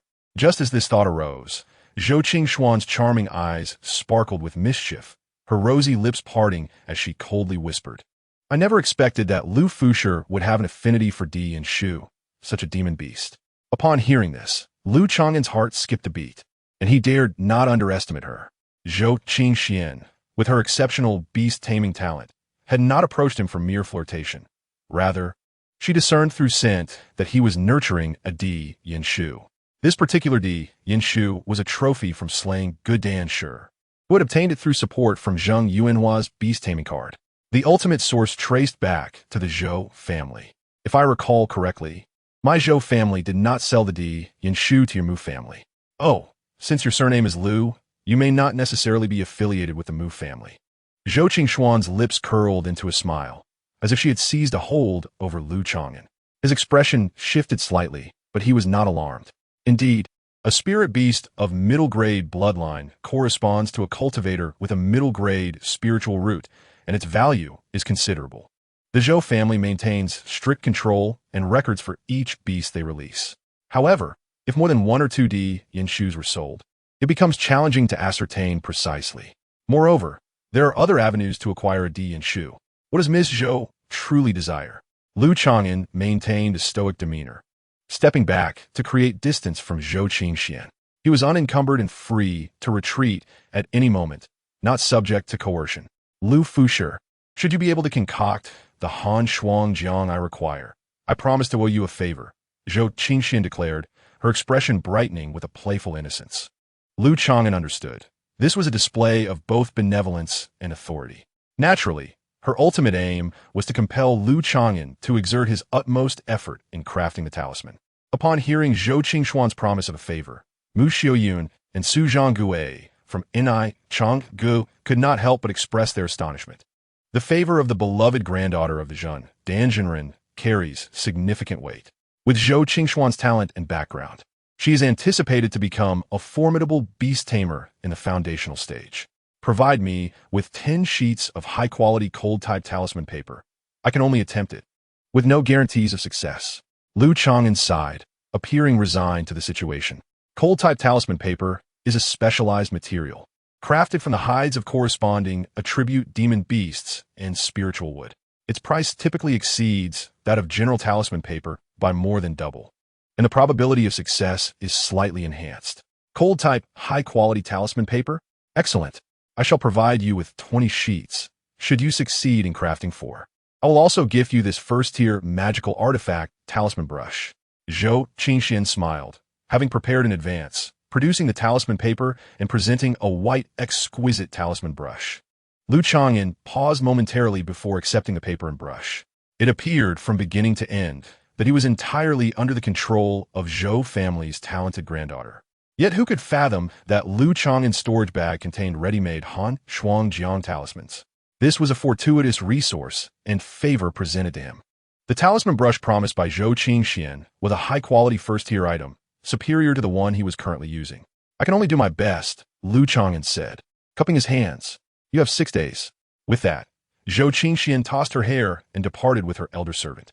Do you have confidence? Mu Xiaoyun approached him, her voice gentle and fragrant. Meeting her expectant gaze, Lu Chang'an pondered, with the enhancement of this brush and cold-type talisman paper, I have a 2 to 3% chance of success. 6 days swiftly passed. Zhou Qingxian arrived punctually at the Mu family talisman shop. Seated in the reception area on the first floor, Lu Chang'an appeared somewhat abashed. He was not foolish enough to believe he could produce 4 Han Shuang Jiang talismans simply for a brush. Presenting 3 should suffice to meet her psychological threshold. Crafting 4 would place him nearly on par with a first-tier superior talisman master in terms of difficulty. Forget it, you may keep this talisman brush. Zhou Qingxuan's expression revealed neither satisfaction nor disappointment. After casting one last glance at Lu Chang'an, she took the talismans and departed. Mu Xiaoyun smiled brightly. Although he had not achieved the goal of 4 talismans, he had nonetheless satisfied Zhou Qingxian to a significant degree. Lu Fusher, congratulations. To have earned the favor of the Zhou family's prodigious granddaughter is truly enviable. Just as Zhou Qingxian left, Su Zhanggue approached with a grin, seemingly uncertain yet probing. A stroke of luck, Lu Chang'an replied humbly, recognizing that this matter was not easily concealed.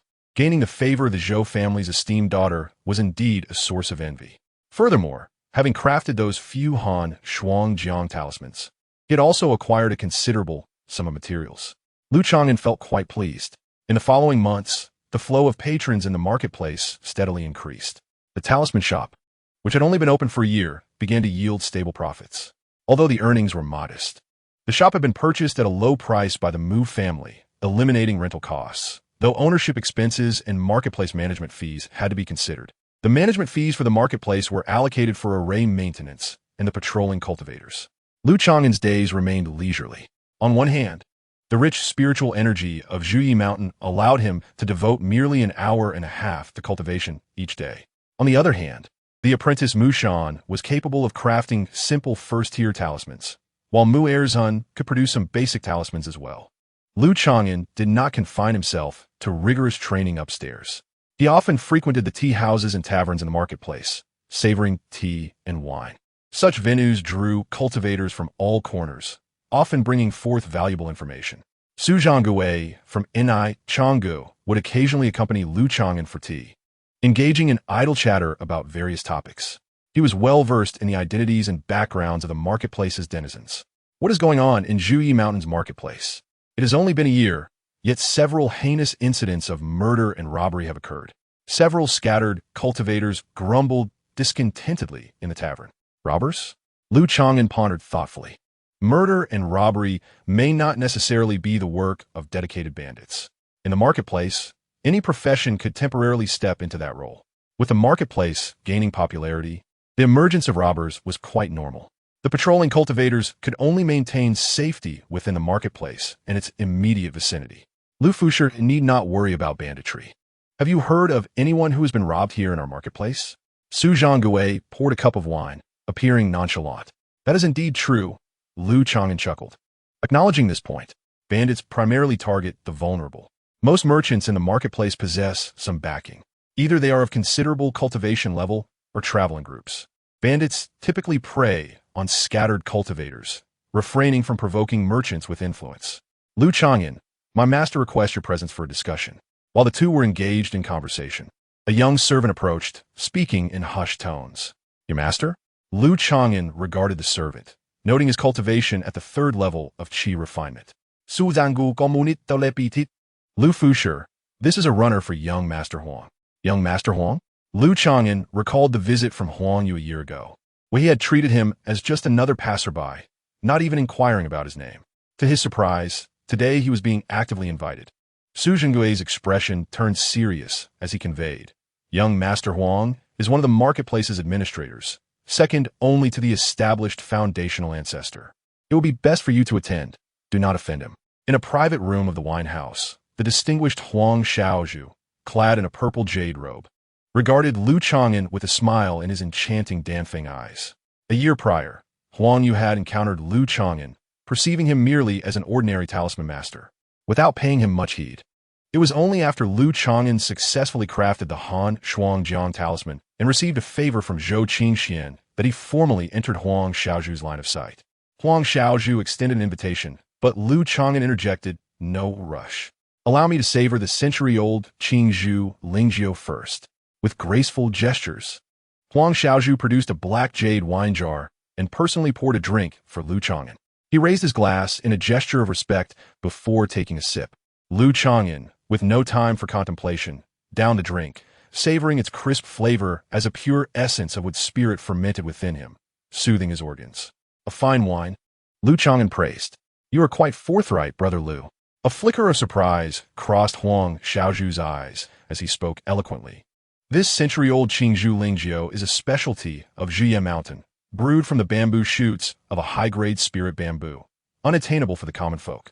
Lu Chang'an's candidness earned Huang Xiaozhu's silent admiration. As the conversation progressed, Huang Xiaozhu inquired about Lu Chang'an's experiences in the Mu family and the market, mostly offering compliments. Had it not been for the events of the past year, Lu Chang'an might have mistaken him for a humble and approachable young master. After several rounds of wine, Huang Xiaozhu's fair complexion flushed slightly as he pushed a jade box toward Lu Chang'an. A small token of goodwill. I hope you will accept it, Brother Lu. What is this? Lu Chang'an opened the jade box and was taken aback. Inside lay 4 translucent spirit stones, reminiscent of rare treasures. These are mid-grade spirit stones, he realized, noting that each could be exchanged for at least 100 low-grade spirit stones, often with fluctuations exceeding 10%. This amounted to a staggering sum of over 400 low-grade spirit stones, a significant fortune for someone at the late stage of qi refinement. Alongside the spirit stones, the box contained a small porcelain vial labeled with 3 characters, by Ning Dan, a breakthrough elixir for the late stage of qi refinement.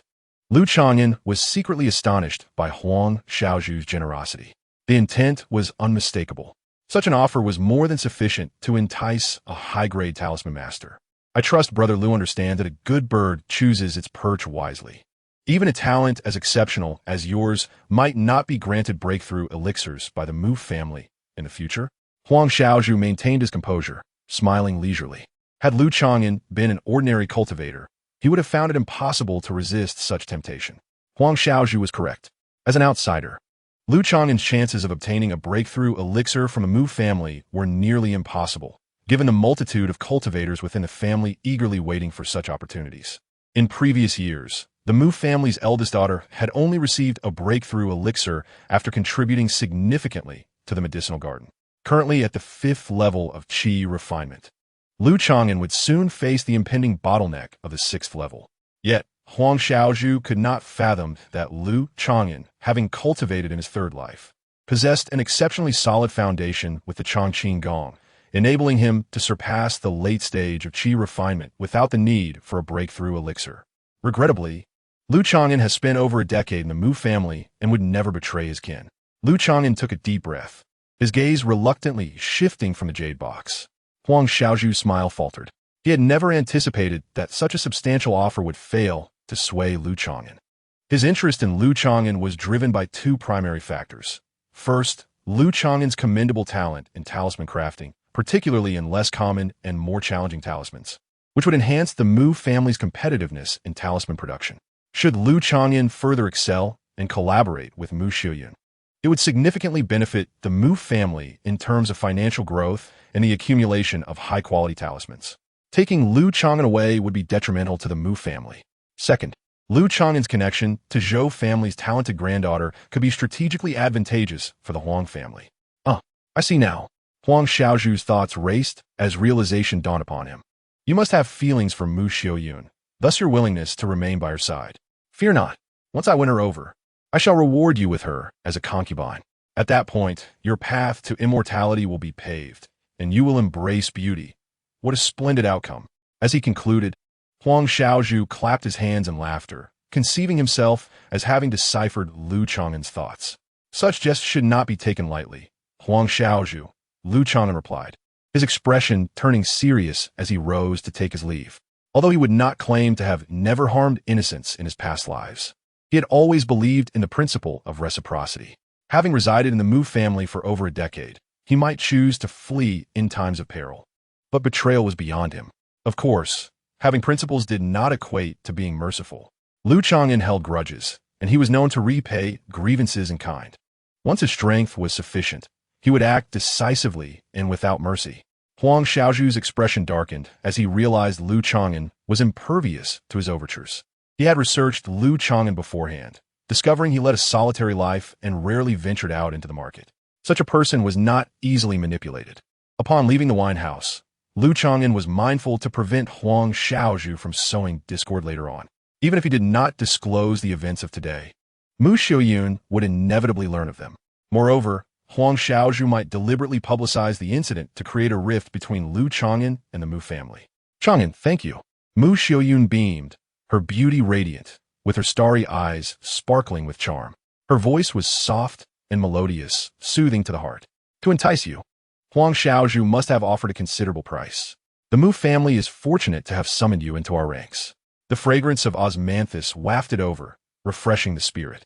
As Mu Xiuyun approached, her gaze gentle, she reached out a delicate hand to rest upon his. Lu Chang'an felt the coolness of her skin, smooth as jade. Clad in a flowing green silk gown, the graceful young lady lowered her starry eyes, her countenance as radiant as the dawn, breathtakingly beautiful.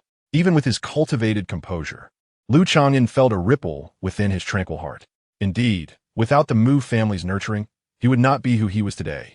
Maintaining his composure, Lu Chang'an gently withdrew his hand and, with a respectful bow, exited the room.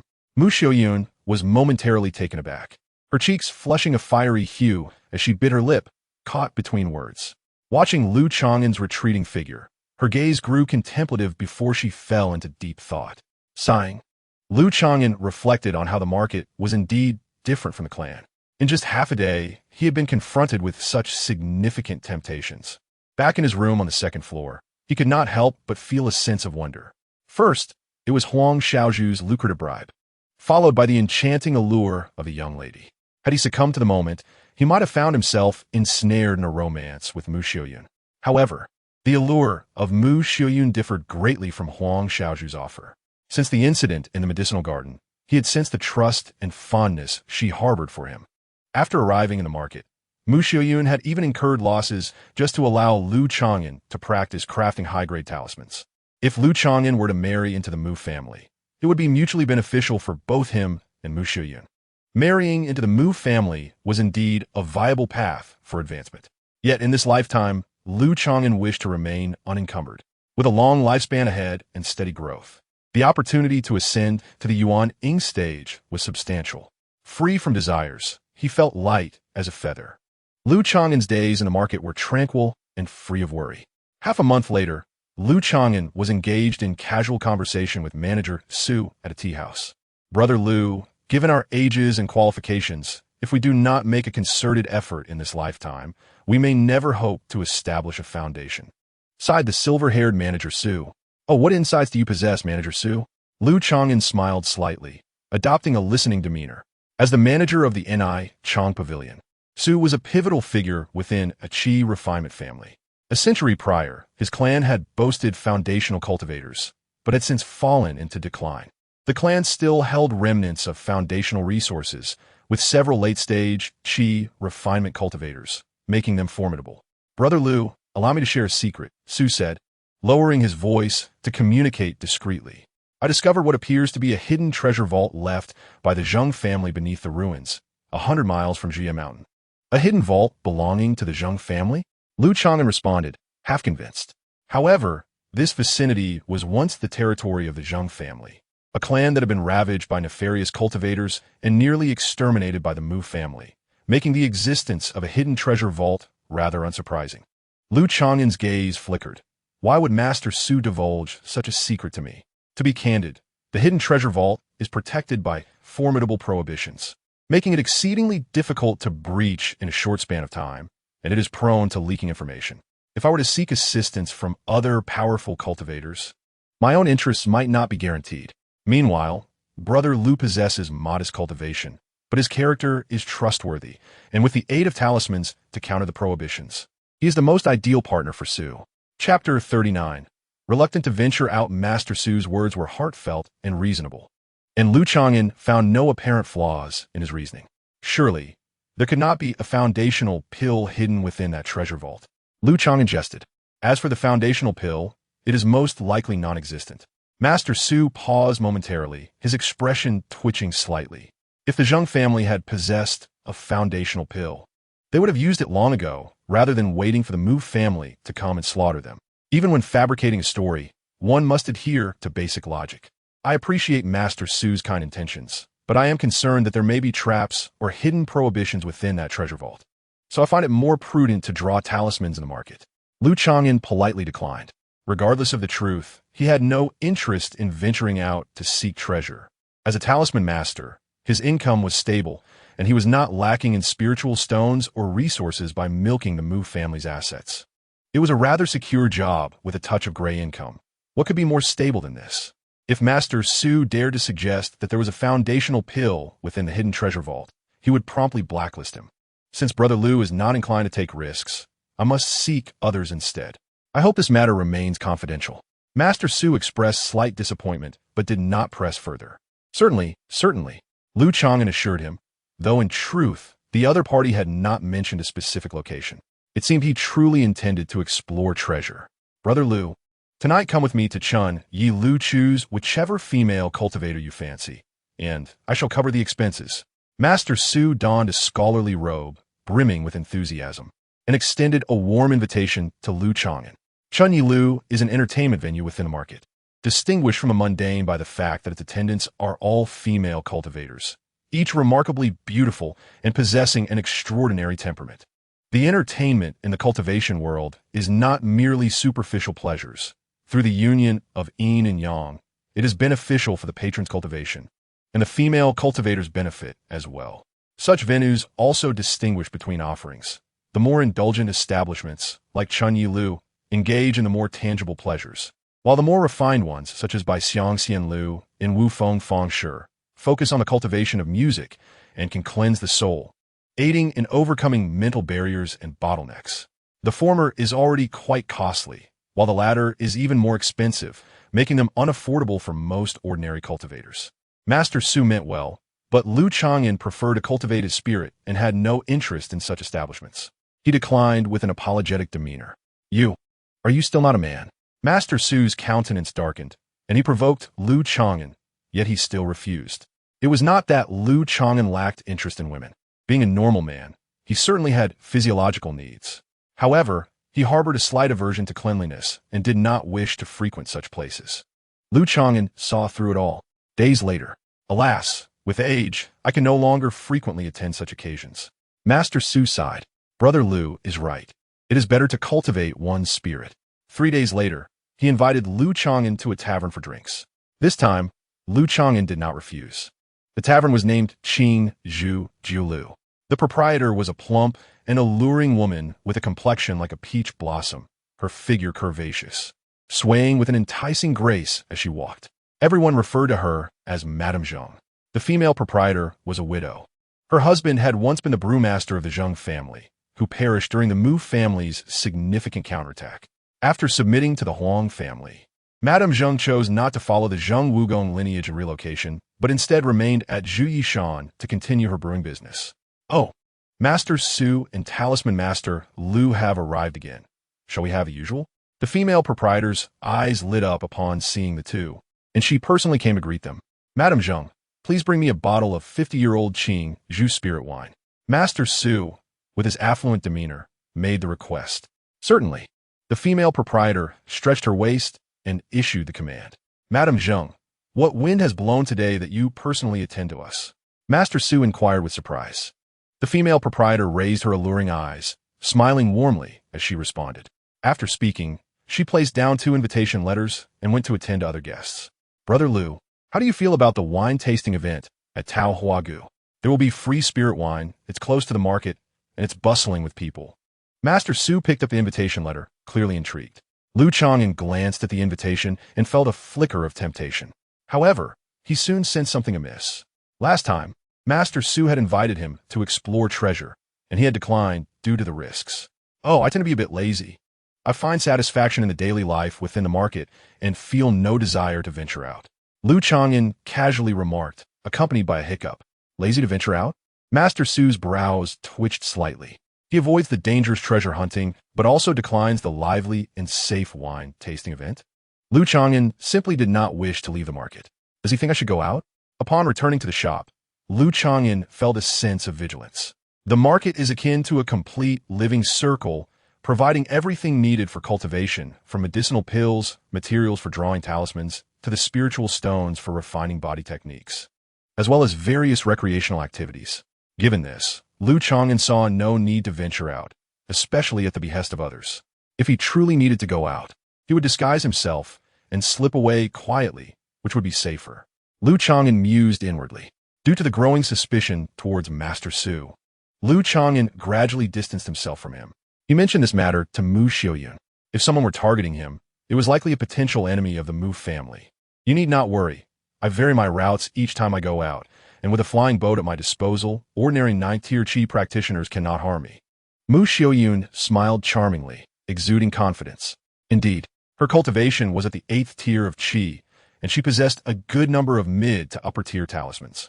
Coupled with the speed of the flying boat, even encountering Zheng Yuanhua from back then would not intimidate her in the slightest. Time flew by. Over the next year, Lu Chang'an and the Mu family's talisman shop experienced a peaceful coexistence, and business gradually flourished.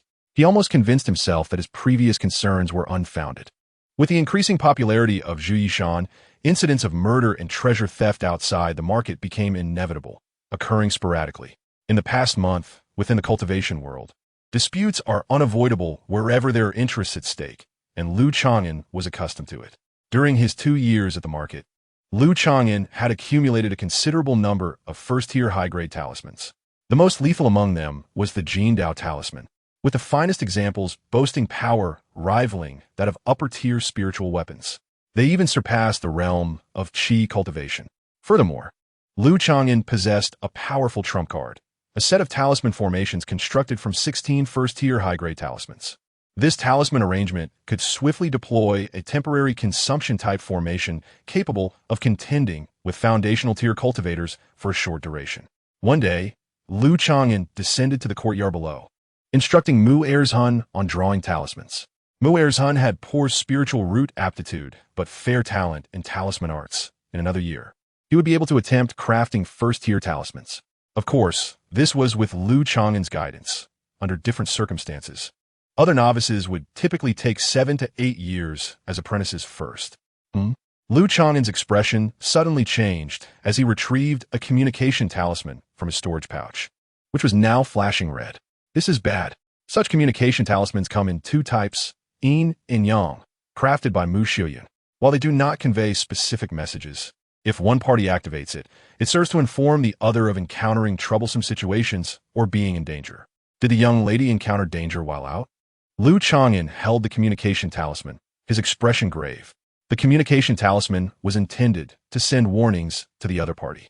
The original purpose of Mu Xiuyun's crafting was to ensure that Lu Chang'an would not face troublesome issues while she was away from the shop. Considering his relatively low cultivation level, Lu Chang'an's thoughts raced as he hurried upstairs to disguise himself. Adjusting his aura with the Chang'an technique, he transformed into a youth of quite a different style. Following the flow of people, he exited the shop. Scanning with his divine sense, he found no pursuers. Just as he reached the market's exit, a piercing cry sliced through the air from a distance, and a flying vessel came into view, the young lady's vessel, which Lu Chang'an recognized. Upon closer inspection, he noticed a bloody, delicate figure swaying precariously on the craft. With a swift motion, Mu Xiuyun's magical energy faltered, causing her body to plummet like a severed kite alongside the flying vessel. Lu Chang'an reacted instantly, applying a lightness talisman and leaping into the sky.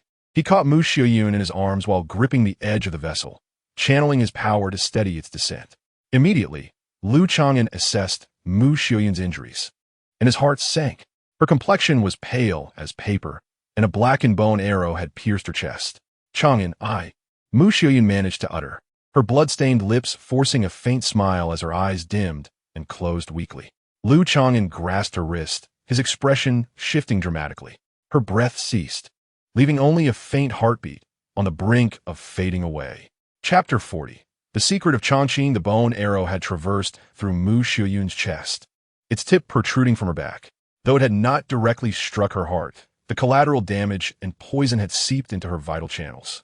Lu Chang'an's expression turned grave as he sighed inwardly.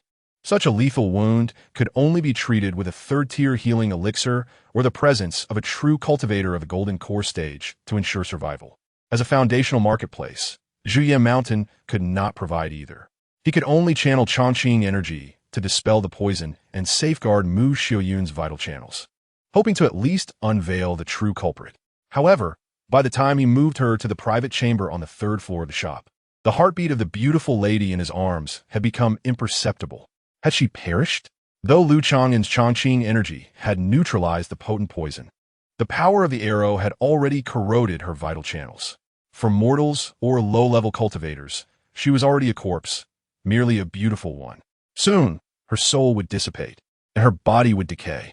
Attempting cardiopulmonary resuscitation, the arrow's force had already inflicted damage on her heart, potentially causing further harm. All he could do was try the healing secrets of Chang'an, if only to extend her life momentarily. Sitting cross-legged before the bed, Lu Chang'an resorted to desperate measures. The ancient wood Chang'an skill as a wood-based technique possessed inherent healing capabilities and included a secret method for mending wounds. Due to its consumption of vital energy, Lu Chang'an had never employed it before. With a hum, his internal energy surged, a layer of verdant, ancient light swirling around his palm, reminiscent of ancient trees sprouting new green shoots, exuding the essence of life. At this moment, he cast aside any distinctions of gender. Carefully, he unfastened Mu Xiuyun's garments, pressing his glowing palm against a wound on her chest. The darkened area around the wound visibly lightened, gradually forming a scab, while the surrounding skin regained its pristine whiteness. Lu Chang'an was astonished. The healing secret of the Chang'an skill exceeded his expectations, far surpassing ordinary wood-based techniques in its ability to detoxify. A soft groan escaped Mu Xiuyun as beads of sweat formed on her forehead, and a faint blush returned to her pallid face. Lu Chang'an's heart leaped with joy as he kept his palm pressed against her chest, afraid to move it lest she draw her last breath. I haven't died? Mu Xiuyun opened her starry eyes, gazing at Lu Chang'an, her pale face forming a faint smile. Chang'an, it truly is you. During the incident in the medicinal garden, she had felt herself sinking into an endless darkness, only to be pulled back from the abyss by a warm, azure presence. Today, that feeling had returned. Even in disguise, she could not mistake the familiar aura of the man before her. Steady your breath and speak softly, Lu Chang'an urged, removing his disguise and adopting a serious expression. Quickly, leave your last words. Who is the culprit? I must provide an account to the Mu family. Mu Xiuyun paused, her face reflecting a pale beauty illuminated by a hint of sorrow. The culprit is a band of rogue cultivators, 3 in the late Qi refining stage, all wearing masks. The leader, a 9th-layer Qi refining cultivator, wields a superior-grade bow, an arrow, and possesses an exceptionally swift flying spirit beast. As she recounted the details, her eyes shimmered with reluctance, instinctively gripping Lu Chang'an's warm hand, unwilling to let go. Having revealed the identity of her assailants, a sense of relief washed over Mu Shuyun. She gazed quietly at Lu Chang'an, her elegant visage breaking into a serene smile. Chang'an, to die before you is a form of fortune. Do you know why I declared I would not marry outside my family? You are clearly on a meager path to immortality. Why do you refuse to join the Mu family? If you wish, our future child could carry the Lu surname. Mu Shuyun's heartfelt confession before her demise left Lu Chang'an momentarily speechless. But, dear lady, your thoughts extend too far. At that moment, Lu Chang'an's energy waned significantly, compelling him to cease the healing technique. Mu Shuyun clutched his hand tightly, insisting he remain at her chest. Before I die, could you hold me just once? A hint of shyness graced her face. Very well. It was difficult for Lu Chang'an to refuse the last wish of someone on the brink of death, especially considering the care and guidance she had bestowed upon him. He embraced the gentle and graceful lady who nestled her head against him, savoring the warmth in her final moments. Upon sensing the gradually stabilizing heartbeat beneath his palm, Lu Chang'an realized something was amiss. In the urgency of the moment, he had inadvertently touched an inappropriate area, causing him to lose focus and neglect the details. Why am I still alive? After a few breaths, Mu Shuyun appeared puzzled, touching the bone arrow lodged in her chest. Strange. How am I not dead? Lu Chang'an, filled with uncertainty, instinctively responded. He released his grip to examine her condition. Her pulse was steady, and the fatal injury to her vital channels had healed. The bone arrow remained embedded in her chest, but it posed no immediate threat to a cultivator. What is the verdict? Mu Shuyun's eyes glimmered with hope. Lu Chang'an's expression was peculiar. You have survived. I truly live? Mu Shuyun's face blossomed like dawn, tears of joy streaming down her cheeks. I'm alive. Why do you seem displeased? Mu Shuyun's starry gaze shifted to Lu Chang'an, who appeared contemplative. Not at all. Lu Chang'an had intended to extend her life momentarily, allowing her to leave her last words and identify the culprit. However, his plans had been upended. The healing secret of the Chang'an skill had exceeded his expectations and miraculously revived Mu Shuyun. This technique, once employed, had unexpectedly cost him 2 months of his lifespan. The Chang'an skill, known for its longevity, required the absorption of temporal energy. Through this incident, Lu Chang'an had glimpsed the core mystery of the Chang'an skill. Ouch! Mu Shuyun, overwhelmed with happiness, inadvertently aggravated her wound, causing cold sweat to bead on her forehead. Do not move. I shall extract the arrow.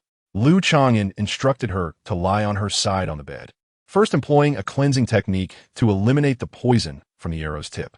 One hand remained on her chest, safeguarding her vital channels with Chang'an energy, while the other carefully withdrew the bone arrow. The extraction process caused Mu Shuyun to sweat profusely from the pain, yet she remained silent, observing the earnest expression on Lu Chang'an's face. After removing the arrow, he applied a medicinal ointment and infused her wound with Chang'an energy to expedite healing. Chang'an, your wood-based technique is extraordinary. The healing effect is remarkable, Mu Shuyun remarked after a moment of silence, unable to contain her admiration. Noticing the slight frown on Lu Chang'an's face, she seemed to grasp something, smiling softly. Chang'an, every cultivator has their secrets. Following the incident in the medicinal garden, I sense you are not like ordinary cultivators. If you have reservations, I, Shuyun, swear upon my heart that I will never speak of today's events to a third party. With a solemn expression, Mu Shuyun lifted her hand to pledge her oath. She was not an outsider. Such a serious vow was unnecessary. Lu Chang'an's furrowed brows relaxed, a smile gracing his lips as he felt a sense of satisfaction with Mu Shuyun's insight and consideration. The efficacy of his healing technique was impressive, but it was not an earth-shattering secret. For ordinary cultivators, the allure of foundational pills, such as the Breakthrough Dan and the Foundation Establishment Dan, is substantial. Even the longevity granted by the Chang'an Gong can be found in some advanced wood-type techniques, extending life by over 10%. The greatest secret of Lu Chang'an lies in the Jiuyin Bay, while the Chang'an is merely a secondary aspect, merely the tip of the iceberg. Just moments ago, I spoke of the last words of Mu Xiuyun, whose injuries have now stabilized. Recalling her near-death confession, her cheeks flushed with embarrassment and annoyance. What last words? How come I was unaware? Lu Chang'an replied nonchalantly. Immediately after, Mu Xiuyun nestled against his shoulder, her dark tresses dancing, her delicate and graceful visage magnified before him. Taken aback, Lu Chang'an felt a soft, sweet fragrance waft between them, reminiscent of osmanthus and orchid, as they shared a kiss. A moment later, with a clear mind, Lu Chang'an gently released the still frail beauty. You must take good care of yourself, he urged, helping Mu Xiuyun onto the bed. Chang'an, will you fly far away? Mu Xiuyun's heart fluttered with unease as she grasped his hand tightly. Lu Chang'an, taken aback by her intuition, candidly admitted, after reaching the 7th layer of qi refinement, I will leave the Mu family. Once he attains the 7th layer, he intends to seek opportunities for establishing his foundation elsewhere, as the Mu family can no longer offer significant assistance. The timing is still not ripe. Mu Xiuyun, well aware of the unspoken implications, felt her starry eyes dim. Releasing his hand, Lu Chang'an departed. She sighed softly, you truly are forthright. Knowing you will leave in the future, do you not wish to entangle with me? In 1 or 2 decades, has the entire Mu family left no trace in your heart? Mu Xiuyun was attacked outside the market and nearly lost her life, which caused quite a stir. This was the second incident of merchants being assaulted by rogue cultivators. Days later, Mu Xiuyun united with various merchants in the market to exert pressure on the Huang family, demanding enhanced security and the eradication of the brazen rogues. Given their own safety at stake, the merchants stood united against a common enemy. The Huang family felt the pressure and had to convene a meeting to discuss countermeasures. That evening, the managers of the market's shops gathered at the Huang family's estate atop Jia Mountain for a conference. An hour later, Mu Xiuyun revealed that the rogue who had attacked her was known as Xianmian Fei Jiao, a notorious figure who had wreaked havoc in other markets years prior. This individual had previously been hunted by those in the foundation establishment stage and, after sustaining injuries, had lain low for years, only to resurface near Jia Mountain. This first piece of information was precisely what Lu Chang'an was concerned about. Xianmian Fei Jiao? Lu Chang'an committed this name to memory. Escaping the pursuit of those in the foundation establishment stage was no ordinary feat, making it clear why Mu Xiuyun had been cornered. Subsequently, Mu Xiuyun mentioned a second matter. The Huang family would compensate the 2 attacked merchants by waiving their management fees for the next decade. Such waivers were not insignificant. The Huang family was somewhat accommodating. Lu Chang'an pondered. While merchants received compensation, the unfortunate fallen cultivators had met their end. This exemplifies the ruthless survival of the fittest in the world of cultivation. Most merchants in the market possessed powerful backgrounds, some of whom even the Huang family dared not offend lightly. Furthermore, the Huang family planned to bolster the market's defensive formations and law enforcement cultivators, actively purging the rogues. Due to increased expenditures, starting next year, they would raise the management fees for merchants by 30%. Mu Xiuyun's melodious voice carried a hint of sarcasm. Raising the management fees? Lu Chang'an couldn't help but admire the Huang family's cunning. In the first 2 years of the market's operation, management fees had been kept low to attract customers. Now, as the market's foot traffic surged and most shops began turning a profit, the Huang family seized the opportunity presented by the threat of rogues to increase management fees. The situation had indeed changed. Previously, the market had sought to entice people to conduct business. Now, crowds flocked in droves. The Huang family openly declared that if merchants were dissatisfied with the increased fees, they could sell their shops at current market prices with compensation provided. This clearly indicated the Huang family's optimism regarding the market's future. Upon returning to his room, Lu Chang'an fell into deep contemplation. He recalled a year prior when manager Su and Madame Zheng had gone to great lengths to persuade him to leave. Together with Mu Xiuyun, their talisman shop thrived, boasting a competitive range and quality of talismans. Besides the Feiyuel Lake's aquatic products and the Zitone copper mine, the Mu family had acquired another lucrative asset, and their development continued to flourish. Eliminating just one adversary could stifle this momentum. Lu Chang'an, resolute in his stance, had no intention of leaving the market, thus eliminating any opportunity. Mu Xiuyun, however, frequently traveled between her family and the market. With her higher cultivation level and possession of a flying vessel, she was not an easy target, yet at least she had opportunities. Atop Jie Mountain, in the Huang family estate, an ancient elder with pronounced cheekbones sat cross-legged on a mat, his expression stern. Yuan, you have overstepped this time. Merchants in a market are not to be trifled with. Targeting them is, indeed, a poor strategy. Does a mere girl warrant your personal involvement, risking the market's reputation? Uncle Ling is right, Huang Yuan replied respectfully, explaining, I did not participate personally. I merely provided information to Xiamian Fei Diao. That scoundrel took an interest in the Mu family's esteemed lady and acted impulsively. A flicker of malice crossed Huang Yuan's eyes as he spoke of this incident. He had initially intended to devise a comprehensive plan to capture Mu Xiaoyun, using the rogue's actions to manipulate both the Mu family and Lu Chang'an. However, Xiamian Fei Jiao, overconfident in his abilities, misjudged the quality of the talismans in Mu Xiaoyun's possession and suffered initial setbacks, sustaining injuries from her talismans. Enraged and humiliated, he resorted to extreme measures. Had he succeeded in eliminating Mu Xiaoyun, it might have sufficed, but she survived and rallied the merchants to pressure the Huang family. The ancient elder snorted coldly, saying, mind your actions. The prosperity of this market is vital to the Huang family's plans for the next century. Following Mu Xiaoyun's attack, the Huang family enhanced patrols around the market and addressed several incidents of murder and robbery. The security environment surrounding Jie Mountain improved significantly. The market's foot traffic steadily increased, and the businesses thrived, leading to a growing acceptance of the raised management fees. 3 years later, Lu Chang'an advanced to the 6th layer of qi refinement, reaching new heights in his cultivation.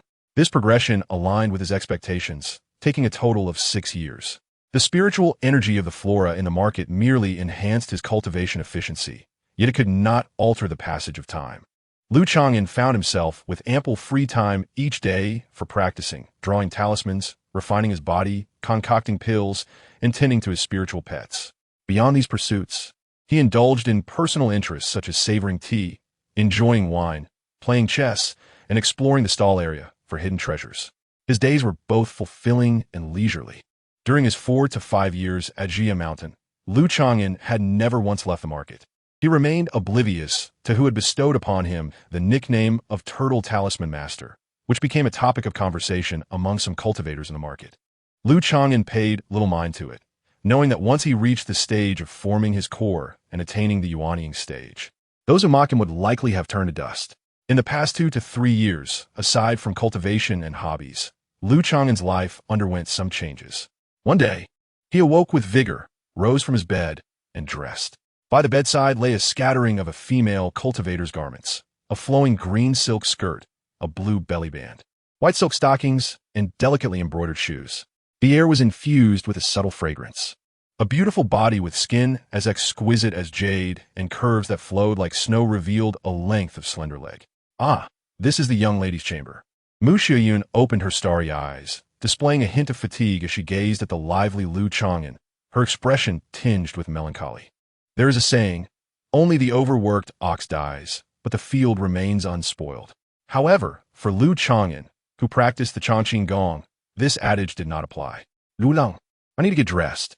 No peeking, came the soft sound of her dressing from behind. Lu Chang'an approached the window, lost in thought, reflecting on how swiftly these past 2 to 3 years had flown by. 3 years prior, after the miraculous recovery from death, the young lady gradually shed her reserve regarding her status. At times, her eyes conveyed emotions, and she took the initiative to discuss the art of talismans. On one occasion, while we were drawing talismans together, she expressed her heartfelt sentiments. Her life was granted by Lu Chang'an, and even if he were to leave in the future, she would accept it willingly. With such profound words exchanged, should Lu Chang'an decline further, he would not be considered a normal man, even falling short of a eunuch.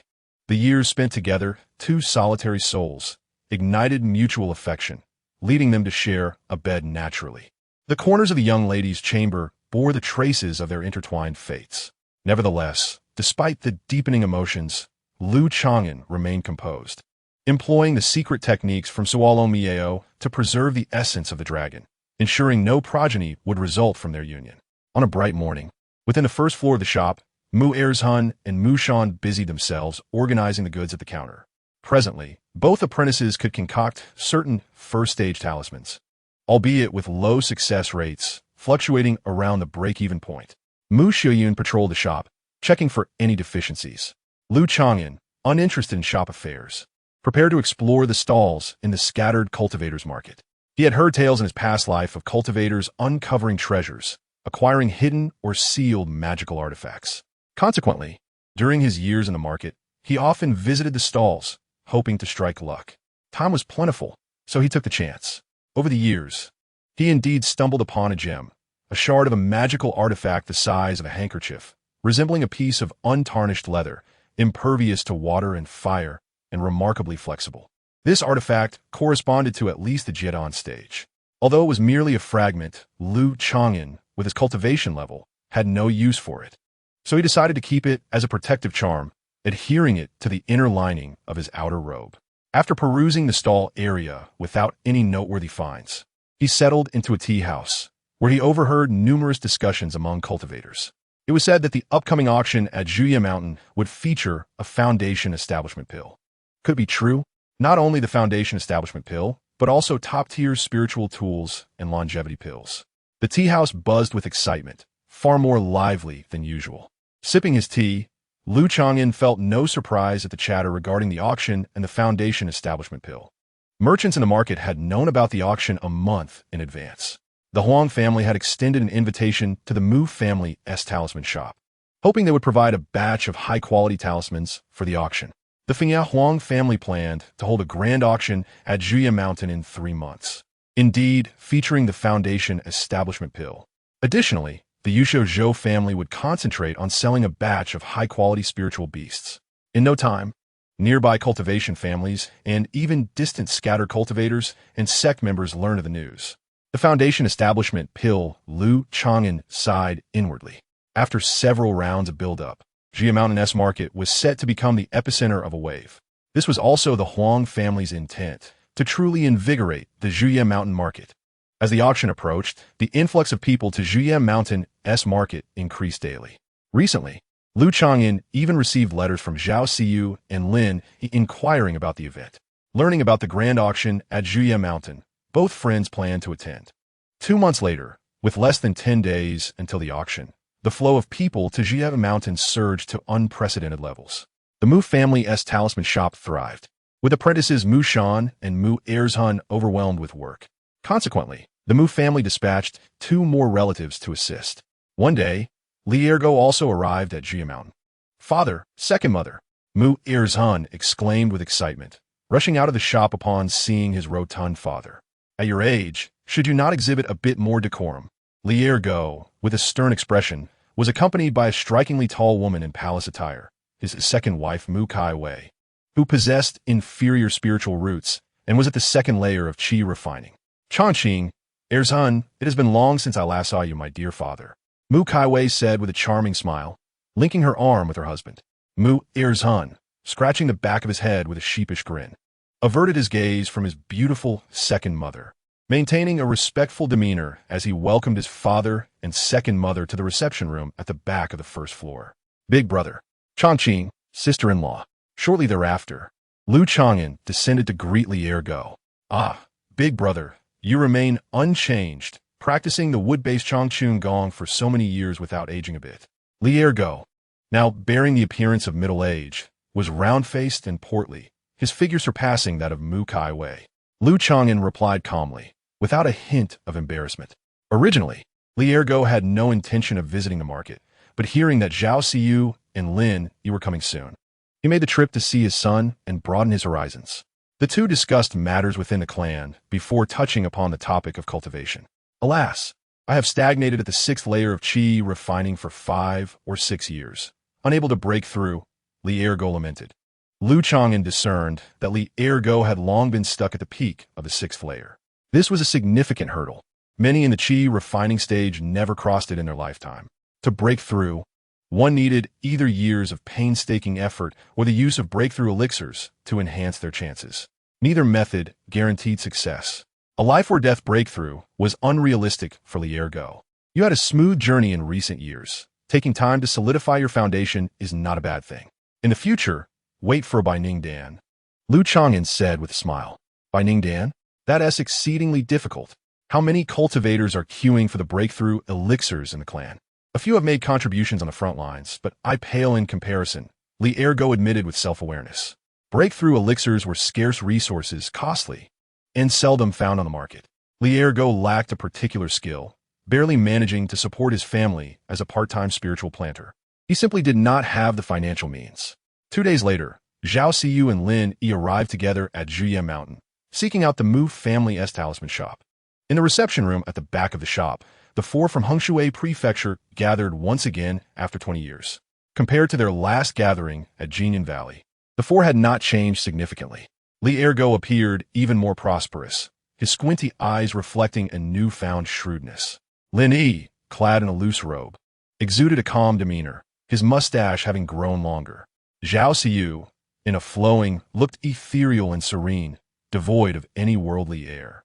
Dear friends, if I have calculated correctly, it has been precisely 20 years since we first met, Lin Yi said, stroking his beard with a smile, his eyes sparkling, his expression filled with warmth. 20 years the four exchanged knowing smiles, feeling a bittersweet nostalgia for the swift passage of time. At that moment, they were unaware that this gathering, spanning 2 decades, would become a frozen memory. Your children are now of an age similar to what we were back then. Zhao Siyu smiled gently, glancing at Mu Er's-hun and Lin Yi's 6th son, Lin Lu. Lin Lu, 15 years old, donned an ornate brocade robe adorned with a golden crown and jade belt, his handsome features complemented by rosy lips and white teeth. Mu Er's-hun, now 18, boasted thick brows and large eyes, his robust physique radiating a simple-hearted charm. In terms of talent and aptitude, Mu Er's-hun paled in comparison to Lin Lu. Xiao Lu, take some time to become acquainted with Er's-hun. You both must support each other as brothers, Lin Yi advised, looking at his distinguished son. Yes, father, Lin Lu replied, forcing a slight smile. Clearly reluctant to engage with Mu Er's-hun. It was evident that Lin Lu held Mu Er's-hun in disdain. Lin Lu's spiritual root sensitivity reached 18, nearing the middle-grade spiritual root, and with substantial resources from the Ancient Pavilion and the Guang'an Marquis estate, he had passed the Jinyan Valley assessment the previous year, now serving as an outer disciple at Jinyan Valley. In contrast, Mu Er's-hun, a clan offspring, had a spiritual root sensitivity of 12, merely an apprentice, 2 boys from entirely different tiers. Inside the room, Lin Lu displayed utmost respect only towards Zhao Siyu, showing little regard for the elders Lu Chang'an and Li Ergo, viewing them as failures of the sect, living under the shadow of others as sons-in-law. Unlike his own father, who despite setbacks had risen from adversity to establish the Ancient Pavilion, gaining a measure of renown among scattered cultivators. Your little Lu has a solid foundation, Lu Chang'an remarked. In the throes of adolescence, it is quite natural for a young disciple of the sect to exhibit a modicum of arrogance. Over the years, I have invested a considerable amount of effort into Xiao Lu, hoping to prevent him from making the same mistakes I did in my youth. As for Lin Lu, the prodigious offspring of Lin Yi, there is an undeniable sense of pride. His current path of cultivation is fraught with challenges, and it is unlikely that he will achieve the same level of success as Lu Chang'an or Li Ergu. Yet, the strength of my own son is commendable. During their casual conversation, Lin Yi subtly revealed that the new generation of the Guang'an Marquis is none other than his own younger brother, whom he has discreetly supported to ascend to that position. This effectively means that Lin Yi simultaneously holds sway over both the Ancient Pavilion and the Marquis of Guang'an's estate. The four of them were deeply engrossed in their discussion, having emptied an entire pot of tea. I shall brew another pot, Lu Chang'an announced as he prepared to rise. Allow me, came the gentle voice of a lady akin to a clear spring. Mu Shuyun had materialized without notice, exuding elegance and grace as she rolled up her sleeves to serve tea for the group. When Zhao Xiao and Lin Yi had first arrived, she was preoccupied with managing the shop, exchanging only brief pleasantries. They recognized that this demure and serene lady was the eldest daughter of the Mu family. Before long, Mu Shuyun returned with the teapot, her warm and bright star-like eyes meeting Zhao Xiao's for a fleeting moment. Zhao Xiao's clear and radiant gaze responded with a nod and a smile. "Miss, this is quite inappropriate," exclaimed Li Ergu and Lin Yi, taken aback at the sight of Mu Shuyun serving tea. "Chang'an, please continue your conversation. I have matters to attend to," Mu Shiyun said softly, casting a gentle glance at Lu Chang'an before gracefully departing. Brother Lu, what is the nature of your relationship with the eldest lady? Li Ergu's eyes widened in realization. Observing the interactions between Lu Chang'an and Mu Shiyun, it was evident that they were not merely ordinary friends. Brother Lu is indeed extraordinary. He has not only refrained from making his move, but when he does, he captures the heart of the Mu family's eldest daughter. Lin Yi chuckled, though internally he was shaken, bewildered, and envious. After all, she was the illustrious eldest daughter of the Mu family from Feiyue Lake. Zhao Xiao, astonished, cast an incredulous glance. Could it be that Lu Chang'an harbored such ambitions? Was he truly the kind of person to rely on the fortunes of others? Brother Lu, is this true? Li Ergu's jaw nearly dropped in disbelief. Mu Xiuyun was the dream goddess of countless young men in their clan. Do not indulge in rumors or spread falsehoods. Lu Chang'an firmly denied. Mu Xiuyun may have mistakenly perceived Zhao Xiao as a rival and sought to showcase her closeness to me. Typically, she is quite reserved and discreet in the presence of outsiders. Seeing the doubt on their faces, he offered a wry smile. In truth, I have quite a good appetite. That evening, Lu Chang'an treated the group to a feast of spiritual delicacies in the market. Lin Yi and Zhao Xiao planned to attend an upcoming auction and took lodging at the inn in the market. With 3 days remaining until the auction, all inns in Jia Mountain were fully booked, leading to a collective rise in prices. Will you be attending the auction? Mu Shiyun inquired sweetly as she entered Lu Chang'an's room on the second floor of the shop. Indeed, Lu Chang'an replied without hesitation. There were items he was intent on acquiring from the auction. Our Mu family has received an invitation, granting us privileged guest status. Would you care to join us? Mu Xiuyun's eyes sparkled with anticipation. Certainly, Lu Chang'an mused, knowing that competing at the auction might involve stepping on some toes, but with the support of the Mu family, he would be well protected. A flicker of joy lit up Mu Xiuyun's eyes, her delicate face blushing slightly as she softly remarked, Lu Lang, I shall not be joining you today. With that, a gust of fragrant wind extinguished the lights in the room. 3 days later, the day of the auction arrived. Jia Mountain was bustling with activity, the skies occasionally illuminated by flashes of light as magical artifacts and birds ascended and descended. At the Mu family's spiritual talisman shop, several high-ranking members of the family were surveying the premises, nodding in approval. Among them were Mu Renlong, a foundational stage cultivator and the head of the Mu family. Mu Maota, who had come to Jia Mountain not only for the auction, but also to inspect the talisman shop. Father, Lu Chang'an is attending the auction with us. Mu Xiuyun stated, her graceful figure clad in a simple dress as she stood alongside Lu Chang'an.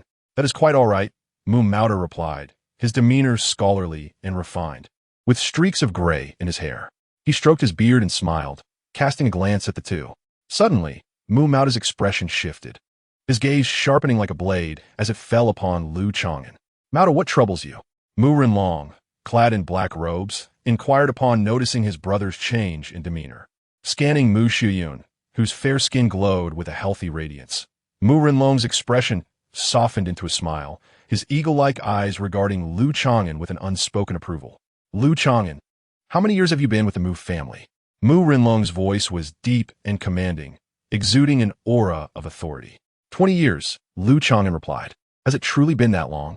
Mu Renlong mused. You have rendered considerable service to the Mu family over the years. You are akin to family now. Should you fancy any of the young ladies within the clan, it matters not who she is. I shall advocate for you. Mu Renlong's encouraging gaze held a hint of dominance. Lu Chang'an discerned the underlying message in Mu Renlong's words. He had the backing to pursue a union with Mu Xiuyun, and even if Mu Maota opposed, he would ultimately yield. After all, Mu Renlong, a foundational stage cultivator, wielded immense influence within the Mu family, more so than the previous generation of ancestors. Mu Maota's expression darkened, disappointment settling in his heart. His daughter was exceptionally talented, possessing both beauty and the skills of a first-tier talisman master, yet she appeared to be courted by someone who seemed rather unassuming. However, upon further reflection, if it were to be a marriage of incorporation, Lu Chang'an, as an outstanding talisman master, possessing striking looks and a composed demeanor, would indeed be a fitting match. Thus, 2 remarkable talents would remain within the Mu family. He had previously allowed his father's emotions to cloud his judgment, while Mu Renlong maintained a broader perspective. exhibiting a more rational approach by openly supporting Lu Chang'an. The auction venue at Jia Mountain was situated within a newly constructed hall near the mountain's peak, boasting a high standard where participants were required to verify possession of at least 200 spirit stones or items of greater value. This regulation effectively filtered out those who merely wished to spectate without any genuine means. The Mu family, being invited esteemed guests, bypassed this verification process, using a special entrance. Brother Renlong, your presence here elevates the prestige of Jia Mountain. An amiable elder from the Huang family, a foundational stage cultivator, greeted Mu Renlong. Lu Chang'an recognized the elder with prominent cheekbones as Huang Changling, an esteemed figure he had encountered during his years in the market. The Huang family, with 3 foundational stage cultivators, had deep roots, with Huang Changling being among the most seasoned, having long guarded Jia Mountain's marketplace. Given the significance of this auction, it was likely that the Huang family had more than one foundational stage cultivator in attendance. The auction hall was semicircular and exceedingly spacious, with mats laid out on the ground, maintaining a distance of at least 2 yards apart. The Mu family's VIP seating area resembled a floating platform capable of accommodating 10 individuals, alongside the higher-ranking cultivators. The Mu family had also brought 2 young talents to broaden their horizons. Lu Chang'an sat at the VIP table, savoring the spiritual tea and fruits served by the attendant. He spotted Li Ergu, Zhao Siyao, and Lin Yi seated on adjacent mats.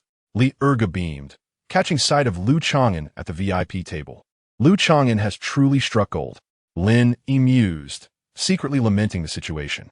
The prospect of Lu Chang'an marrying the Mu family's eldest daughter was something they could scarcely imagine. Half an hour later, the mats in the auction hall were nearly filled with attendees. With a hum, a soft beam of light descended from the heavens, enveloping the auction stage and illuminating it as if it were daylight. Welcome, esteemed friends, to Jia Mountain. I am the Venerable Guang Chenglan, honored to be entrusted by our host to preside over this auction. An elderly gentleman, slightly portly and adorned in a feathered robe, smiled broadly as he gestured with his hands towards the audience above and to the sides. He began by outlining the rules of the auction, forbidding any form of mental coercion, malicious bidding, or collusion that might disrupt the normal order of the auction. Offenders would face expulsion from the venue or, in severe cases, the forfeiture of their cultivation. Without further ado, he announced the first item for auction, the Qingqi Dan.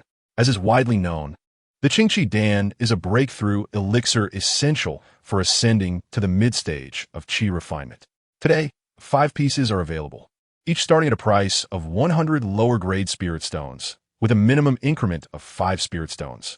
The Qingqi Dan, being the initial item, ignited excitement among the assembled cultivators. Although it is merely a breakthrough elixir for advancing to the mid-stage of qi refinement, which sect or cultivator does not have juniors to nurture. Such breakthrough elixirs have always been scarce. I bid 105, 120. The bidding erupted from all corners of the venue. Ultimately, the first piece fetched nearly 200 spirit stones, a sum equivalent to that of a mid-grade magical artifact. Subsequently, the remaining 4 Qingqi Dan were fiercely contested until they were all claimed. The second item on the auction block was the mid-grade magical artifact, the Chang'an Zimu sword. The elderly gentleman raised his hand with a smile. A mid-grade magical artifact, a complete set of artifacts. The eyes of those cultivators in the mid to late stages of qi refinement sparkled with anticipation. Lu Chang'an felt a stir of interest. The Chang'an Zimu sword was notably more powerful than the flying shuttle artifact he had obtained from Gudanshi, and it was indeed a quality item of the same tier, comparable to the black net he possessed. However, he ultimately chose not to participate, as acquiring another exquisite mid-grade artifact would not significantly enhance his strength. He had specific items he sought at this auction and wished to concentrate his resources. As the 16th item was introduced, it was the first-tier lifespan elixir, of which 3 pieces were available, each capable of extending one's life by 5 years.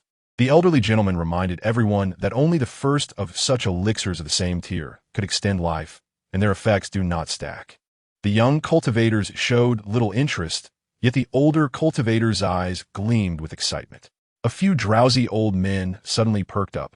The first-tier lifespan elixir, a miraculous medicine for prolonging life. It started at 200 lower-grade spirit stones, with increments of no less than 10 spirit stones. The elderly gentleman's demeanor was invigorated as he declared, 250 spirit stones.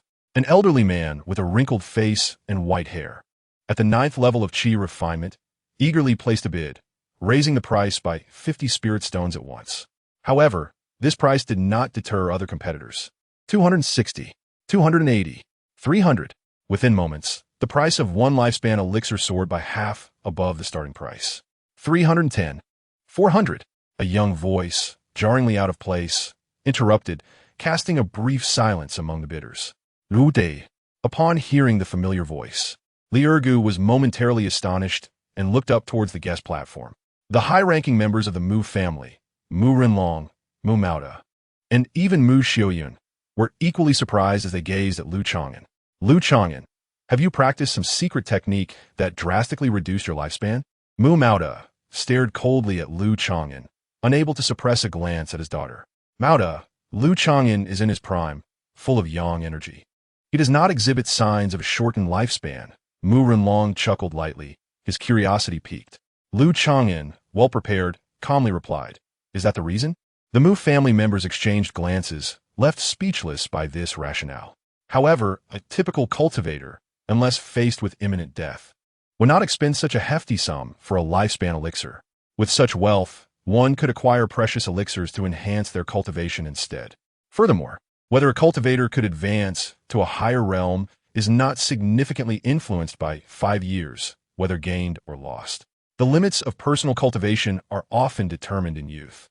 Lu Chang'an's bidding for the lifespan elixir stemmed from his need to absorb the essence of time for his cultivation of Chang'an, as well as the consumption of lifespan when employing healing techniques. The concept of extending life is intrinsically linked to the effects of Chang'an. He wished to test the effects of consuming the lifespan elixir on himself. 410. A cold huff emerged from an elderly cultivator in the late stage of chi refinement, raising the bid by 10 spirit stones. The first-tier lifespan elixir had not attracted bidders from the foundation establishment stage, as most elder cultivators at that stage had likely already used a first-tier lifespan elixir, rendering subsequent attempts ineffective. 450. Lu Chang'an raised the bid aggressively, indicating his determination to secure it. This scene drew the attention of the elderly cultivators, their eyes narrowing with hostility. A young lad with no concerns for his lifespan dared to compete with them, who were teetering on the brink of the grave. An immediate uproar ensued. Yet, Lu Chang'an's youth marked him as a mere novice, unlikely to be the main contender. Thus they deemed it unnecessary to waste their ire upon him. Is this young man seated at the Mu family's guest platform?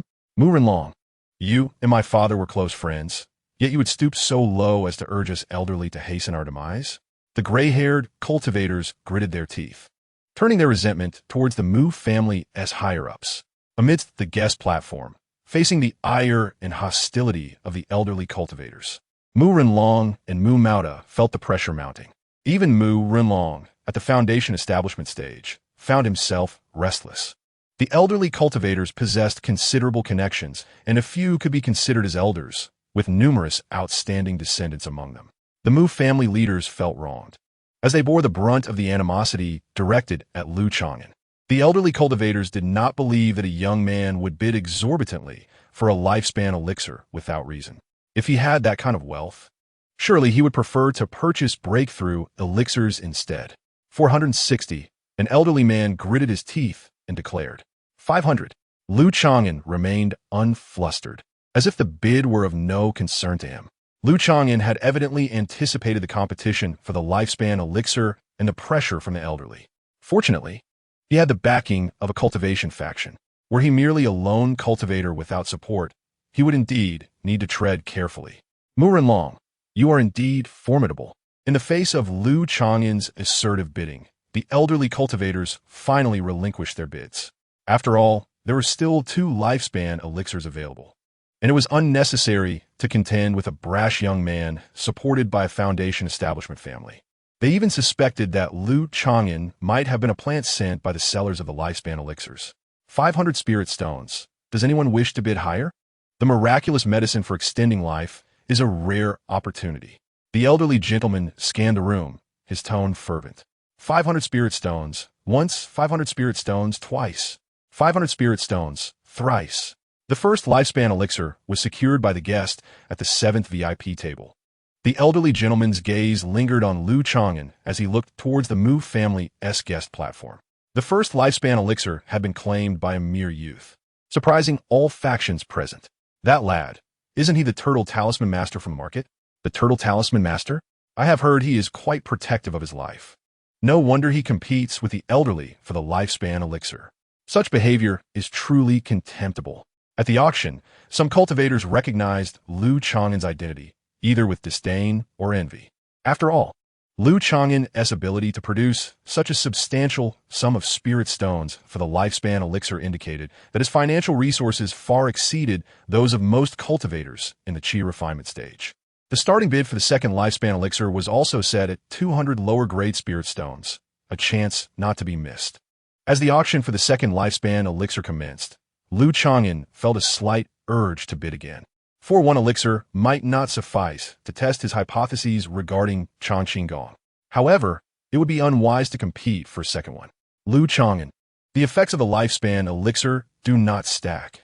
Allow those elderly cultivators an opportunity, Mu Renlong cautioned, his eyelids twitching. If Lu Chang'an continued to bid, even a Mu family leaders might struggle to withstand the pressure. Although Lu Chang'an's actions attracted animosity towards the Mu family, it was only natural for the family to shield their younger members from harm. Thus, they did not blame Lu Chang'an. The unity of the family was what fostered its strength. It was worth noting that Lu Chang'an was not the only descendant of the Mu family participating in the auction. Following Lu Chang'an's acquisition of the first Yinsho Dan, the second and third ones were subsequently auctioned off at prices exceeding 500 stones. It appears that Lu Chang'an has secured a significant advantage by obtaining the first one. In truth, some seasoned cultivators present could have easily bid even higher, should they have chosen to invest their life savings. It is merely a matter of worth, much like the earth of Lu Chang'an's previous life, where many elderly individuals facing severe illnesses might liquidate their assets to prolong their lives for a few more years. In the realm of cultivation, those nearing their lifespan's end, with deteriorating physical capabilities and magical prowess, find that even an additional decade of life cannot elevate them to a higher realm. The cost of such an endeavor outweighs the benefits, as it would be more prudent to nurture several chi refining practitioners instead. Senior, this is the Yinsho Dan you bid for, announced a law enforcement cultivator escorting a beautiful young maid who delivered a first-tier Yinsho Dan to the VIP area of the Mu family. Lu Chang'an accepted the Yinsho Dan, inspected it briefly, and paid 500 spirit stones. Although the auction typically incurs a handling fee, it is the seller who bears this cost. Lu Chang'an carefully stored the Yinsho Dan, refraining from consuming it immediately, as the current setting was not suitable for testing his Chang'an. The auction proceeded in an orderly fashion. Subsequently, various items were auctioned, including secret techniques, heritage of cultivation arts, exquisite talismans, and superior magical artifacts, creating a dazzling array that captivated the audience. During this time, the senior members of the Mu family successfully bid on a superior magical artifact.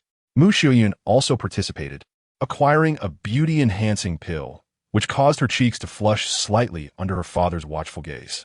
The beauty-enhancing pill significantly delays the aging of one's appearance, albeit less effectively than a second-tier Xiandan.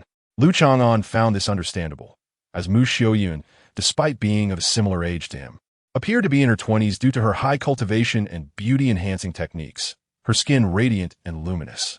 The auction continued throughout the day, with a break scheduled in between. Esteemed guests, we now present the special auction for spirit beasts from the Yu Beast Zhou family, featuring a total of 10 high bloodline spirit beasts and their offspring. As the auction entered its latter half, the elder in the feathered robe raised his hand to greet a charming young girl in a yellow dress who ascended the stage.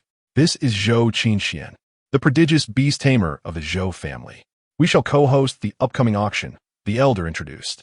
The girl, with her exquisite features and bright, clear eyes, was none other than Zhou Qinxian, with whom Lu Chang'an had previously interacted. Zhou Qinxian merely assisted in the auction, providing insights and answering questions about the spirit beasts. She elegantly performed a courteous bow, her demeanor poised and composed, a stark contrast to her former playful self. Lu Chang'an silently admired her growth. Indeed, The Zhou family's talented granddaughter had advanced to the 7th level of qi refining in the 3 to 4 years since he last saw her. The fact that she was entrusted to appear at the Zhou family's auction highlighted her importance. The first spirit beast auctioned by the Zhou family was a Heishue Lingju horse, possessing a mid-grade bloodline. This horse, a rare variant, exhibited extraordinary endurance and speed, capable of leaping across cliffs of 3 to 5 zhang and adapting to various terrains. As the elder introduced it, Zhou Qinxian opened her spirit pet pouch, releasing a remarkably robust, blood-speckled black horse. Upon its emergence, the temperamental Heishue horse neighed fiercely. But after Zhou Qinxuan's gentle touch, it immediately calmed down. Zhou Qinxuan's role extended beyond mere assistance. She also soothed the spirit beasts. Unlike ordinary demons and beasts, spirit beasts have undergone domestication or selective breeding, rendering them more intelligent yet somewhat less ferocious. The Heishue Lingju horse, with its superior lineage, is well suited for nurturing as a family spirit beast. The starting bid was set at 80 spirit stones. The Bai Linghu, possessing a superior bloodline, exhibited high intelligence and excelled in mental allure, with its snow-white fur making it an ideal companion for female cultivators. Under Zhou Qinxuan's guidance, various spirit beasts ascended the stage for bidding. In addition to spirit beasts, there were also spirit beast offspring, including spirit beast eggs. Some cultivators, out of loyalty, preferred to raise spirit beast offspring from a young age, although this was typically limited to those with high bloodline quality and rapid growth. One of the subsequent auction items was rather unique. It was an unhatched egg of a xianshui turtle possessing a ground-grade bloodline. The elder in the feathered robe eloquently built up the atmosphere, stating that many may have heard of a third-tier xianshui turtle in a neighboring cultivation realm, which matched the strength of a Jidon true person and had guarded its sect for over 1,000 years. At this moment, Zhou Qinxian produced a deep gray egg and placed it on a maid's tray. Xianshui turtle, ground-grade bloodline. Many cultivators widened their eyes in astonishment, recognizing the significance of a spirit beast with a ground-grade bloodline, which is equivalent to a cultivator's ground spiritual root. Such a spiritual root is relatively rare even within cultivation sects, with each ground spiritual root nurtured as a potential Jidon seed. Xianshui turtle, indeed, remarked some well-informed cultivators with skeptical smiles. While the Xianshui turtle possesses a ground-grade bloodline, it grows slowly, taking over 200 years to advance to the 2nd tier and 500 to 600 years to reach the 3rd tier. That duration is akin to the lengthy lifespan of a Jidon true person, Mu Mauta chimed in. Ordinary foundation-building families often do not last 500 to 600 years. Even the Yu Beast Zhou family, with their true person overseeing them for just over 300 years, may not witness the day the Xianshui turtle matures to the 3rd tier. This does not even account for the resources invested during its growth. The Xianshui turtle has one advantage: its lengthy lifespan, which is 3 times out of its peers, Lu Chang'an mused. Miss Zhou, does this Xianshui turtle egg seem to possess a rather weak life force? Queried a foundation-building cultivator, scanning the gray egg on the tray with a furrowed brow. To be candid, this egg may have been stored for too long or subjected to external influences. Its life force is somewhat weaker than that of a typical beast egg. Zhou Qinxian replied in a bright, clear voice. Weaker life force? Some cultivators, previously intrigued, found their interest waning.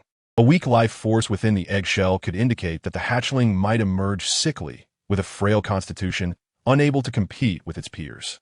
Were it not for this, the Yu Bisho family would not so readily sell this ground-grade spirit beast egg. The Xianshui turtle egg started at a bidding price of 240 spirit stones, ideal for nurturing as a clan spirit beast due to its long lifespan, gentle temperament, and loyalty. Chapter 45. The conclusion of the auction. 250. 260. Compared to the earlier spirit beasts, the bidding for the Xianshui turtle egg was rather subdued, attracting only a handful of factions. 300, 302, 303. The frequency of bids dwindled. 380. After a prolonged wait, Lu Chang'an finally made his move. He held a certain interest in the Xianshui turtle egg, but was not intent on acquiring it at any cost. If the price escalated too high, he would withdraw. 380 spirit stones. Is there a higher bid? This is a ground-grade, bloodline spirit beast. The elder in the feathered robe surveyed the room. Ultimately, Silence enveloped the venue. No one else was willing to compete. The vast majority of cultivators were not naive. A slowly maturing spirit beast egg with a weak life force posed uncertain prospects, even if it were to hatch. 380 spirit stones sold. The Xianshui turtle egg has been acquired by the friend at table 7. Lu Chang'an was somewhat taken aback by the smoothness of his acquisition. As a talisman master, enjoying dual salaries alongside additional earnings, it was reasonable for him to possess a considerable wealth. However, he could not afford to be extravagant. Spending several hundred spirit stones was already nearing his limit, even considering his familial backing. It seems this item is fated to be mine, Lu Chang'an thought with a knowing smile. If applied to the Xianshui turtle egg, it might nurture a healthy turtle, yielding a modest profit. Though the higher-ups of the Mu family were puzzled by Lu Chang'an's purchase of the Xianshui turtle egg, they did not intervene.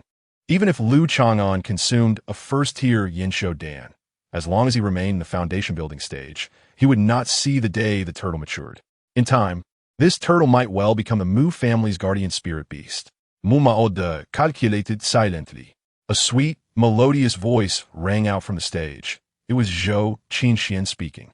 Upon noticing that the final bidder was Lu Chang'an, her expression reflected a hint of surprise. The Xianshui turtle was more suited for purchase by a cultivation force, requiring decades of meticulous nurturing. For an individual, it was akin to a white elephant. Lu Chang'an, upon hearing this, approached the auction stage. During this process, he sensed several strands of consciousness sweeping by, each merely pausing briefly. The emanation of consciousness indicated a foundation-building stage. Lu Chang'an keenly detected one familiar strand of consciousness, peculiar and unpredictable, sending a chill down his spine. Liang Xiaotian? Has he also come to Zhuye Mountain to join in the excitement? Truly audacious. Lu Chang'an was inwardly astonished. That particular consciousness flickered past, leaving him unable to discern its location.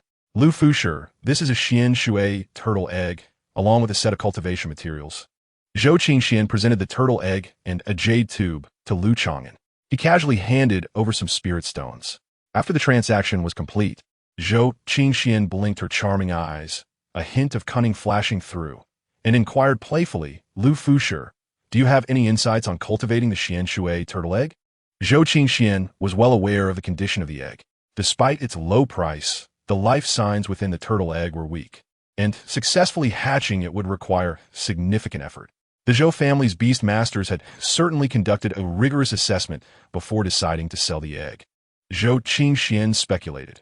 Either Lu Chang'an was unaware of the inner workings, impulsively purchasing in a moment of frenzy, or he possessed undisclosed methods. Zhou girl is overthinking. Isn't Lu, the turtle talisman master, known among the cultivators in the market? Thus, he might as well buy a turtle spirit pet, solidifying his identity. Lu Chang'an chuckled, a hint of self-deprecation evident. Zhou Qingxian let out a light laugh, her voice as clear as wind chimes, her eyes sparkling with brilliance, her chest gently rising and falling. The auction continued, and she did not press further. Observing this, his expression turned sour. The high-ranking members of the Mu family noted it, suspecting that he had likely taken a hidden loss from purchasing the turtle egg. Lu Chang'an, learning from losses is essential. In the realm of cultivation, there are not many bargains to be had, Mu Renlong remarked earnestly. Ultimately, Lu Chang'an was still a young man, though astute and steady. Even a creature of hundreds of years could not restrain greed. Lu Chang'an responded with a soft murmur, remaining silent. The jade tube, given by Zhou Qingxian, detailed the information and symptoms regarding the Xianshui turtle egg, outlining the costs required for hatching. The expenses far exceeded the auction price. Logically speaking, Lu Chang'an had indeed been taken advantage of by the Zhou family. Half an hour later, the Zhou family's spirit beast auction came to an end.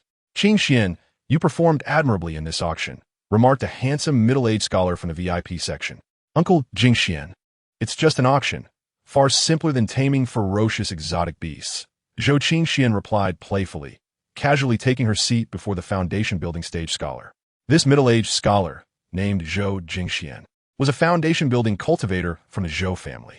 As the auction entered its later stages, the quality of items presented escalated. The bidding amounts soared into the hundreds and thousands. The frequency of foundation-building cultivators participating in the bidding increased steadily. The exquisite magic weapon, Hanyu Blade, exhibited formidable power in the hands of a foundation-building cultivator. It could unleash up to 7 cold moonlight blades in a single strike, instantly killing those at the 9th level of chi refinement, which was difficult for ordinary foundation-building initiates to withstand. Under the moonlight, its power could surge by an additional 30%. The starting bid was 1,000 spirit stones, with increments not less than 50. 1,100, 1,200, 1,500. This powerful magic weapon attracted only foundation-building cultivators as bidders. Even the Feng Yi Huang family joined the bidding. If it could be said that chi refinement cultivators at the peak could barely control top-grade magic weapons, then exquisite magic weapons belonged entirely to the foundation-building category. 1,800 spirit stones. Ultimately, this exquisite magic weapon was acquired by Zhou Jingxian, the foundation-building cultivator from the Zhou family. Following the exquisite magic weapon, the excitement slightly waned.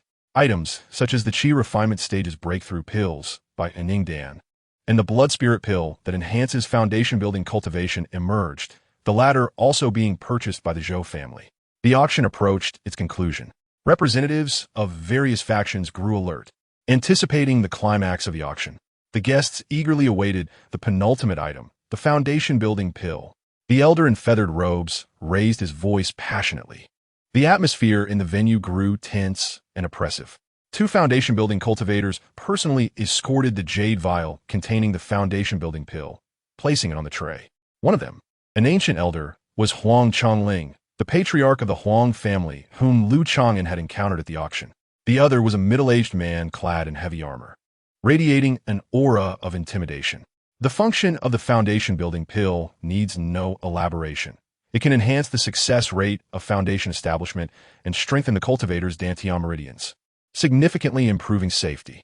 This foundation-building pill, though slightly flawed, has been verified by the Pill Alliance and is estimated to increase the success rate by 1.5%.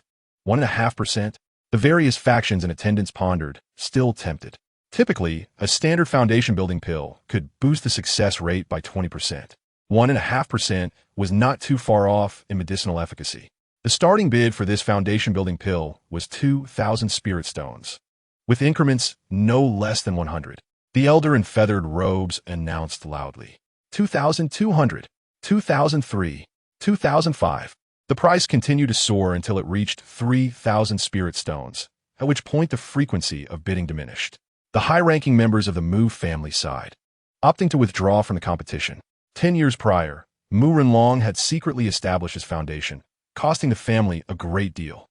Although the Mu family had recovered its vitality over the years, recklessly purchasing another foundation-building pill was unwise.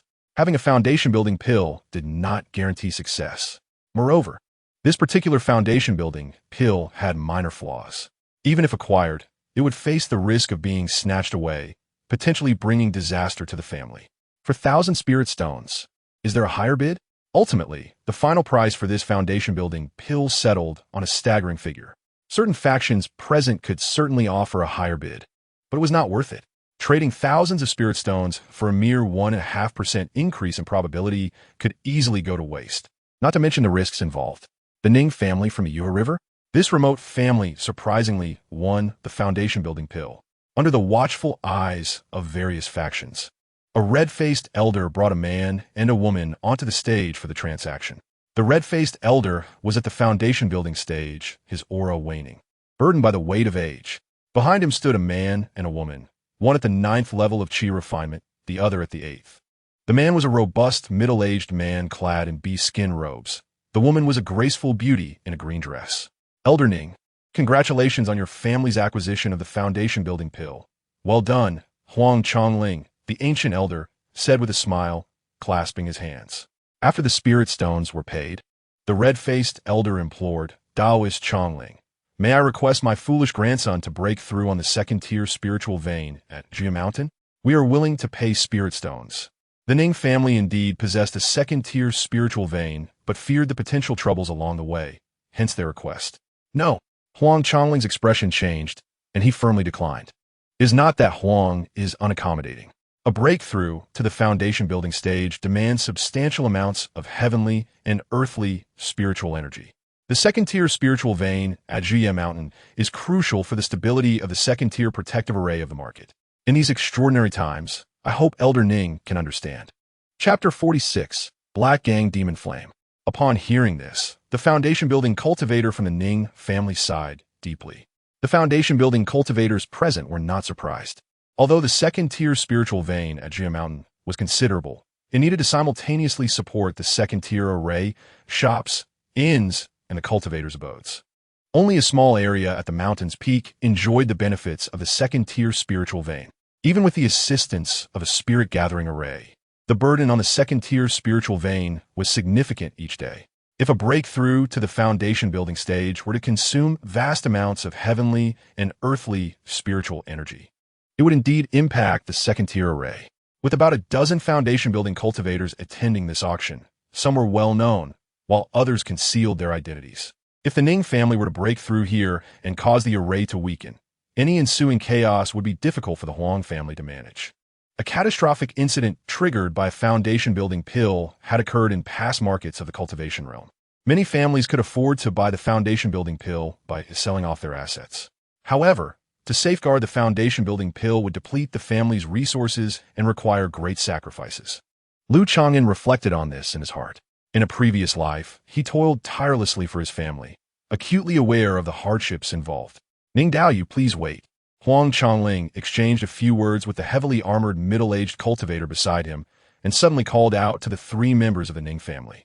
If you're concerned about the safety of your journey, this esteemed bodyguard from Tianwei, Lu, can escort you, though a fee in spirit stones is required, Huang Chongling explained.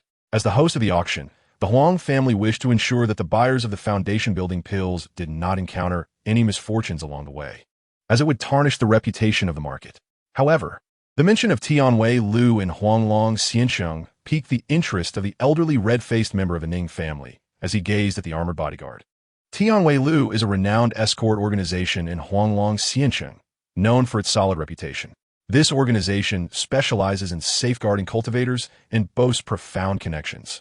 For instance, the Fengya Huang family, hosting the auction, had invited Tianwei Lu's bodyguards for added security. After the auction concluded, Huang Chongling took the opportunity to introduce them to the Ning family. The bodyguard was more than willing to take on an additional task along the way, and his charges were reasonable. The elder of the Ning family, along with the middle-aged man and the beautiful woman in a green dress, all displayed expressions of delight. After reaching an agreement, the three members of the Ning family swiftly departed from Jia Mountain under the protection of Tianwei Lu's escort. As the auction venue emptied, numerous cultivators scattered like birds and beasts, seizing the opportunity to leave Jia Mountain. Chongling, you have worked hard during this auction, a weathered man in plain clothes, appearing to be in his 30s or 40s with streaks of gray in his hair, appeared behind Huang Chongling. The man had reached the mid-foundation building stage. Unkletan, managing the marketplace is my duty, Huang Chongling replied respectfully, his appearance reflecting the wisdom of age. Among the Huang family, the most formidable in both strength and lineage was Huang Tankong, who had reached the mid-foundation building stage. At this moment, both Huang Tankong and Huang Chongling stood atop a pavilion, observing the departing crowd from the auction. As time passed, gazing down at the bustling marketplace, both foundation-building cultivators felt a long-lost surge of ambition. Just then, several miles away from Jia Mountain, a fierce shout resounded, followed by the fluctuations of a battle. The overwhelming aura of magical power clashed, clearly indicative of the foundation-building stage. Someone was fighting outside the marketplace. Were they attempting to seize foundation-building pills? The expressions of the two Huang family cultivators darkened significantly. The audacity to kill and seize treasures so close to the marketplace was a blatant disregard for the Huang family's authority. Keep your distance if you wish to fight, they thought, as the three members of the Ning family traveled swiftly aboard a flying vessel, escorted by the bodyguards from Tianwei Lu. Suddenly, they sensed a powerful malevolent aura and chilling winds. In the distant sky, dark clouds churned ominously. A sinister-looking, long-haired man, standing upon a cloud of darkness, blocked a flying vessel piloted by a foundation-building cultivator. Leave behind the Hanyu blade and blood spirit pill, and I shall spare your life, his icy voice commanded, filled with undeniable authority. Bold robber, do you dare to intercept the Beast Master Zhou family? On board the vessel, a middle-aged scholar in the foundation-building stage felt the overwhelming malevolence wash over him and could not help but shout. Indeed, it was Zhou family cultivator Zhou Jingxian. Uncle Jingxian. That man is Liang Xiaotian, exclaimed a young girl in a yellow dress, who was at the 7th layer of qi refinement. The long-haired man wore a black robe adorned with cloud patterns, his pale face framed by sharp brows and piercing black eyes that resembled a deep, cold pool. Upon making eye contact with his black gaze, Zhou Qingxian felt a jolt of fear, nearly collapsing. A mere beast master Zhou family, unaware of their insignificance. Liang Xiaotian's long hair billowed as he moved with a blur. In the next moment, 2 or 3 shadowy figures rushed toward the middle-aged scholar. Boom! The air erupted with the sound of massive black wind blades, crackling with arcs of electricity, violently crashing before the middle-aged scholar. Qingxian, be careful! The middle-aged scholar cried out in alarm, summoning a black inkstone that expanded to several zhang in size, creating a dark cloud like a miniature mountain. However, under the onslaught of the black wind and electric arcs, this superior magical artifact only held for a brief moment before its spiritual light dimmed and it shrank. This is bad. The middle-aged scholar retreated hastily, conjuring a layer of magical shield, and spat out a mouthful of essence blood onto the inkstone, causing its aura to surge slightly, barely withstanding the initial wave of attacks. Amid the fierce winds of the foundation-building clash, Zhou Qingxuan's delicate form spun through the air, her talismans shattering multiple times as she narrowly evaded the battle zone. Cultivators nearby, we're the Beastmaster Zhou family. Please lend us your aid. Zhou Qingxian, her face pale with urgency, called out for help. The Zhou family was under attack. It was that fiend Liang Xiaotian. Several foundation-building cultivators who had just left the marketplace were taken aback, scanning the area with their divine senses. They saw Zhou Jingxian gravely injured and on the verge of death. He is not targeting us. Withdraw. The expression of the bodyguard from Tianwei Lu darkened. Indeed, let us flee. The elder Vening family was eager to escape. Nearby foundation-building cultivators hurriedly distanced themselves, fearing that Liang Xiaotian would kill Zhou Jingxian and then turn on them. With a loud crash, the middle-aged scholar Zhou Jingxian plummeted from the sky, collapsing to the ground, barely clinging to life. Senior Liang, my uncle has been disrespectful. I implore you to show mercy. We are willing to offer the Hanyu blade and blood spirit pill. Zhou Qingxian supported her uncle, recalling certain rumors about Liang Xiaotian and pleading with reverence. Qingxian, how can you plead with such a wretch? Zhou Jingxuan's words were cut short as Zhou Qingxian covered his mouth. She took one of Zhou Jingxuan's storage bags and, with a delicate hand, presented it to Liang Xiaotian. It is too late to beg for mercy now. Liang Xiaotian accepted the storage bag, his divine sense sweeping through it before casting a cold glance at the severely weakened Zhou Jingxian. Senior Liang, you are a formidable figure in the demonic path. Surely you can show leniency. Tears streamed down Zhou Qingxuan's cheeks, her innocent expression tinged with a hint of allure. Sever an arm. Liang Xiaotian's expression remained indifferent as he stood with his hands clasped behind his back. Without awaiting her uncle's consent, Zhou Qingxian drew a gleaming silver blade, swiftly severing Zhou Jingxuan's arm. The middle-aged scholar fainted from the pain. Senior Liang, are you satisfied? Blood splattered onto the girl's exquisite face, a blend of purity and allure. Little girl, well done. Liang Xiaotian nodded, casting an appreciative glance. With his hands still clasped behind him, he prepared to depart. At that moment, 2 foundation-building auras approached swiftly from Jia Mountain's marketplace. Bold demonic cultivator, how dare you rob near the marketplace? Huang Tankong and Huang Chongling, both foundation-building cultivators, rushed over. They might not intervene for other cultivators under attack, but the Beast Master Zhou family was an influential faction the Huang family sought to befriend. Yet they arrived too late. Liang Xiaotian's power exceeded expectations, effortlessly concluding the confrontation, leaving the two with a sense of regret. Seeking death. Who dares meddle in my affairs? Liang Xiaotian's black eyes narrowed as he glanced at the mid-foundation Huang Tankong, a frown forming on his brow. Taking a deep breath, he slowly opened his palm. Boom! A swirling mass of dark magical flames erupted from his hand, exuding an aura of chilling danger that sent shivers down the spines of the 2 Huang family members, who felt a lethal threat. Black wind, demonic flame. Huang Tankong gasped in horror. It was one of the 10 true, fire, demonic flames of the Daqing cultivation realm. The nearby foundation-building cultivators felt a chill run down their spines. Chang'an, run! Huang Tan Kong shouted in panic, executing a teleportation technique to flee toward the marketplace. Activate the second-tier defensive array immediately. Oof. Liang Xiaoyan's malevolent aura grew ever more ostentatious as he held the black wind demonic flame, pursuing them to the entrance of Jie Mountain's array. Standing arrogantly before the marketplace, the demonic energy and dark clouds surged, suffocating the cultivators within. Unkletan, do you think the array can withstand it? If the black wind demonic flame possesses the rumored power. Huang Tankong's voice was low, his expression heavy with concern. Liang Xiaotian looked down from above, surveying the multitude of cultivators in the marketplace. No one dared to meet his gaze, all eyes cast downward. During this moment, he caught sight of Lu Chang'an. Their eyes met for a fleeting instant, devoid of expression. Upon casting a glance at the swirling inferno of demonic flames, an unexpected amusement flickered in my heart. The entire market lay in a state of oppressive silence for an extended period. Liang Xiaotian abruptly retracted the demonic flames, his hands clasped behind his back as he traversed the dark cloud light, his long hair billowing majestically, soaring towards the distant horizon. Senior Yin, on this day, for your sake, I shall refrain from bloodletting in the Zhuye Mountain Market. Chapter 47. A surprising longevity as Liang Xiaotian departed.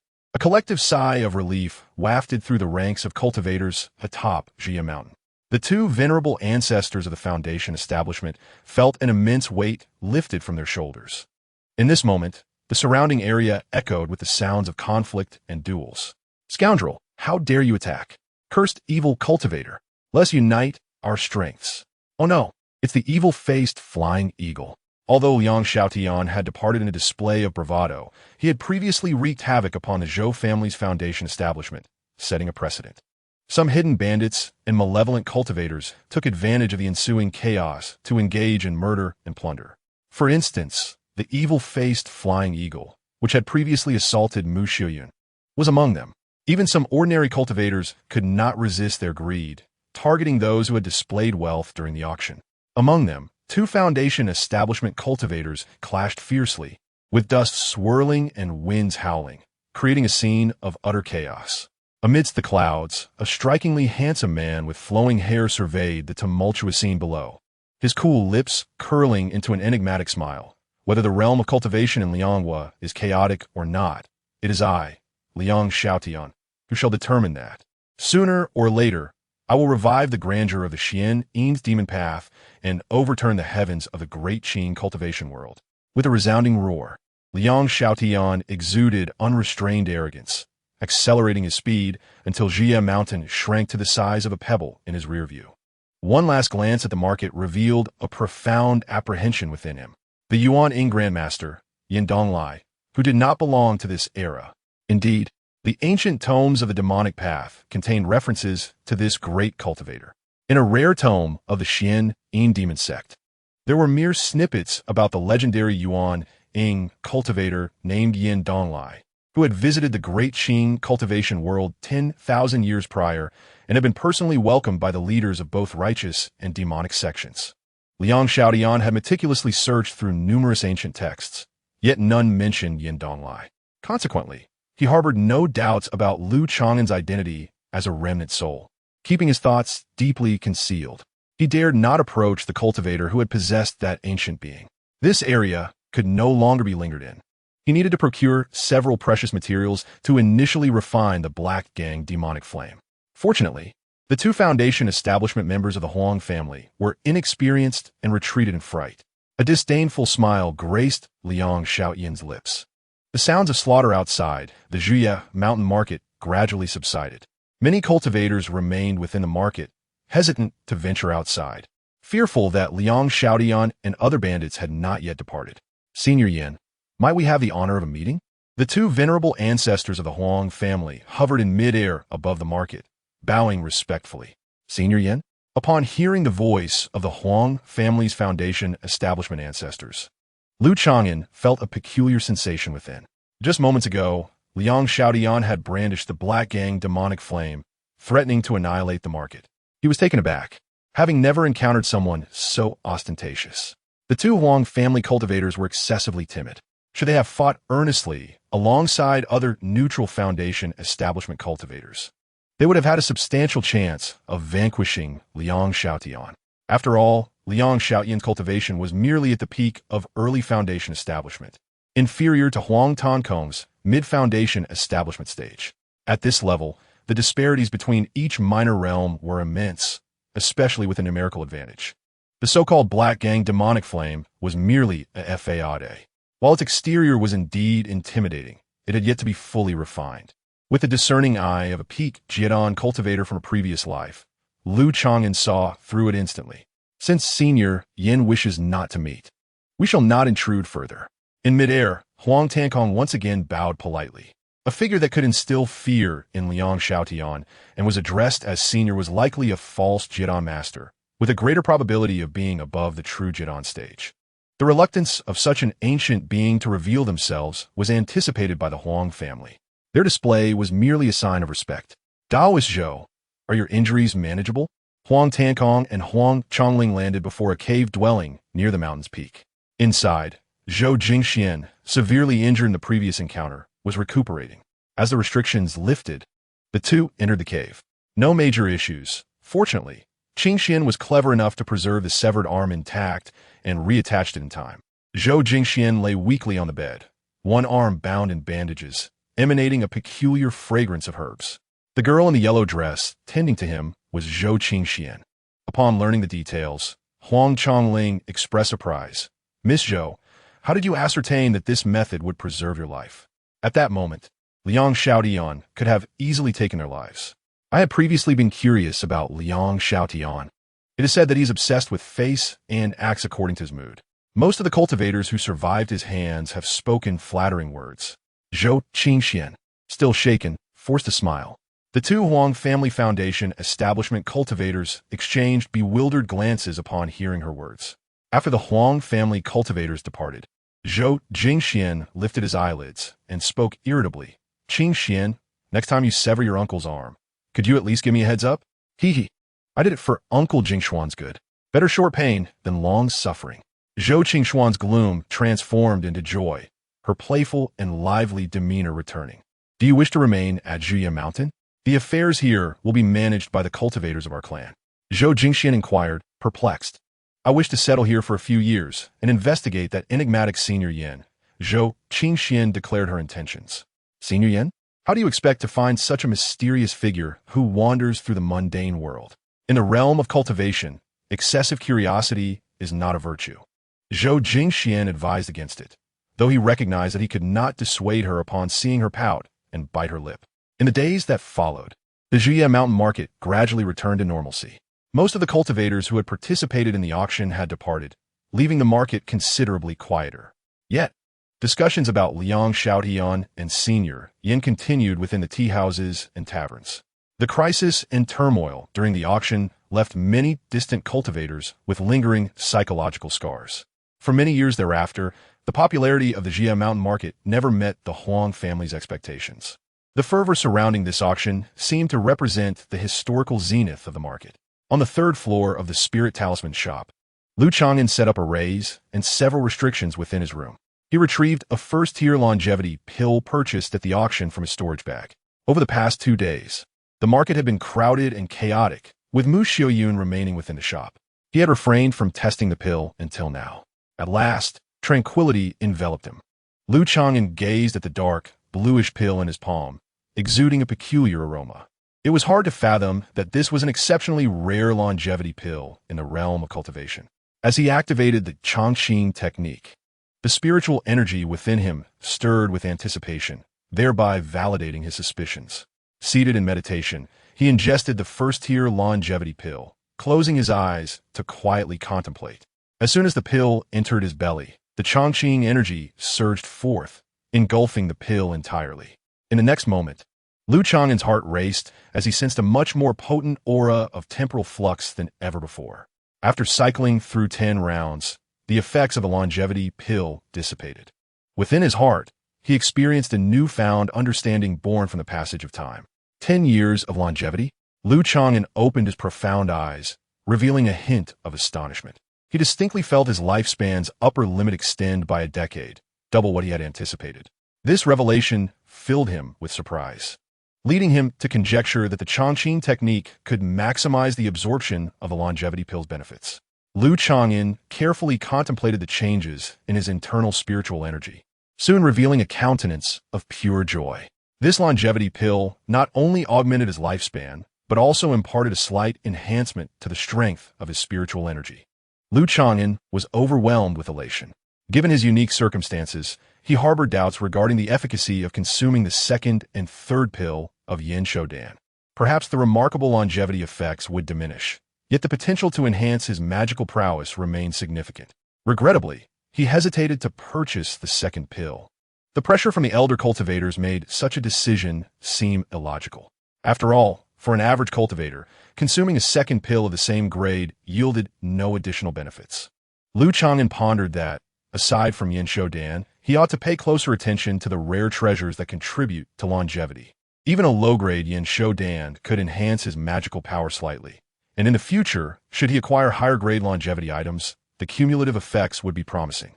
Moreover, Lu Chang'an's Chang'an Gong intrinsically strengthened with age, and while its magical power surpassed that of common techniques, it could not contend with sex-specific methods, particularly the clan's foundational techniques. If he were to live for several hundred or even 1,000 years, consuming a plethora of longevity items could elevate the otherwise unremarkable cultivation technique to rival that of the clan's foundational arts. This consideration did not even account for the longevity aspects of the Chang'an Gong, which nurtured vitality and provided healing benefits. After testing the Yin Shodan, Lu Chang'an retrieved a deep gray tortoise egg, roughly the size of an infant's fist. This egg was indeed the spirit beast egg of the Di-Pin Shui Mai Xian Shui Gui. As he placed his hand upon the shell, he sensed a faint life force, which was gradually waning. Without the nurturing of precious spiritual liquids, the signs of life within the egg would inevitably vanish within 6 months. The Yusho Zhou family had truly sold him a defective item. Lu Chang'an sighed. Had it not been for this misfortune, the egg would not have fallen into his hands. Lacking rare materials, hatching the Xian Shui Gui egg proved to be a formidable challenge. If left unhatched, it would still consume spiritual essence, making it a pitfall for any buyer. Even if one were to pay the price, it was likely to yield a frail creature. After observing for a moment, Lu Chang'an cautiously infused a thread of Chang'an magical energy into the tortoise egg, were it an ordinary magical force. Such impulsive action could result in unforeseen consequences. However, as he practiced a life-nurturing technique, the Chang'an magical energy was serene and imbued with vitality. Even so, he only input a slight amount of energy. To his surprise, that trace of Chang'an magical energy was swiftly absorbed by the egg, leaving him with no further sensation. Moreover, he detected a stirring of life force within the shell, signaling a faint desire for sustenance. Seeing this, Lu Chang'an gradually increased the infusion of Chang'an magical energy. The egg absorbed it like a sponge, and only when Lu Chang'an's energy was nearly depleted did the absorption rate begin to slow. The life fluctuations within the shell stabilized, and the prior decline in vitality was curtailed, successfully preserving the embryo. However, the egg still appeared to be under the influence of some external force, leaving the life within it weak, and the situation remained unchanged. Should it hatch naturally, it would likely emerge as a frail creature. Lu Chang'an contemplated whether to employ the healing secret technique of Chang'an Gong. This technique was capable of reviving even those whose lives had ceased, such as Mu Shiyun. Thus, healing a frail creature should pose little difficulty. However, invoking the healing technique would consume a portion of his lifespan. Previously, reviving Mu Shiyun had cost him 2 months of life. If it required only half a year or a year, he could accept that. Having just consumed a first-tier Yin Shodan, which extended his lifespan by a decade, he was uncertain how much of his life force would be required to ensure the healthy hatching of the Xian Shui Gui. Additionally, considering the interference from his Chang'an magical energy, he wondered if there would be any unforeseen complications upon successful hatching. All of this remained uncertain, akin to opening a blind box. There was no need for haste. Zhou Qinxian was still in the market, and her exceptional talent in beast taming made her a considerable concern. Should she decide to check on the status of the Xian Shui Gui egg, it could lead to complications. The following morning, Lu Chang'an made his way to the inn in the market to bid farewell to Zhao Siyuan. The previous day, Li Ergu and Lin Yi had returned home. Zhao Daoyu, have you thought this through? Are you truly set on venturing into the Haima mountain range for training? Gazing at the ethereal and serene Zhao Siyuan, he felt a measure of surprise at her decision. Having reached the pinnacle of qi refinement at the 9th level, she could easily remain in the sect, accumulate experience, complete tasks, and await the opportunity to exchange for a foundation-building pill. I have lingered at the 9th level of qi refinement for over a decade, and my cultivation has stagnated. My spirit has grown restless, and my will has weakened. The recent auction, with its rampant evil cultivators, has opened my eyes and inspired me, Zhao Siyuan sighed. In terms of life experience, I cannot compare with Lin Yi or you, Lu Daoyu. This time, I plan to journey to Huanglong, Xiansheng, and venture into the Haima mountain range to hone my skills and slay demon beasts, solidifying my foundation. Her voice was clear, and her gaze resolute. Lu Chang'an was deep in thought. Training in the Haima mountain range posed significant risks. While cultivating resilience was one aspect of external training, the rare spiritual herbs and materials from the mountain could be exchanged for contributions within the sect. Zhao Siyuan sought to exchange for a foundation-building pill, but her contributions were insufficient, and the routine nature of her training was bound to induce anxiety, especially given the recent auction where foundation-building pills seemed unattainable. She recognized the issue herself. Rather than remaining stagnant, she preferred to venture out and seek opportunities. Zhao Daoyu, has your master not provided any support? Lu Chang'an inquired. His interest piqued. Zhao Siyuan was a disciple of the false stand master, and Lu Chang'an felt a sense of relief upon learning this. Her exceptional beauty and grace would afford her some protection within the sect, making her less susceptible to unwanted attention and the underhanded schemes of others. Logically, the status of a false stand master should facilitate her progress in foundation building. My master has several disciples and offers little in the way of resources to support me. Zhao Siyuan replied with a forced smile, her mood visibly dampened. Furthermore, her grandson was an inner sect disciple, and now that he had entered the sect, considerable resources were needed for his training. Although Zhao Siyuan did not explicitly state it, Lu Chang'an could surmise the underlying implications. The false stand master was likely focused on nurturing her grandson, which would detract from any support Zhao Siyuan might receive for her foundation building. It was clear that not all resources intended for foundation building were accessible to her. Lu Chang'an sighed inwardly. Having initially thought that Zhao Siyuan's affiliation with a female false stand master would shield her from unwanted advances and schemes, the reality was that while she had evaded some pitfalls, she had not completely escaped. Zhao Siyuan likely harbored feelings of disinterest toward her master's grandson, causing her master to feel displeased and reluctant to provide genuine support for her foundation-building endeavors. Zhao Daoyu, as you prepare to venture into the Haima mountain range, I am unable to offer much assistance, but I can present you with 2 first-tier superior talismans as a token of my goodwill. One is for swift escape, while the other is for healing. Zhao Siyuan's journey would undoubtedly entail risks, and her ability to build a foundation depended on her success. Should fortune not favor her, her life might be cut short. This day marked Lu Chang'an's final farewell to Zhao Siyuan. She did not decline and accepted the talismans, feeling the extraordinary power contained within them. Clearly, they were not ordinary first-tier talismans. Lu Daoyu, these 2 talismans, she exclaimed, her eyes widening in astonishment. They were crafted by the eldest lady. I rarely leave the market, and they would be of no use to me, Lu Chang'an replied casually.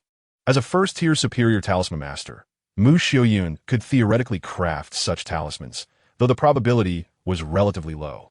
A first-tier superior talisman was akin to a standard spell from the late stage of qi refinement. The quality of a superior talisman rivaled the power of spells from the pinnacle of qi refinement. While not as formidable as secret techniques or top-tier magical artifacts, they still provided considerable assistance to those in the late stage of qi refinement. Lu Daoyu's kind gesture will be remembered, Zhao Siyuan responded, her demeanor graceful as she curtsied, her elegant dress flowing. She surmised that these life-saving talismans were gifted by Lu Chang'an's future wife, Mu Xiaoyun, and such a gesture carried profound significance. Zhao Daoyu, take care on your journey, Lu Chang'an said, attempting to conceal the weight of his feelings. There is no need for further farewells. The young man in white retained his youthful visage, embodying tranquility akin to water. For a fleeting moment, their gazes locked. Zhao Siyuan's eyes shone with clarity and composure as she slightly inclined her head before gracefully departing. In the ensuing 1 or 2 years, her popularity experienced a modest resurgence. It was far from regaining its former glory. Lu Chang'an remained in the market, living a life of simplicity and leisure. His time was occupied with cultivation and talisman crafting, which required little effort. The Yunsha Lian Ti Ju steadily progressed, and 3 years post-auction, he successfully ascended to the 3rd level, corresponding to the late stage of qi refinement. As anticipated, his physical cultivation surpassed his magical prowess. At this juncture, his physique was comparable to that of a late-stage first-tier demon beast. Low-grade magical artifacts posed little threat to him, as they could hardly breach his corporeal defenses. He often mused that the physical cultivation technique and the Chang'an were indeed a perfect match. The former expended time and energy to enhance survivability, while the latter extended lifespan and bolstered recovery. Had that talented granddaughter of the Zhou family departed? Shortly after entering the 3rd level of his physical cultivation, Lu Chang'an received good news. A few years prior, Zhou Qingxian had lingered at Zhuyan Mountain, crossing paths with Lu Chang'an in the market on several occasions. She had inquired about the Xian Shui Gui only once, the focus not being there. She had entrusted Lu Chang'an with a request. Lu Fushi, you often stay in the market. Please keep an eye out for any suspicious cultivators who may be the hidden Yin elder. Amused, Lu Chang'an found it surprising that Zhou Qingxian harbored such a strong curiosity. Perhaps she assumed that the Yin elder was a righteous cultivator protecting the market, hence her investigation. Fortunately, the young woman had lost patience after 3 years and finally departed. Lu Chang'an felt relieved as he set up a restriction on the 2nd floor and employed the healing secrets of the Chang'an. With a hum, his inner magical energy surged, enveloping his hands in an ancient greenish-blue aura, reminiscent of newly sprouted buds, which infused the turtle egg. Within the shell, waves of eager joy resonated.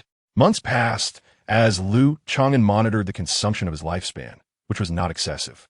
Actively expending years would not deplete his vitality. After 3 months, the life force within the turtle egg elevated to a new tier, exuding cheerful and affectionate emotions. At this moment, the life fluctuations from within the Xian Shui Gui egg reached a satisfactory level.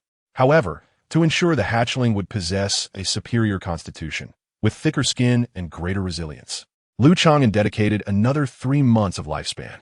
When he had previously revived Mu Xiuyun, it only took 2 months of his lifespan.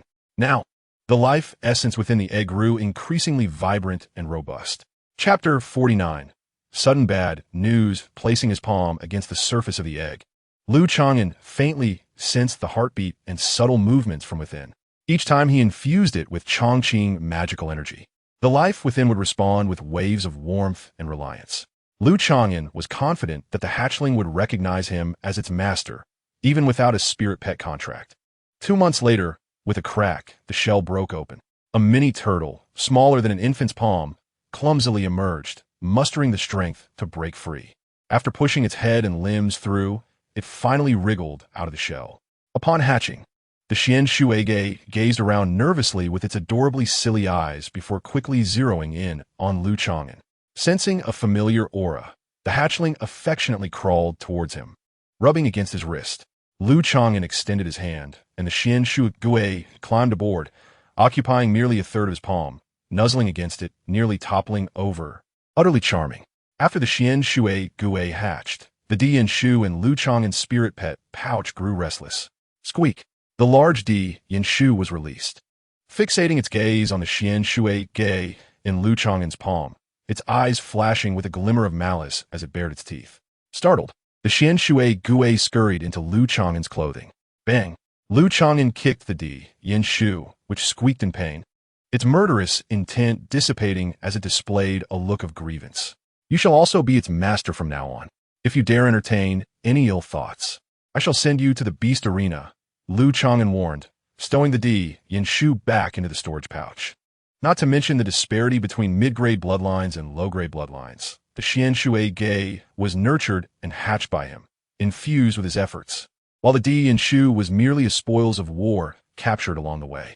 The two were incomparable. Lu Chang'an fed the hatchling some spiritual liquid and checked its condition. The jade tube Zhou Qingxian had given him contained a guide to the Xian Shui Gui, including details about the juvenile form. Upon comparison, he found their appearances largely consistent, save for subtle differences in shell patterns. His hatchling's shell bore a slight resemblance to leaf veins, barely noticeable without careful observation. The hatchling was quite small, and Lu Chang'an kept it in his spirit pet pouch, creating a humid little environment for it. This turtle was rather affectionate, and Lu Chang'an took it out daily for interaction, transmitting a bit of Chongqing magical energy. The Xian Shui Gui primarily possessed water attributes, with a hint of wood attributes.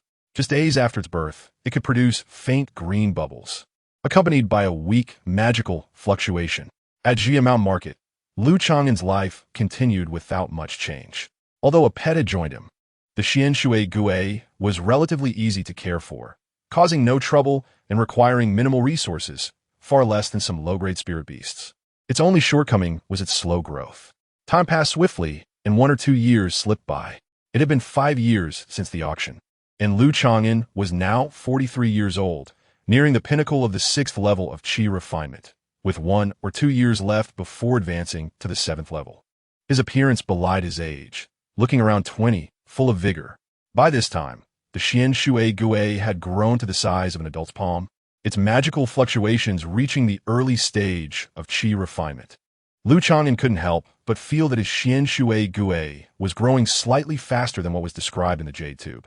After feeding the Xian Shui Gui, Lu Chang'an descended to the first floor of the shop. Mu Xiaoyun, clad in a flowing green silk dress, was at the counter verifying talismans. Over the past 2 years, Mu Xiaoyun had ascended to the 9th level of qi refinement and had often been absent from the shop since then. It was unclear whether she was occupied with family matters or planning to establish her foundation. Fortunately, the shop's business remained stable, neither flourishing nor faltering, and the 2 apprentices had also matured. Mu Shan and Mu Erzhan had become low-grade talisman masters, capable of producing low-grade talismans that yielded profit. Among them, Mu Shan was adept in social affairs, effectively serving as the shop's second manager. Chang'an, this is a message from the spirit pigeon sent by the market's courier, Mu Xiaoyun said, elegantly adjusting her hair as she handed Lu Chang'an a letter. The envelope bore the insignia of Jinyun Valley, sent by Zhao Siyuan. In the cultivation world, designated gathering places for cultivators, such as major markets, sects, and families, maintained postal stations for correspondence. Spirit pigeon messages were considered a relatively swift means of communication. Lu Chang'an utilized a specific method to break the seal on the envelope and open the letter. A few years prior, Zhao Siyuan had gone to Huanglong Xian City near the Black Mist Mountains, keeping an occasional contact with Lu Chang'an. Chang'an, what is it? Mu Xiaoyun inquired with concern as she glanced over. Lu Chang'an's expression shifted dramatically as he read the letter, his brow furrowing deeply. After a prolonged silence, he spoke gravely. Lin, he is gravely injured and has passed away? Mu Xiaoyun took the letter, her face paling as her delicate fingers trembled. What? Uncle Lin has passed. Nearby, the busy Mu Erzhan overheard their conversation and gasped in shock. Lin, he was a friend of his father's, having visited the Mu family numerous times over the past 20 years, attending auctions in the market as well. Their last meeting had been 5 years prior, during which Uncle Lin had encouraged his son Lin, Lu, to spend more time with Mu Erzhan. Little did they expect such devastating news to arrive today. Mu Xiaoyun set down the letter and gently said, Chang'an, do you need to go over? Yes, Lu Chang'an nodded, as their friendship spanned over 2 decades. As a talisman master, he frequently engaged in trade with Lin Yi's hidden sect, receiving letters from them by the boxful. Zhao Siyuan was currently en route to Hengshui Prefecture regarding the circumstances surrounding Lin Yi's death. The letter describes how Lin Yi led the cultivators of Inxian Pavilion to collaborate with the disciples of Jinyun Valley in their pursuit of a wanted evil cultivator, a task that initially seemed assured of success, yet they unexpectedly fell into an ambush. First, they sought out Chongqing. Lu Chang'an boarded Mu Xiaoyun's flying vessel, and the two set off together. This marked the first time in 10 years that Lu Chang'an had departed from the market. How curious it was. The sun seemed to rise in the west, and the turtle talisman master had actually ventured out. The cultivators familiar with Lu Chang'an observed his departure with astonishment. Currently, The vicinity of Jia Mountain remained relatively stable, with only a handful of robbers failing to pose any significant threat. The infamous evil-faced flying eagle had faded into mere legend, long absent from sight, even if it were to reappear. With Lu Chang'an's mastery of body refinement techniques and his peak strength at the first level of the Earth Rock Mouse, he could handle it with assurance, even without resorting to talismanic trump cards. Moreover, he had the support of Mu Shiyun, a cultivator at the 9th level of Qi refinement. The flying vessel traveled swiftly, reaching the Mu family residence by Feiyue Lake within a day. Upon witnessing the shimmering waters of Feiyue Lake, exuding a jade-like luster, Lu Chang'an felt a pang of nostalgia. The Feiyue Villa and the surrounding spiritual fields and medicinal gardens had undergone considerable changes, with an evident increase in the number of family cultivators, many of whom were youthful faces. The vessel descended at Li Ergu's villa. Millennia passed. The young lord was dead? Upon receiving this tragic news, Li Ergu's plump face trembled, remaining in stunned silence for an extended period. Perhaps the deepest impression he held of Lin Yi was still that of the young lord, exuding royal majesty and evoking awe from 20 years prior. Lu Chang'an and Li Ergu agreed to travel to Hongshui Prefecture to pay their respects to the deceased. Chang'an, I will accompany you, Mu Xiuyun said softly. There is no need. You are now a high-ranking member of the Mu family and have pressing matters to attend to, Lu Chang'an replied, knowing well that Mu Xiuyun was busy managing family affairs and planning for foundation establishment. Additionally, she had little connection with Lin Yi. Mu Xiuyun's gentle gaze dimmed slightly, and she softly said, "Then I shall lend you the flying vessel." A few days later, the vessel arrived at a valley located over 100 miles south of Hongshui City. This was the stronghold of Ancient Pavilion, concealed by an illusion array. Before his death, Lin Yi had left a message to be buried here. As they descended into the valley, Lu Chang'an observed 5 or 6 cultivators seated in a corner. There stood a tomb with a headstone.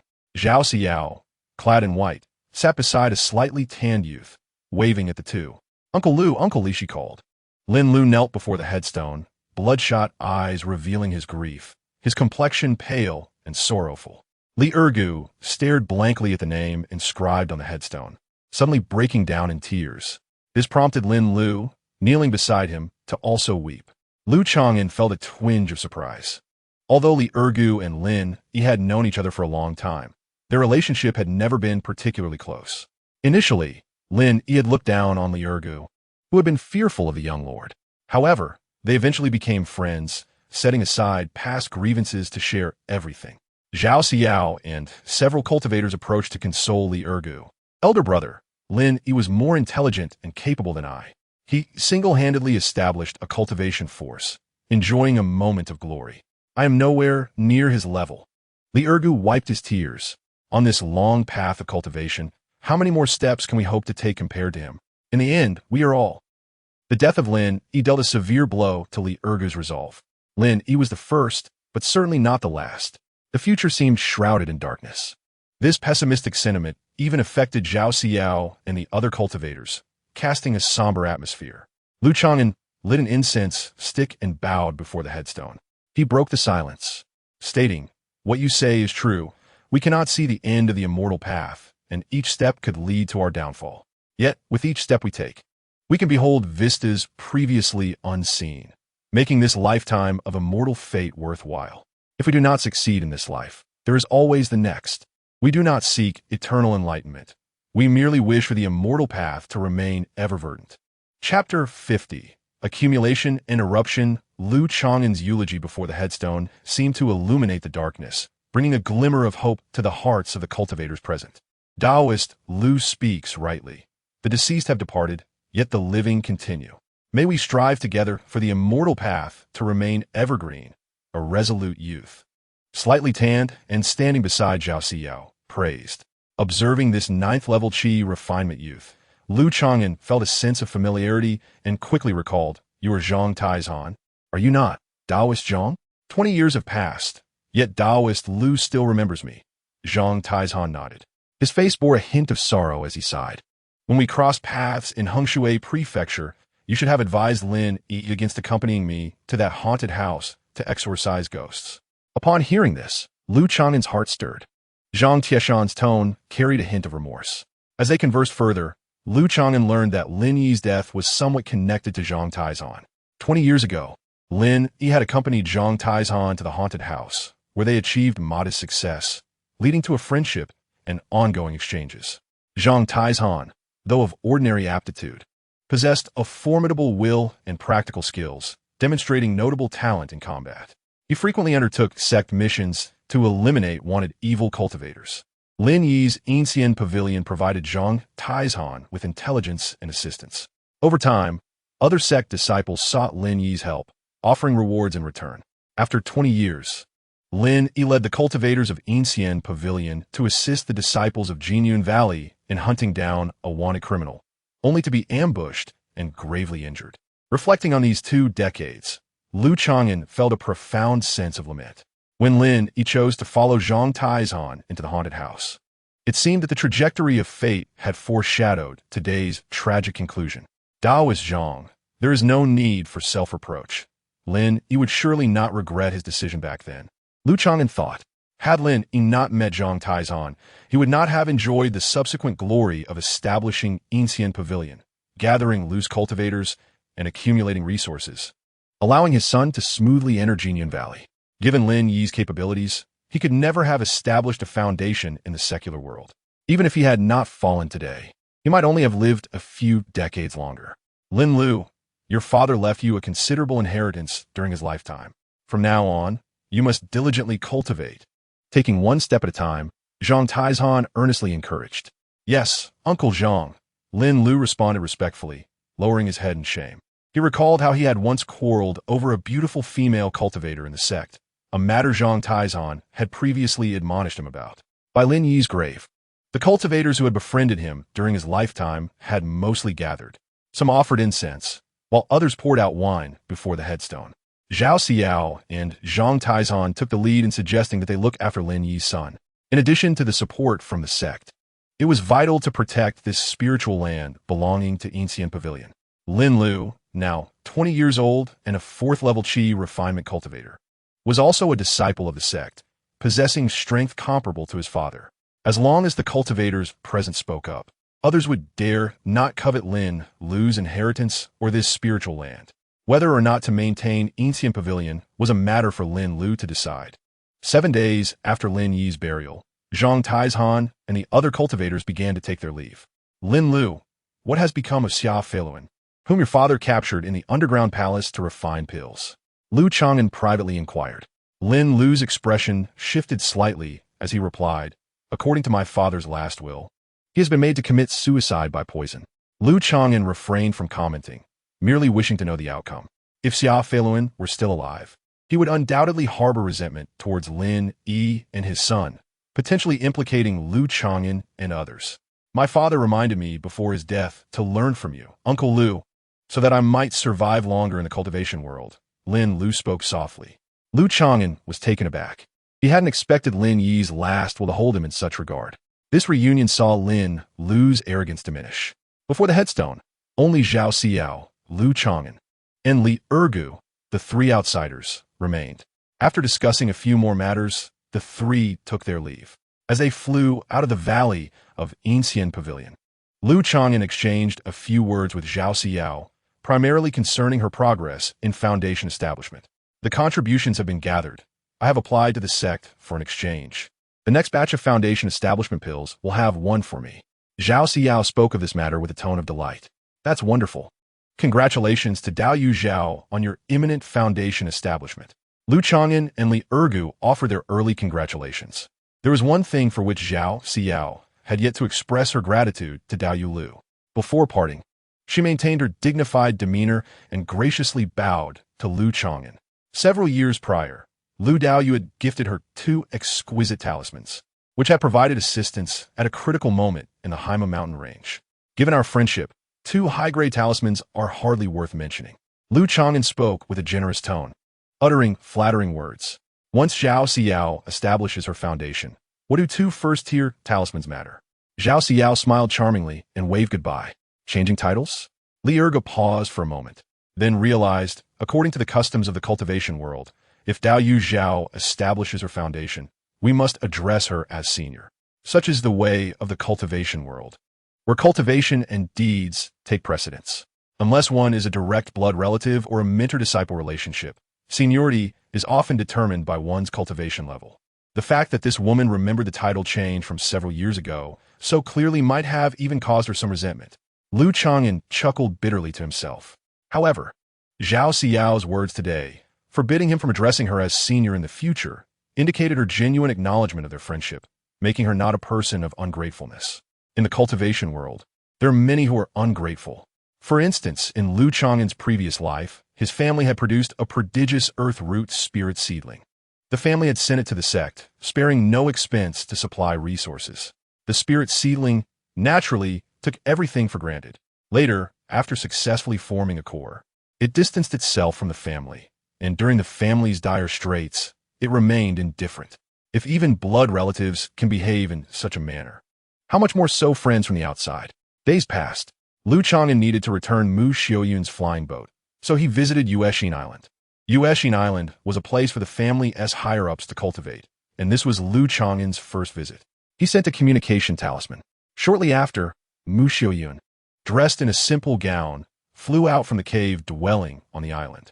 After consuming a beauty-enhancing pill, she appeared to be in her 20s, radiant and with skin like finely polished jade, nearly devoid of wrinkles. After returning the flying boat, Lu Chang'an expressed his intention to resign from his position as the chief talisman master at the market talisman shop. This was because he anticipated advancing to the 7th layer of qi refinement within 2 years, after which he planned to leave Feiyue Lake and the Mu family. The talisman shop lacked a seasoned talisman master, and if he remained for a few more years, he could help her apply for a Bai Ning Dan. "What do you think?"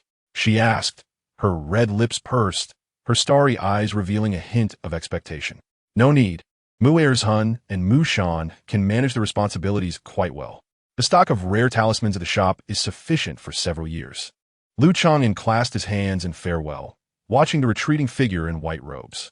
Mu Xiaoyun sensed something, her delicate features dimming, and she stood in place for a long while. At Feiyue Villa, Lu Chang'an activated the Array-S restrictions and immediately began his closed-door training. Though it was called closed-door training, he only needed to cultivate for 1 or 2 hours each day, which was slightly less effective than at Jia Mountain. 1 or 2 years swiftly passed. One day, a surge of intense magical fluctuations erupted from the lakeside courtyard, resonating with the heavens and the earth. Ordinary arrays struggled to conceal it. 7th layer of qi refinement?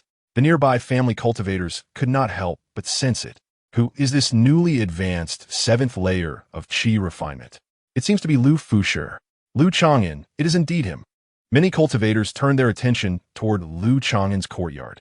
The 7th layer of qi refinement may seem inconspicuous in a sect, but among a foundation establishment family, it is considered a mid-level position.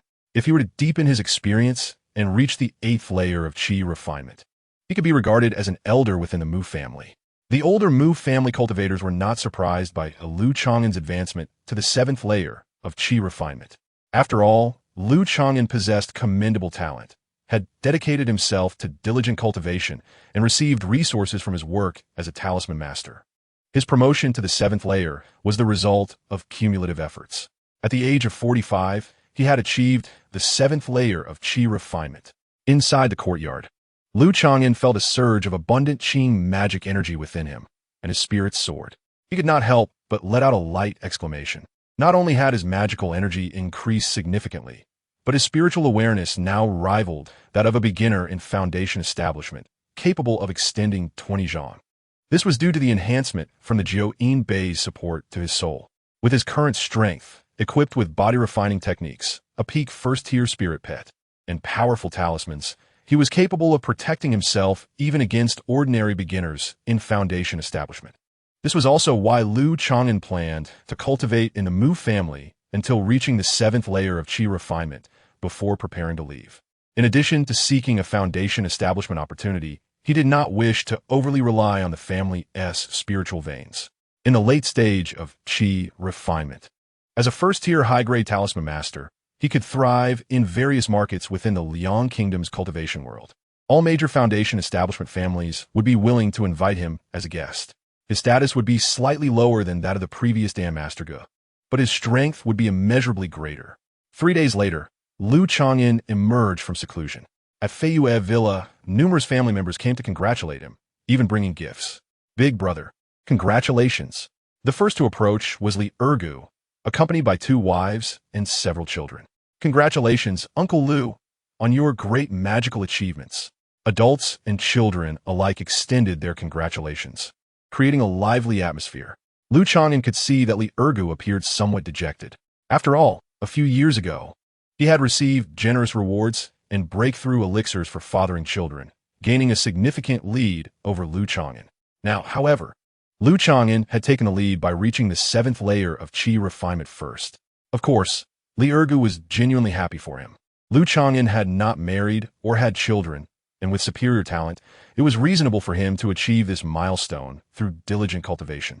Lu Fusher, this is your spirit pigeon's message. While they conversed, a family messenger delivered a letter bearing the familiar emblem of Jingyan Valley. Lu Chang'an opened the letter, and a smile gradually spread across his face. Big brother, how is it? Li Ergu inquired with curiosity. Dao Yu Zhao has successfully established her foundation. She invites us to Jingyan Valley for the foundation establishment celebration. Lu Chang'an's tone was filled with satisfaction. Foundation establishment. Despite having anticipated this, Li Ergu could not help but gasp, taking a deep breath. This was something he had never dared to hope for, belonging to the realm of the family's ancestors. In terms of status, Zhao Xiao surpassed even the Mu family's foundation establishment ancestors. From the direction of Feiyue Lake, the sound of breaking air was heard, accompanied by the pressure of foundation establishment. Paying respects to Uncle Ancestor. Greetings, family head. Greetings, elders. 3 figures, 2 men and 1 woman, landed in Lu Chang'an's courtyard, and surrounding Mu family cultivators bowed in respect. The visitors were indeed Mu Renlong, Mu Maoda, and Mu Xiuyun, 1 foundation establishment cultivator and 2 9th-layer Qi refinement cultivators. Such a scene was rarely seen at Feiyue Villa. Lu Chang'an, quite impressive. You have smoothly advanced to the late stage of Qi refinement without the aid of breakthrough elixirs. Dressed in a black robe, Mu Renlong's eyes sparkled with admiration as he exuded a powerful aura. It was merely luck, Lu Chang'an humbly replied. His breakthrough to a small realm step by step, based on solid foundations, without relying on breakthrough elixirs, was indeed quite normal. At 45, reaching the 7th layer of Qi refinement is nothing to boast about. Lu Chang'an, this is our congratulatory gift. Mu Maoda, with a stoic expression, handed over a storage bag. Chang'an, congratulations to you. Mu Xiuyun, dressed in a flowing green silk gown, spoke softly, her demeanor elegant and serene, before falling silent and standing gracefully to the side. Given the grand occasion today, Lu Chang'an speculated that Mu Xiuyun had subtly hinted at her potential departure from the family. This was within reason. Although Mu Xiuyun had feelings for Lu Chang'an, her allegiance ultimately lay with the family. Moreover, if she truly wanted to keep Lu Chang'an, she would have done so. Lu Chang'an, let us speak inside, Mu Renlong declared.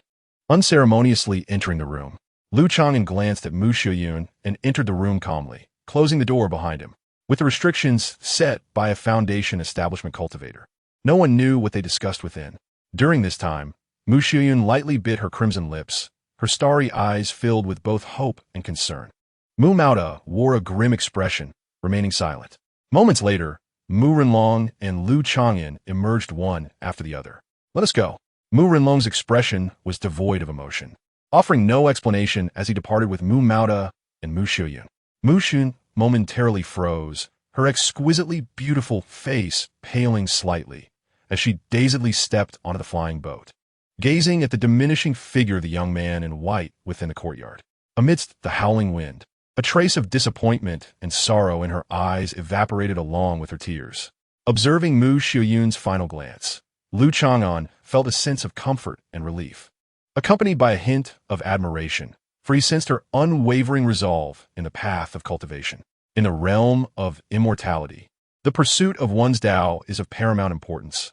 Everything else is but fleeting clouds or mere passers-by. Brother, what did the ancestor discuss with you?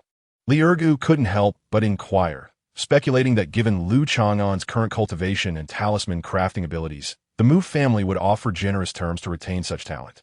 Aside from the initial 2 or 3 years upon joining the Mu family, Lu Chang'an had maintained a cooperative relationship with them. Over the past 2 decades, He had produced countless talismans for the Mu family, generating significant profits and potential value. Although Lu Chang'an had taken advantage of certain opportunities during this period, it was through his own skills and talisman crafting.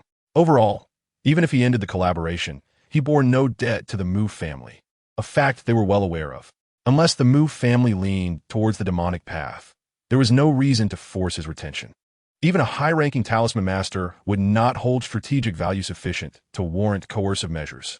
Furthermore, the Mu family did not lack for talisman talent. What they truly needed were seasoned alchemists. Mu Renlong offered Lu Chang'an two conditions. First, to become a family patron with benefits only slightly inferior to those of the previous Gudansher.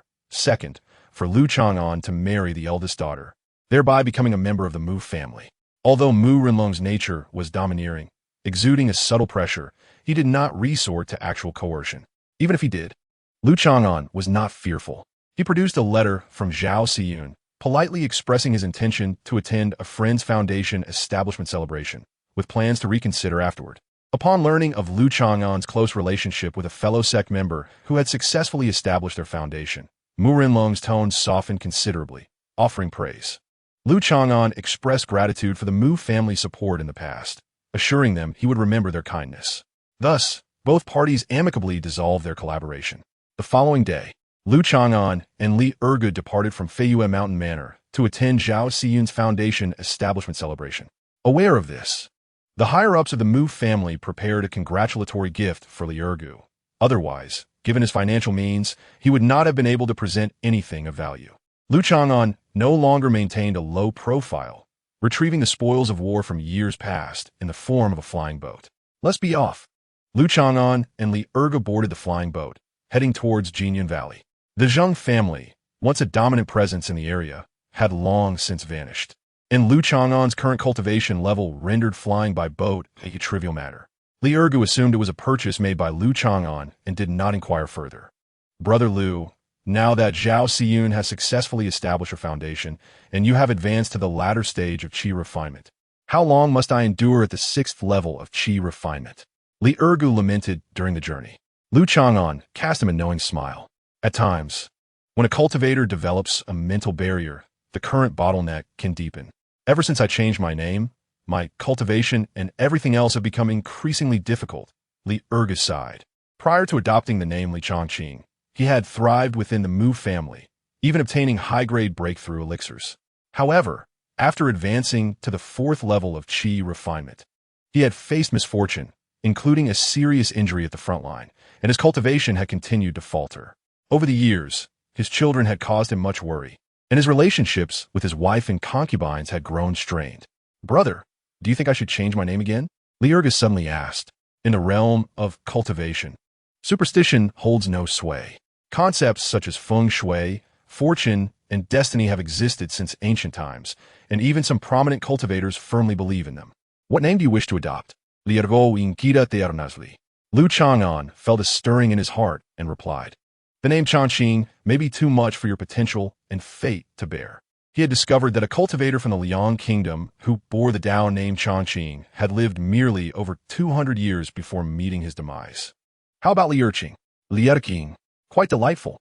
I like that name, Li Ergu exclaimed, his face brightening as he combined his previous two names. From now on, I shall be known as Li Erqing. Thus, he made this hasty decision. 10 days later, the flying boat landed before the entrance of Jinyan Valley. Lu Chang'an presented a token for the gatekeeper disciples to relay.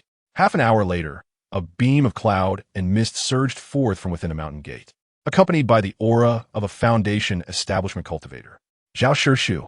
The gatekeeper disciples promptly bowed, relieved they had not caused any trouble. Lu Dou Yo, Li Dou Yo. A graceful female cultivator in a flowing gown descended before Lu Chang'an and Li Erqing. Having established her foundation, Zhao Xiyun exuded an extraordinary presence that captivated all. Zhao Daoyu. Lu Chang'an and Li Erqing greeted with cupped hands. Zhao Xiyun waved her jade hand, inviting them to step onto the cloud and mist, entering Jinyan Valley. Zhao Daoyu. Congratulations on your foundation establishment. Here is our congratulatory gift. Lu Chang'an and Li Erqing presented a gift box. Zhao Xiyun accepted the gift, then smiled wryly at Lu Chang'an. saying, "In the past, when I became a core disciple and ventured into the Haima Mountains for training, you, Lu Daoyu, provided tremendous assistance. I had intended to surprise you this time, but I did not expect you to have already advanced to the latter stage of qi refinement." A surprise? It wouldn't happen to be a Bai Ningdan, would it? Indeed, it is, Zhao Xiyun replied, producing a jade vial containing a breakthrough elixir suitable for the latter stage of qi refinement. She then handed the vial to Li Erqing. Li Erqing accepted the breakthrough elixir, overwhelmed with joy. "Thank you, Zhao Daoyu. By the way, I am no longer called Chang'an. I am now Li Erqing." Chapter 52. Out of place in a cultivation family.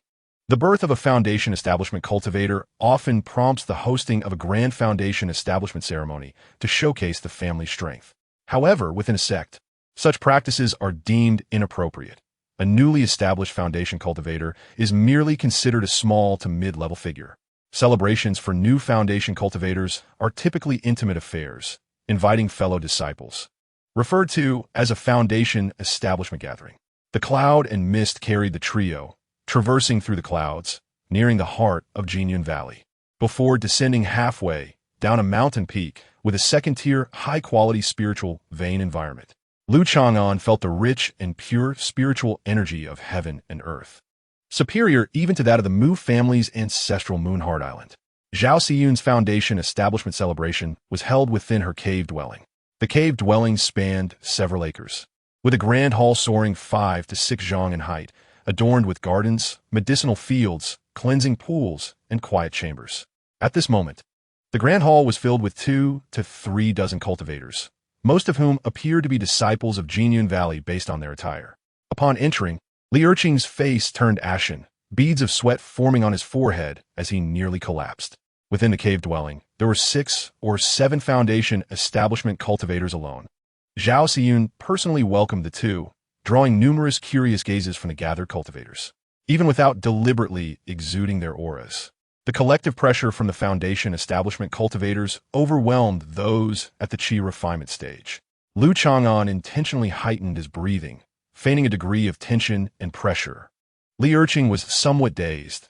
The rare presence of so many foundation establishment experts was astonishing. Li Daoyu, please have a seat here. Do not feel constrained. These are all my fellow disciples, Zhao Xiyun said with a smile, easing their anxiety. Zhao Shimi, who are these 2 guests? A broad-robed man at the foundation establishment stage inquired.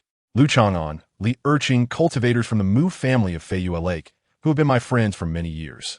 Xiyun's foundation establishment was made possible through their assistance, Zhao Xiyun introduced. Upon hearing Zhao Xiyun's introduction, the interest of the sect's cultivators quickly waned. Some wore amused expressions, while others chuckled lightly, commenting, Zhao Shimi's advancement to foundation establishment is commendable, as she has not forgotten her old friends. Such integrity is admirable. Li Erqing fidgeted, feeling uneasy. Though it was meant to be a compliment, it left an unpleasant taste in his mouth. The sect's cultivators showed no signs of mockery or derision. Yet Li Erqing inexplicably felt as though he were being perceived as a rustic outsider.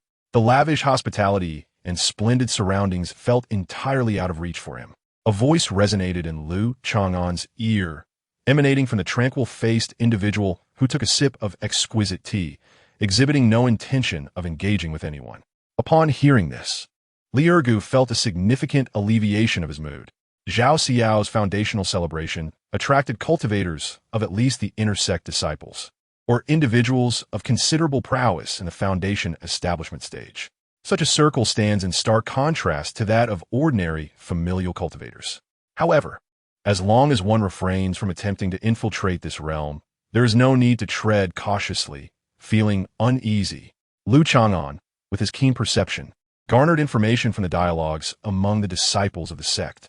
Within the cave dwelling, there resided a robustly built female cultivator adorned in colorful attire.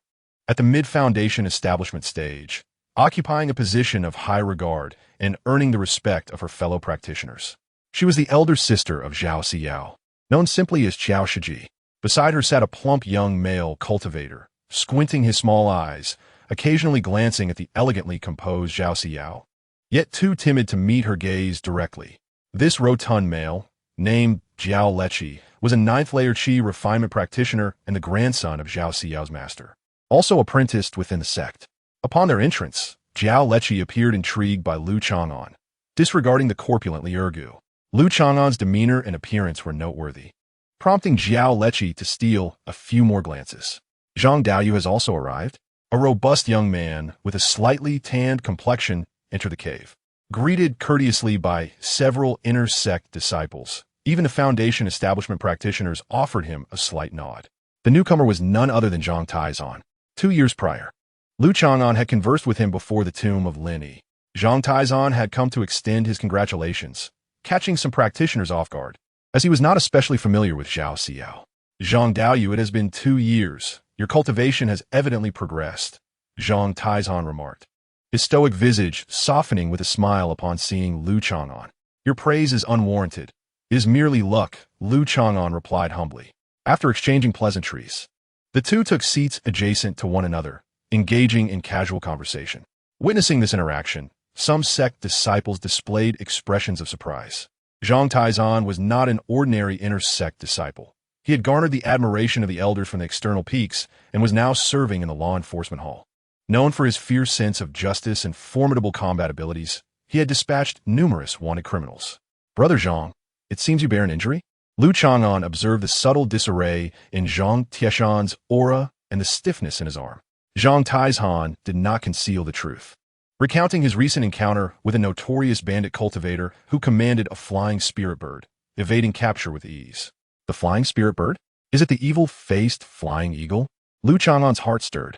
Years ago, Mu Shiyun had nearly perished at the hands of the evil-faced flying eagle. That individual possesses strength far surpassing the typical 9th-layer Qi refinement practitioners. He is cunning and adept at disguise.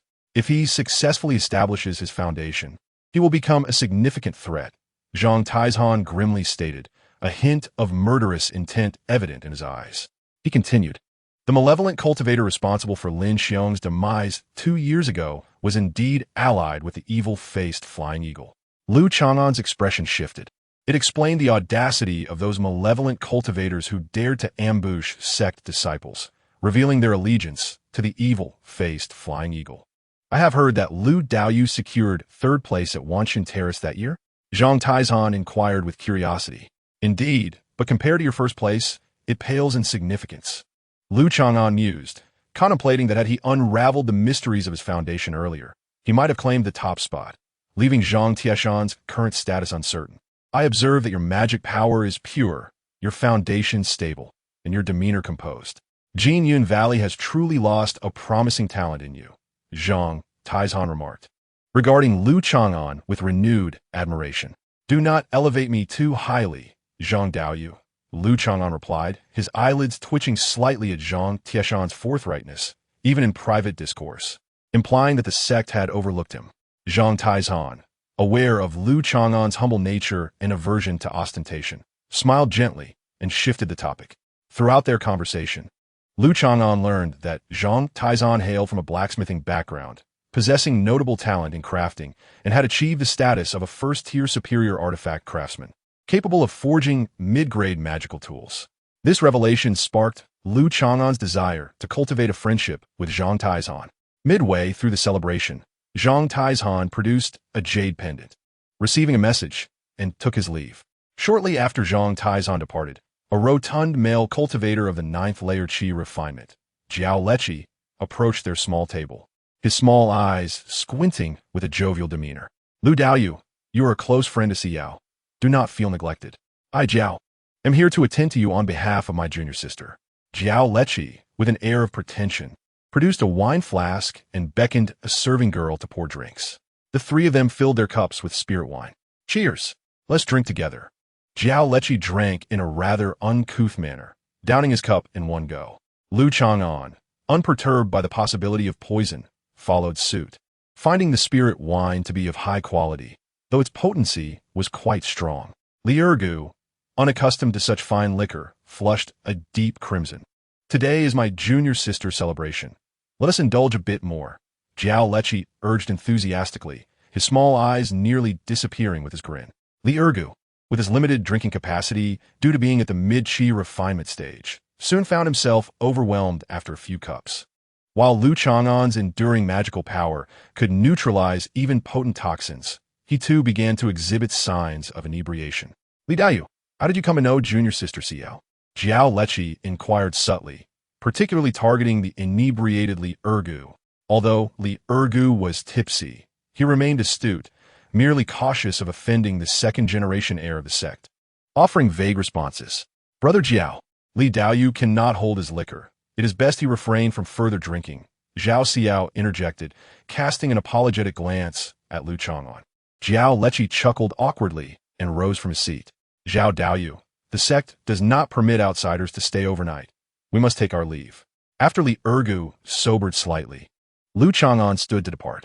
Zhao Xiao did not insist on their stay, recognizing the discomfort that lingered between the two men. She too lamented the clear demarcation of circles among sect practitioners. The Foundation establishment stage had its own exclusive circle, one that ordinary disciples struggled to penetrate. The common cultivators outside were equally barred from entering the domain of sect disciples. If Lu Chang'an and Li Ergu remained stagnant in their cultivation as time passed, they would inevitably drift further apart from her, a situation not entirely within her control. As the sun dipped below the horizon, outside Jinyan Valley, Lu Chang'an and Li Ergu commandeered their flying vessel, departing. Throughout the journey, Li Ergu remained taciturn. Lu Chang'an discerned the impact of this foundational celebration upon Li Ergu's psyche. In his familial enclave, Li Ergu held a respectable status, living a comfortable life. However, at this sect celebration, he had gone largely unnoticed, akin to a mere footnote. Any random individual could extinguish him with a mere flick of their fingers. The gazes directed at him bore no difference from those cast upon a common mutt. Come, brother, allow me to take you to a place. Lu Chang'an perceived the emotional toll the recent events had taken on Li Ergu, especially following Lin Yi's demise and the foundational celebration. He sensed that Li Ergu was on the brink of leaving the Mu family, a transition that would likely further challenge his emotional state. Chapter 53, A Journey Northward. 10 days later, the flying vessel arrived at the southern part of Jinyan Valley, at Wufengfangshi. Years ago, Lu Chang'an had been here to dispose of stolen goods and assisted Zhao Xiao in repairing superior-grade magical tools. In terms of scale, Wufengfangshi surpassed Jia Mountain. Lu Chang'an navigated with ease, heading directly toward an antiquated, elegant building adorned with hanging lanterns. Within, the faint sound of a guqin resonated, accompanied by a wafting fragrance. By Xiangxianlu? Brother, are you truly bringing me here? Li Ergu stammered in disbelief, trailing off at the final word. This is my first visit as well. Let me treat you to some leisure, Lu Chang'an replied with composure. Upon entering by Xiangxianlu, Li Ergu quickly realized his misconceptions. The establishment exuded an air of elegance, truly a venue for enjoying music and dance. The first floor resembled a theater, where an elegant female cultivator, her face veiled in white silk, gently plucked the strings of the guqin. She radiated an aura of refinement and grace, the melodies akin to flowing rivers and lofty mountains, soothing the heart, alleviating turmoil, and dispelling negative emotions. Two esteemed guests, would you prefer to be seated on the first floor or in an upper chamber? A middle-aged female cultivator greeted them with a smile. Lu Chang'an replied, the second floor, please, and I request a top-tier musician. Music, too, is one of the myriad arts of cultivation. An accomplished musician can cleanse the soul, aiding in the dispelling of mental barriers and the resolution of inner demons. Would the esteemed guest like to play the guqin, or perhaps the dizi or xiao? The guqin, dizi, and xiao are the most common musical instruments among musicians. Let's choose the xiao. Its ethereal essence shall be more fitting.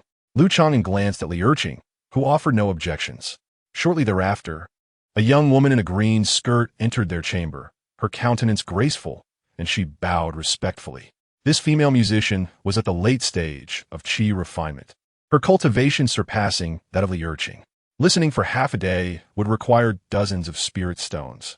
Of course, such soul-cleansing melodies are exceedingly taxing on both mana and spirit. As the Zhao's notes floated through the air, the two closed their eyes, feeling as if every part of their being was caressed by a gentle breeze. Li Erqing took a brief respite, sensing the restlessness and gloom within him dissipate gradually, akin to mundane smoke curling away. Brother, are you truly departing from the Mu family? The family has treated you well, and there is also the young lady. An hour later, upon learning that Lu Chang'an intended to leave, Li Urching was momentarily stunned, feeling an unsettling pang in his heart, which took him a while to reconcile. Do not overthink it. My departure does not signify a severance of our ties. As long as I remain in the Liang Kingdom's cultivation world, we can still maintain contact. Lu Chang'an communicated reassuringly. Amidst the gentle caress of the Zhao's melody, although Li Urching felt sorrow at parting, he gradually found solace. Lu Chang'an had always devoted himself to diligent cultivation without marrying or having children, a testament to his unwavering resolve and lofty aspirations. Such cultivators are not rare in the realm of cultivation, yet those who can establish a solid foundation are still few and far between. Hard work does not equate to success. This truth holds in any world. Where does my elder brother intend to go? To Huanglong Xiancheng. Over the years, Lu Chang'an had gathered significant intelligence and harbored plans in his heart. For loose cultivators in the Liang Kingdom, Huanglong Xiancheng presents the most promising opportunity to establish a foundation. This celestial city was founded by the foremost loose cultivator in the Liang Kingdom, Huanglong Zhenren, and is adjacent to the Haimu mountain range. Some of the materials for foundation building pills originate from the Haimu mountain range. Huanglong Xiancheng is regarded as a sanctuary for loose cultivators, with various factions establishing a presence, including several second-tier alchemists capable of concocting foundation-building pills. The city is overseen by Jidan Zhenren and is situated atop a third-tier spiritual vein, making foundation establishment here relatively inconspicuous. In order to expedite her own foundation establishment, Zhao Xiao had previously visited Huanglong Xiancheng to hunt demonic beasts in the Haimu mountain range, collecting spirit herbs and exchanging them for sect contributions. Half a day later, Lu Chang'an and Li Urching departed from Wufeng Fangshi. After experiencing the refinement of Baixiang Xianlu, Li Urching's emotions settled, and a glimmer of spirit returned to his eyes. On the flying vessel, Lu Chang'an imparted guidance, stating that this journey had allowed Li Urching's temperament to mature, broadening his horizons and facilitating a breakthrough of his bottleneck. I will heed my elder brother's advice. Li Urching nodded, trusting that Lu Chang'an would not lead him astray. Armed with memories from his past life, Lu Chang'an opted not to rely on breakthrough pills to transcend his bottleneck, ensuring greater potential for the future. 2 weeks later, Lu Chang'an piloted the flying vessel, escorting Li Urching to Feiyue Lake before changing direction toward the northern regions of the Liang Kingdom. Upon reaching Feiyue Lake, Li Urching inhaled deeply, watching the familiar figures that had accompanied him for 2 to 3 decades recede into the distance, leaving a void in his heart. Upon returning to his family, Li Urching followed Lu Chang'an's instructions, bathing and burning incense to adjust his state before entering seclusion to break through. 10 days later, Li Urching successfully transcended his bottleneck, advancing to the 7th level of Qi refinement. He could not help but let out a long howl. After lingering at the 6th level for over a decade, he had finally achieved a breakthrough. Ascending to the 7th level of Qi refinement significantly elevated Li Urching's status within the clan, earning him the respect and awe of his wives and concubines. Several days later, second Madame Mu Kaiwei brought news of joy. The family's 9th son, aged 6 or 7, had been found to possess a mid-grade spiritual root with a fire spiritual root sensitivity of 35. The minimum standard for a high-grade spiritual root is a sensitivity of 40. Such qualifications are close to a high-grade spiritual root, not far from Zhao Xiao's. Li Urching was overjoyed and instructed, "Bring Jiuan to see me." He named the child Yifan for the eldest son, Erzhun for the second, and Mu Jiuan for the 9th. Jiuan was fair and delicate, not resembling Li Urching much. However, Li Urching favored Erzhun, whose darker complexion and demeanor reminded him of his own childhood. Naming him Mu Jiuan not only symbolized peace and blessings, but also honored the bond he shared with Lu Chang'an. It is worth noting that Mu Jiuan bore a striking resemblance to Lu Chang'an in both appearance and temperament. This breakthrough was achieved without the aid of breakthrough pills. As Li Urching discreetly retained the Baining Dan, Lu Chang'an navigated the flying vessel northward. The area surrounding Jinyun Valley, including Feiyue Lake, Zhuya Mountain, and Wufeng Fangshi, lies in the western part of the Liang Kingdom. Wufeng Fangshi is slightly to the south, while the Yu Beast-Zhou family is located further to the northwest. The Haimu mountain range traverses the northern part of the Liang Kingdom, spanning a significant portion of the Daqing cultivation realm. To be precise, The Haima mountain range here in the Liang Kingdom is not the main vein, but rather a substantial branch.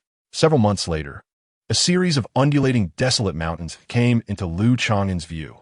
According to the map in the Jade Tube, he was now less than 1,000 miles from Huanglong Xianqing. Long-distance flight cannot compare to the rapid escape employed by cultivators in battle.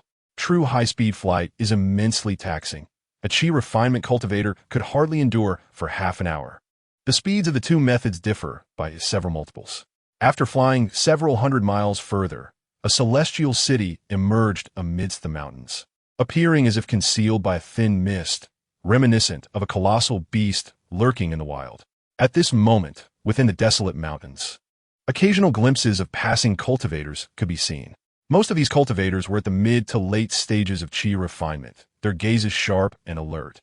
Some exuded a murderous aura, evidently having taken many lives or engaged in bloodshed within the Haima mountain range.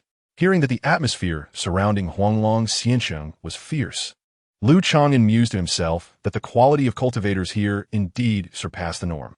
Suddenly, he sensed the fluctuations of a battle nearby, concealed among the hills. Several cultivators were engaged in a fierce struggle, obscured by a rudimentary formation. Had it not been for Lu Chang'an's formidable spiritual sense, he would not have easily detected it. Eliminate them all. One side comprised two men at the late stage of chi refinement, one tall and the other plump, both donning bone masks, reveling in slaughter. The opposing side consisted of three cultivators, appearing to be a family, a middle-aged couple accompanied by a youth. Ingmei, I will hold them off. You must take Chang'an and flee. The middle-aged man, at the 7th level of chi refinement, shouted hoarsely, his body bearing several wounds, his magical instruments flickering dimly, with numerous gaps evident. His wife, age around 36 or 37, was voluptuous and at the 5th level of chi refinement. Their son, about 16 or 17, was at the 3rd level. The tall masked man, at the 8th level of chi refinement, wielded a pair of curved magical instruments, pressing the middle-aged husband into a perilous situation, inflicting severe injuries. Tisk, beautiful lady, though you're somewhat older, your skin is supple and your figure is ample. If you're willing to kneel in submission and serve me, I may consider sparing your life. The plump masked man, at the 7th level of chi refinement, wielded a mid-grade magical instrument hammer, shattering the last remnants of the beautiful woman's protective talismans. Damn it, move faster. Stop letting your lust cloud your judgment. The tall masked man at the 8th level scolded discontentedly. All right, third brother. The plump masked man, slightly regretful, unleashed his full power, and the hammer struck the woman's head, reducing it to a pulp amid her screams, as both she and the youth were mercilessly killed in succession. Ingmei Chang'an, the middle-aged husband, as eyes turned bloodshot as he let out a desperate roar before meeting his demise. You dare to kill and rob near Huanglong Xianqing? One day, you will pay for this. Even if Lu Chang'an had the inclination to intervene, it was already too late. He sighed inwardly, lacking the desire for vengeance or the intention to eliminate the wicked. What is killing and robbing? We have even attacked disciples of Jinyun Valley. Just as they prepared to flee, the plump masked man's brazen laughter reached Lu Chang'an's ears. Feeling a surge of determination, Lu Chang'an halted the flying vessel. Kid, what are you staring at? Within the rudimentary formation, two masked men discovered Lu Chang'an passing by. Upon noticing him halt, they exhibited menacing glares filled with threats. Chapter 54. Encountering the Past in Xianqing. Are you subordinates of the evil-faced Flying Eagle? Have you previously ambushed disciples of Jinyun Valley? Lu Chang'an disregarded their intimidation, maneuvering his flying vessel towards the rudimentary formation. The formation merely obscured sight and concealed fluctuations of spiritual energy, failing to evade the discerning perceptions of cultivators. You little brat, knowing our identity, do you still dare meddle? The towering masked man of 8th level chi refinement swept his cold, fierce eyes over Lu Chang'an and those behind him. Like the evil-faced Flying Eagle, they donned bone-white masks during their nefarious deeds, asserting a psychological deterrent. Thus it was only natural for Lu Chang'an to recognize their identities. Seeing their lack of denial, Lu Chang'an confirmed that Lin Yiji's demise was inextricably linked to them. Years prior, disciples of Jinyun Valley had been ambushed, during which Zhang Taizan had mentioned that the culprits had sought refuge with the evil-faced Flying Eagle. Surrender your flying vessel. Consider it an apology. We shall overlook your recklessness. The corpulent masked man chuckled ominously, feigning cordiality. The flying vessel is here. Come and retrieve it if you can. Lu Chang'an scoffed, landing within the obscuring formation. The adversary's demand for the flying vessel indicated their intention to ensure he would not leave alive. Without the swiftness of his vessel, a typical 7th-level Qi refinement practitioner would be at the mercy of two ruthless foes at the late stage of Qi refinement. Seize him. The two masked men acted decisively, launching their assault as Lu Chang'an entered the formation. The corpulent man wielded a blood-soaked war hammer, resembling a grinding stone, which thundered down upon Lu Chang'an. The tall masked man, at 8th-level Qi refinement, commanded a pair of mid-grade curved blades, slashing through the air with chilling arcs.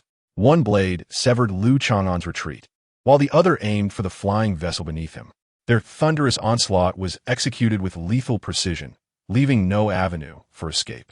Unperturbed, Lu Chang'an summoned his flying shuttle artifact, its icy brilliance flickering as he deftly deflected the hammer with several skillful maneuvers.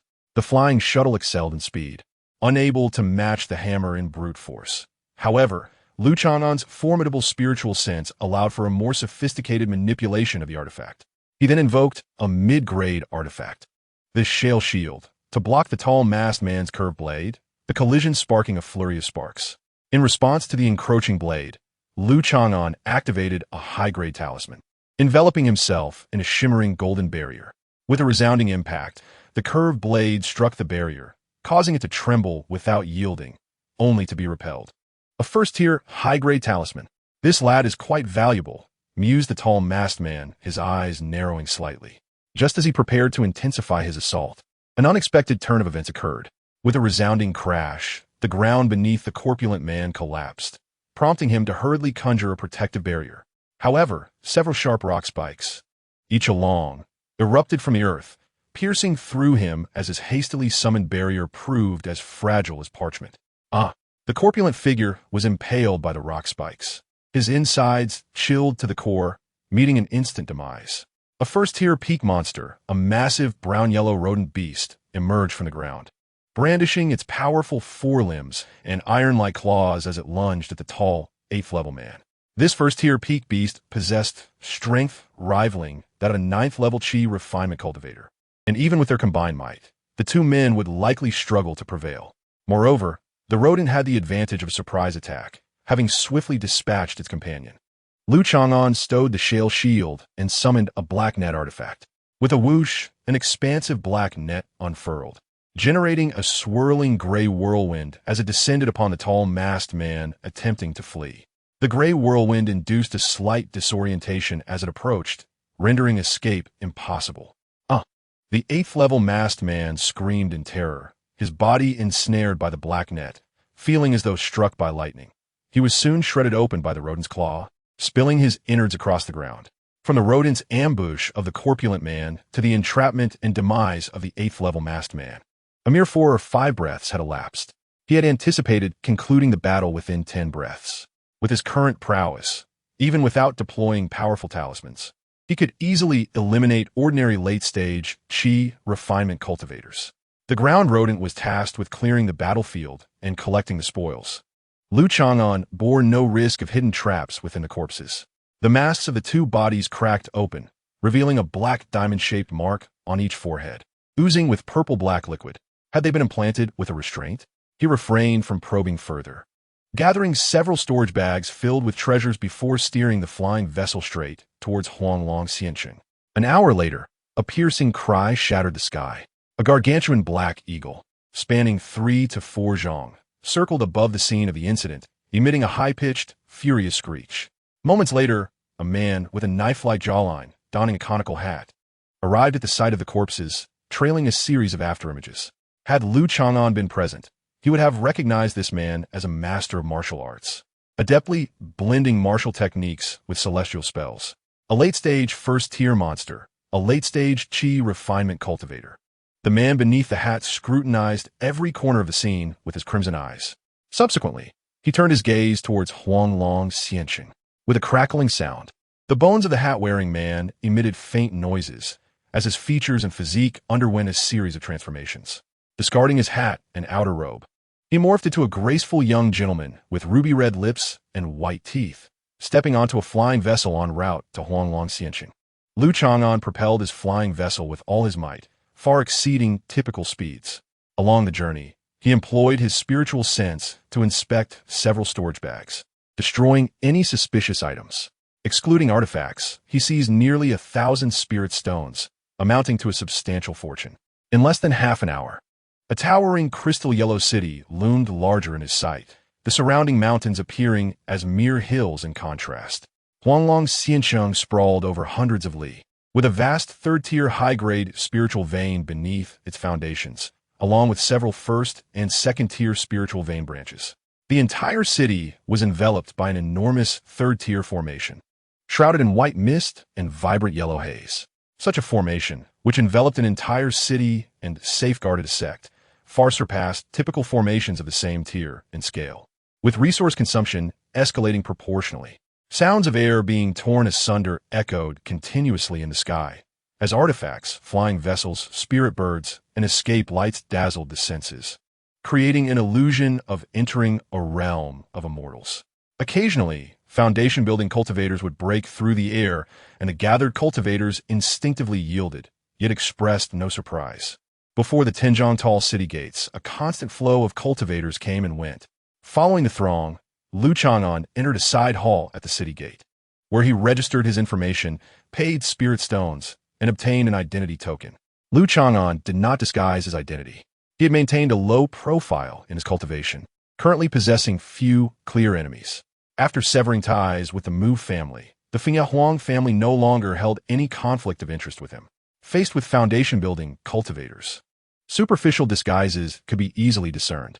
For those in the Qi refinement stage, such masquerades bore no significance. Moreover, it was crucial to note that even as Lu Chang'an developed within Huanglong Xianqing, he intended to maintain contact with Zhao Siyao from his sect and correspond with Liu Ergu. To a certain extent, Zhao Siyao, a foundation-building cultivator from a sect, served as his backing. Retaining connections from the now-dissolved Mu family could prove advantageous one day. This included the talented granddaughter of the Zhou family, who owed him a favor. With no significant enemies and the need to maintain relationships, it was unnecessary for him to disguise his identity. Huanglong Xianqing is divided into three main parts.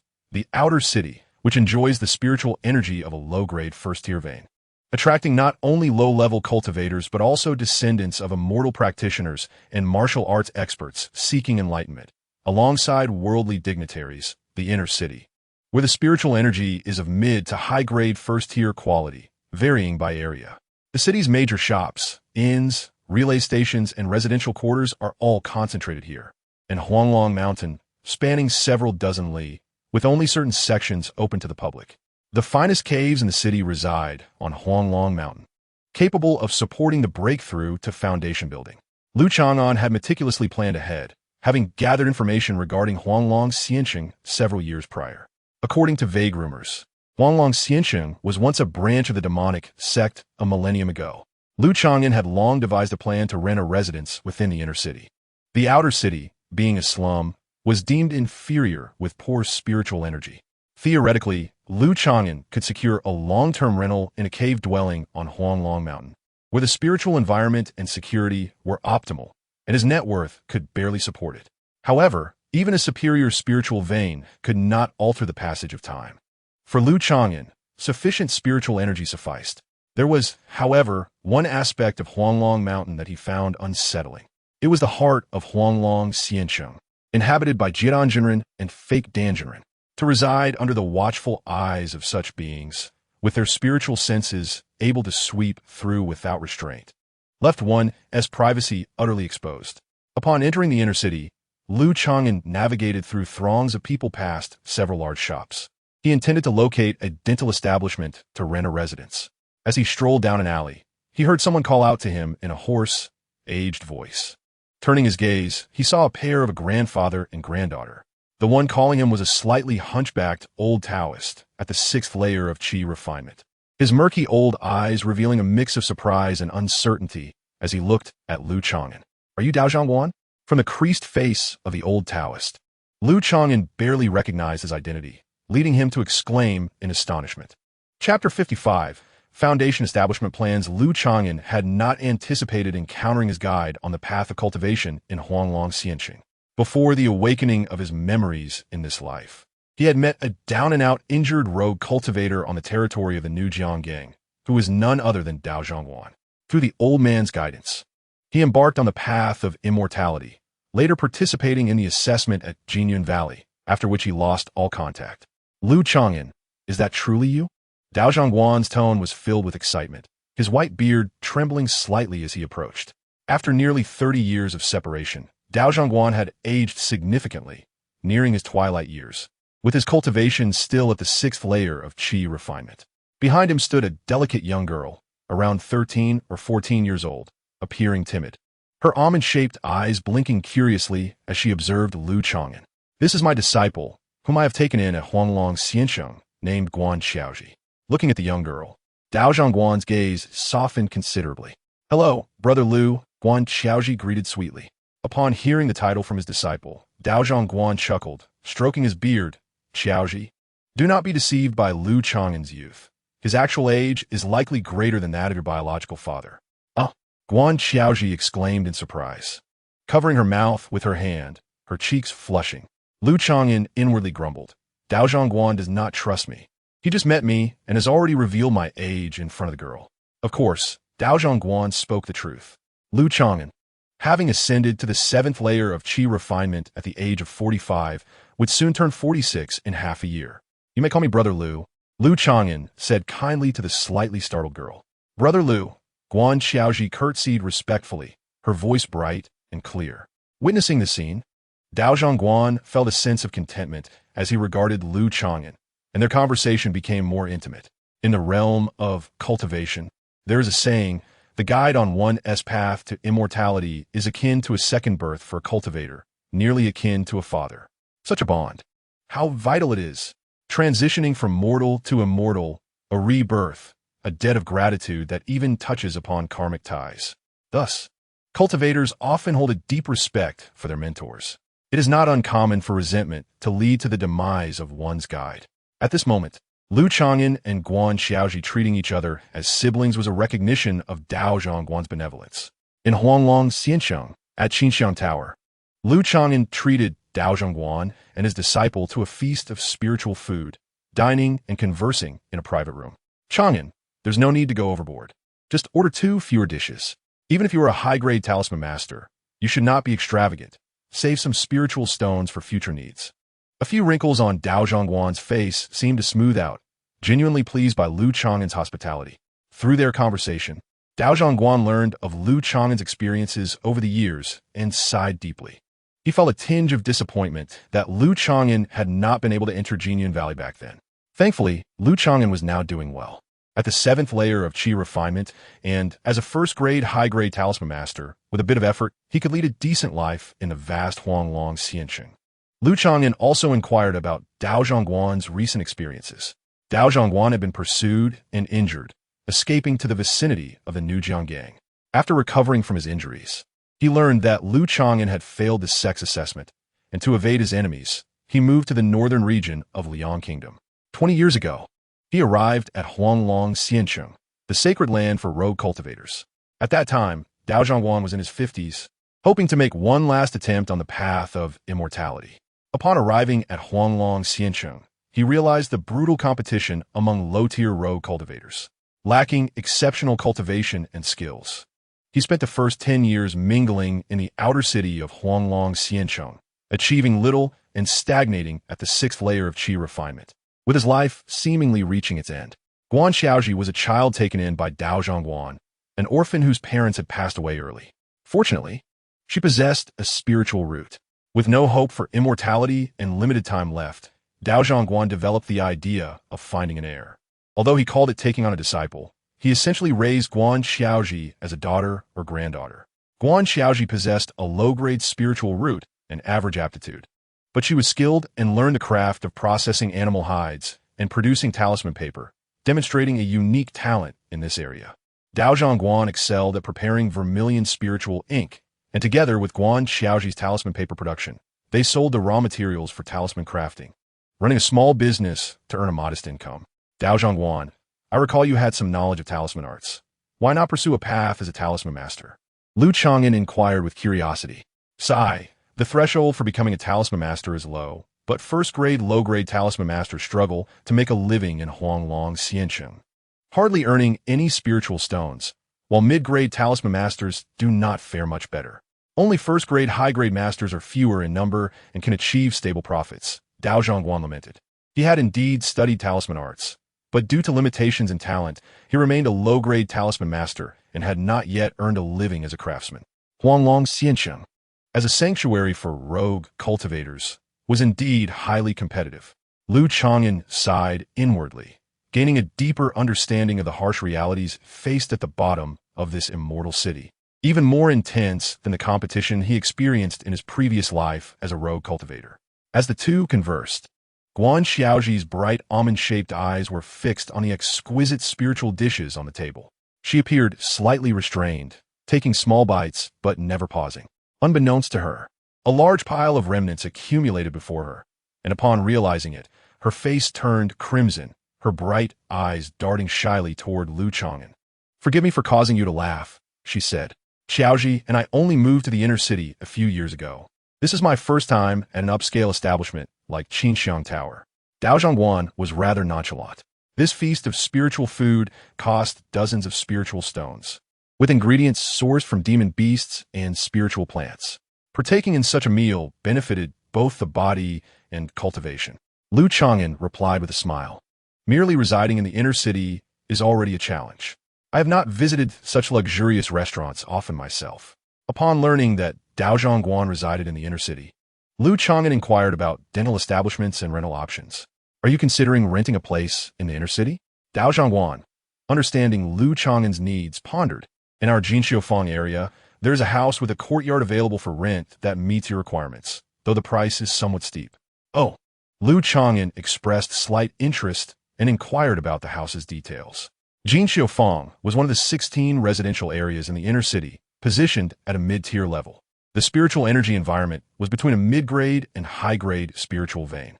This was slightly lacking for Lu Chang'an, but his cultivation speed was primarily hindered by the passage of time, so it mattered little. There were two aspects of the housing that Lu Chang'an found quite satisfactory. One was that it was a standalone structure with a private courtyard, ensuring good privacy. The other was its stability. The property was not privately owned, but belonged to Huanglong Xiancheng. Once a rental contract was signed, he could reside there long-term with stability. Lu Chang'an was not in a hurry and decided to accompany Dao Zhongguan and his disciple to Jinxiufang to take a look. Entering a somewhat secluded alleyway, Lu Chang'an first visited Dao Zhongguan's residence, where he sat for a while. The house Dao Zhongguan rented was relatively small, covering just over 100 square meters, privately owned, and offered at a more affordable price. The shortcomings include the absence of a yard and the proximity to neighboring houses. Essentially, this is a shared living arrangement derived from a single large estate divided into several units. The residence mentioned by Dao Zhongguan is located diagonally opposite, approximately 20 to 30 zhang away. It is a tranquil, idle villa occupying about half an acre, which is quite decent for the inner city of Huanglong. Who resides in the neighboring estate? Lu Chang'an noticed a larger estate to the left of the villa, featuring grand towers and equipped with 2 sets of first-tier high-grade formations. Occasionally visited by cultivators, renting a house and understanding the neighbor's circumstances is generally prudent. That is the residence of Master Du Wei, a first-tier high-grade alchemist, who studied under the renowned Master Hua in the Immortal City. If it were not for Master Du's numerous wives and children who valued this spacious estate, he would likely reside in an area with a more abundant spiritual environment rather than Jinxiufang. Dao Zhongguan gazed towards that estate, his tone grave and tinged with reverence. The visiting cultivators sometimes sought him for alchemical services or wished to connect with Master Hua. Lu Chang'an's heart stirred at the thought of the alchemist Master Hua's tier, a second-tier, middle-grade alchemist. Indeed, a renowned master produces outstanding disciples, which explains the need for such an expansive residence. Lu Chang'an praised. He had already resolved to rent the villa diagonally opposite, even if it cost a bit more. He would not let such an opportunity to connect with a second-tier middle-grade alchemist slip by. His primary purpose for coming to Huanglong Xiancheng was to plan for foundation building. Foundation-building pills are seldom seen outside large auctions, making them quite rare. This strategic resource is typically not sold by sects or prominent families. Competing for foundation-building pills at auctions is challenging due to the fierce competition from various factions. Even if one is fortunate enough to win, it could easily lead to enmity and animosity, making it overly conspicuous for individual cultivators. Besides auctions, privately contacting alchemists of second tier or above theoretically allows for the crafting of foundation-building pills. The greatest challenge lies in the scarcity of the main materials and certain auxiliary herbs, which are predominantly monopolized by powerful factions, making them difficult to gather. Nevertheless, this remains a viable avenue for obtaining foundation-building pills. As it is a private request for crafting, it is considerably more discreet than competing at an auction. Unfortunately, my alchemical talent is mediocre, and over the years, I have only brushed against the threshold of becoming a first-tier high-grade alchemist. As night fell, Lu Chang'an declined Dao Zhongguan's invitation to stay overnight, considering the small size of the accommodation and the presence of a young girl, which was not entirely appropriate. He rested at an inn in the inner city for the night. The next day, accompanied by Dao Zhongguan, Lu Chang'an arrived at a grand hall in the city center to sign the rental contract. The villa in Jinxiufang was leased to Lu Chang'an for a decade at the price of 80 spiritual stones per year. Given the long-term lease, there was a certain discount involved. In total, 800 spiritual stones were required, with the option to pay rent annually. The price was not cheap, according to Dao Zhongguan. The villa had only recently become available. On the same day, Lu Chang'an moved lightly into the villa. Shui Weju, a name that resonates well. Lu Chang'an glanced at the plaque above the courtyard door. Guan Xiaoji brought some fresh fruits and vegetables to assist Lu Chang'an in tidying up the courtyard and removing weeds. Lu Chang'an employed spells to clean the interior of the house and set up 2 sets of small first-tier formations in the villa. After a day of busyness, he was invited to dine at Dao Zhongguan's home. The young girl was skilled and had a knack for cooking, using only a small amount of spiritual ingredients to create a medley of flavors that lingered pleasantly on the palate. Lu Chang'an appreciated the benefits of Dao Zhongguan raising a female disciple. 2 days later, having settled into his new home, Lu Chang'an planned to visit his neighbors, particularly the large estate of Master Du Wei to the left. Anyone who could afford to live in a freestanding estate in this vicinity was certainly not ordinary. Before Lu Chang'an could take action, a neighbor came to visit. Hearing that a talisman master had moved in, a young woman came bearing homemade pastries. A gentle and charming voice drifted from outside the courtyard door. She was a graceful lady, around 26 or 27 years of age, with delicate brows and captivating eyes, as radiant as peach blossoms. Could it be her? Lu Chang'an was slightly taken aback as he opened the formation. The lady, named Su Yuetong, was a solitary female cultivator residing in a refined villa adjacent to his. Master Lu, I hope I did not disturb you, Su Yuetong said, dressed in a modest palace gown, appearing dignified, yet exuding a myriad of charms with her every gesture. Not at all, Miss Su, how do you know my name? Lu Chang'an welcomed her inside, accepting the box of pastries. I happened to hear Qiao Ji mention it, Su Yuetong replied with a charming smile, casually sitting with an alluring posture that showcased her graceful figure. Lu Chang'an did not underestimate the beauty before him. A solitary female cultivator in the vast and mixed crowd of the Immortal city invariably possesses depth. Moreover, Su Yuetong was skilled in bewitching arts and concealed her true cultivation level. On the surface, she appeared to be at the 6th level of qi refinement, while her actual cultivation was at the 8th level. However, Lu Chang'an, possessing a spirit sense nearly comparable to the early stages of foundation building, discerned the truth upon close interaction. Dao Zhongguan had cautioned Lu Chang'an not to be enchanted by her beauty. It was rumored that a late-stage qi refinement rogue cultivator once coveted Su Yuetong's allure and attempted to flirt and lay hands on her. Consequently, a few days later, that rogue cultivator's corpse was discovered in a drainage ditch within the city. Whispers suggested that Su Yuetong was a concubine of a prominent figure, hidden away in a gilded cage. Please take care, Miss Su. Lu Chang'an conversed with Su Yuetong for a moment before she stood to bid farewell. She merely inquired about Lu Chang'an's talisman skills and where he had previously practiced. Lu Chang'an mentioned that he had recently become a first-tier high-grade talisman master and had spent time in a certain marketplace, omitting any mention of Feiyue Lake and the Mu family. After inspecting the pastries she left behind and finding no cause for suspicion, he promptly disposed of them. Shortly after, Lu Chang'an proceeded to the large estate to the left of Shui Weju, which belonged to Master Du Wei. The plaque read Danxinju. At the entrance stood an elderly servant at the initial stage of qi refinement. I have just moved to the adjacent Shui Weju and have come bearing gifts to visit Master Du, Lu Chang'an informed the servant, emphasizing the importance of bringing a gift, as Dao Zhongguan had mentioned that Du Wei had a fondness for wealth. Visitors who brought gifts were typically afforded an audience with Du Wei if he was not too busy. My master happens to be free today. The servant did not announce Lu Chang'an's arrival, but directly led him into Danxinju. Danxinju was a two-entry estate, with a main building featuring 3 stories, uniquely designed and luxuriously grand. In a reception room, Lu Chang'an met the master. Du Wei was a middle-aged man with a distinctive mustache, of short stature and plump build, with a broad nose and bright, spirited eyes. To describe him in earthly terms, he was short and stout. However, Du Wei was certainly not impoverished. "Ah, Master Lu," he greeted warmly, accepting the gift box of talismans. "May I inquire your age, Master Lu, and your tier as a talisman master?" During their conversation, Du Wei directly asked. "I am nearing 46, a first-tier high-grade talisman master," Lu Chang'an replied openly. In their initial encounter, showcasing one's value and strength is the first step in pragmatic social interactions. Du Wei displayed no visible reaction, nor did he exhibit any condescension. Within a quarter of an hour, Du Wei raised his teacup. Lu Chang'an took his leave. As a first-tier high-grade alchemist, Du Wei's status naturally surpassed that of a talisman master. In Huanglong Xiancheng, this disparity was even more pronounced. Due to its proximity to the Haima mountain range, the Immortal city consistently witnessed a large influx of beast pelts and furs, providing the raw materials for talisman crafting. This resulted in a significant number of talisman masters in the city, particularly those of lower and middle grades. First-tier high-grade talisman masters were relatively few, making their existence somewhat more comfortable. Furthermore, Du Wei's apprenticeship under a renowned second-tier alchemist elevated his standing even further. Middle-grade talismans?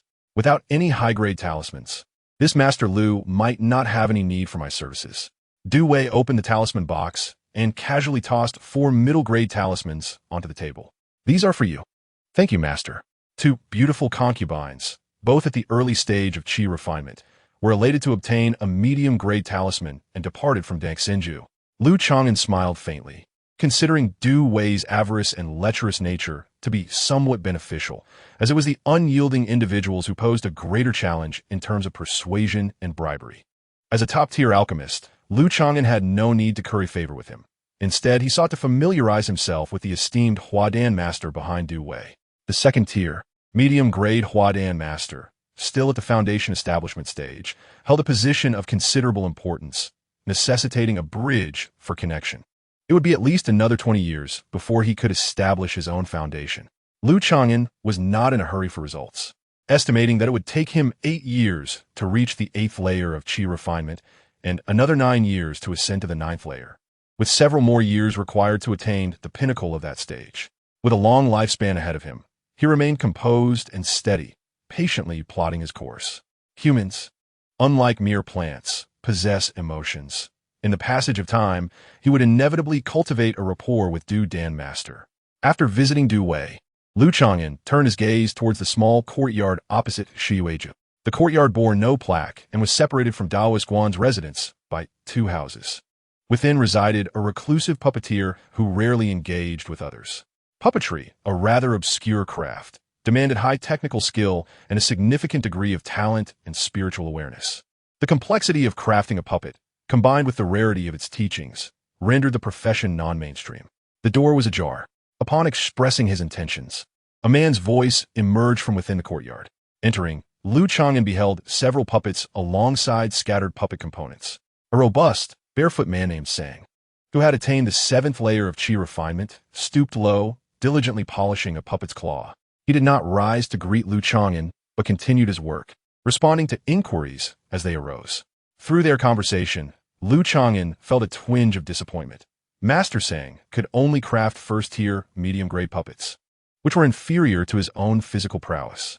In the hands of ordinary cultivators, puppets struggled to exhibit the combat capabilities of their tier. To unleash the true potential of low-tier puppets, one needed control techniques that demanded a portion of their spiritual awareness.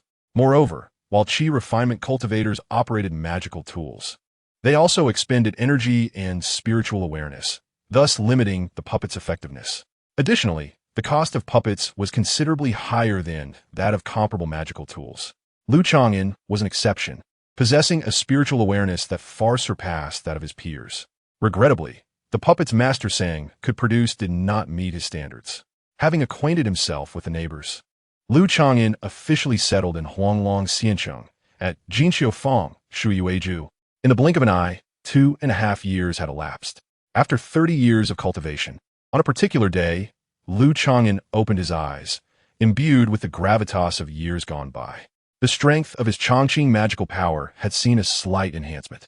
From awakening his memories at 18 in Jinyan Valley to reaching his current age of 48 in Huanglong Xiancheng, 30 full years had passed. In his first life, he was also at the 7th layer of chi refinement at this age. In his second life, he established his foundation before turning 40. However, in this life, his foundation was remarkably solid, his spiritual awareness exceptionally refined, and his mental state far surpassed that of his previous 2 lives. This was the most promising incarnation for ascending to the Unknowingly stage. Lu Chang'an's heart was calm and detached. Within the 9-seal monument, the peak of the second life's golden core, a white-bearded elder, had seen his hair illuminated with several strands under the nourishment of years. It was anticipated that only upon reaching the foundation establishment stage could the speed of illumination hasten. The youthful figure of the first life, possessing only peak chi refinement cultivation, had a soul projection too feeble to sustain a lasting embodiment, thus providing limited assistance. Chapter 57. Foundation Establishment Failure. Lu Chang'an slowly concluded his daily practice. At his feet, a small black water turtle, the size of a ladle, affectionately rubbed against his robes, absorbing the residual aura of the Chongqing cultivation. Over the years, Lu Chang'an made a delightful discovery. By daily feeding the young turtle with Chongqing magical power, coupled with the turtle absorbing the aura during his practice, it remarkably promoted the growth of the Xian Shui turtle's cultivation. Observations indicated that the growth rate of the Xian Shui turtle egg was nearly 30 to 40% faster than recorded. This outcome was understandable. The Chongqing technique was intertwined with longevity and time, while the Xian Shui turtle was a long-lived species requiring extensive time to mature. At this rate, the Xian Shui turtle could reach the 2nd tier in 100 years and the 3rd tier in around 300 years, rivaling a golden core true master. Lu Chang'an had not deliberately increased the duration or dosage, lest it become too conspicuous. However, the turtle's physical growth remained normal, with the acceleration primarily in cultivation and innate bloodline talent. Without being a specialized beastmaster, it will be challenging to detect any abnormalities. Beasts possess formidable physiques and innate bloodlines, naturally acquiring certain spells and abilities. In this regard, human cultivators lag far behind, needing diligent practice and magical artifacts to compete. The Xian Shui turtle, now newly entering the chi refinement stage, had already begun to exhibit some talents. One talent was turtle breath, which adeptly concealed its presence, enhancing its survival rate. Additionally, its affinity for water-related spells, such as bubbles, water blasts, and water ripples, was beginning to manifest. Lastly, even as a juvenile, its shell was remarkably sturdy. Lu Chang'an had tested it, finding that even inferior magical tools could not breach the shell. If it were to grow for several more decades, the young turtle could retreat into its shell, making it nearly impervious to those below the foundation establishment stage. With a squeak, as Lu Chang'an interacted with the young turtle, a ground rock mouse scampered in from the courtyard, carrying 2 letters and eagerly presenting them to him. Over the years, Lu Chang'an had showered the young turtle with affection, prompting the ground rock mouse to feel a sense of competition and frequently seek to please him. Though low-tier beasts possess less intelligence than humans, they surpass ordinary animals. However, the ground rock mouse, being of medium-grade bloodline, was akin to a human with a medium spiritual root, lacking significant opportunities, making it difficult to advance to the 2nd tier. Lu Chang'an took the 2 letters. One was from Feiyuel Lake, and the other from Jinyan Valley. A year prior, he had written to Li Erqing and Zhao Xiao from a post station in Huanglong Xianqing. However, Given the distance, he first opened Li Erqing's letter. He was pleased to learn that Li Erqing had successfully entered the 7th layer of qi refinement without using a breakthrough pill. The mention of Mu Jiuan, possessing a medium-grade spiritual root, piqued Lu Chang'an's curiosity. Li Erqing's 9 sons, Mu Jiuan, had qualifications approaching that of a top-grade spiritual root, and his family had bestowed upon Li Erqing substantial rewards, including spirit stones, magical tools, and late-stage qi refinement pills.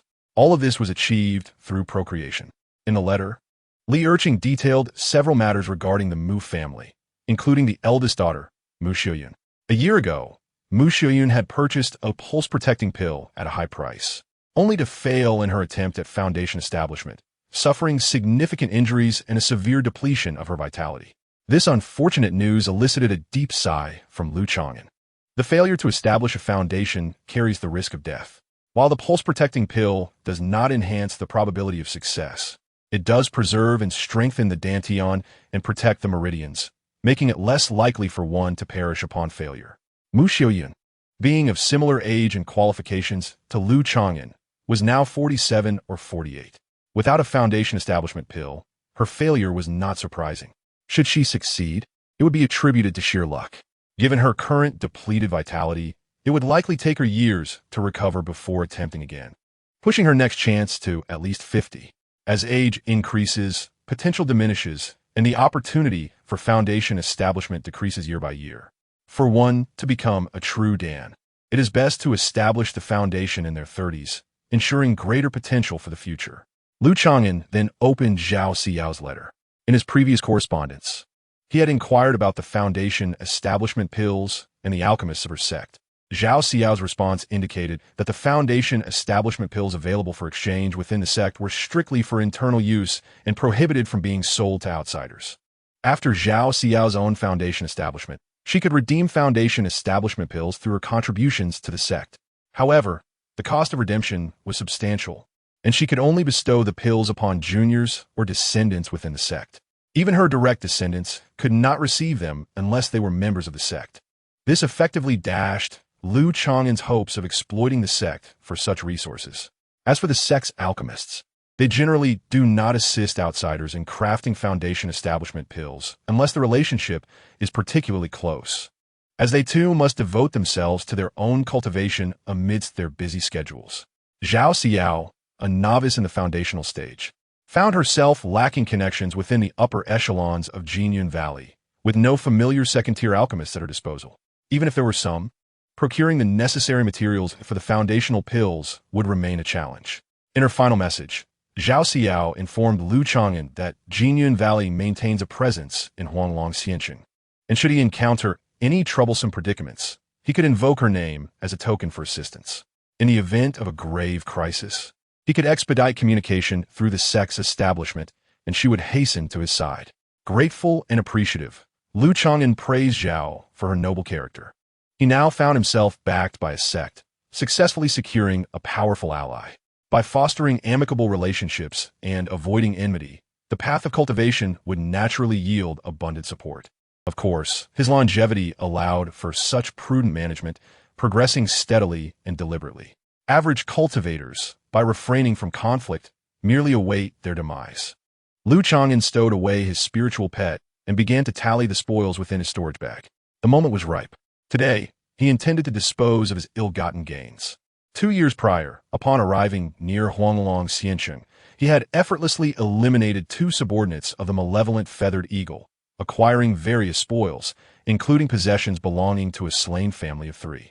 Alchemical items did not require disposal, but lower-tier magical artifacts bore the marks of illicit acquisition and were ill-suited for overt sale.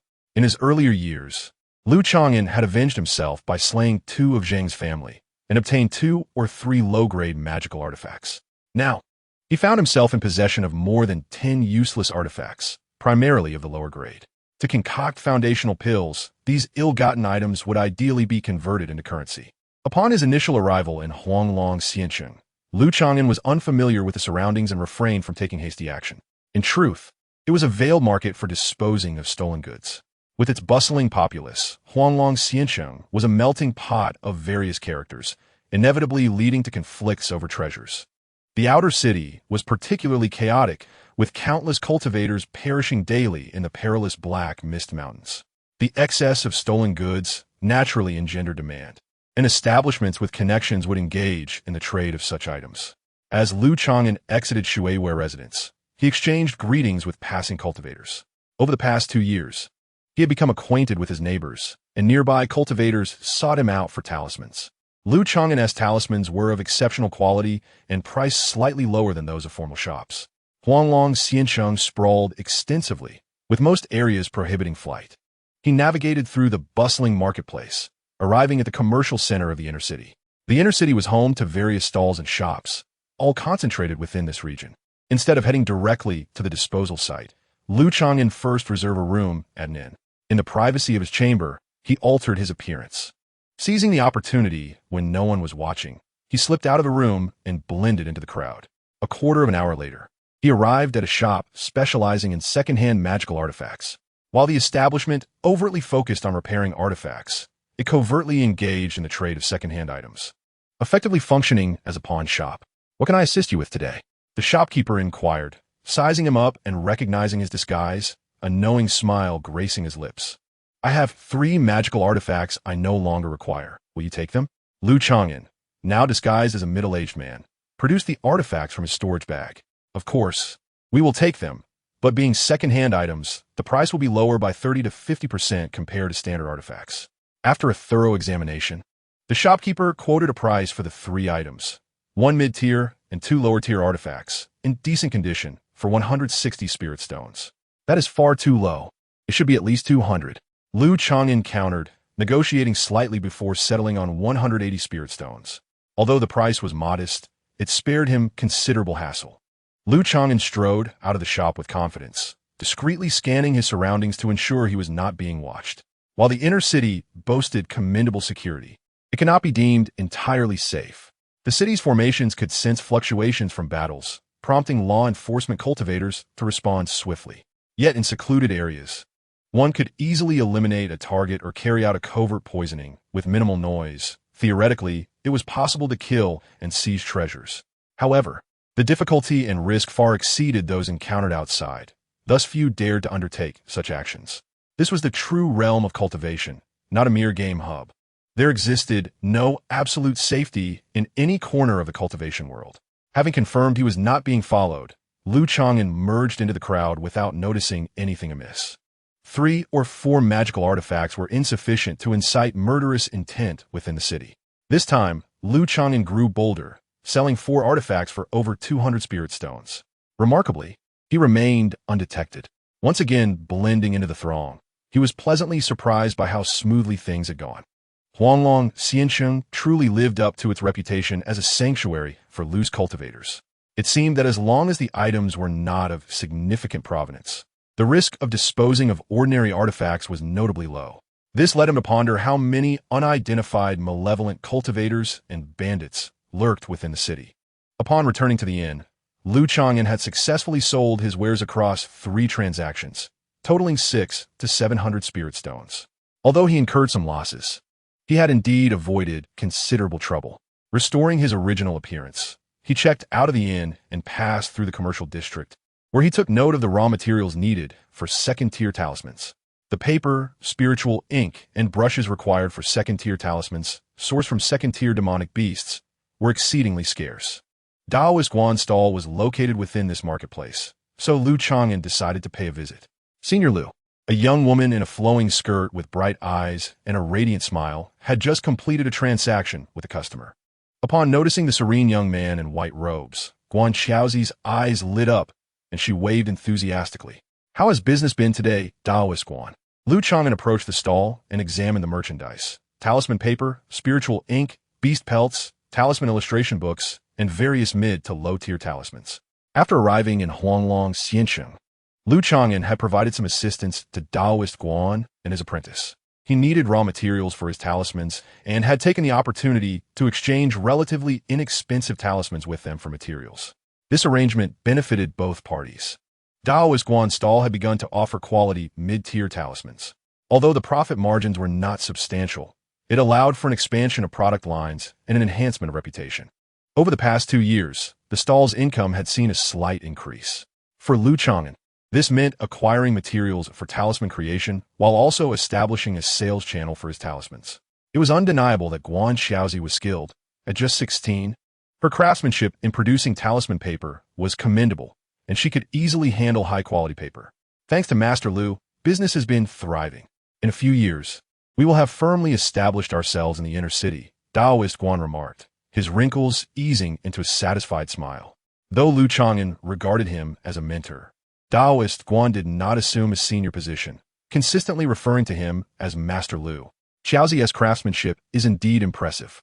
Lu Chang'an selected a few sheets of premium talisman paper, feeling quite satisfied. Of course, I also helped Master Sang next door with puppet parts.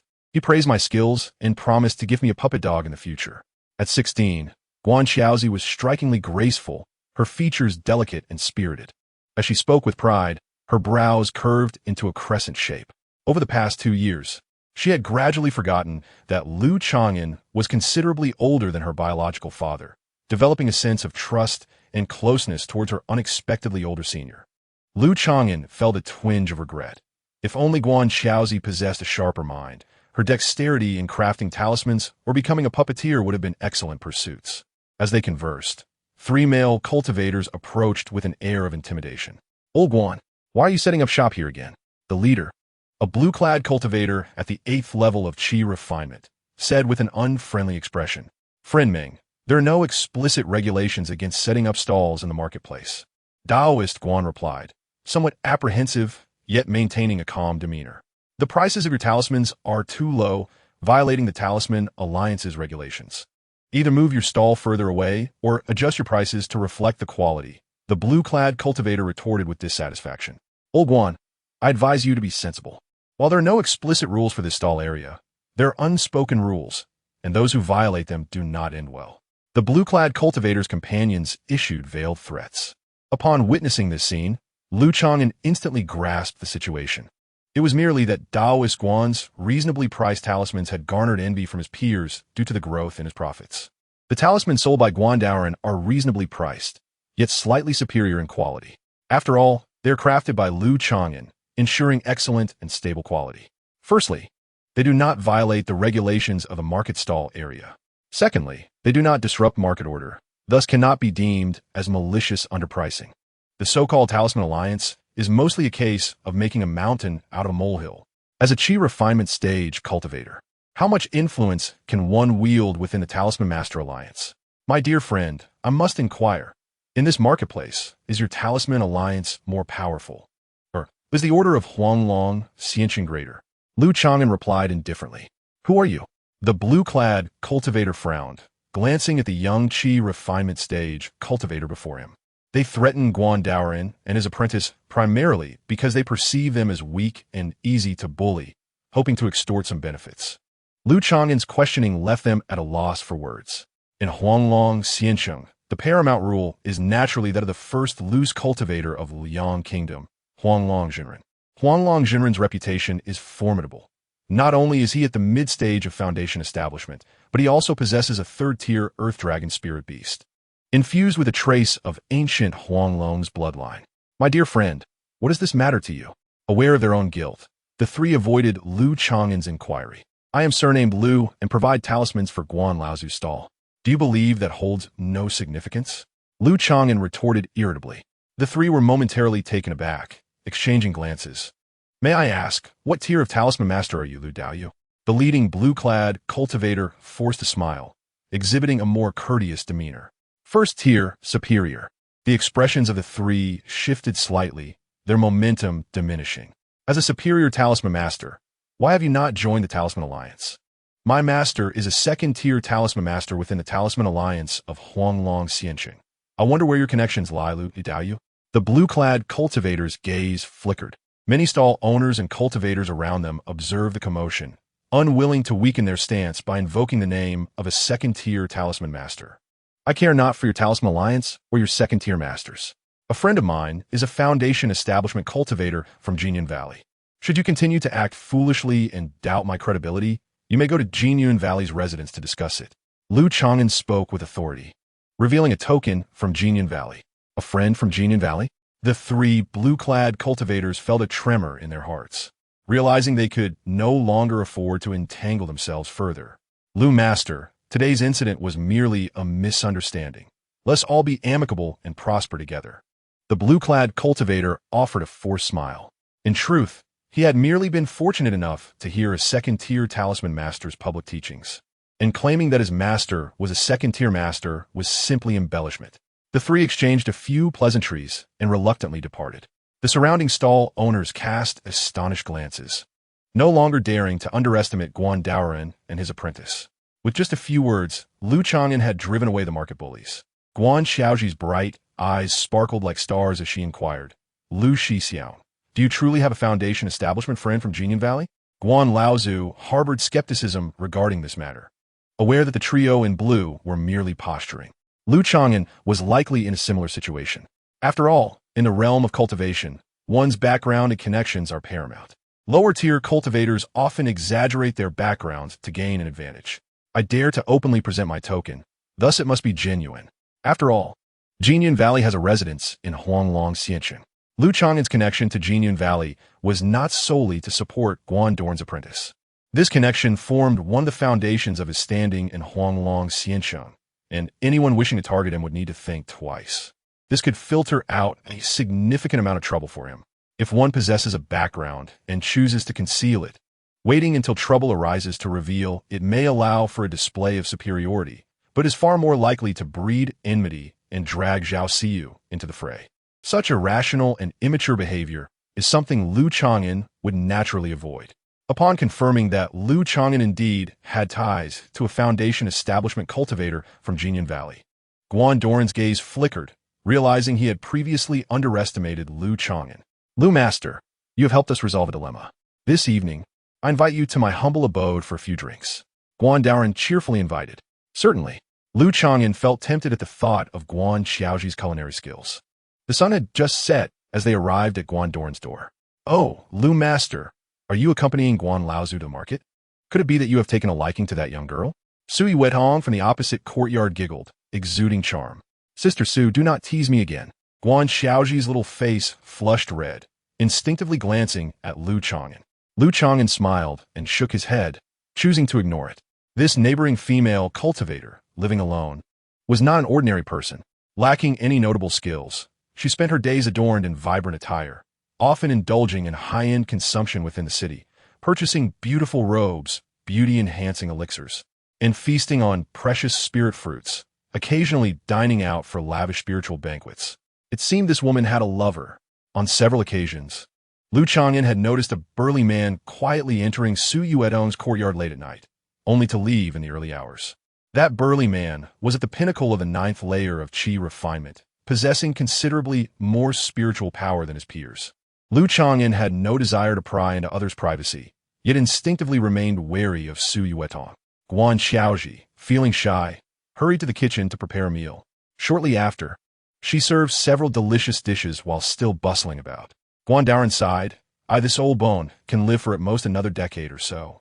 I wonder who this thoughtful girl will end up benefiting in the future. Guan Laozu, do not speak such ominous words. Legendary figures in the cultivation realm often grow stronger with age. This left Guan Daoren somewhat disheartened. I shall raise a glass first, wishing for Guan Laozu's longevity in the path of immortality.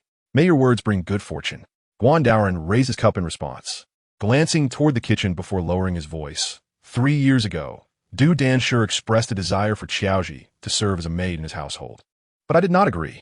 Lu Chang'an was taken aback, realizing that Guan Doran's mention of a maid was a euphemism for a concubine. Xiaoji had only been 13 at that time. How could Du Wei utter such words? Truly a man consumed by greed and lust. That night, the two discussed Du Danshur. The following day, Lu Chang'an received an invitation from Du Wei, stating that he had taken a beautiful concubine and inviting him to Du's residence for a celebratory feast in 3 days. Chapter 59, Crowdfunding Alchemy. Lu Chang'an and Du Wei were merely acquaintances in the neighborhood. Ordinary cultivators, particularly loose cultivators, spend their lives in pursuit of elixirs. For cultivation, breaking through realms, healing injuries, dispelling poisons, maintaining youth, and extending life, the list goes on. One day, they may seek out an alchemist. Thus, when neighbors received an invitation, they would feel compelled to respond. Lu Chang'an had little need for ordinary elixirs. However, he was determined to acquire a breakthrough elixir of significant caliber, such as the Foundation Establishment Pill. The Chang'an had endured the passage of time, bringing with it profound depth and foundation, pure spiritual power, and an extended life force. He speculated that breaking through to a higher realm would certainly yield some enhancement. Coupled with his past experiences, he believed there was a considerable chance of advancement without relying on the Foundation Establishment Pill. But who wouldn't want a greater assurance in breaking through? Engaging in a major breakthrough, if unsuccessful, could severely deplete one's vitality and damage their foundation. Lu Chang'an, free from concerns about his lifespan, naturally aimed to maximize his chances. 3 days later, Du Wei's Danqing residence was festooned with decorations, and cultivators came and went, bringing gifts. Zhang Hong, 30 portions of ice snow fruit for 1 pound. Shun Jushi, 20 spirit stones. At the estate's entrance, a steward was diligently tallying the gifts, while cultivators sang praises. Lu Chang'an stepped forward, presenting the gift list and box. Lu Master, 2 first-tier, superior talismans. 6 first-tier, medium talismans. The announcement grew more exuberant. Lu Chang'an's gift consisted of 6 medium talismans and 2 superior talismans, all of ordinary quality, valued at 70 to 80 spirit stones, equivalent to a low-grade magic artifact. This gift was not insignificant. For Lu Chang'an, the cost of the talismans amounted to less than 1/3 of their value. A superior talisman equates to a typical attack of a late-stage Qi refinement cultivator, though its power is inferior to that of a medium-grade artifact activated by a late-stage Qi refinement cultivator. The advantage of talismans lies in their requirement of minimal spiritual power to activate.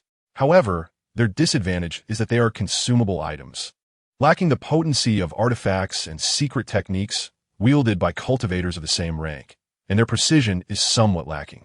After reaching the 7th layer of Qi refinement, Lu Chang'an prepared to refine second-tier talismans, having a fair degree of confidence due to his strong spiritual sense. The only issue was the scarcity of materials for second-tier talismans. The second-tier talisman brush, the second-tier spirit ink, and the second-tier talisman paper. How difficult it is to gather them all. It cannot be done too overtly. Currently, Lu Chang'an has only managed to acquire a few sheets of inferior second-tier talisman paper, and both the spirit ink and talisman brush he possesses are of the first tier.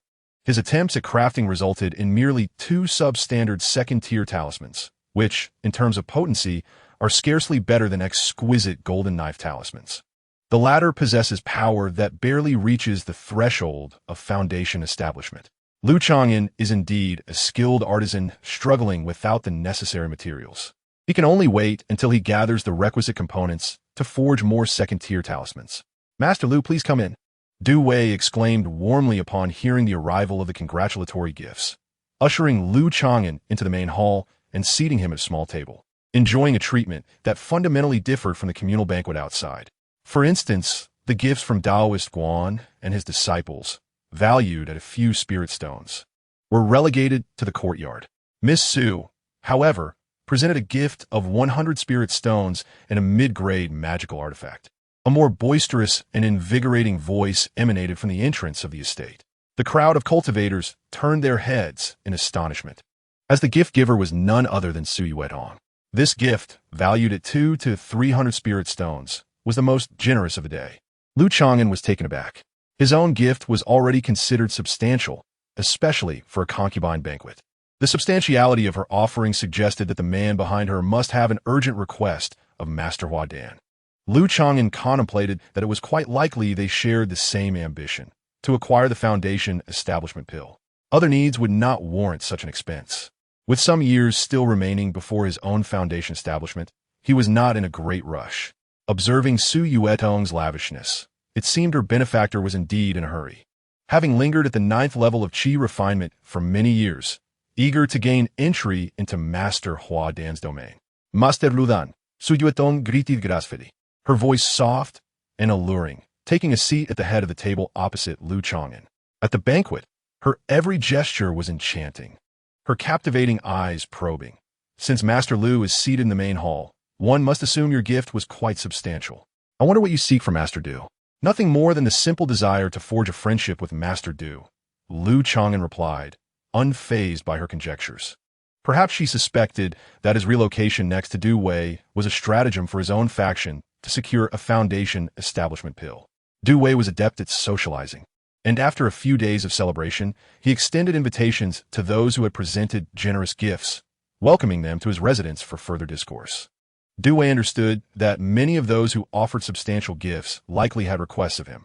If he merely accepted gifts without reciprocating, he would ruin his reputation, leading future benefactors to think twice before presenting him with favors. Moreover, some of these gift-giving cultivators were not to be trifled with, either possessing strong backgrounds or formidable abilities. Lu Chang'an and Su Yuetong, as neighbors, were among those invited. Du Wei personally attended to the two, displaying a courteous demeanor. Two esteemed friends, one as gentle as jade, the other a stunning beauty, truly a match made in heaven. Du Wei praised with a chuckle, his mustache twitching slightly. Ah, Master Lu would surely look down upon a woman like myself, a wilted flower. Su Yuetong gasta guisfelglans, her demeanor reminiscent of a delicate willow swaying in the breeze. My cultivation is shallow, nearing 50, and I am unworthy of Miss Su, Lu Chang'an replied expressionlessly. Had he not known of a burly man at the 9th level of Qi refinement who had visited Su Yuetong's residence late at night, he might have genuinely believed that she held some interest in him. After all, Lu Chang'an's appearance and demeanor in this lifetime were indeed commendable. Du Wei's jest was merely to enliven the atmosphere. He had no genuine intention of matchmaking. He secretly harbored a desire for Su Yuetong, but dared not provoke her. After a sumptuous meal, Du Wei invited them to enjoy the flowers in the courtyard. During this time, he engaged in private conversations with both Su Yuetong and Lu Chang'an. While speaking with Su Yuetong, Du Wei cast a soundproof spell, yet it could not escape Lu Chang'an's formidable divine consciousness. As Lu Chang'an had surmised, Su Yuetong expressed her desire to become acquainted with Master Hoarded during their conversation. Her benefactor sought to concoct a Foundation establishment pill. Miss Su, my master's alchemical appointments are booked a decade in advance. You understand that many powerful factions in the city make it difficult for my master to refuse, Du Wei stated with a troubled expression. Moreover, to concoct a Foundation establishment pill, you must prepare your own materials. It is best to gather them alongside other cultivators. Relying solely on personal capability to assemble all the materials for the Foundation establishment pill is exceedingly challenging. Only large sects have the resources to accomplish this. Lu Chang'an was well aware of this. To put it plainly, it was akin to crowdfunding for pill concoction. We have prepared a portion of the materials, though one or two main components are rather troublesome, Su Yuetong replied. Finally, she implored softly, I hope Master Du can assist in introducing me to Senior Hua. I shall express my gratitude in kind. Master Hoarded had previously aided scattered cultivators in concocting Foundation establishment pills, earning a decent reputation. If she could establish a connection with him, she would be able to collaborate with other cultivators gathering materials for the Foundation establishment pill, thus seizing the opportunity to obtain one. I shall do my utmost. Du Wei sighed. Truth be told, it has been quite challenging for me to see my master in recent years. Thank you, Master Du, Su Yuetong responded, her eyes gleaming with hope, her voice sweet as honey. Subsequently, Du Wei engaged Lu Chang'an in a private conversation as well, inquiring subtly about his desires. I have only recently advanced to the 7th level of Qi refinement, and my need for pills is not pressing at the moment. However, having encountered a seasoned alchemist as a neighbor, I naturally wish to foster a closer relationship, Lu Chang'an replied with a smile, refraining from immediately revealing his intentions. Even if he did, Du Wei would likely presume it was his benefactor seeking to concoct a Foundation establishment pill. Indeed, we must nurture our relationship, Du Wei exclaimed, his smile radiant. He discerned the unspoken implications. While Lu Chang'an had no immediate needs, he would likely have requests in the future. Thus, their interactions would surely yield benefits for Du Wei. By the way, I once stumbled upon an alchemical inheritance in the mundane world. Once I organize it, I will present it to Master Du for your perusal. At the conclusion of their discussion, Lu Chang'an dangled a small bait. An alchemical inheritance? What level is it? Du Wei's eyes sparkled with interest. I'm not entirely sure, but it is at least that of a first-tier superior alchemist. It might even be a fragmented second-tier inheritance. Lu Chang'an responded ambiguously. You are quite thoughtful, Master Lu. Du Wei's tone became notably more amiable. A first-tier superior inheritance could serve as a reference for him to enhance his skills, while a second-tier inheritance would hold greater appeal. Although Du Wei was a disciple of a second-tier alchemist, the core techniques would undoubtedly be reserved for the true disciples. Upon departing from Danshin residence, Lu Chang'an silently acknowledged that he had successfully deepened his relationship with Du Wei. He possessed more than one alchemical inheritance in his past life. He had 3 second-tier alchemist inheritances in his memory, along with another obtained from Liang Xiaotian, totaling 4. Such inheritances are indeed more advantageous. However, he had not paid much attention to the rarer body refining techniques and puppet arts in his previous life due to limited focus. Lu Chang'an intended to present the least valuable of his second-tier inferior alchemist inheritance to Du Wei as bait. Once their friendship deepened and the fish took the bait, would he not be able to count on Du Wei for assistance? Chapter 60. Second-tier talismans: the pursuit of the foundation establishment pill and the introduction to a seasoned second-tier alchemist are merely key components of the grand endeavor. The most significant challenge lies in the collection of materials for the foundation establishment pill. Lu Chang'an is well-versed in the formulas for foundation establishment pills and knows of more than one type, with slight variations in material combinations and crafting techniques. The various factions within the cultivation realm are as numerous as the sands of the Ganges. Over countless years, innumerable factions have mastered the formulas for foundation establishment pills, which have seen minor adaptations with the passage of time. The commonly known formulas for foundation establishment pills are certainly not secrets and can be acquired with diligence. The true difficulty lies in securing the materials and finding alchemists proficient in the crafting techniques. The primary materials and auxiliary ingredients for the Zhuji Dan have been predominantly monopolized by powerful factions. In light of this, Lu Chang'an devised a plan upon his arrival in Huanglong Xiancheng. 2 years prior, he entrusted Zhao Xiyuan with a letter, requesting her to keep an eye on the sect and gather materials for the Zhuji Dan, as long as they are not the main materials or critical rare auxiliary ingredients. There are opportunities to purchase them within the sect. Some herbs serve purposes beyond the Zhuji Dan, and for non-strategic resources, the sect's control is not as stringent. Lu Chang'an places considerable trust in Zhao Xiyuan's character. Collecting non-essential materials for Zhuji practitioners is not a daunting task. Once a sufficient amount is gathered, Lu Chang'an plans to visit Jinyun Valley to procure them with spirit stones. He does not intend to rely solely on Zhao Xiyuan. In Huanglong Xiancheng, he will consistently monitor the situation and gradually accumulate materials. Each year, there are small auctions, and every 3 to 5 years, larger auctions take place. As long as one possesses ample financial resources and is unafraid of drawing attention or facing risks, there is theoretically a chance to acquire the Zhuji Dan. Time passed. Over the next 2 years, Lu Chang'an's life in Huanglong Xiancheng became increasingly stable and leisurely. He continued his cultivation, cared for his pets, and honed his skills, while also taking on the additional task of gathering materials. The materials sought were not limited to those for the Zhuji Dan, but also included those for second-tier talismans. 6 months ago, Lu Chang'an purchased a second-tier talisman brush from a high-end talisman shop for 1,500 spirit stones. This expenditure significantly depleted his spirit stones, prompting him to sell some of his stock of high-quality talismans. A seasoned first-tier talisman master can barely wield a second-tier talisman brush, which enhances the success rate of talisman drawing. Although this expenditure may have showcased his wealth, it was not beyond reason. After all, he was not an unanchored loose cultivator. With the second-tier talisman brush in hand, Lu Chang'an only needed to acquire second-tier talisman paper and spirit ink to create more second-tier talismans. However, he needed to be discreet when purchasing materials for second-tier talismans, as he did not wish to expose his true talisman drawing skills, which are his greatest asset prior to reaching the Chang'an stage. Over the course of 2 years, Lu Chang'an and Du Wei grew closer, frequently visiting each other without the need to bring gifts each time. Shortly after the concubine banquet, Du Wei learned of Lu Chang'an's connections with Zhuji friends in the sect, which elevated his regard for him. Later, Lu Chang'an divided the least valuable part of a second-tier low-grade Dan Master inheritance into 2 halves, gifting the first-tier portion to Du Wei. Upon receiving the incomplete inheritance, Du Wei speculated that Lu Chang'an possessed further insights, naturally becoming more invested in their friendship. Through mutual exchanges, the bond between them deepened day by day. One day, Lu Chang'an was engrossed in drawing second-tier talismans in a secret chamber.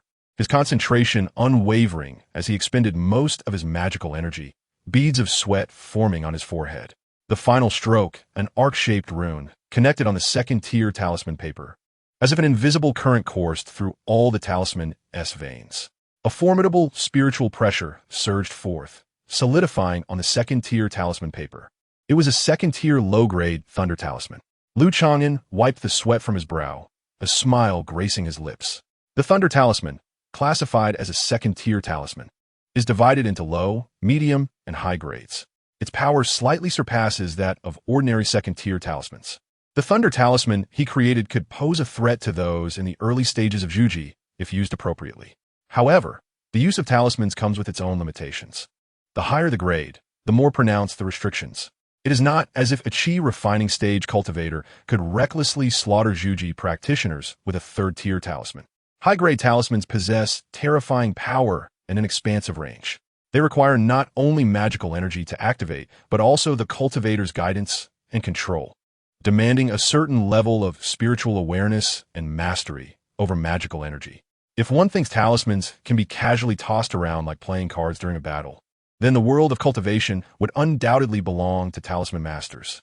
For a Qi refining stage cultivator, harnessing the power of a second-tier talisman is quite strenuous, and a moment of carelessness could result in self-harm.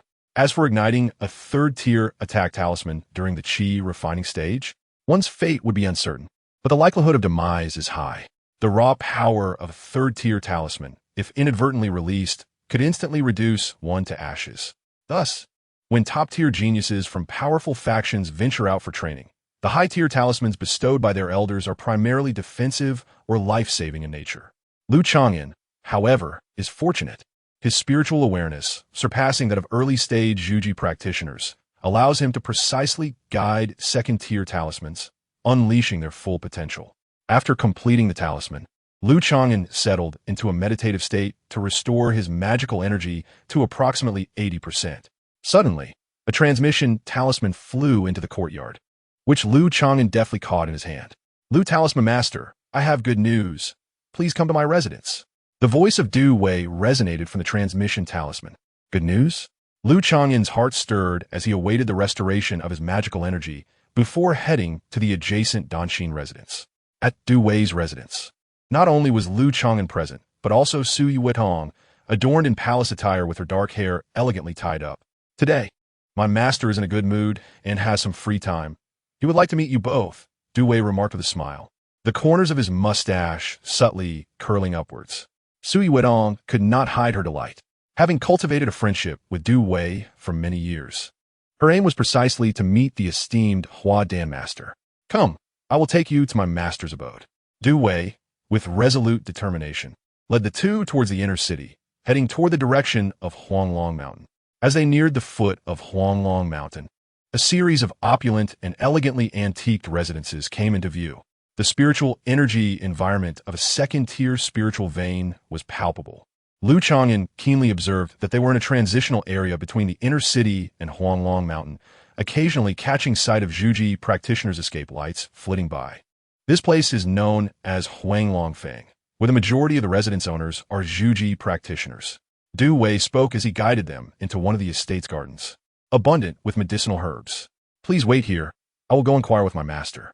He instructed them to wait in the courtyard while he directly entered one of the halls.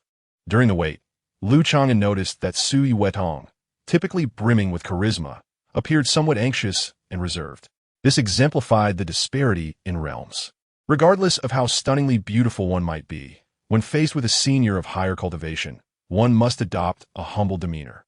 Moreover, Hoarded Master was not an ordinary Juji practitioner. He held the key to advanced realms, commanding the pinnacle of Qi refining cultivation. "Momolate, Dudan Master. How is it?" Sui Wetong cautiously inquired upon noticing Du Wei's unusual expression. "My dear friends, I apologize." Du Wei took a deep breath, calming his emotions as he explained. "Today, quite unfortunately, a distinguished guest has unexpectedly arrived at Huanglong Mountain to discuss alchemical techniques with my master, so he may not be able to meet with you in the short term. Our luck is truly unfortunate." Sui Wetong sighed, realizing the situation did not warrant complaints. Huanglongfang, resting at the foot of Huanglong Mountain, made it entirely plausible for Hoarded master to be acquainted with influential figures residing there. Besides the elusive Huanglong, there are numerous disciples in Prat GS on Huanglong Mountain. Among Huanglong students, there are two who have reached the stage of fake Dan alone. Not to mention, many other eminent Zhuji practitioners abound. Disheartened, the three made their way back. Along the journey, Duwei once again expressed his apologies. Lu Chang'an, however, was indifferent. His intention had merely been to become acquainted with Hoarded master. He planned to approach him for the Zhuji Dan once he reached the 9th layer of qi, refining and gathered sufficient materials. Upon returning to Jinxiufeng, Duwei extended an invitation to the two, hosting a banquet as a gesture of apology. After a few drinks, Sui Wetong excused herself partway. "Brother Lu, I must admit my oversight in this matter," Duwei said, leaning closer with his cup in hand and lowering his voice to express my sincerity. "Aside from two of my wives, the rest are at your disposal for the night." He placed a hand on Lu Chang'an's shoulder, a mischievous smile playing on his lips. "If one is not enough, you may choose two. Du brother, please do not jest. I truly did not take today's events to heart," Lu Chang'an responded, bemused. Even if Du Wei did not mind, he had no interest in becoming an unconventional relative by marriage. With Du Wei making such an overt suggestion, it was evident that today's events were indeed an unforeseen circumstance. Undoubtedly, Du Wei's heartfelt approach is largely attributed to his admiration for Lu Chang'an's possession of the second-tier alchemy inheritance. The portion Du Wei currently possesses has greatly benefited him, while he covets the remainder. Returning to Shiyueju, Lu Chang'an enjoys a tranquil existence, engaging daily with the Xianshui turtle, feeding it beast food and nourishing it with qing power, accompanying it during his cultivation sessions. At Lu Chang'an's side, the little turtle resembles a tender seedling, thriving amidst the passage of time. 3 years later, the young turtle has grown significantly, comparable to a large fan. On this day, Lu Chang'an's qing power has progressed to a new level. At 53 years of age, he has reached the 8th layer of qi refinement. Lu Chang'an realizes he is inching closer to the foundation establishment stage.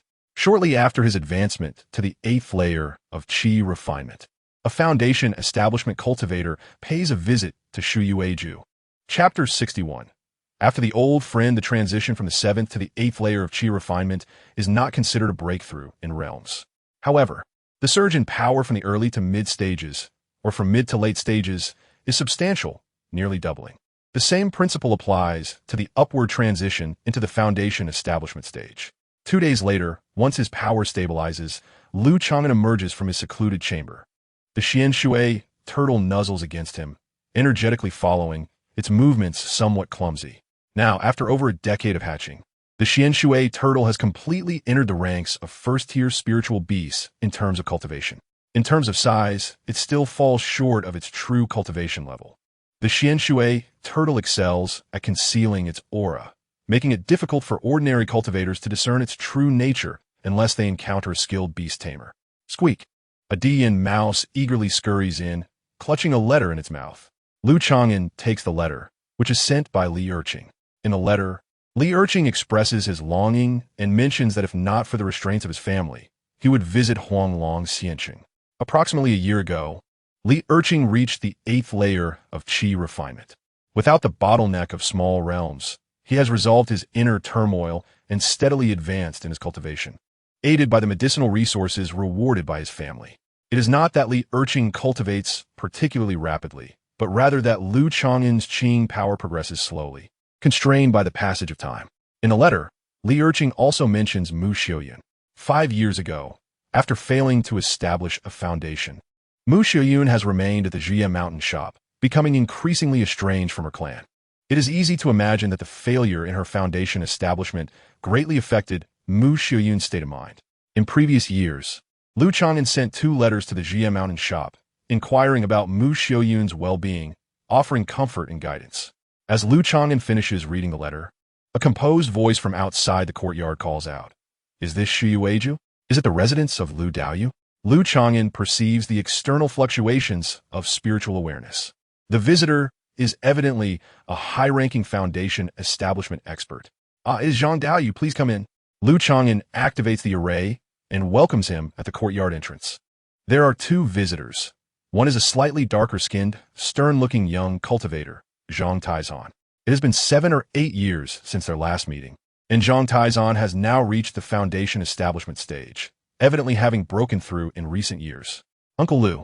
Behind Zhang Taizan stand a disheveled young man. His once handsome features now marred by despair. Lin Lu, you're here as well. Lu Chang'an responds coldly. He had previously heard about Lin Lu's situation from Zhao Siyao in her letters. The last time he saw Lin Lu was a decade ago at his father Lin Yi's gravestone. Now, this young man is nearly at the age of 30. It is difficult to reconcile the current disheveled youth with the proud sect disciple of over a decade ago. Over the past 10 years, Lin Lu has nearly squandered the inheritance left by his father, Lin Yi. In the first couple of years after Lin Yi's death, Lin Lu behaved relatively well. However, the subsequent 7 or 8 years are difficult to describe. Initially, Lin Lu befriended many dubious companions, including some rogue cultivators and external disciples. With ample financial resources, he became quite proud. He hosted banquets, indulged in frivolous pleasures, and engaged in romantic entanglements with 2 successive dual cultivation partners, competing with sect disciples for favor. During this time, he lavishly squandered the inheritance left by his father. Several years ago, after receiving a severe reprimand from Zhang Taizan, Lin Lu severed ties with those dubious friends and sought to reform himself. However, just at that moment, a pure and enchanting inter-sect female disciple entered his life. This pure female cultivator, innocent and romantic, was unlike his previous friends, showing no interest in his wealth. Lin Lu believed he had found true love. 2 years ago, that pure female disciple sought his assistance with a significant amount of spirit stones to compete for a core disciple position. Her qualifications and prospects were promising. Lin Lu recalled how Lu Chang'an and others had invested in Zhao Siyao, gaining connections and friendships in the foundation establishment stage. He thought that, given his genuine love for the pure female disciple, their relationship would naturally be exceptional, and he could easily replicate that success. He envisioned a future with a foundation establishment female partner, more successful than Lu Chang'an's investment in Zhao Siyao. Lin Lu liquidated his belongings, offering the remaining several hundred spirit stones to her. As a result, the pure female disciple, after becoming a core disciple, turned her back on him. Not only that, but she also attached herself to a disciple with a notable background within the sect. As for the several hundred spirit stones Lin Lu lent her, he had no written acknowledgement. Furthermore, Lin Lu had initially claimed it was a gift to appear generous. The Lin Lu before him now, haggard and disheartened, has stagnated at the 6th layer of qi refinement, devoid of both wealth and hope, his resolve wavering. His father, Lin Yi, sacrificed his life to provide him with a strong foundation, yet he has fallen into such disarray. The only line Lin Lu has managed to uphold is not to squander the spiritual land stronghold belonging to the Ancient Pavilion, where Lin Yi is interred. Zhang Daoyu, please come in and take a seat. Lu Chang'an courteously invites Zhang Taizan. Zhang Tieshan's visit had been forewarned in a letter from Zhao Siyao 6 months prior. Zhang Taizan had a deep friendship with Lin Yi and naturally wished to prevent his only son from descending into such depravity. Lu Daoyu, I hope to provide Lin Lu with a different environment to cultivate for a few years in Huanglong Xiancheng. I hope you can look after him. Zhang Taizan explains his intentions. Rest assured, Lu Daoyu, I will not disrupt your seclusion. I have arranged for Lin Lu to rent a room in the inner city and have also secured him position. Having known Lin Yi for over 20 years, it is only natural for me to look after his son. Lu Chang'an does not decline. His so-called care will be within his means, ensuring no impact on his own cultivation and safety. Then I shall trouble you. Zhang Taizan has actually prepared a broken-tier medicinal pill for Lin Lu. However, he wishes to temper Lin Lu's character first before bestowing it upon him. Thus, he considers it an act of kindness, treating Lin Lu as an ordinary disciple from now on. After discussing Lin Lu's matters, Zhang Taizan retrieves a storage bag. Lu Daoyu, this is something Zhao Shimi asked me to bring to you. The storage bag contains materials for foundation establishment pills that Zhao Siyao has gathered over the years for Lu Chang'an. Upon inspecting the contents, Lu Chang'an feels a surge of joy. The materials collected by Zhao Siyao include the primary ingredient for the foundation establishment pill, along with 5 or 6 auxiliary herbs. Lu Chang'an estimates the total value to be at least several hundred spirit stones. Zhao Shimi mentioned that for her foundation establishment, you have provided significant assistance. And these materials do not require payment in spirit stones. Zhang Taizhan interjects. Lu Chang'an sighs softly, not pressing the matter. Zhao Xiao's actions are a means of repaying a favor. Once this favor is exhausted, if there remains a significant disparity in realms between them, their relationship is bound to fade and grow distant. Is Zhang Daoyu and Huanglong Xiansheng to hunt down the evil-faced flying eagle? During their conversation, Lu Chang'an learns of one of Zhang Tieshan's objectives for this trip. The evil-faced flying eagle has been missing for years, yet based on certain signs, it is suspected to be lurking around Huanglong Xiansheng. Zhang Taizhan analyzes. After all, this individual has lingered at the 9th layer of qi refinement for many years. And in the chaotic environment of Huanglong Xiansheng, he is more likely to establish his foundation. Lu Chang'an agrees, stating, if this rogue were to ascend to foundation establishment, the threat would multiply tenfold. With Zhang Daoyu's accomplishments in foundation establishment, I believe you will succeed in your endeavor. It's easier said than done. This rogue excels in disguise and deception, exhibiting a cautious and cunning nature, having remained low-key in recent years. Zhang Taizhan shook his head with a sigh. After conversing for a while, Zhang Taizhan took his leave with Lin Lu. As they exited the courtyard, Zhang Taizhan cast a contemplative glance at the Xian Shu nestled in the corner. Years ago, during the auction at Jia Mountain, Lu Chang'an had competed against a centenarian for the Yin Shou Dan, ultimately acquiring the Xian Shui Gui. Subsequently, the reputation of the tortoise alchemist became a source of jest among the surrounding cultivators, stirring a period of lively discussion. Lu Chang'an intended to occasionally let the Xian Shui Gui make an appearance. If it were to remain hidden at home and then suddenly revealed one day, the sight of such a large creature would be rather jarring and unusual. Lu Chang'an escorted Zhang Taizhan out of the courtyard. A high-ranking cultivator of the foundation establishment stage paid a visit. The neighbors took notice, dispelling any doubts regarding Lu Chang'an's background. Soon after, Daoist Guan learned of this and warmly hosted a banquet, inviting Lu Chang'an to his home. Having resided in Huanglong Xiansheng for 7 or 8 years, Lu Chang'an maintained a collaborative relationship with Daoist Guan and his disciples, frequently exchanging talismans for materials. In the evening, Lu Chang'an arrived at Daoist Guan's residence. Lu Shixiao, you have come. A sweet voice greeted him. Now, Guan Xiaoji had blossomed into a graceful maiden, donned in an embroidered skirt, her figure light and curves elegant. While not breathtakingly beautiful, she possessed a charming and radiant demeanor. After exchanging pleasantries, Guan Xiaoji busied herself in the kitchen.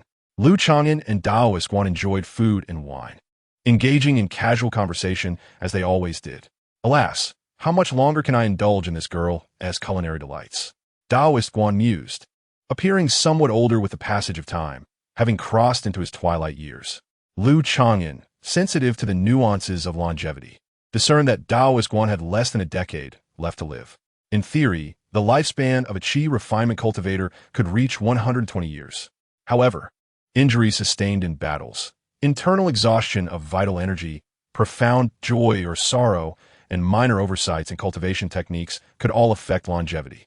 Generally, a qi refinement cultivator might expect to live to around 100 years. Daoist Guan had suffered severe injuries in his youth, making longevity difficult for him. In the years of their interactions, Lu Chang'an had sensed that Daoist Guan wished to entrust his female disciple to him. He had subtly expressed his intention to focus solely on cultivation, with no plans for marriage or children until after establishing his foundation. Chang'an, you have been solitary in your arduous cultivation for so long. Even if you do not take a wife or bear children, you still need a maid or a concubine to care for you and manage your daily life. Daoist Guan remarked with a smile, his words almost a gentle suggestion. Over the years, Lu Chang'an's abilities and character had garnered Daoist Guan's respect, especially with the backing of his foundation establishment friends from the sect. Daoist Guan was aware that Guan Xiaoji was not a suitable match for Lu Chang'an. If she were to become a concubine, it would bring him peace of mind. Compared to the avaricious and lecherous Du Wei, Lu Chang'an, who was well acquainted with Guan Xiaoji's background, was far more reliable. And Daoist Guan believed he would not mistreat his disciple. Although the position of a concubine was lowly, being with Lu Chang'an would mean she would not have to vie for affection. Xiaoji was talented and capable. If she were to serve as a maid or concubine, it would indeed be a disservice to her. Lu Chang'an did not outright refuse. Taoist Guan had been his celestial benefactor, and offering some assistance in this matter could be seen as a form of karmic connection. Guan Xiaoji was considerate, skilled in the kitchen, and adept at managing household duties, which could enhance Lu Chang'an's quality of life. Moreover, her talents in crafting talisman paper would also serve Lu Chang'an well. Taoist Guan needed to deliberate carefully. Lu Chang'an spoke earnestly, proposing, "There is actually another path. I could recommend Xiaoji to the Mu family of Feiyue Lake. With her spiritual root qualifications and skills, it would not be difficult for her to settle down there. I would appreciate your insights on this matter, but I must also consult Xiaoji." Taoist Guan nodded, visibly pleased. Regardless of whether his disciple was entrusted to Lu Chang'an or sent to the Mu family, both options seemed reliable. A few days later, Lu Chang'an was once again invited to Du Wei's residence. Du Wei hosted a banquet, the cost of the ingredients amounting to several dozen spirit stones, and was exceedingly hospitable. "Lu Daoyu, you are actually friends with the Black Iron Face from Jinian Valley?" Du Wei exclaimed in surprise. The nickname Black Iron Face belonged to Zhang Taizhan, known for his ruthless and unyielding demeanor in the sect's law enforcement hall, where he dealt harshly with those who broke the rules. Additionally, Zhang Taizhan was a formidable combat cultivator, having captured and slain numerous wanted evil cultivators, even achieving notable feats in Huanglong Xianqing. My relationship with Zhang Taizhan is merely ordinary. My true friend among the Foundation establishment cultivators is someone else, Lu Chang'an clarified. While he could acknowledge a personal connection with Zhang Taizhan, it was wise to avoid boasting about it, given the enemies Zhang had likely made. Furthermore, as a cultivator with inferior spiritual roots, Zhang Tieshan's capabilities were significantly less than Zhao Siyue's. Although his strong will and practical combat skills had enabled him to steadily enter the Foundation establishment stage, Lu Chang'an speculated that Zhang Taizhan might possess some fortuitous opportunity. By the way, when does the Taoist friend next door plan to approach Master Hua for alchemy? Lu Chang'an shifted the topic. 3 years prior, that introduction to Master Hua had fallen through. About a year later, Du Wei had found another opportunity, bringing Lu Chang'an and Su Yuedong to meet Master Hua. Finally, they had succeeded in meeting Master Hua for the second time. At that time, Lu Chang'an had presented a 200-year-old medicinal herb along with several high-quality first-tier talismans, establishing a familiar rapport with Master Hua. Su Yuedong's gift was even more valuable. Although the contents of her gift box remained unseen, Master Hua's kind smile suggested its worth. Evidently, Su Yuedong had made a favorable impression on Master Hua. If the materials were well prepared, alchemy should be feasible.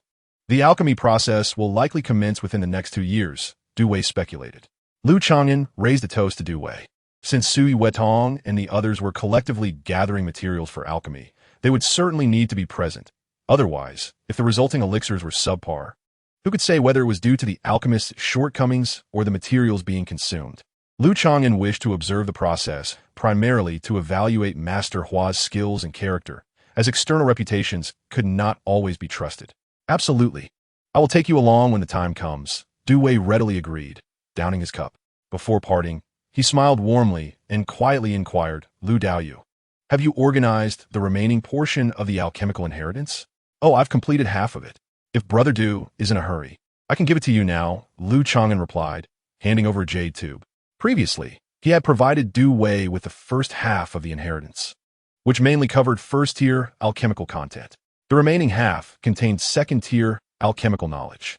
Now, Lu Chang'an divided this remaining half into two, gifting 1/4 to Du Wei, while the last quarter, the essence of the teachings, remained in Lu Chang'an's possession. If necessary, he could divide it further into eighths. "You're most considerate, Lu Xiong," Du Wei said, his smile twitching slightly as he escorted Lu Chang'an to the door. 2 years passed in the blink of an eye. Lu Chang'an turned 55. His alchemical skills had finally stabilized at the peak of the first tier. Compared to Du Wei and the former Gudan Shi, there was still a considerable gap. However, he was now capable of producing several first-tier premium elixirs, at least ensuring he could break even. Lu Chang'an's alchemical talent was quite mediocre, and this progress was attributed to the vast amount of free time he had, gradually honing his skills over many years. His formidable spiritual sense also provided him with an advantage. Besides alchemy, Lu Chang'an had advanced the Yunsha Liantiju to the 3rd layer's limit, faintly brushing against the 4th layer, yet encountered a bottleneck. The fourth layer of the body refinement technique corresponded to the early stage of foundation establishment. In recent years, Lu Chang'an had begun to procure a small quantity of second-tier spiritual sandstones. Lu Fushi, come quickly to my residence. A message talisman arrived, echoing Du Wei's voice. Could be? Lu Chang'an's heart stirred as he tidied up his spirit pet and departed from Shui Wei residence. Upon entering Du Wei's abode, Lu Chang'an encountered Sui Wetong, who had also just arrived. This time, Sui Wetong was not alone, a tall, thin man with a sallow complexion who was at the 9th level of qi refinement. Accompanied her. Lu Chang'an sensed that this individual, in terms of both cultivation and spiritual sense, had reached the pinnacle of the 9th level of qi refinement, surpassing many of his peers. This is my Dao companion, Niexiang.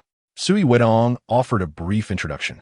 The tall and slender man, Niexiang, remained taciturn, casting a fleeting glance at Lu Chang'an. His gaze was as tranquil as a lifeless lake, and Lu Chang'an sensed a faint aura of malevolence. Huanglong Xiansheng is adjacent to the Haimu mountain range, an area rife with turmoil. Achieving the pinnacle of the 9th level of qi refinement is no small feat. Such individuals have likely traversed the path of bloodshed, making the presence of a sinister aura quite normal. With all the companions gathered, let us proceed to the residence of our master. Du Wei spoke without any superfluous words, leading the trio onward. Before long, the four of them arrived at Huanglong Fong at the foot of Huanglong Mountain. The area occasionally bore the presence of Foundation establishment practitioners, prompting caution as they flew. This marked Lu Chang'an's third visit to the abode of Master Huadan. This time, Du Wei did not announce their arrival, but directly guided the three to the alchemy hall situated at the rear of the residence. In the courtyard before the alchemy hall, in addition to Lu Chang'an and his companions, 2 other groups had also arrived, numbering 5 or 6 individuals in total. Each group was led by a practitioner at the pinnacle of the 9th level of qi refinement. One was a voluptuous beauty in her 40s, and the other a dapper young man in a long robe.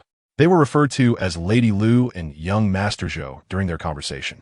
Lady Lu was introduced by another disciple of Master Huadan, while young Master Zhou had contacted Master Huadan through different channels.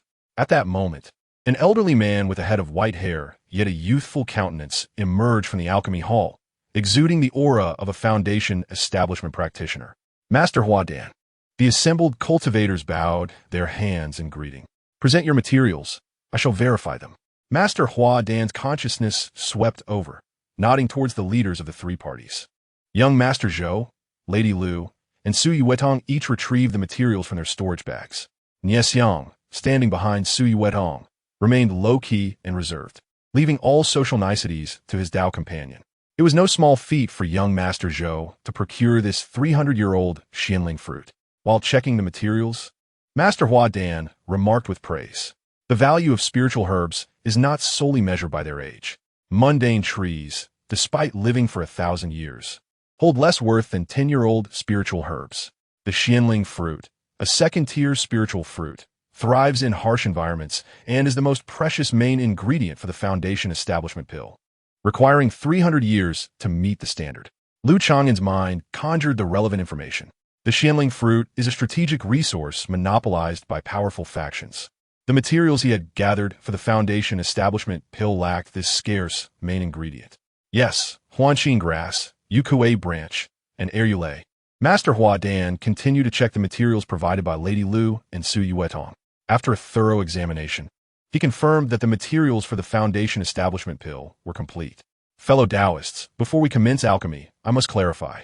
Due to the rarity of the Foundation establishment pill materials, even second-tier alchemists from lesser sects possess limited proficiency in crafting it. Upon hearing this, the crowd nodded slightly. A second-tier alchemist can indeed refine the Foundation establishment pill, but opportunities for practice are scarce compared to ordinary pills. I have not crafted the Foundation establishment pill many times either.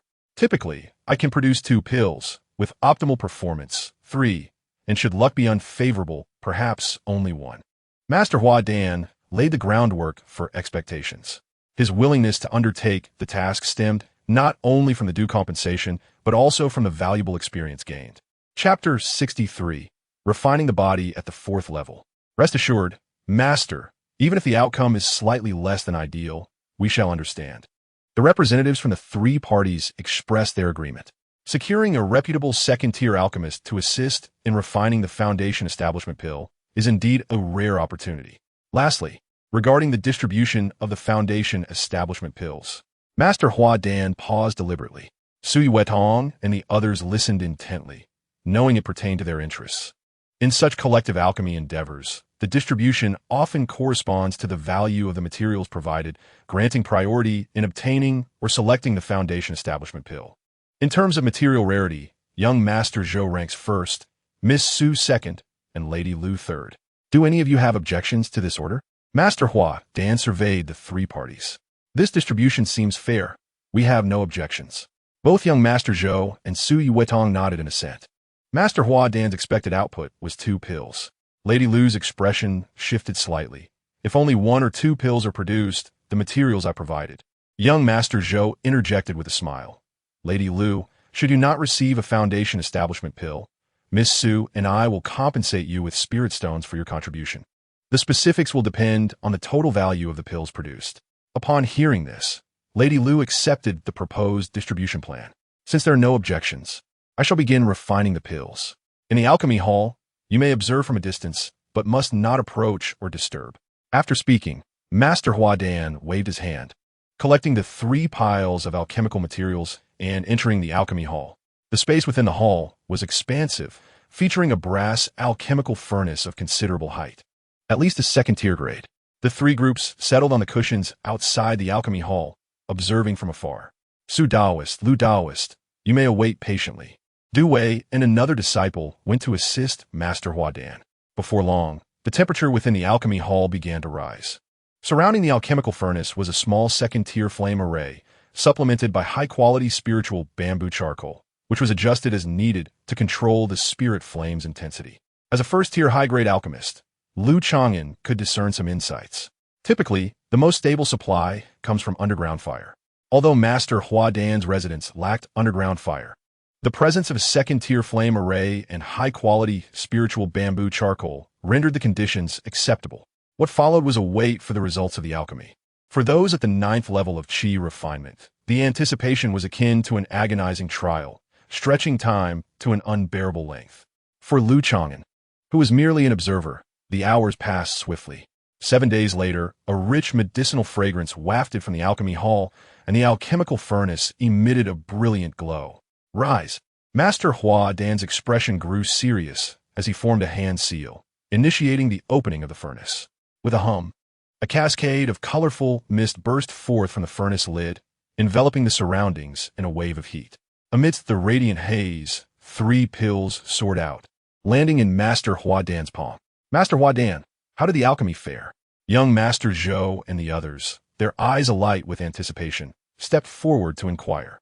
Master Hua Dan opened his palm to reveal the 3 pills, his brow furrowing slightly. Among them, 1 pill was blackened, clearly a failed product, while the other 2 gleamed with luster, their spiritual light gradually fading. Lu Chang'an focused intently, noting that one of the Foundation Establishment pills bore 4 flawless Dao patterns. 1 pattern indicated a first-tier low-grade pill. 2 patterns signified a first-tier mid-grade pill. 4 patterns corresponded to a second-tier low-grade pill, representing the standard quality of a Foundation Establishment pill. The other Foundation Establishment pill exhibited an incomplete 4th pattern, having only partially formed. 1 was a genuine Foundation Establishment pill. The other, a subpar variant, was expected to enhance the Foundation Establishment success rate by a little over 10%. Master Hua Dan stated stoically, 1 genuine product and 1 subpar. This outcome is somewhat satisfactory, within a reasonable range. I shall graciously accept this genuine Foundation Establishment pill, young Master Zhou exclaimed, beaming as he accepted the pill from Master Hua Dan. Sui Wetong received the subpar Foundation Establishment pill and handed it to the tall and slender Nie Xiang at the 9th level of Qi refinement. Nie Xiang gazed at the inferior Foundation Establishment pill in his hand, his brow furrowing, evidently dissatisfied. This pill could only marginally improve the Foundation Establishment success rate, slightly inferior to the one auctioned at Zhuya Mountain years ago. He whispered a few words to Sui Wetong, who smiled and conversed with Lady Lu. Lady Lu was intrigued. I have very few Foundation Establishment materials left. Could I be granted a 2-year extension? I can compensate for any shortfall with spirit stones. The two parties engaged in private discussions, reaching an agreement. With Master Hoarded present, Lu Chang'an refrained from carelessly extending his consciousness to eavesdrop. After the alchemy concluded, the three groups did not linger and departed separately. Sui Wutong, Lu Chang'an, and Du Wei returned together, while Nie Xiang acted independently, soaring into the bustling city and soon vanishing from sight. Shui Wei residence. Following this alchemical endeavor, Nie Xiang gained a clearer understanding of Master Huadan's skills. His proficiency in alchemy was commendable. However, his techniques and familiarity with refining the foundation establishment pill were rather ordinary.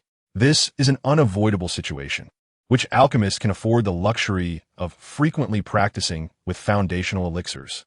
From the perspective of selecting elixirs, I must gather more materials, particularly the rare primary and auxiliary herbs. Lu Chang'an still has ample time for preparation. Currently, the materials he has collected, with the assistance of Zhao Siyao, are not significantly inferior to those provided by Nie Xiang this time. After another decade of gathering, if he can obtain a 300-year-old Xianling fruit, it will allow Master Hua to concoct elixirs, and as long as fortune does not particularly frown upon him, he should be able to select a genuine foundational elixir. In fact, foundational elixirs can be classified into excellent and extraordinary grades. An excellent foundational elixir, featuring 4.5 Tao patterns, can enhance the success rate of foundation establishment by 25%. An extraordinary foundational elixir, boasting 5 Tao patterns, breaks the limitations of elixir grades and can elevate the success rate by 30%, a rarity even for third-tier alchemists. Given Lu Chang'an's circumstances, he seeks only genuine foundational elixirs and dismisses inferior ones. Inferior foundational elixirs not only yield poor effects, but also contain a significant amount of impurities. As time flows, 3 years later, within the concealed chambers of Shuiwei residence, Lu Chang'an sits in a medicinal vat, the sound of cracking bones emanating from his body, while his skin surfaces with a crystalline texture akin to frosted stone. A powerful aura radiates from within, causing the nearby Dianshu and Xianshui turtle to tremble in fear. Crack! Lu Chang'an seizes a piece of first-tier refined iron ore, exerting force comparable to a subpar magical tool, and it instantly shatters into fragments. He then retrieves a medium-grade magical tool, a flying shuttle, and with a swift motion across his arm, leaves behind a white mark. Haha! After consuming such an abundance of sand and precious medicinal baths over the decades, it has finally borne fruit. Lu Chang'an laughs heartily. At this moment, his Yinshao Yintiju has advanced to the 4th layer. In terms of physical prowess, he rivals early-stage, second-tier demonic beasts. Of course, this is merely a physical cultivation technique devoid of the innate bloodline talents of demonic beasts, which inherently possess certain magical abilities. Relying solely on physical strength, Lu Chang'an is more than capable of dominating the Qi refining stage. Yet he cannot contend with foundation establishment stage practitioners or second-tier demonic beasts. However, when paired with magical power, talismans, and other trump cards, he can certainly engage with early foundation establishment practitioners. The advancement in his physical cultivation is attributed to Lu Chang'an's financial resources, a generous amount of free time, and the self-healing benefits of his Changqing Gong. It is not due to any extraordinary talent or aptitude in physical cultivation. The techniques employed in Yunsha Lian Tiju lean towards speed, which he can practice further in the future. Lu Chang'an rises from the vat and exits the hidden chamber. Senior brother Lu, allow me to assist you with your clothing. A graceful and curvaceous young maiden approaches, using a towel to wipe Lu Chang'an's body. Lu Chang'an employs magic to dry off, while Guan Xiaozhi helps him don his garments. Several years prior, Lu Chang'an had discussed Guan Xiaozhi's future with Daoist Guan, presenting two options. One was to serve as Lu Chang'an's maid and concubine, while the other was to settle down in Feiyue Lake with the Mu family. Daoist Guan sought the opinion of his female disciple. Ultimately, after much contemplation, Guan Xiaozhi decided to become a concubine at Lu Chang'an's residence. Naturally, Daoist Guan is still alive, and Guan Xiaozhi occasionally comes to assist with household chores and care for pets. Lu Chang'an does not treat Guan Xiaozhi poorly, gifting her a beauty elixir he privately concocted. Guan Xiaozhi blushes, mentioning that she had taken one at the age of 18. However, beauty elixirs are best taken in abundance, consuming one every few years can yield the effects of a longevity elixir. Even in her 20s, Guan Xiaoji still retains the appearance of a youthful girl. Whose wine is this? Lu Chang'an enters the courtyard and discovers a jar of spiritual wine resting on the stone table. It belongs to Lin Lu, a fellow Taoist. He left a message and departed while senior brother has been in seclusion these past few days, Guan Xiaoyan replies. Lu Chang'an ponders. Lin Lu had visited last year, also bringing a small gift as a show of respect toward his elder. By doing so, Lin Lu undoubtedly seeks to maintain a connection with Lu Chang'an, whom he regards as an elder. After experiencing the vicissitudes of life, Lin Lu is no longer the arrogant sect youth he once was. He has matured significantly. 2 years ago, he received a by Ning Dan from Zhang Taizhan, advancing to the 7th layer of qi refining. Lu Chang'an secretly laments that Lin Lu, now in his 30s, has awakened too late to the realities of life. Otherwise, given his innate talent and starting point supported by the sect, he might have had opportunities to pursue foundation establishment. After reaching the 4th layer of the physical cultivation technique, Lu Chang'an feels more liberated in Huanglong Xiansheng, gathering materials for foundation establishment, including those for second-tier talismans. Unbeknownst to him, he gradually accumulates 10 second-tier talismans, including 2 escape talismans, greatly enhancing his survival capabilities. Chapter 64. The Dark Conspiracy of the Deep Courtyard. 2 months later, a sound transmission talisman flies into Shuiwei residence. Is your gathering of materials going smoothly, Taoist Lu? I have discovered a better channel for refining foundational elixirs. Please come to my humble abode for a discussion. The alluring voice of a woman resounds. The sound transmission talisman originates from the neighbor, Su Yuetong.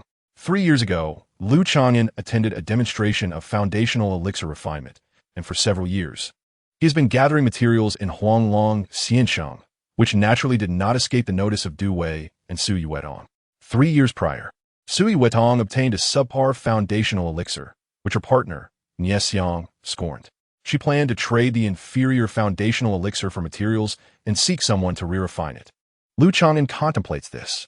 At this moment, Su Yuetong invites him to discuss a better channel for refining foundational elixirs, seemingly dissatisfied with the quality of the elixirs produced by Master Hua. If there is a better alchemist, it would provide an additional option. It would not hurt to go. After a moment's deliberation, Lu Chang'an's lips curl into a smile as he rises and departs Shuiwei residence. Master Lu, the door is not closed. A melodious and ethereal voice emanates from the courtyard, as if belonging to a dignified and noble female mentor. In another courtyard, a charming young woman clad in a flowing gown, with graceful brows and sparkling eyes, appears as radiant as blossoming peach and plum. Su Yuetong leans against an osmanthus tree, her skirt elegantly parted, revealing her long, slender legs. Beneath the sheer fabric, her exquisite curves are tantalizingly visible. If it were an ordinary man, he would likely be overwhelmed with desire. Master Lu, please come in for a detailed discussion, Su Yuetong invites, her eyes shimmering like water as she extends a delicate arm, seemingly to take Lu Chang'an's hand. The fragrant scent of sandalwood wafts from her, fresh and captivating, igniting one's imagination. How delightful. Lu Chang'an does not refuse and takes hold of Su Yuetong's delicate hand. She is momentarily taken aback. Her enchanting eyes grow even more tender, as if whispering poetic sentiments. You always so pretentious. It appears you're no different from other men. Her soft, melodious voice is utterly disarming. Lu Chang'an, holding the maiden's hand, smiles enigmatically and replies, Miss Su, with such closeness between us, I wonder if Brother Niexiang in the room will feel jealous? Upon hearing this, Su Yuetong's face pales. You know? Crack. Lu Chang'an exerts a slight pressure, and the sound of cracking bones resonates from her hand, causing Su Yuetong to break into a cold sweat from the pain. The poison emanating from her, which Lu Chang'an has inhaled for some time, seems to have no effect on him. Otherwise, she would not allow Lu Chang'an to gain any advantage. Thus, is the channel for concocting the foundation establishment pill that Taoist Su mentioned merely a figment of imagination? Lu Chang'an's voice grew increasingly frigid. Previously, he had only speculated about Niexiang's identity, lacking complete certainty. There are 1,000 days for a thief, yet no defenses that last 1,000 days. Since he had been targeted, he could not afford to be passive. It was best to proactively eliminate the threat. Indeed. had contacted a rogue alchemist. However, the materials were significantly lacking, and he hoped Brother Liu could contribute that portion. Nixiang remained exceptionally calm, disregarding Su Yutong, who was under Liu Chang'an's control. His sharp, cold eyes fixated on Liu Chang'an like a venomous serpent. Crack! Liu Chang'an suddenly exerted force, severing Su Yuetong's arm. The pain nearly sent Su Yuetong into unconsciousness, as her ivory-like arm, akin to a jade lotus, along with a piece of her skirt, fell to the ground. At that moment, the sleeve of her other arm concealed a taut purple soft sword aimed at Liu Chang'an, which instantly lost control. With a whoosh, the purple soft sword pierced through a osmanthus tree thick enough for one to embrace. In the fleeting moment of Su Yuetong's misfire, 3 side-shaped gleams of cold light sliced toward Liu Chang'an's brow, chest, and lower body. The cold flashes surged forth with such velocity that an ordinary Qi refinement stage practitioner would be unable to react in time. This was a form of concealed weaponry from the martial world, imbued not only with fluctuations of magical energy, but also with the formidable might of a martial arts master. The protective barrier of a late-stage Qi refinement practitioner would be utterly insufficient to withstand it. Liu Chang'an gently sidestepped, evading the scythe-shaped gleam aimed at his brow. Ding! He extended a finger, deflecting the scythe-like dart that had flown toward his chest. The deflected dart emitted a cracking sound. The dart aimed at his lower body struck Liu Chang'an's pant leg, as if it had encountered adamant rock. With a clang, the dart fell ineffectually to the ground. Both Nixiang and Su Yuetong were momentarily taken aback. Had the body refinement reached such a level? No wonder he knew my name and showed no fear. Nixiang took a deep breath, producing a white bone bow and an arrow that glimmered with a dangerous black light. Twang! A thick screech resounded from the air as a massive black eagle with a wingspan of 4 to 5 zhong circled above Liu Chang'an, extending a powerful claw, poised to strike. Kneeling on the ground, Su Yuetong formed a hand seal, and the purple soft sword shot out from the osmanthus tree, targeting Liu Chang'an from behind. In that moment, Liu Chang'an faced a peak 9th layer Qi refinement practitioner, a first-tier peak demonic bird, and a female cultivator newly entering the 9th layer of Qi refinement. Liu Chang'an, your strength exceeds expectations. You are indeed among the most formidable experts of the Qi refinement stage. Nia acknowledges your qualifications for collaboration. Nixiang, steady in drawing the bowstring, spoke with flickering eyes. Master Liu, let us join forces combining our strengths to forge the foundation establishment pill together. Su Yuetong forced his might.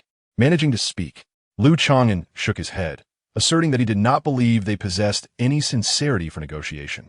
The demonic eagle seemed to be seeking peace. However, Liu Chang'an knew that should he show even the slightest relaxation, he would face a tempest of attacks. The moment his identity was revealed, the demonic eagle would not allow him to leave alive. Do not overestimate your position. Nixiang's expression turned icy, channeling maximum energy into the white bone bow. Before he could finish speaking, an unexpected change occurred. Hiss! A dazzling golden blade, measuring 5 feet in length, flashed through the sky like a thunderbolt. The first-tier peak eagle suddenly froze, its eyes filled with terror. A visible line of blood encircled the abdomen of the black eagle. With a sorrowful scream, the massive bird split in 2, plummeting from the sky. The demonic eagle? I shall sever your wings first. Liu Chang'an chuckled, having just activated a hidden golden blade talisman.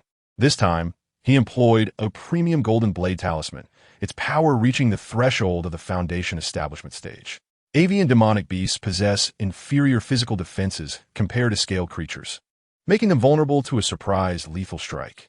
With the eagle slain, the demonic eagle lost its maneuverability and aerial dominance. Old Hey, the black eagle that had accompanied him for many years, fell lifelessly, igniting Nixiang's rage, caught off guard. His icy gaze radiated fury, his murderous intent palpable. Whoosh!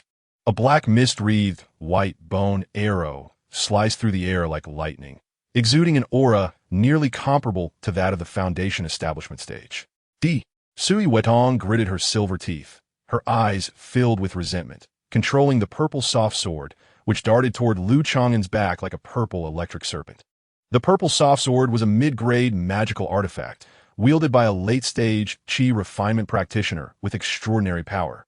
Liu Chang'an, with a formidable consciousness extending for 30 to 40 zhang, remained unfazed by the encirclement. He activated a high-grade talisman, enveloping his body in a layer of shimmering cold water. The white bone arrow possessed tremendous power, momentarily pausing before piercing through the cold water barrier. The high-grade artifact's charge strike exceeded the countermeasures of a first-tier talisman. Another layer of vibrant green magical energy enveloped Lu Chang'an. The white bone arrow again breached the energy shield, the surrounding black mist evaporating, leaving only a fraction of its power to strike Lu Chang'an. Ding! Ding! The sounds of iron against rock echoed. The first was the white bone arrow, and the second was the purple soft sword that struck Lu Chang'an's back. Other than a torn robe, Lu Chang'an remained unscathed. Niesiang and Su Yuedong's pupils constricted, a profound sense of fear and helplessness welling within them.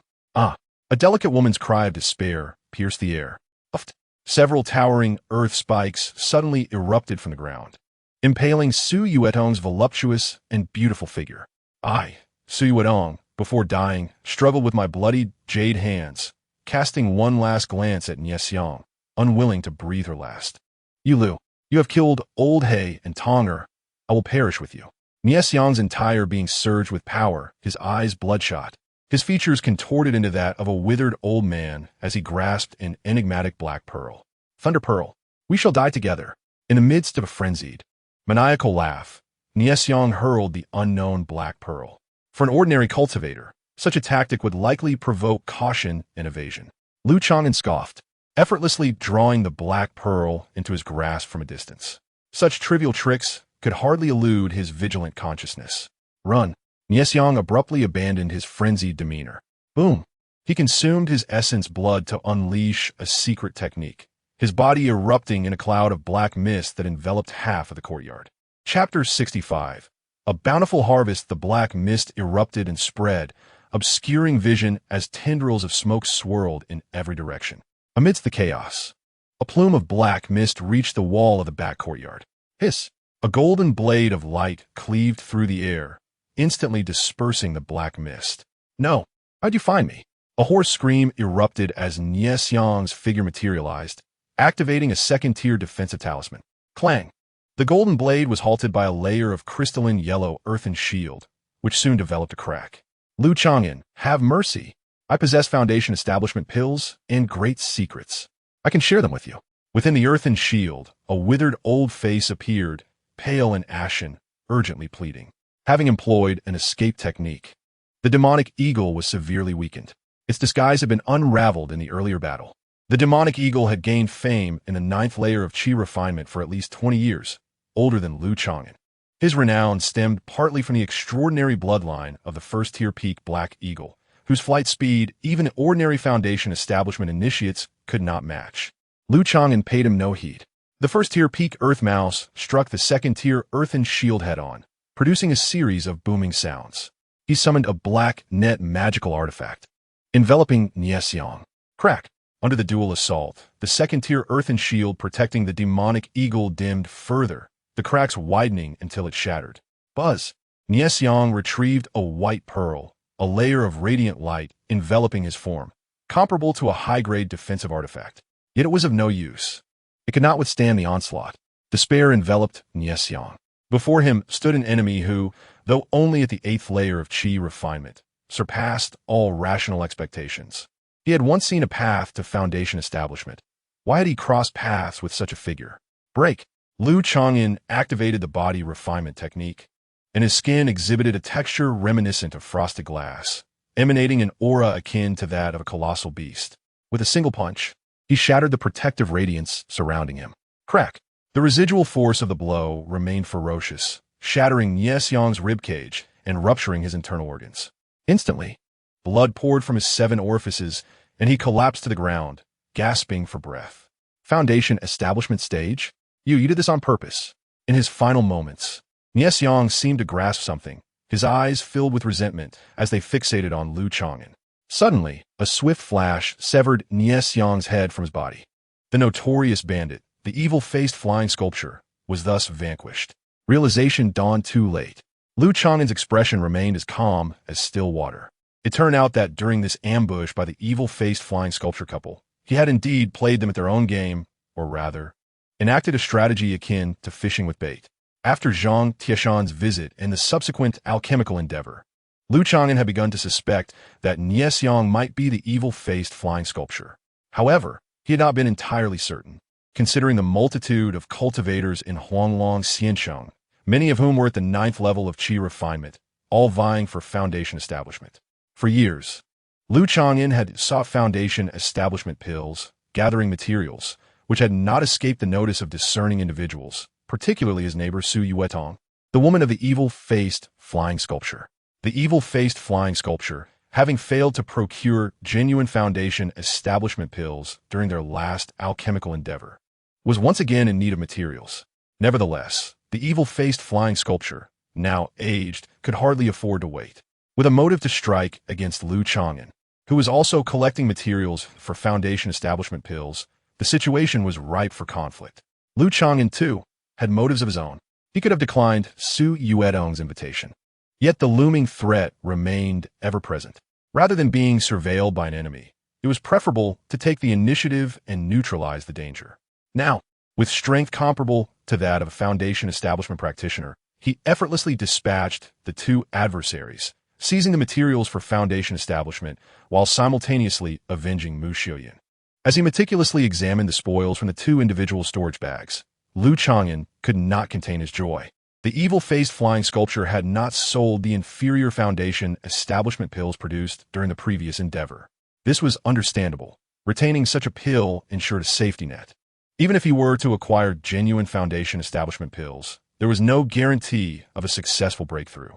Should he succeed in his ascension, this inferior pill could still be reserved for his beloved. So much of this is material for foundation establishment pills. Lu Chang'an opened another storage bag, his heart swelling with delight. He suspected that the evil-faced flying sculpture's previous claim of selling inferior foundation establishment pills to Madame Lu was likely a ruse to set a trap. The ambush orchestrated by the evil-faced flying sculpture was cunning. Even the most elite practitioners at the 9th level of qi refinement would find it challenging to escape unscathed. The formation concealing the courtyard rendered the outside world oblivious to any anomalies. Calmly, Lu Chang'an continued to assess his gains. The most valuable items included the foundation establishment pills, followed by the white pearl, a rare treasure, and the high-grade artifact, the white bone bow and arrow.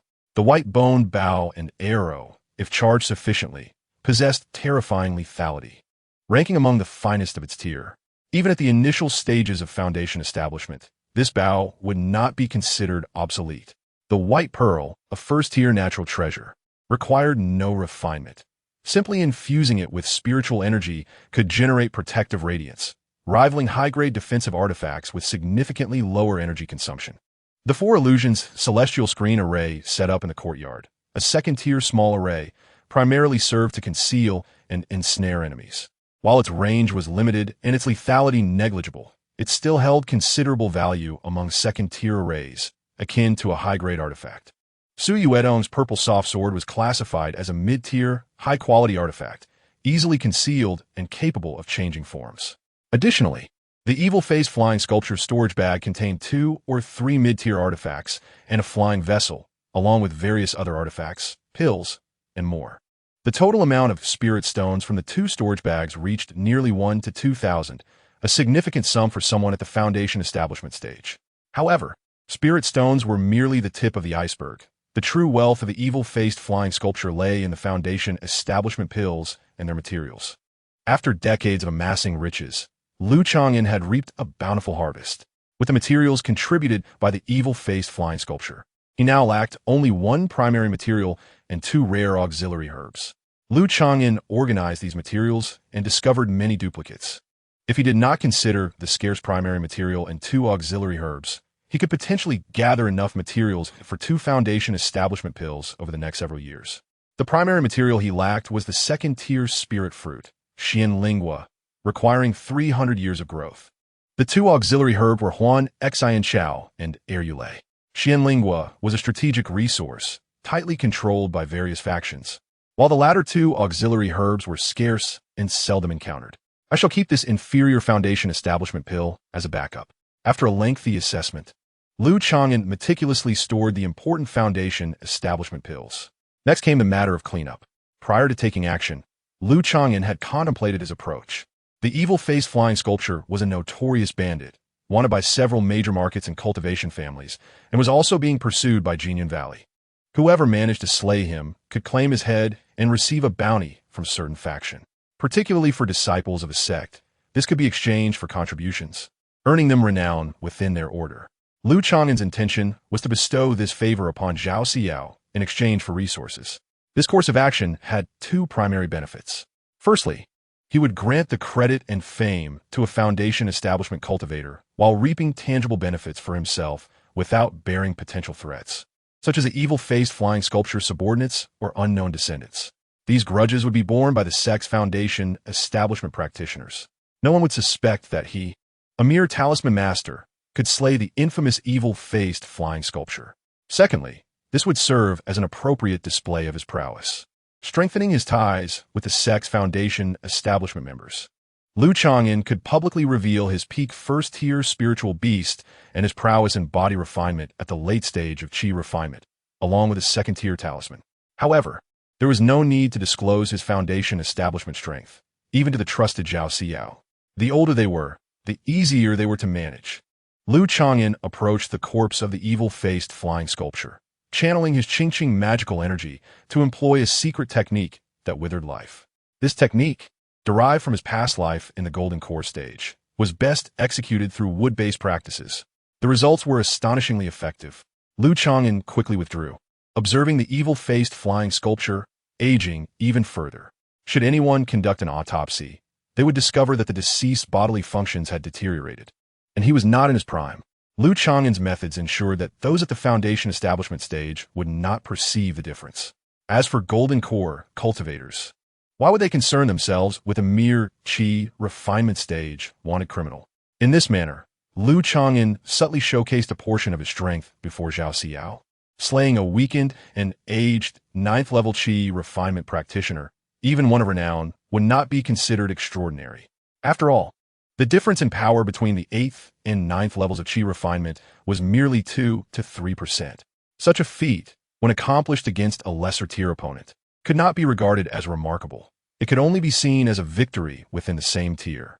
Having arranged the scene in the courtyard and ensuring nothing was overlooked, Lu Chang'an retrieved the main array flag and deactivated the second-tier concealment illusion array, leaving the outside world completely unaware of the events that had transpired within. Within the courtyard, a fully operational protective formation remained in place. The next day, Lu Chang'an journeyed to Chang'an Valley's outpost in Huanglong Xiancheng. He contacted the station cultivators, preparing to urgently relay a message to Zhao Xiao, bestowing upon her a merit. It is worth mentioning that Lin Lu's duties were at the Chang'an Valley outpost, attending to various menial tasks. Lu Daoyu, I was just about to seek you out. Within the main hall of the outpost, a foundation establishment aura approached. The newcomer was a slightly tanned, stern-faced young man, Zhang Taizhan. What instructions do you have, Zhang Daoyu? Lu Chang'an greeted him politely. Had it not been for Zhang Tieshan's mention years ago, he would have struggled to deduce the identity of the evil-faced flying sculpture. According to the intelligence I've gathered, your neighbor Su Yuedong is suspected to be the consort of the evil-faced flying sculpture. Exercise utmost caution. You may have inadvertently crossed paths with the evil-faced flying sculpture, Zhang Taizhan stated gravely. Lu Chang'an recognized the good intentions behind his warning. His mind raced. Zhang Taizhan had uncovered this information, and now he was urgently contacting Zhao Xiao. There might not be enough time, even if he delayed in bestowing the credit to Zhao Xiao.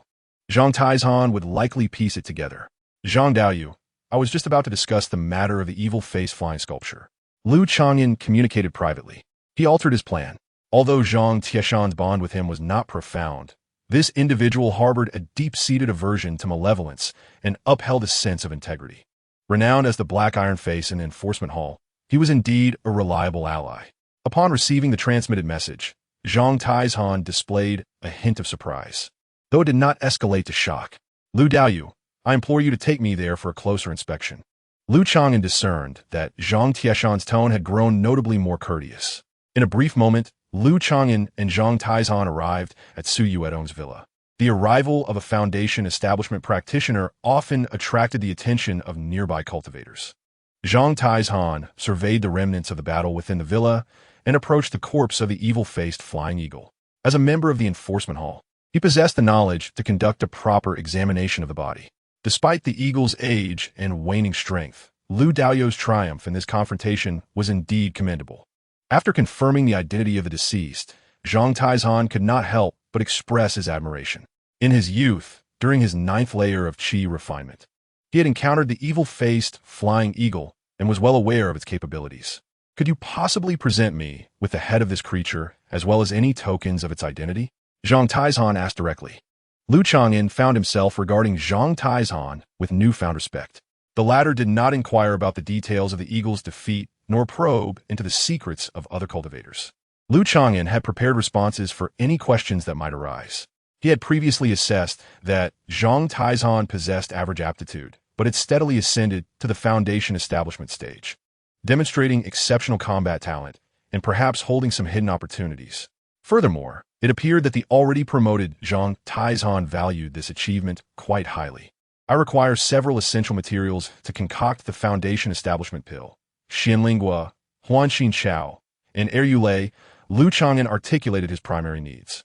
I possess a Huanxin Chao, harvested 6 months prior from the Black Mist Mountains, which I intended to exchange for sect contributions, Zhang Taizhan replied, producing a jade box. Upon receiving the box and opening it, Lu Chang'an beheld a heart-shaped spirit herb that captivated the senses. It was indeed Huanxin Chao, and its quality was substantial. I also have the hide and blood of a second-tier magical beast. As a talisman master, you surely have use for them, don't you? Zhang Taizhan asserted confidently, revealing a piece of second-tier beast hide and a large vial of beast blood. Indeed, Lu Chang'an responded without hesitation. The second-tier beast hide and blood were fundamental materials for talisman paper and spirit ink. Having been a third-tier talisman master in his previous life, he understood the intricacies of talisman crafting. Such labor-intensive tasks could be entrusted to the skilled Guan Xiaoji, to whom he could impart the necessary techniques. Lu Chang'an accepted the second-tier beast hide and blood, feeling quite satisfied with the transaction. A first-tier talisman master could theoretically utilize second-tier talisman paper and spirit ink. However, employing them to create first-tier talismans would yield a quality enhancement, albeit at a significant waste. A seasoned first-tier talisman master aspiring to ascend to the second tier would indeed require second-tier materials. After completing the transaction, the remains of the evil-faced flying eagle and its associated tokens now belonged to Zhang Taizhan. As he examined the bisected corpse, he was visibly moved. Such a clean cut, indicative of an instantaneous kill, could only be achieved with the power of a Foundation establishment cultivator. Lu Chang'an took the opportunity to explain, to mitigate the crisis at hand. I summoned a second-tier offensive talisman, swiftly dispatching this eagle. Otherwise, I would not be standing here before you today. A top-tier first-tier talisman master, if willing to pay the price, could potentially forge a second-tier low-grade talisman. Lu Chang'an's exquisite golden blade talisman reached the threshold of Foundation establishment power, comparable to an ordinary second-tier low-grade talisman. Brother Lu, you are capable of crafting second-tier talismans? Zhang Taizhan inquired with curiosity. Not at all. I barely grazed that level, incurring significant costs to produce a single piece, Lu Chang'an replied with a wry smile. Second-tier low-grade talismans were beyond the reach of qi refinement practitioners. Yet for those at the Foundation establishment level, they represented merely a common spell attack. Revealing a modicum of power would be beneficial for Lu Chang'an in forming connections with Foundation establishment cultivators. Otherwise, the vast disparity in realms would render their relationship devoid of mutual value, leading to inevitable estrangement. Subsequently, Lu Chang'an voluntarily recounted the events surrounding the defeat of the evil-faced flying eagle. Zhang Tieshan's silence spoke to his respect. Whether Lu Chang'an chose to share was a matter of personal disposition. Sui Wetong attempted to seduce me with her beauty and released a toxic fragrance, but fortunately, I remained vigilant and, through my physical cultivation, managed to severely injure her. I then coordinated with my peak first-tier spirit companion to eliminate her, Lu Chang'an disclosed, summoning the Dian Rat for a brief display. Had I not slain that black eagle, I would have undoubtedly faced dire consequences. Thus, I decisively employed my strongest trump card. the second-tier offensive talisman, to swiftly bring it down. Ultimately, I relied on my superior physical cultivation and an array of talismans to narrowly defeat the evil-faced flying eagle. Lu Chang'an's narrative restored approximately 90% of the truth, though he concealed certain aspects of his true strength. As Zhang Taizhan listened, he exhibited signs of admiration. Because the account was largely truthful, he discerned no evident flaws. Lu Daoyu, you have also dabbled in physical cultivation? Have you reached the late stages of qi refinement? Zhang Taizhan queried, somewhat astonished. He himself had a commendable aptitude for physical cultivation, yet due to limited resources and energy, he prioritized advancing to the foundation establishment stage. Presently, Zhang Tieshan's physical cultivation was at the pinnacle of the late qi refinement stage. Years of dedication had yielded modest achievements in physical cultivation, and he expressed a desire to discuss further with Zhang in the future. Physical cultivation was rather obscure, and this was the first time Lu Chang'an encountered another practitioner in this discipline. After half an hour, Zhang Taizhan cleared the scene, taking away the corpse of the evil-faced flying eagle and its relevant tokens. He agreed to Lu Chang'an's request, publicly claiming the kill as his own, without mentioning Lu. It was entirely reasonable for a foundation establishment cultivator to slay an invincible opponent in the qi refinement stage. Brother Zhang, the merit of slaying the evil-faced flying eagle shouldn't hold such significance for you, should it? Lu Chang'an inquired curiously before parting ways. This transaction left both parties satisfied. Lu Chang'an had greatly benefited, acquiring the key materials for the foundation establishment pill and second-tier talismans while allowing Zhang Taizhan to take the spotlight, drawing potential enemies away. As a foundation establishment cultivator, Zhang Taizhan would gain a measure of set contribution in reward for defeating a well-known qi refinement cultivator. Under normal circumstances, the allure of such a feat would not be particularly substantial. I am in the enforcement hall and at a critical juncture for a promotion. Thus I require both contributions and renown, Zhang Taizhan replied candidly. Lu Chang'an then expressed his congratulations in advance on Zhang Tieshan's impending elevation. For a foundation establishment cultivator to secure a significant position within the enforcement hall would classify them as a figure of real authority within the sect. Deepening ties with such an individual was indeed an unexpected boon. Zhang Taizhan appeared to be in good spirits and hinted at something more. Perhaps he recognized Lu Chang'an's potential and was inclined to extend a favor. In a few years, Lu might witness Zhang Taizhan ascending to the role of an elder within the enforcement hall. Lu Chang'an subtly flattered him, noting that if Zhang Taizhan were to achieve such heights, his status would at least rival that of Lu's past life, justifying the compliment. Zhang Taizhan smiled in silence, harboring aspirations so grand that revealing them might astonish Lu Chang'an. Lu Daoyu, there's no need for you to see me off, Zhang Taizhan said, casting a meaningful glance before departing on his way. Brother Lin, you left too soon. Lu Chang'an mused about the late Lin Yi.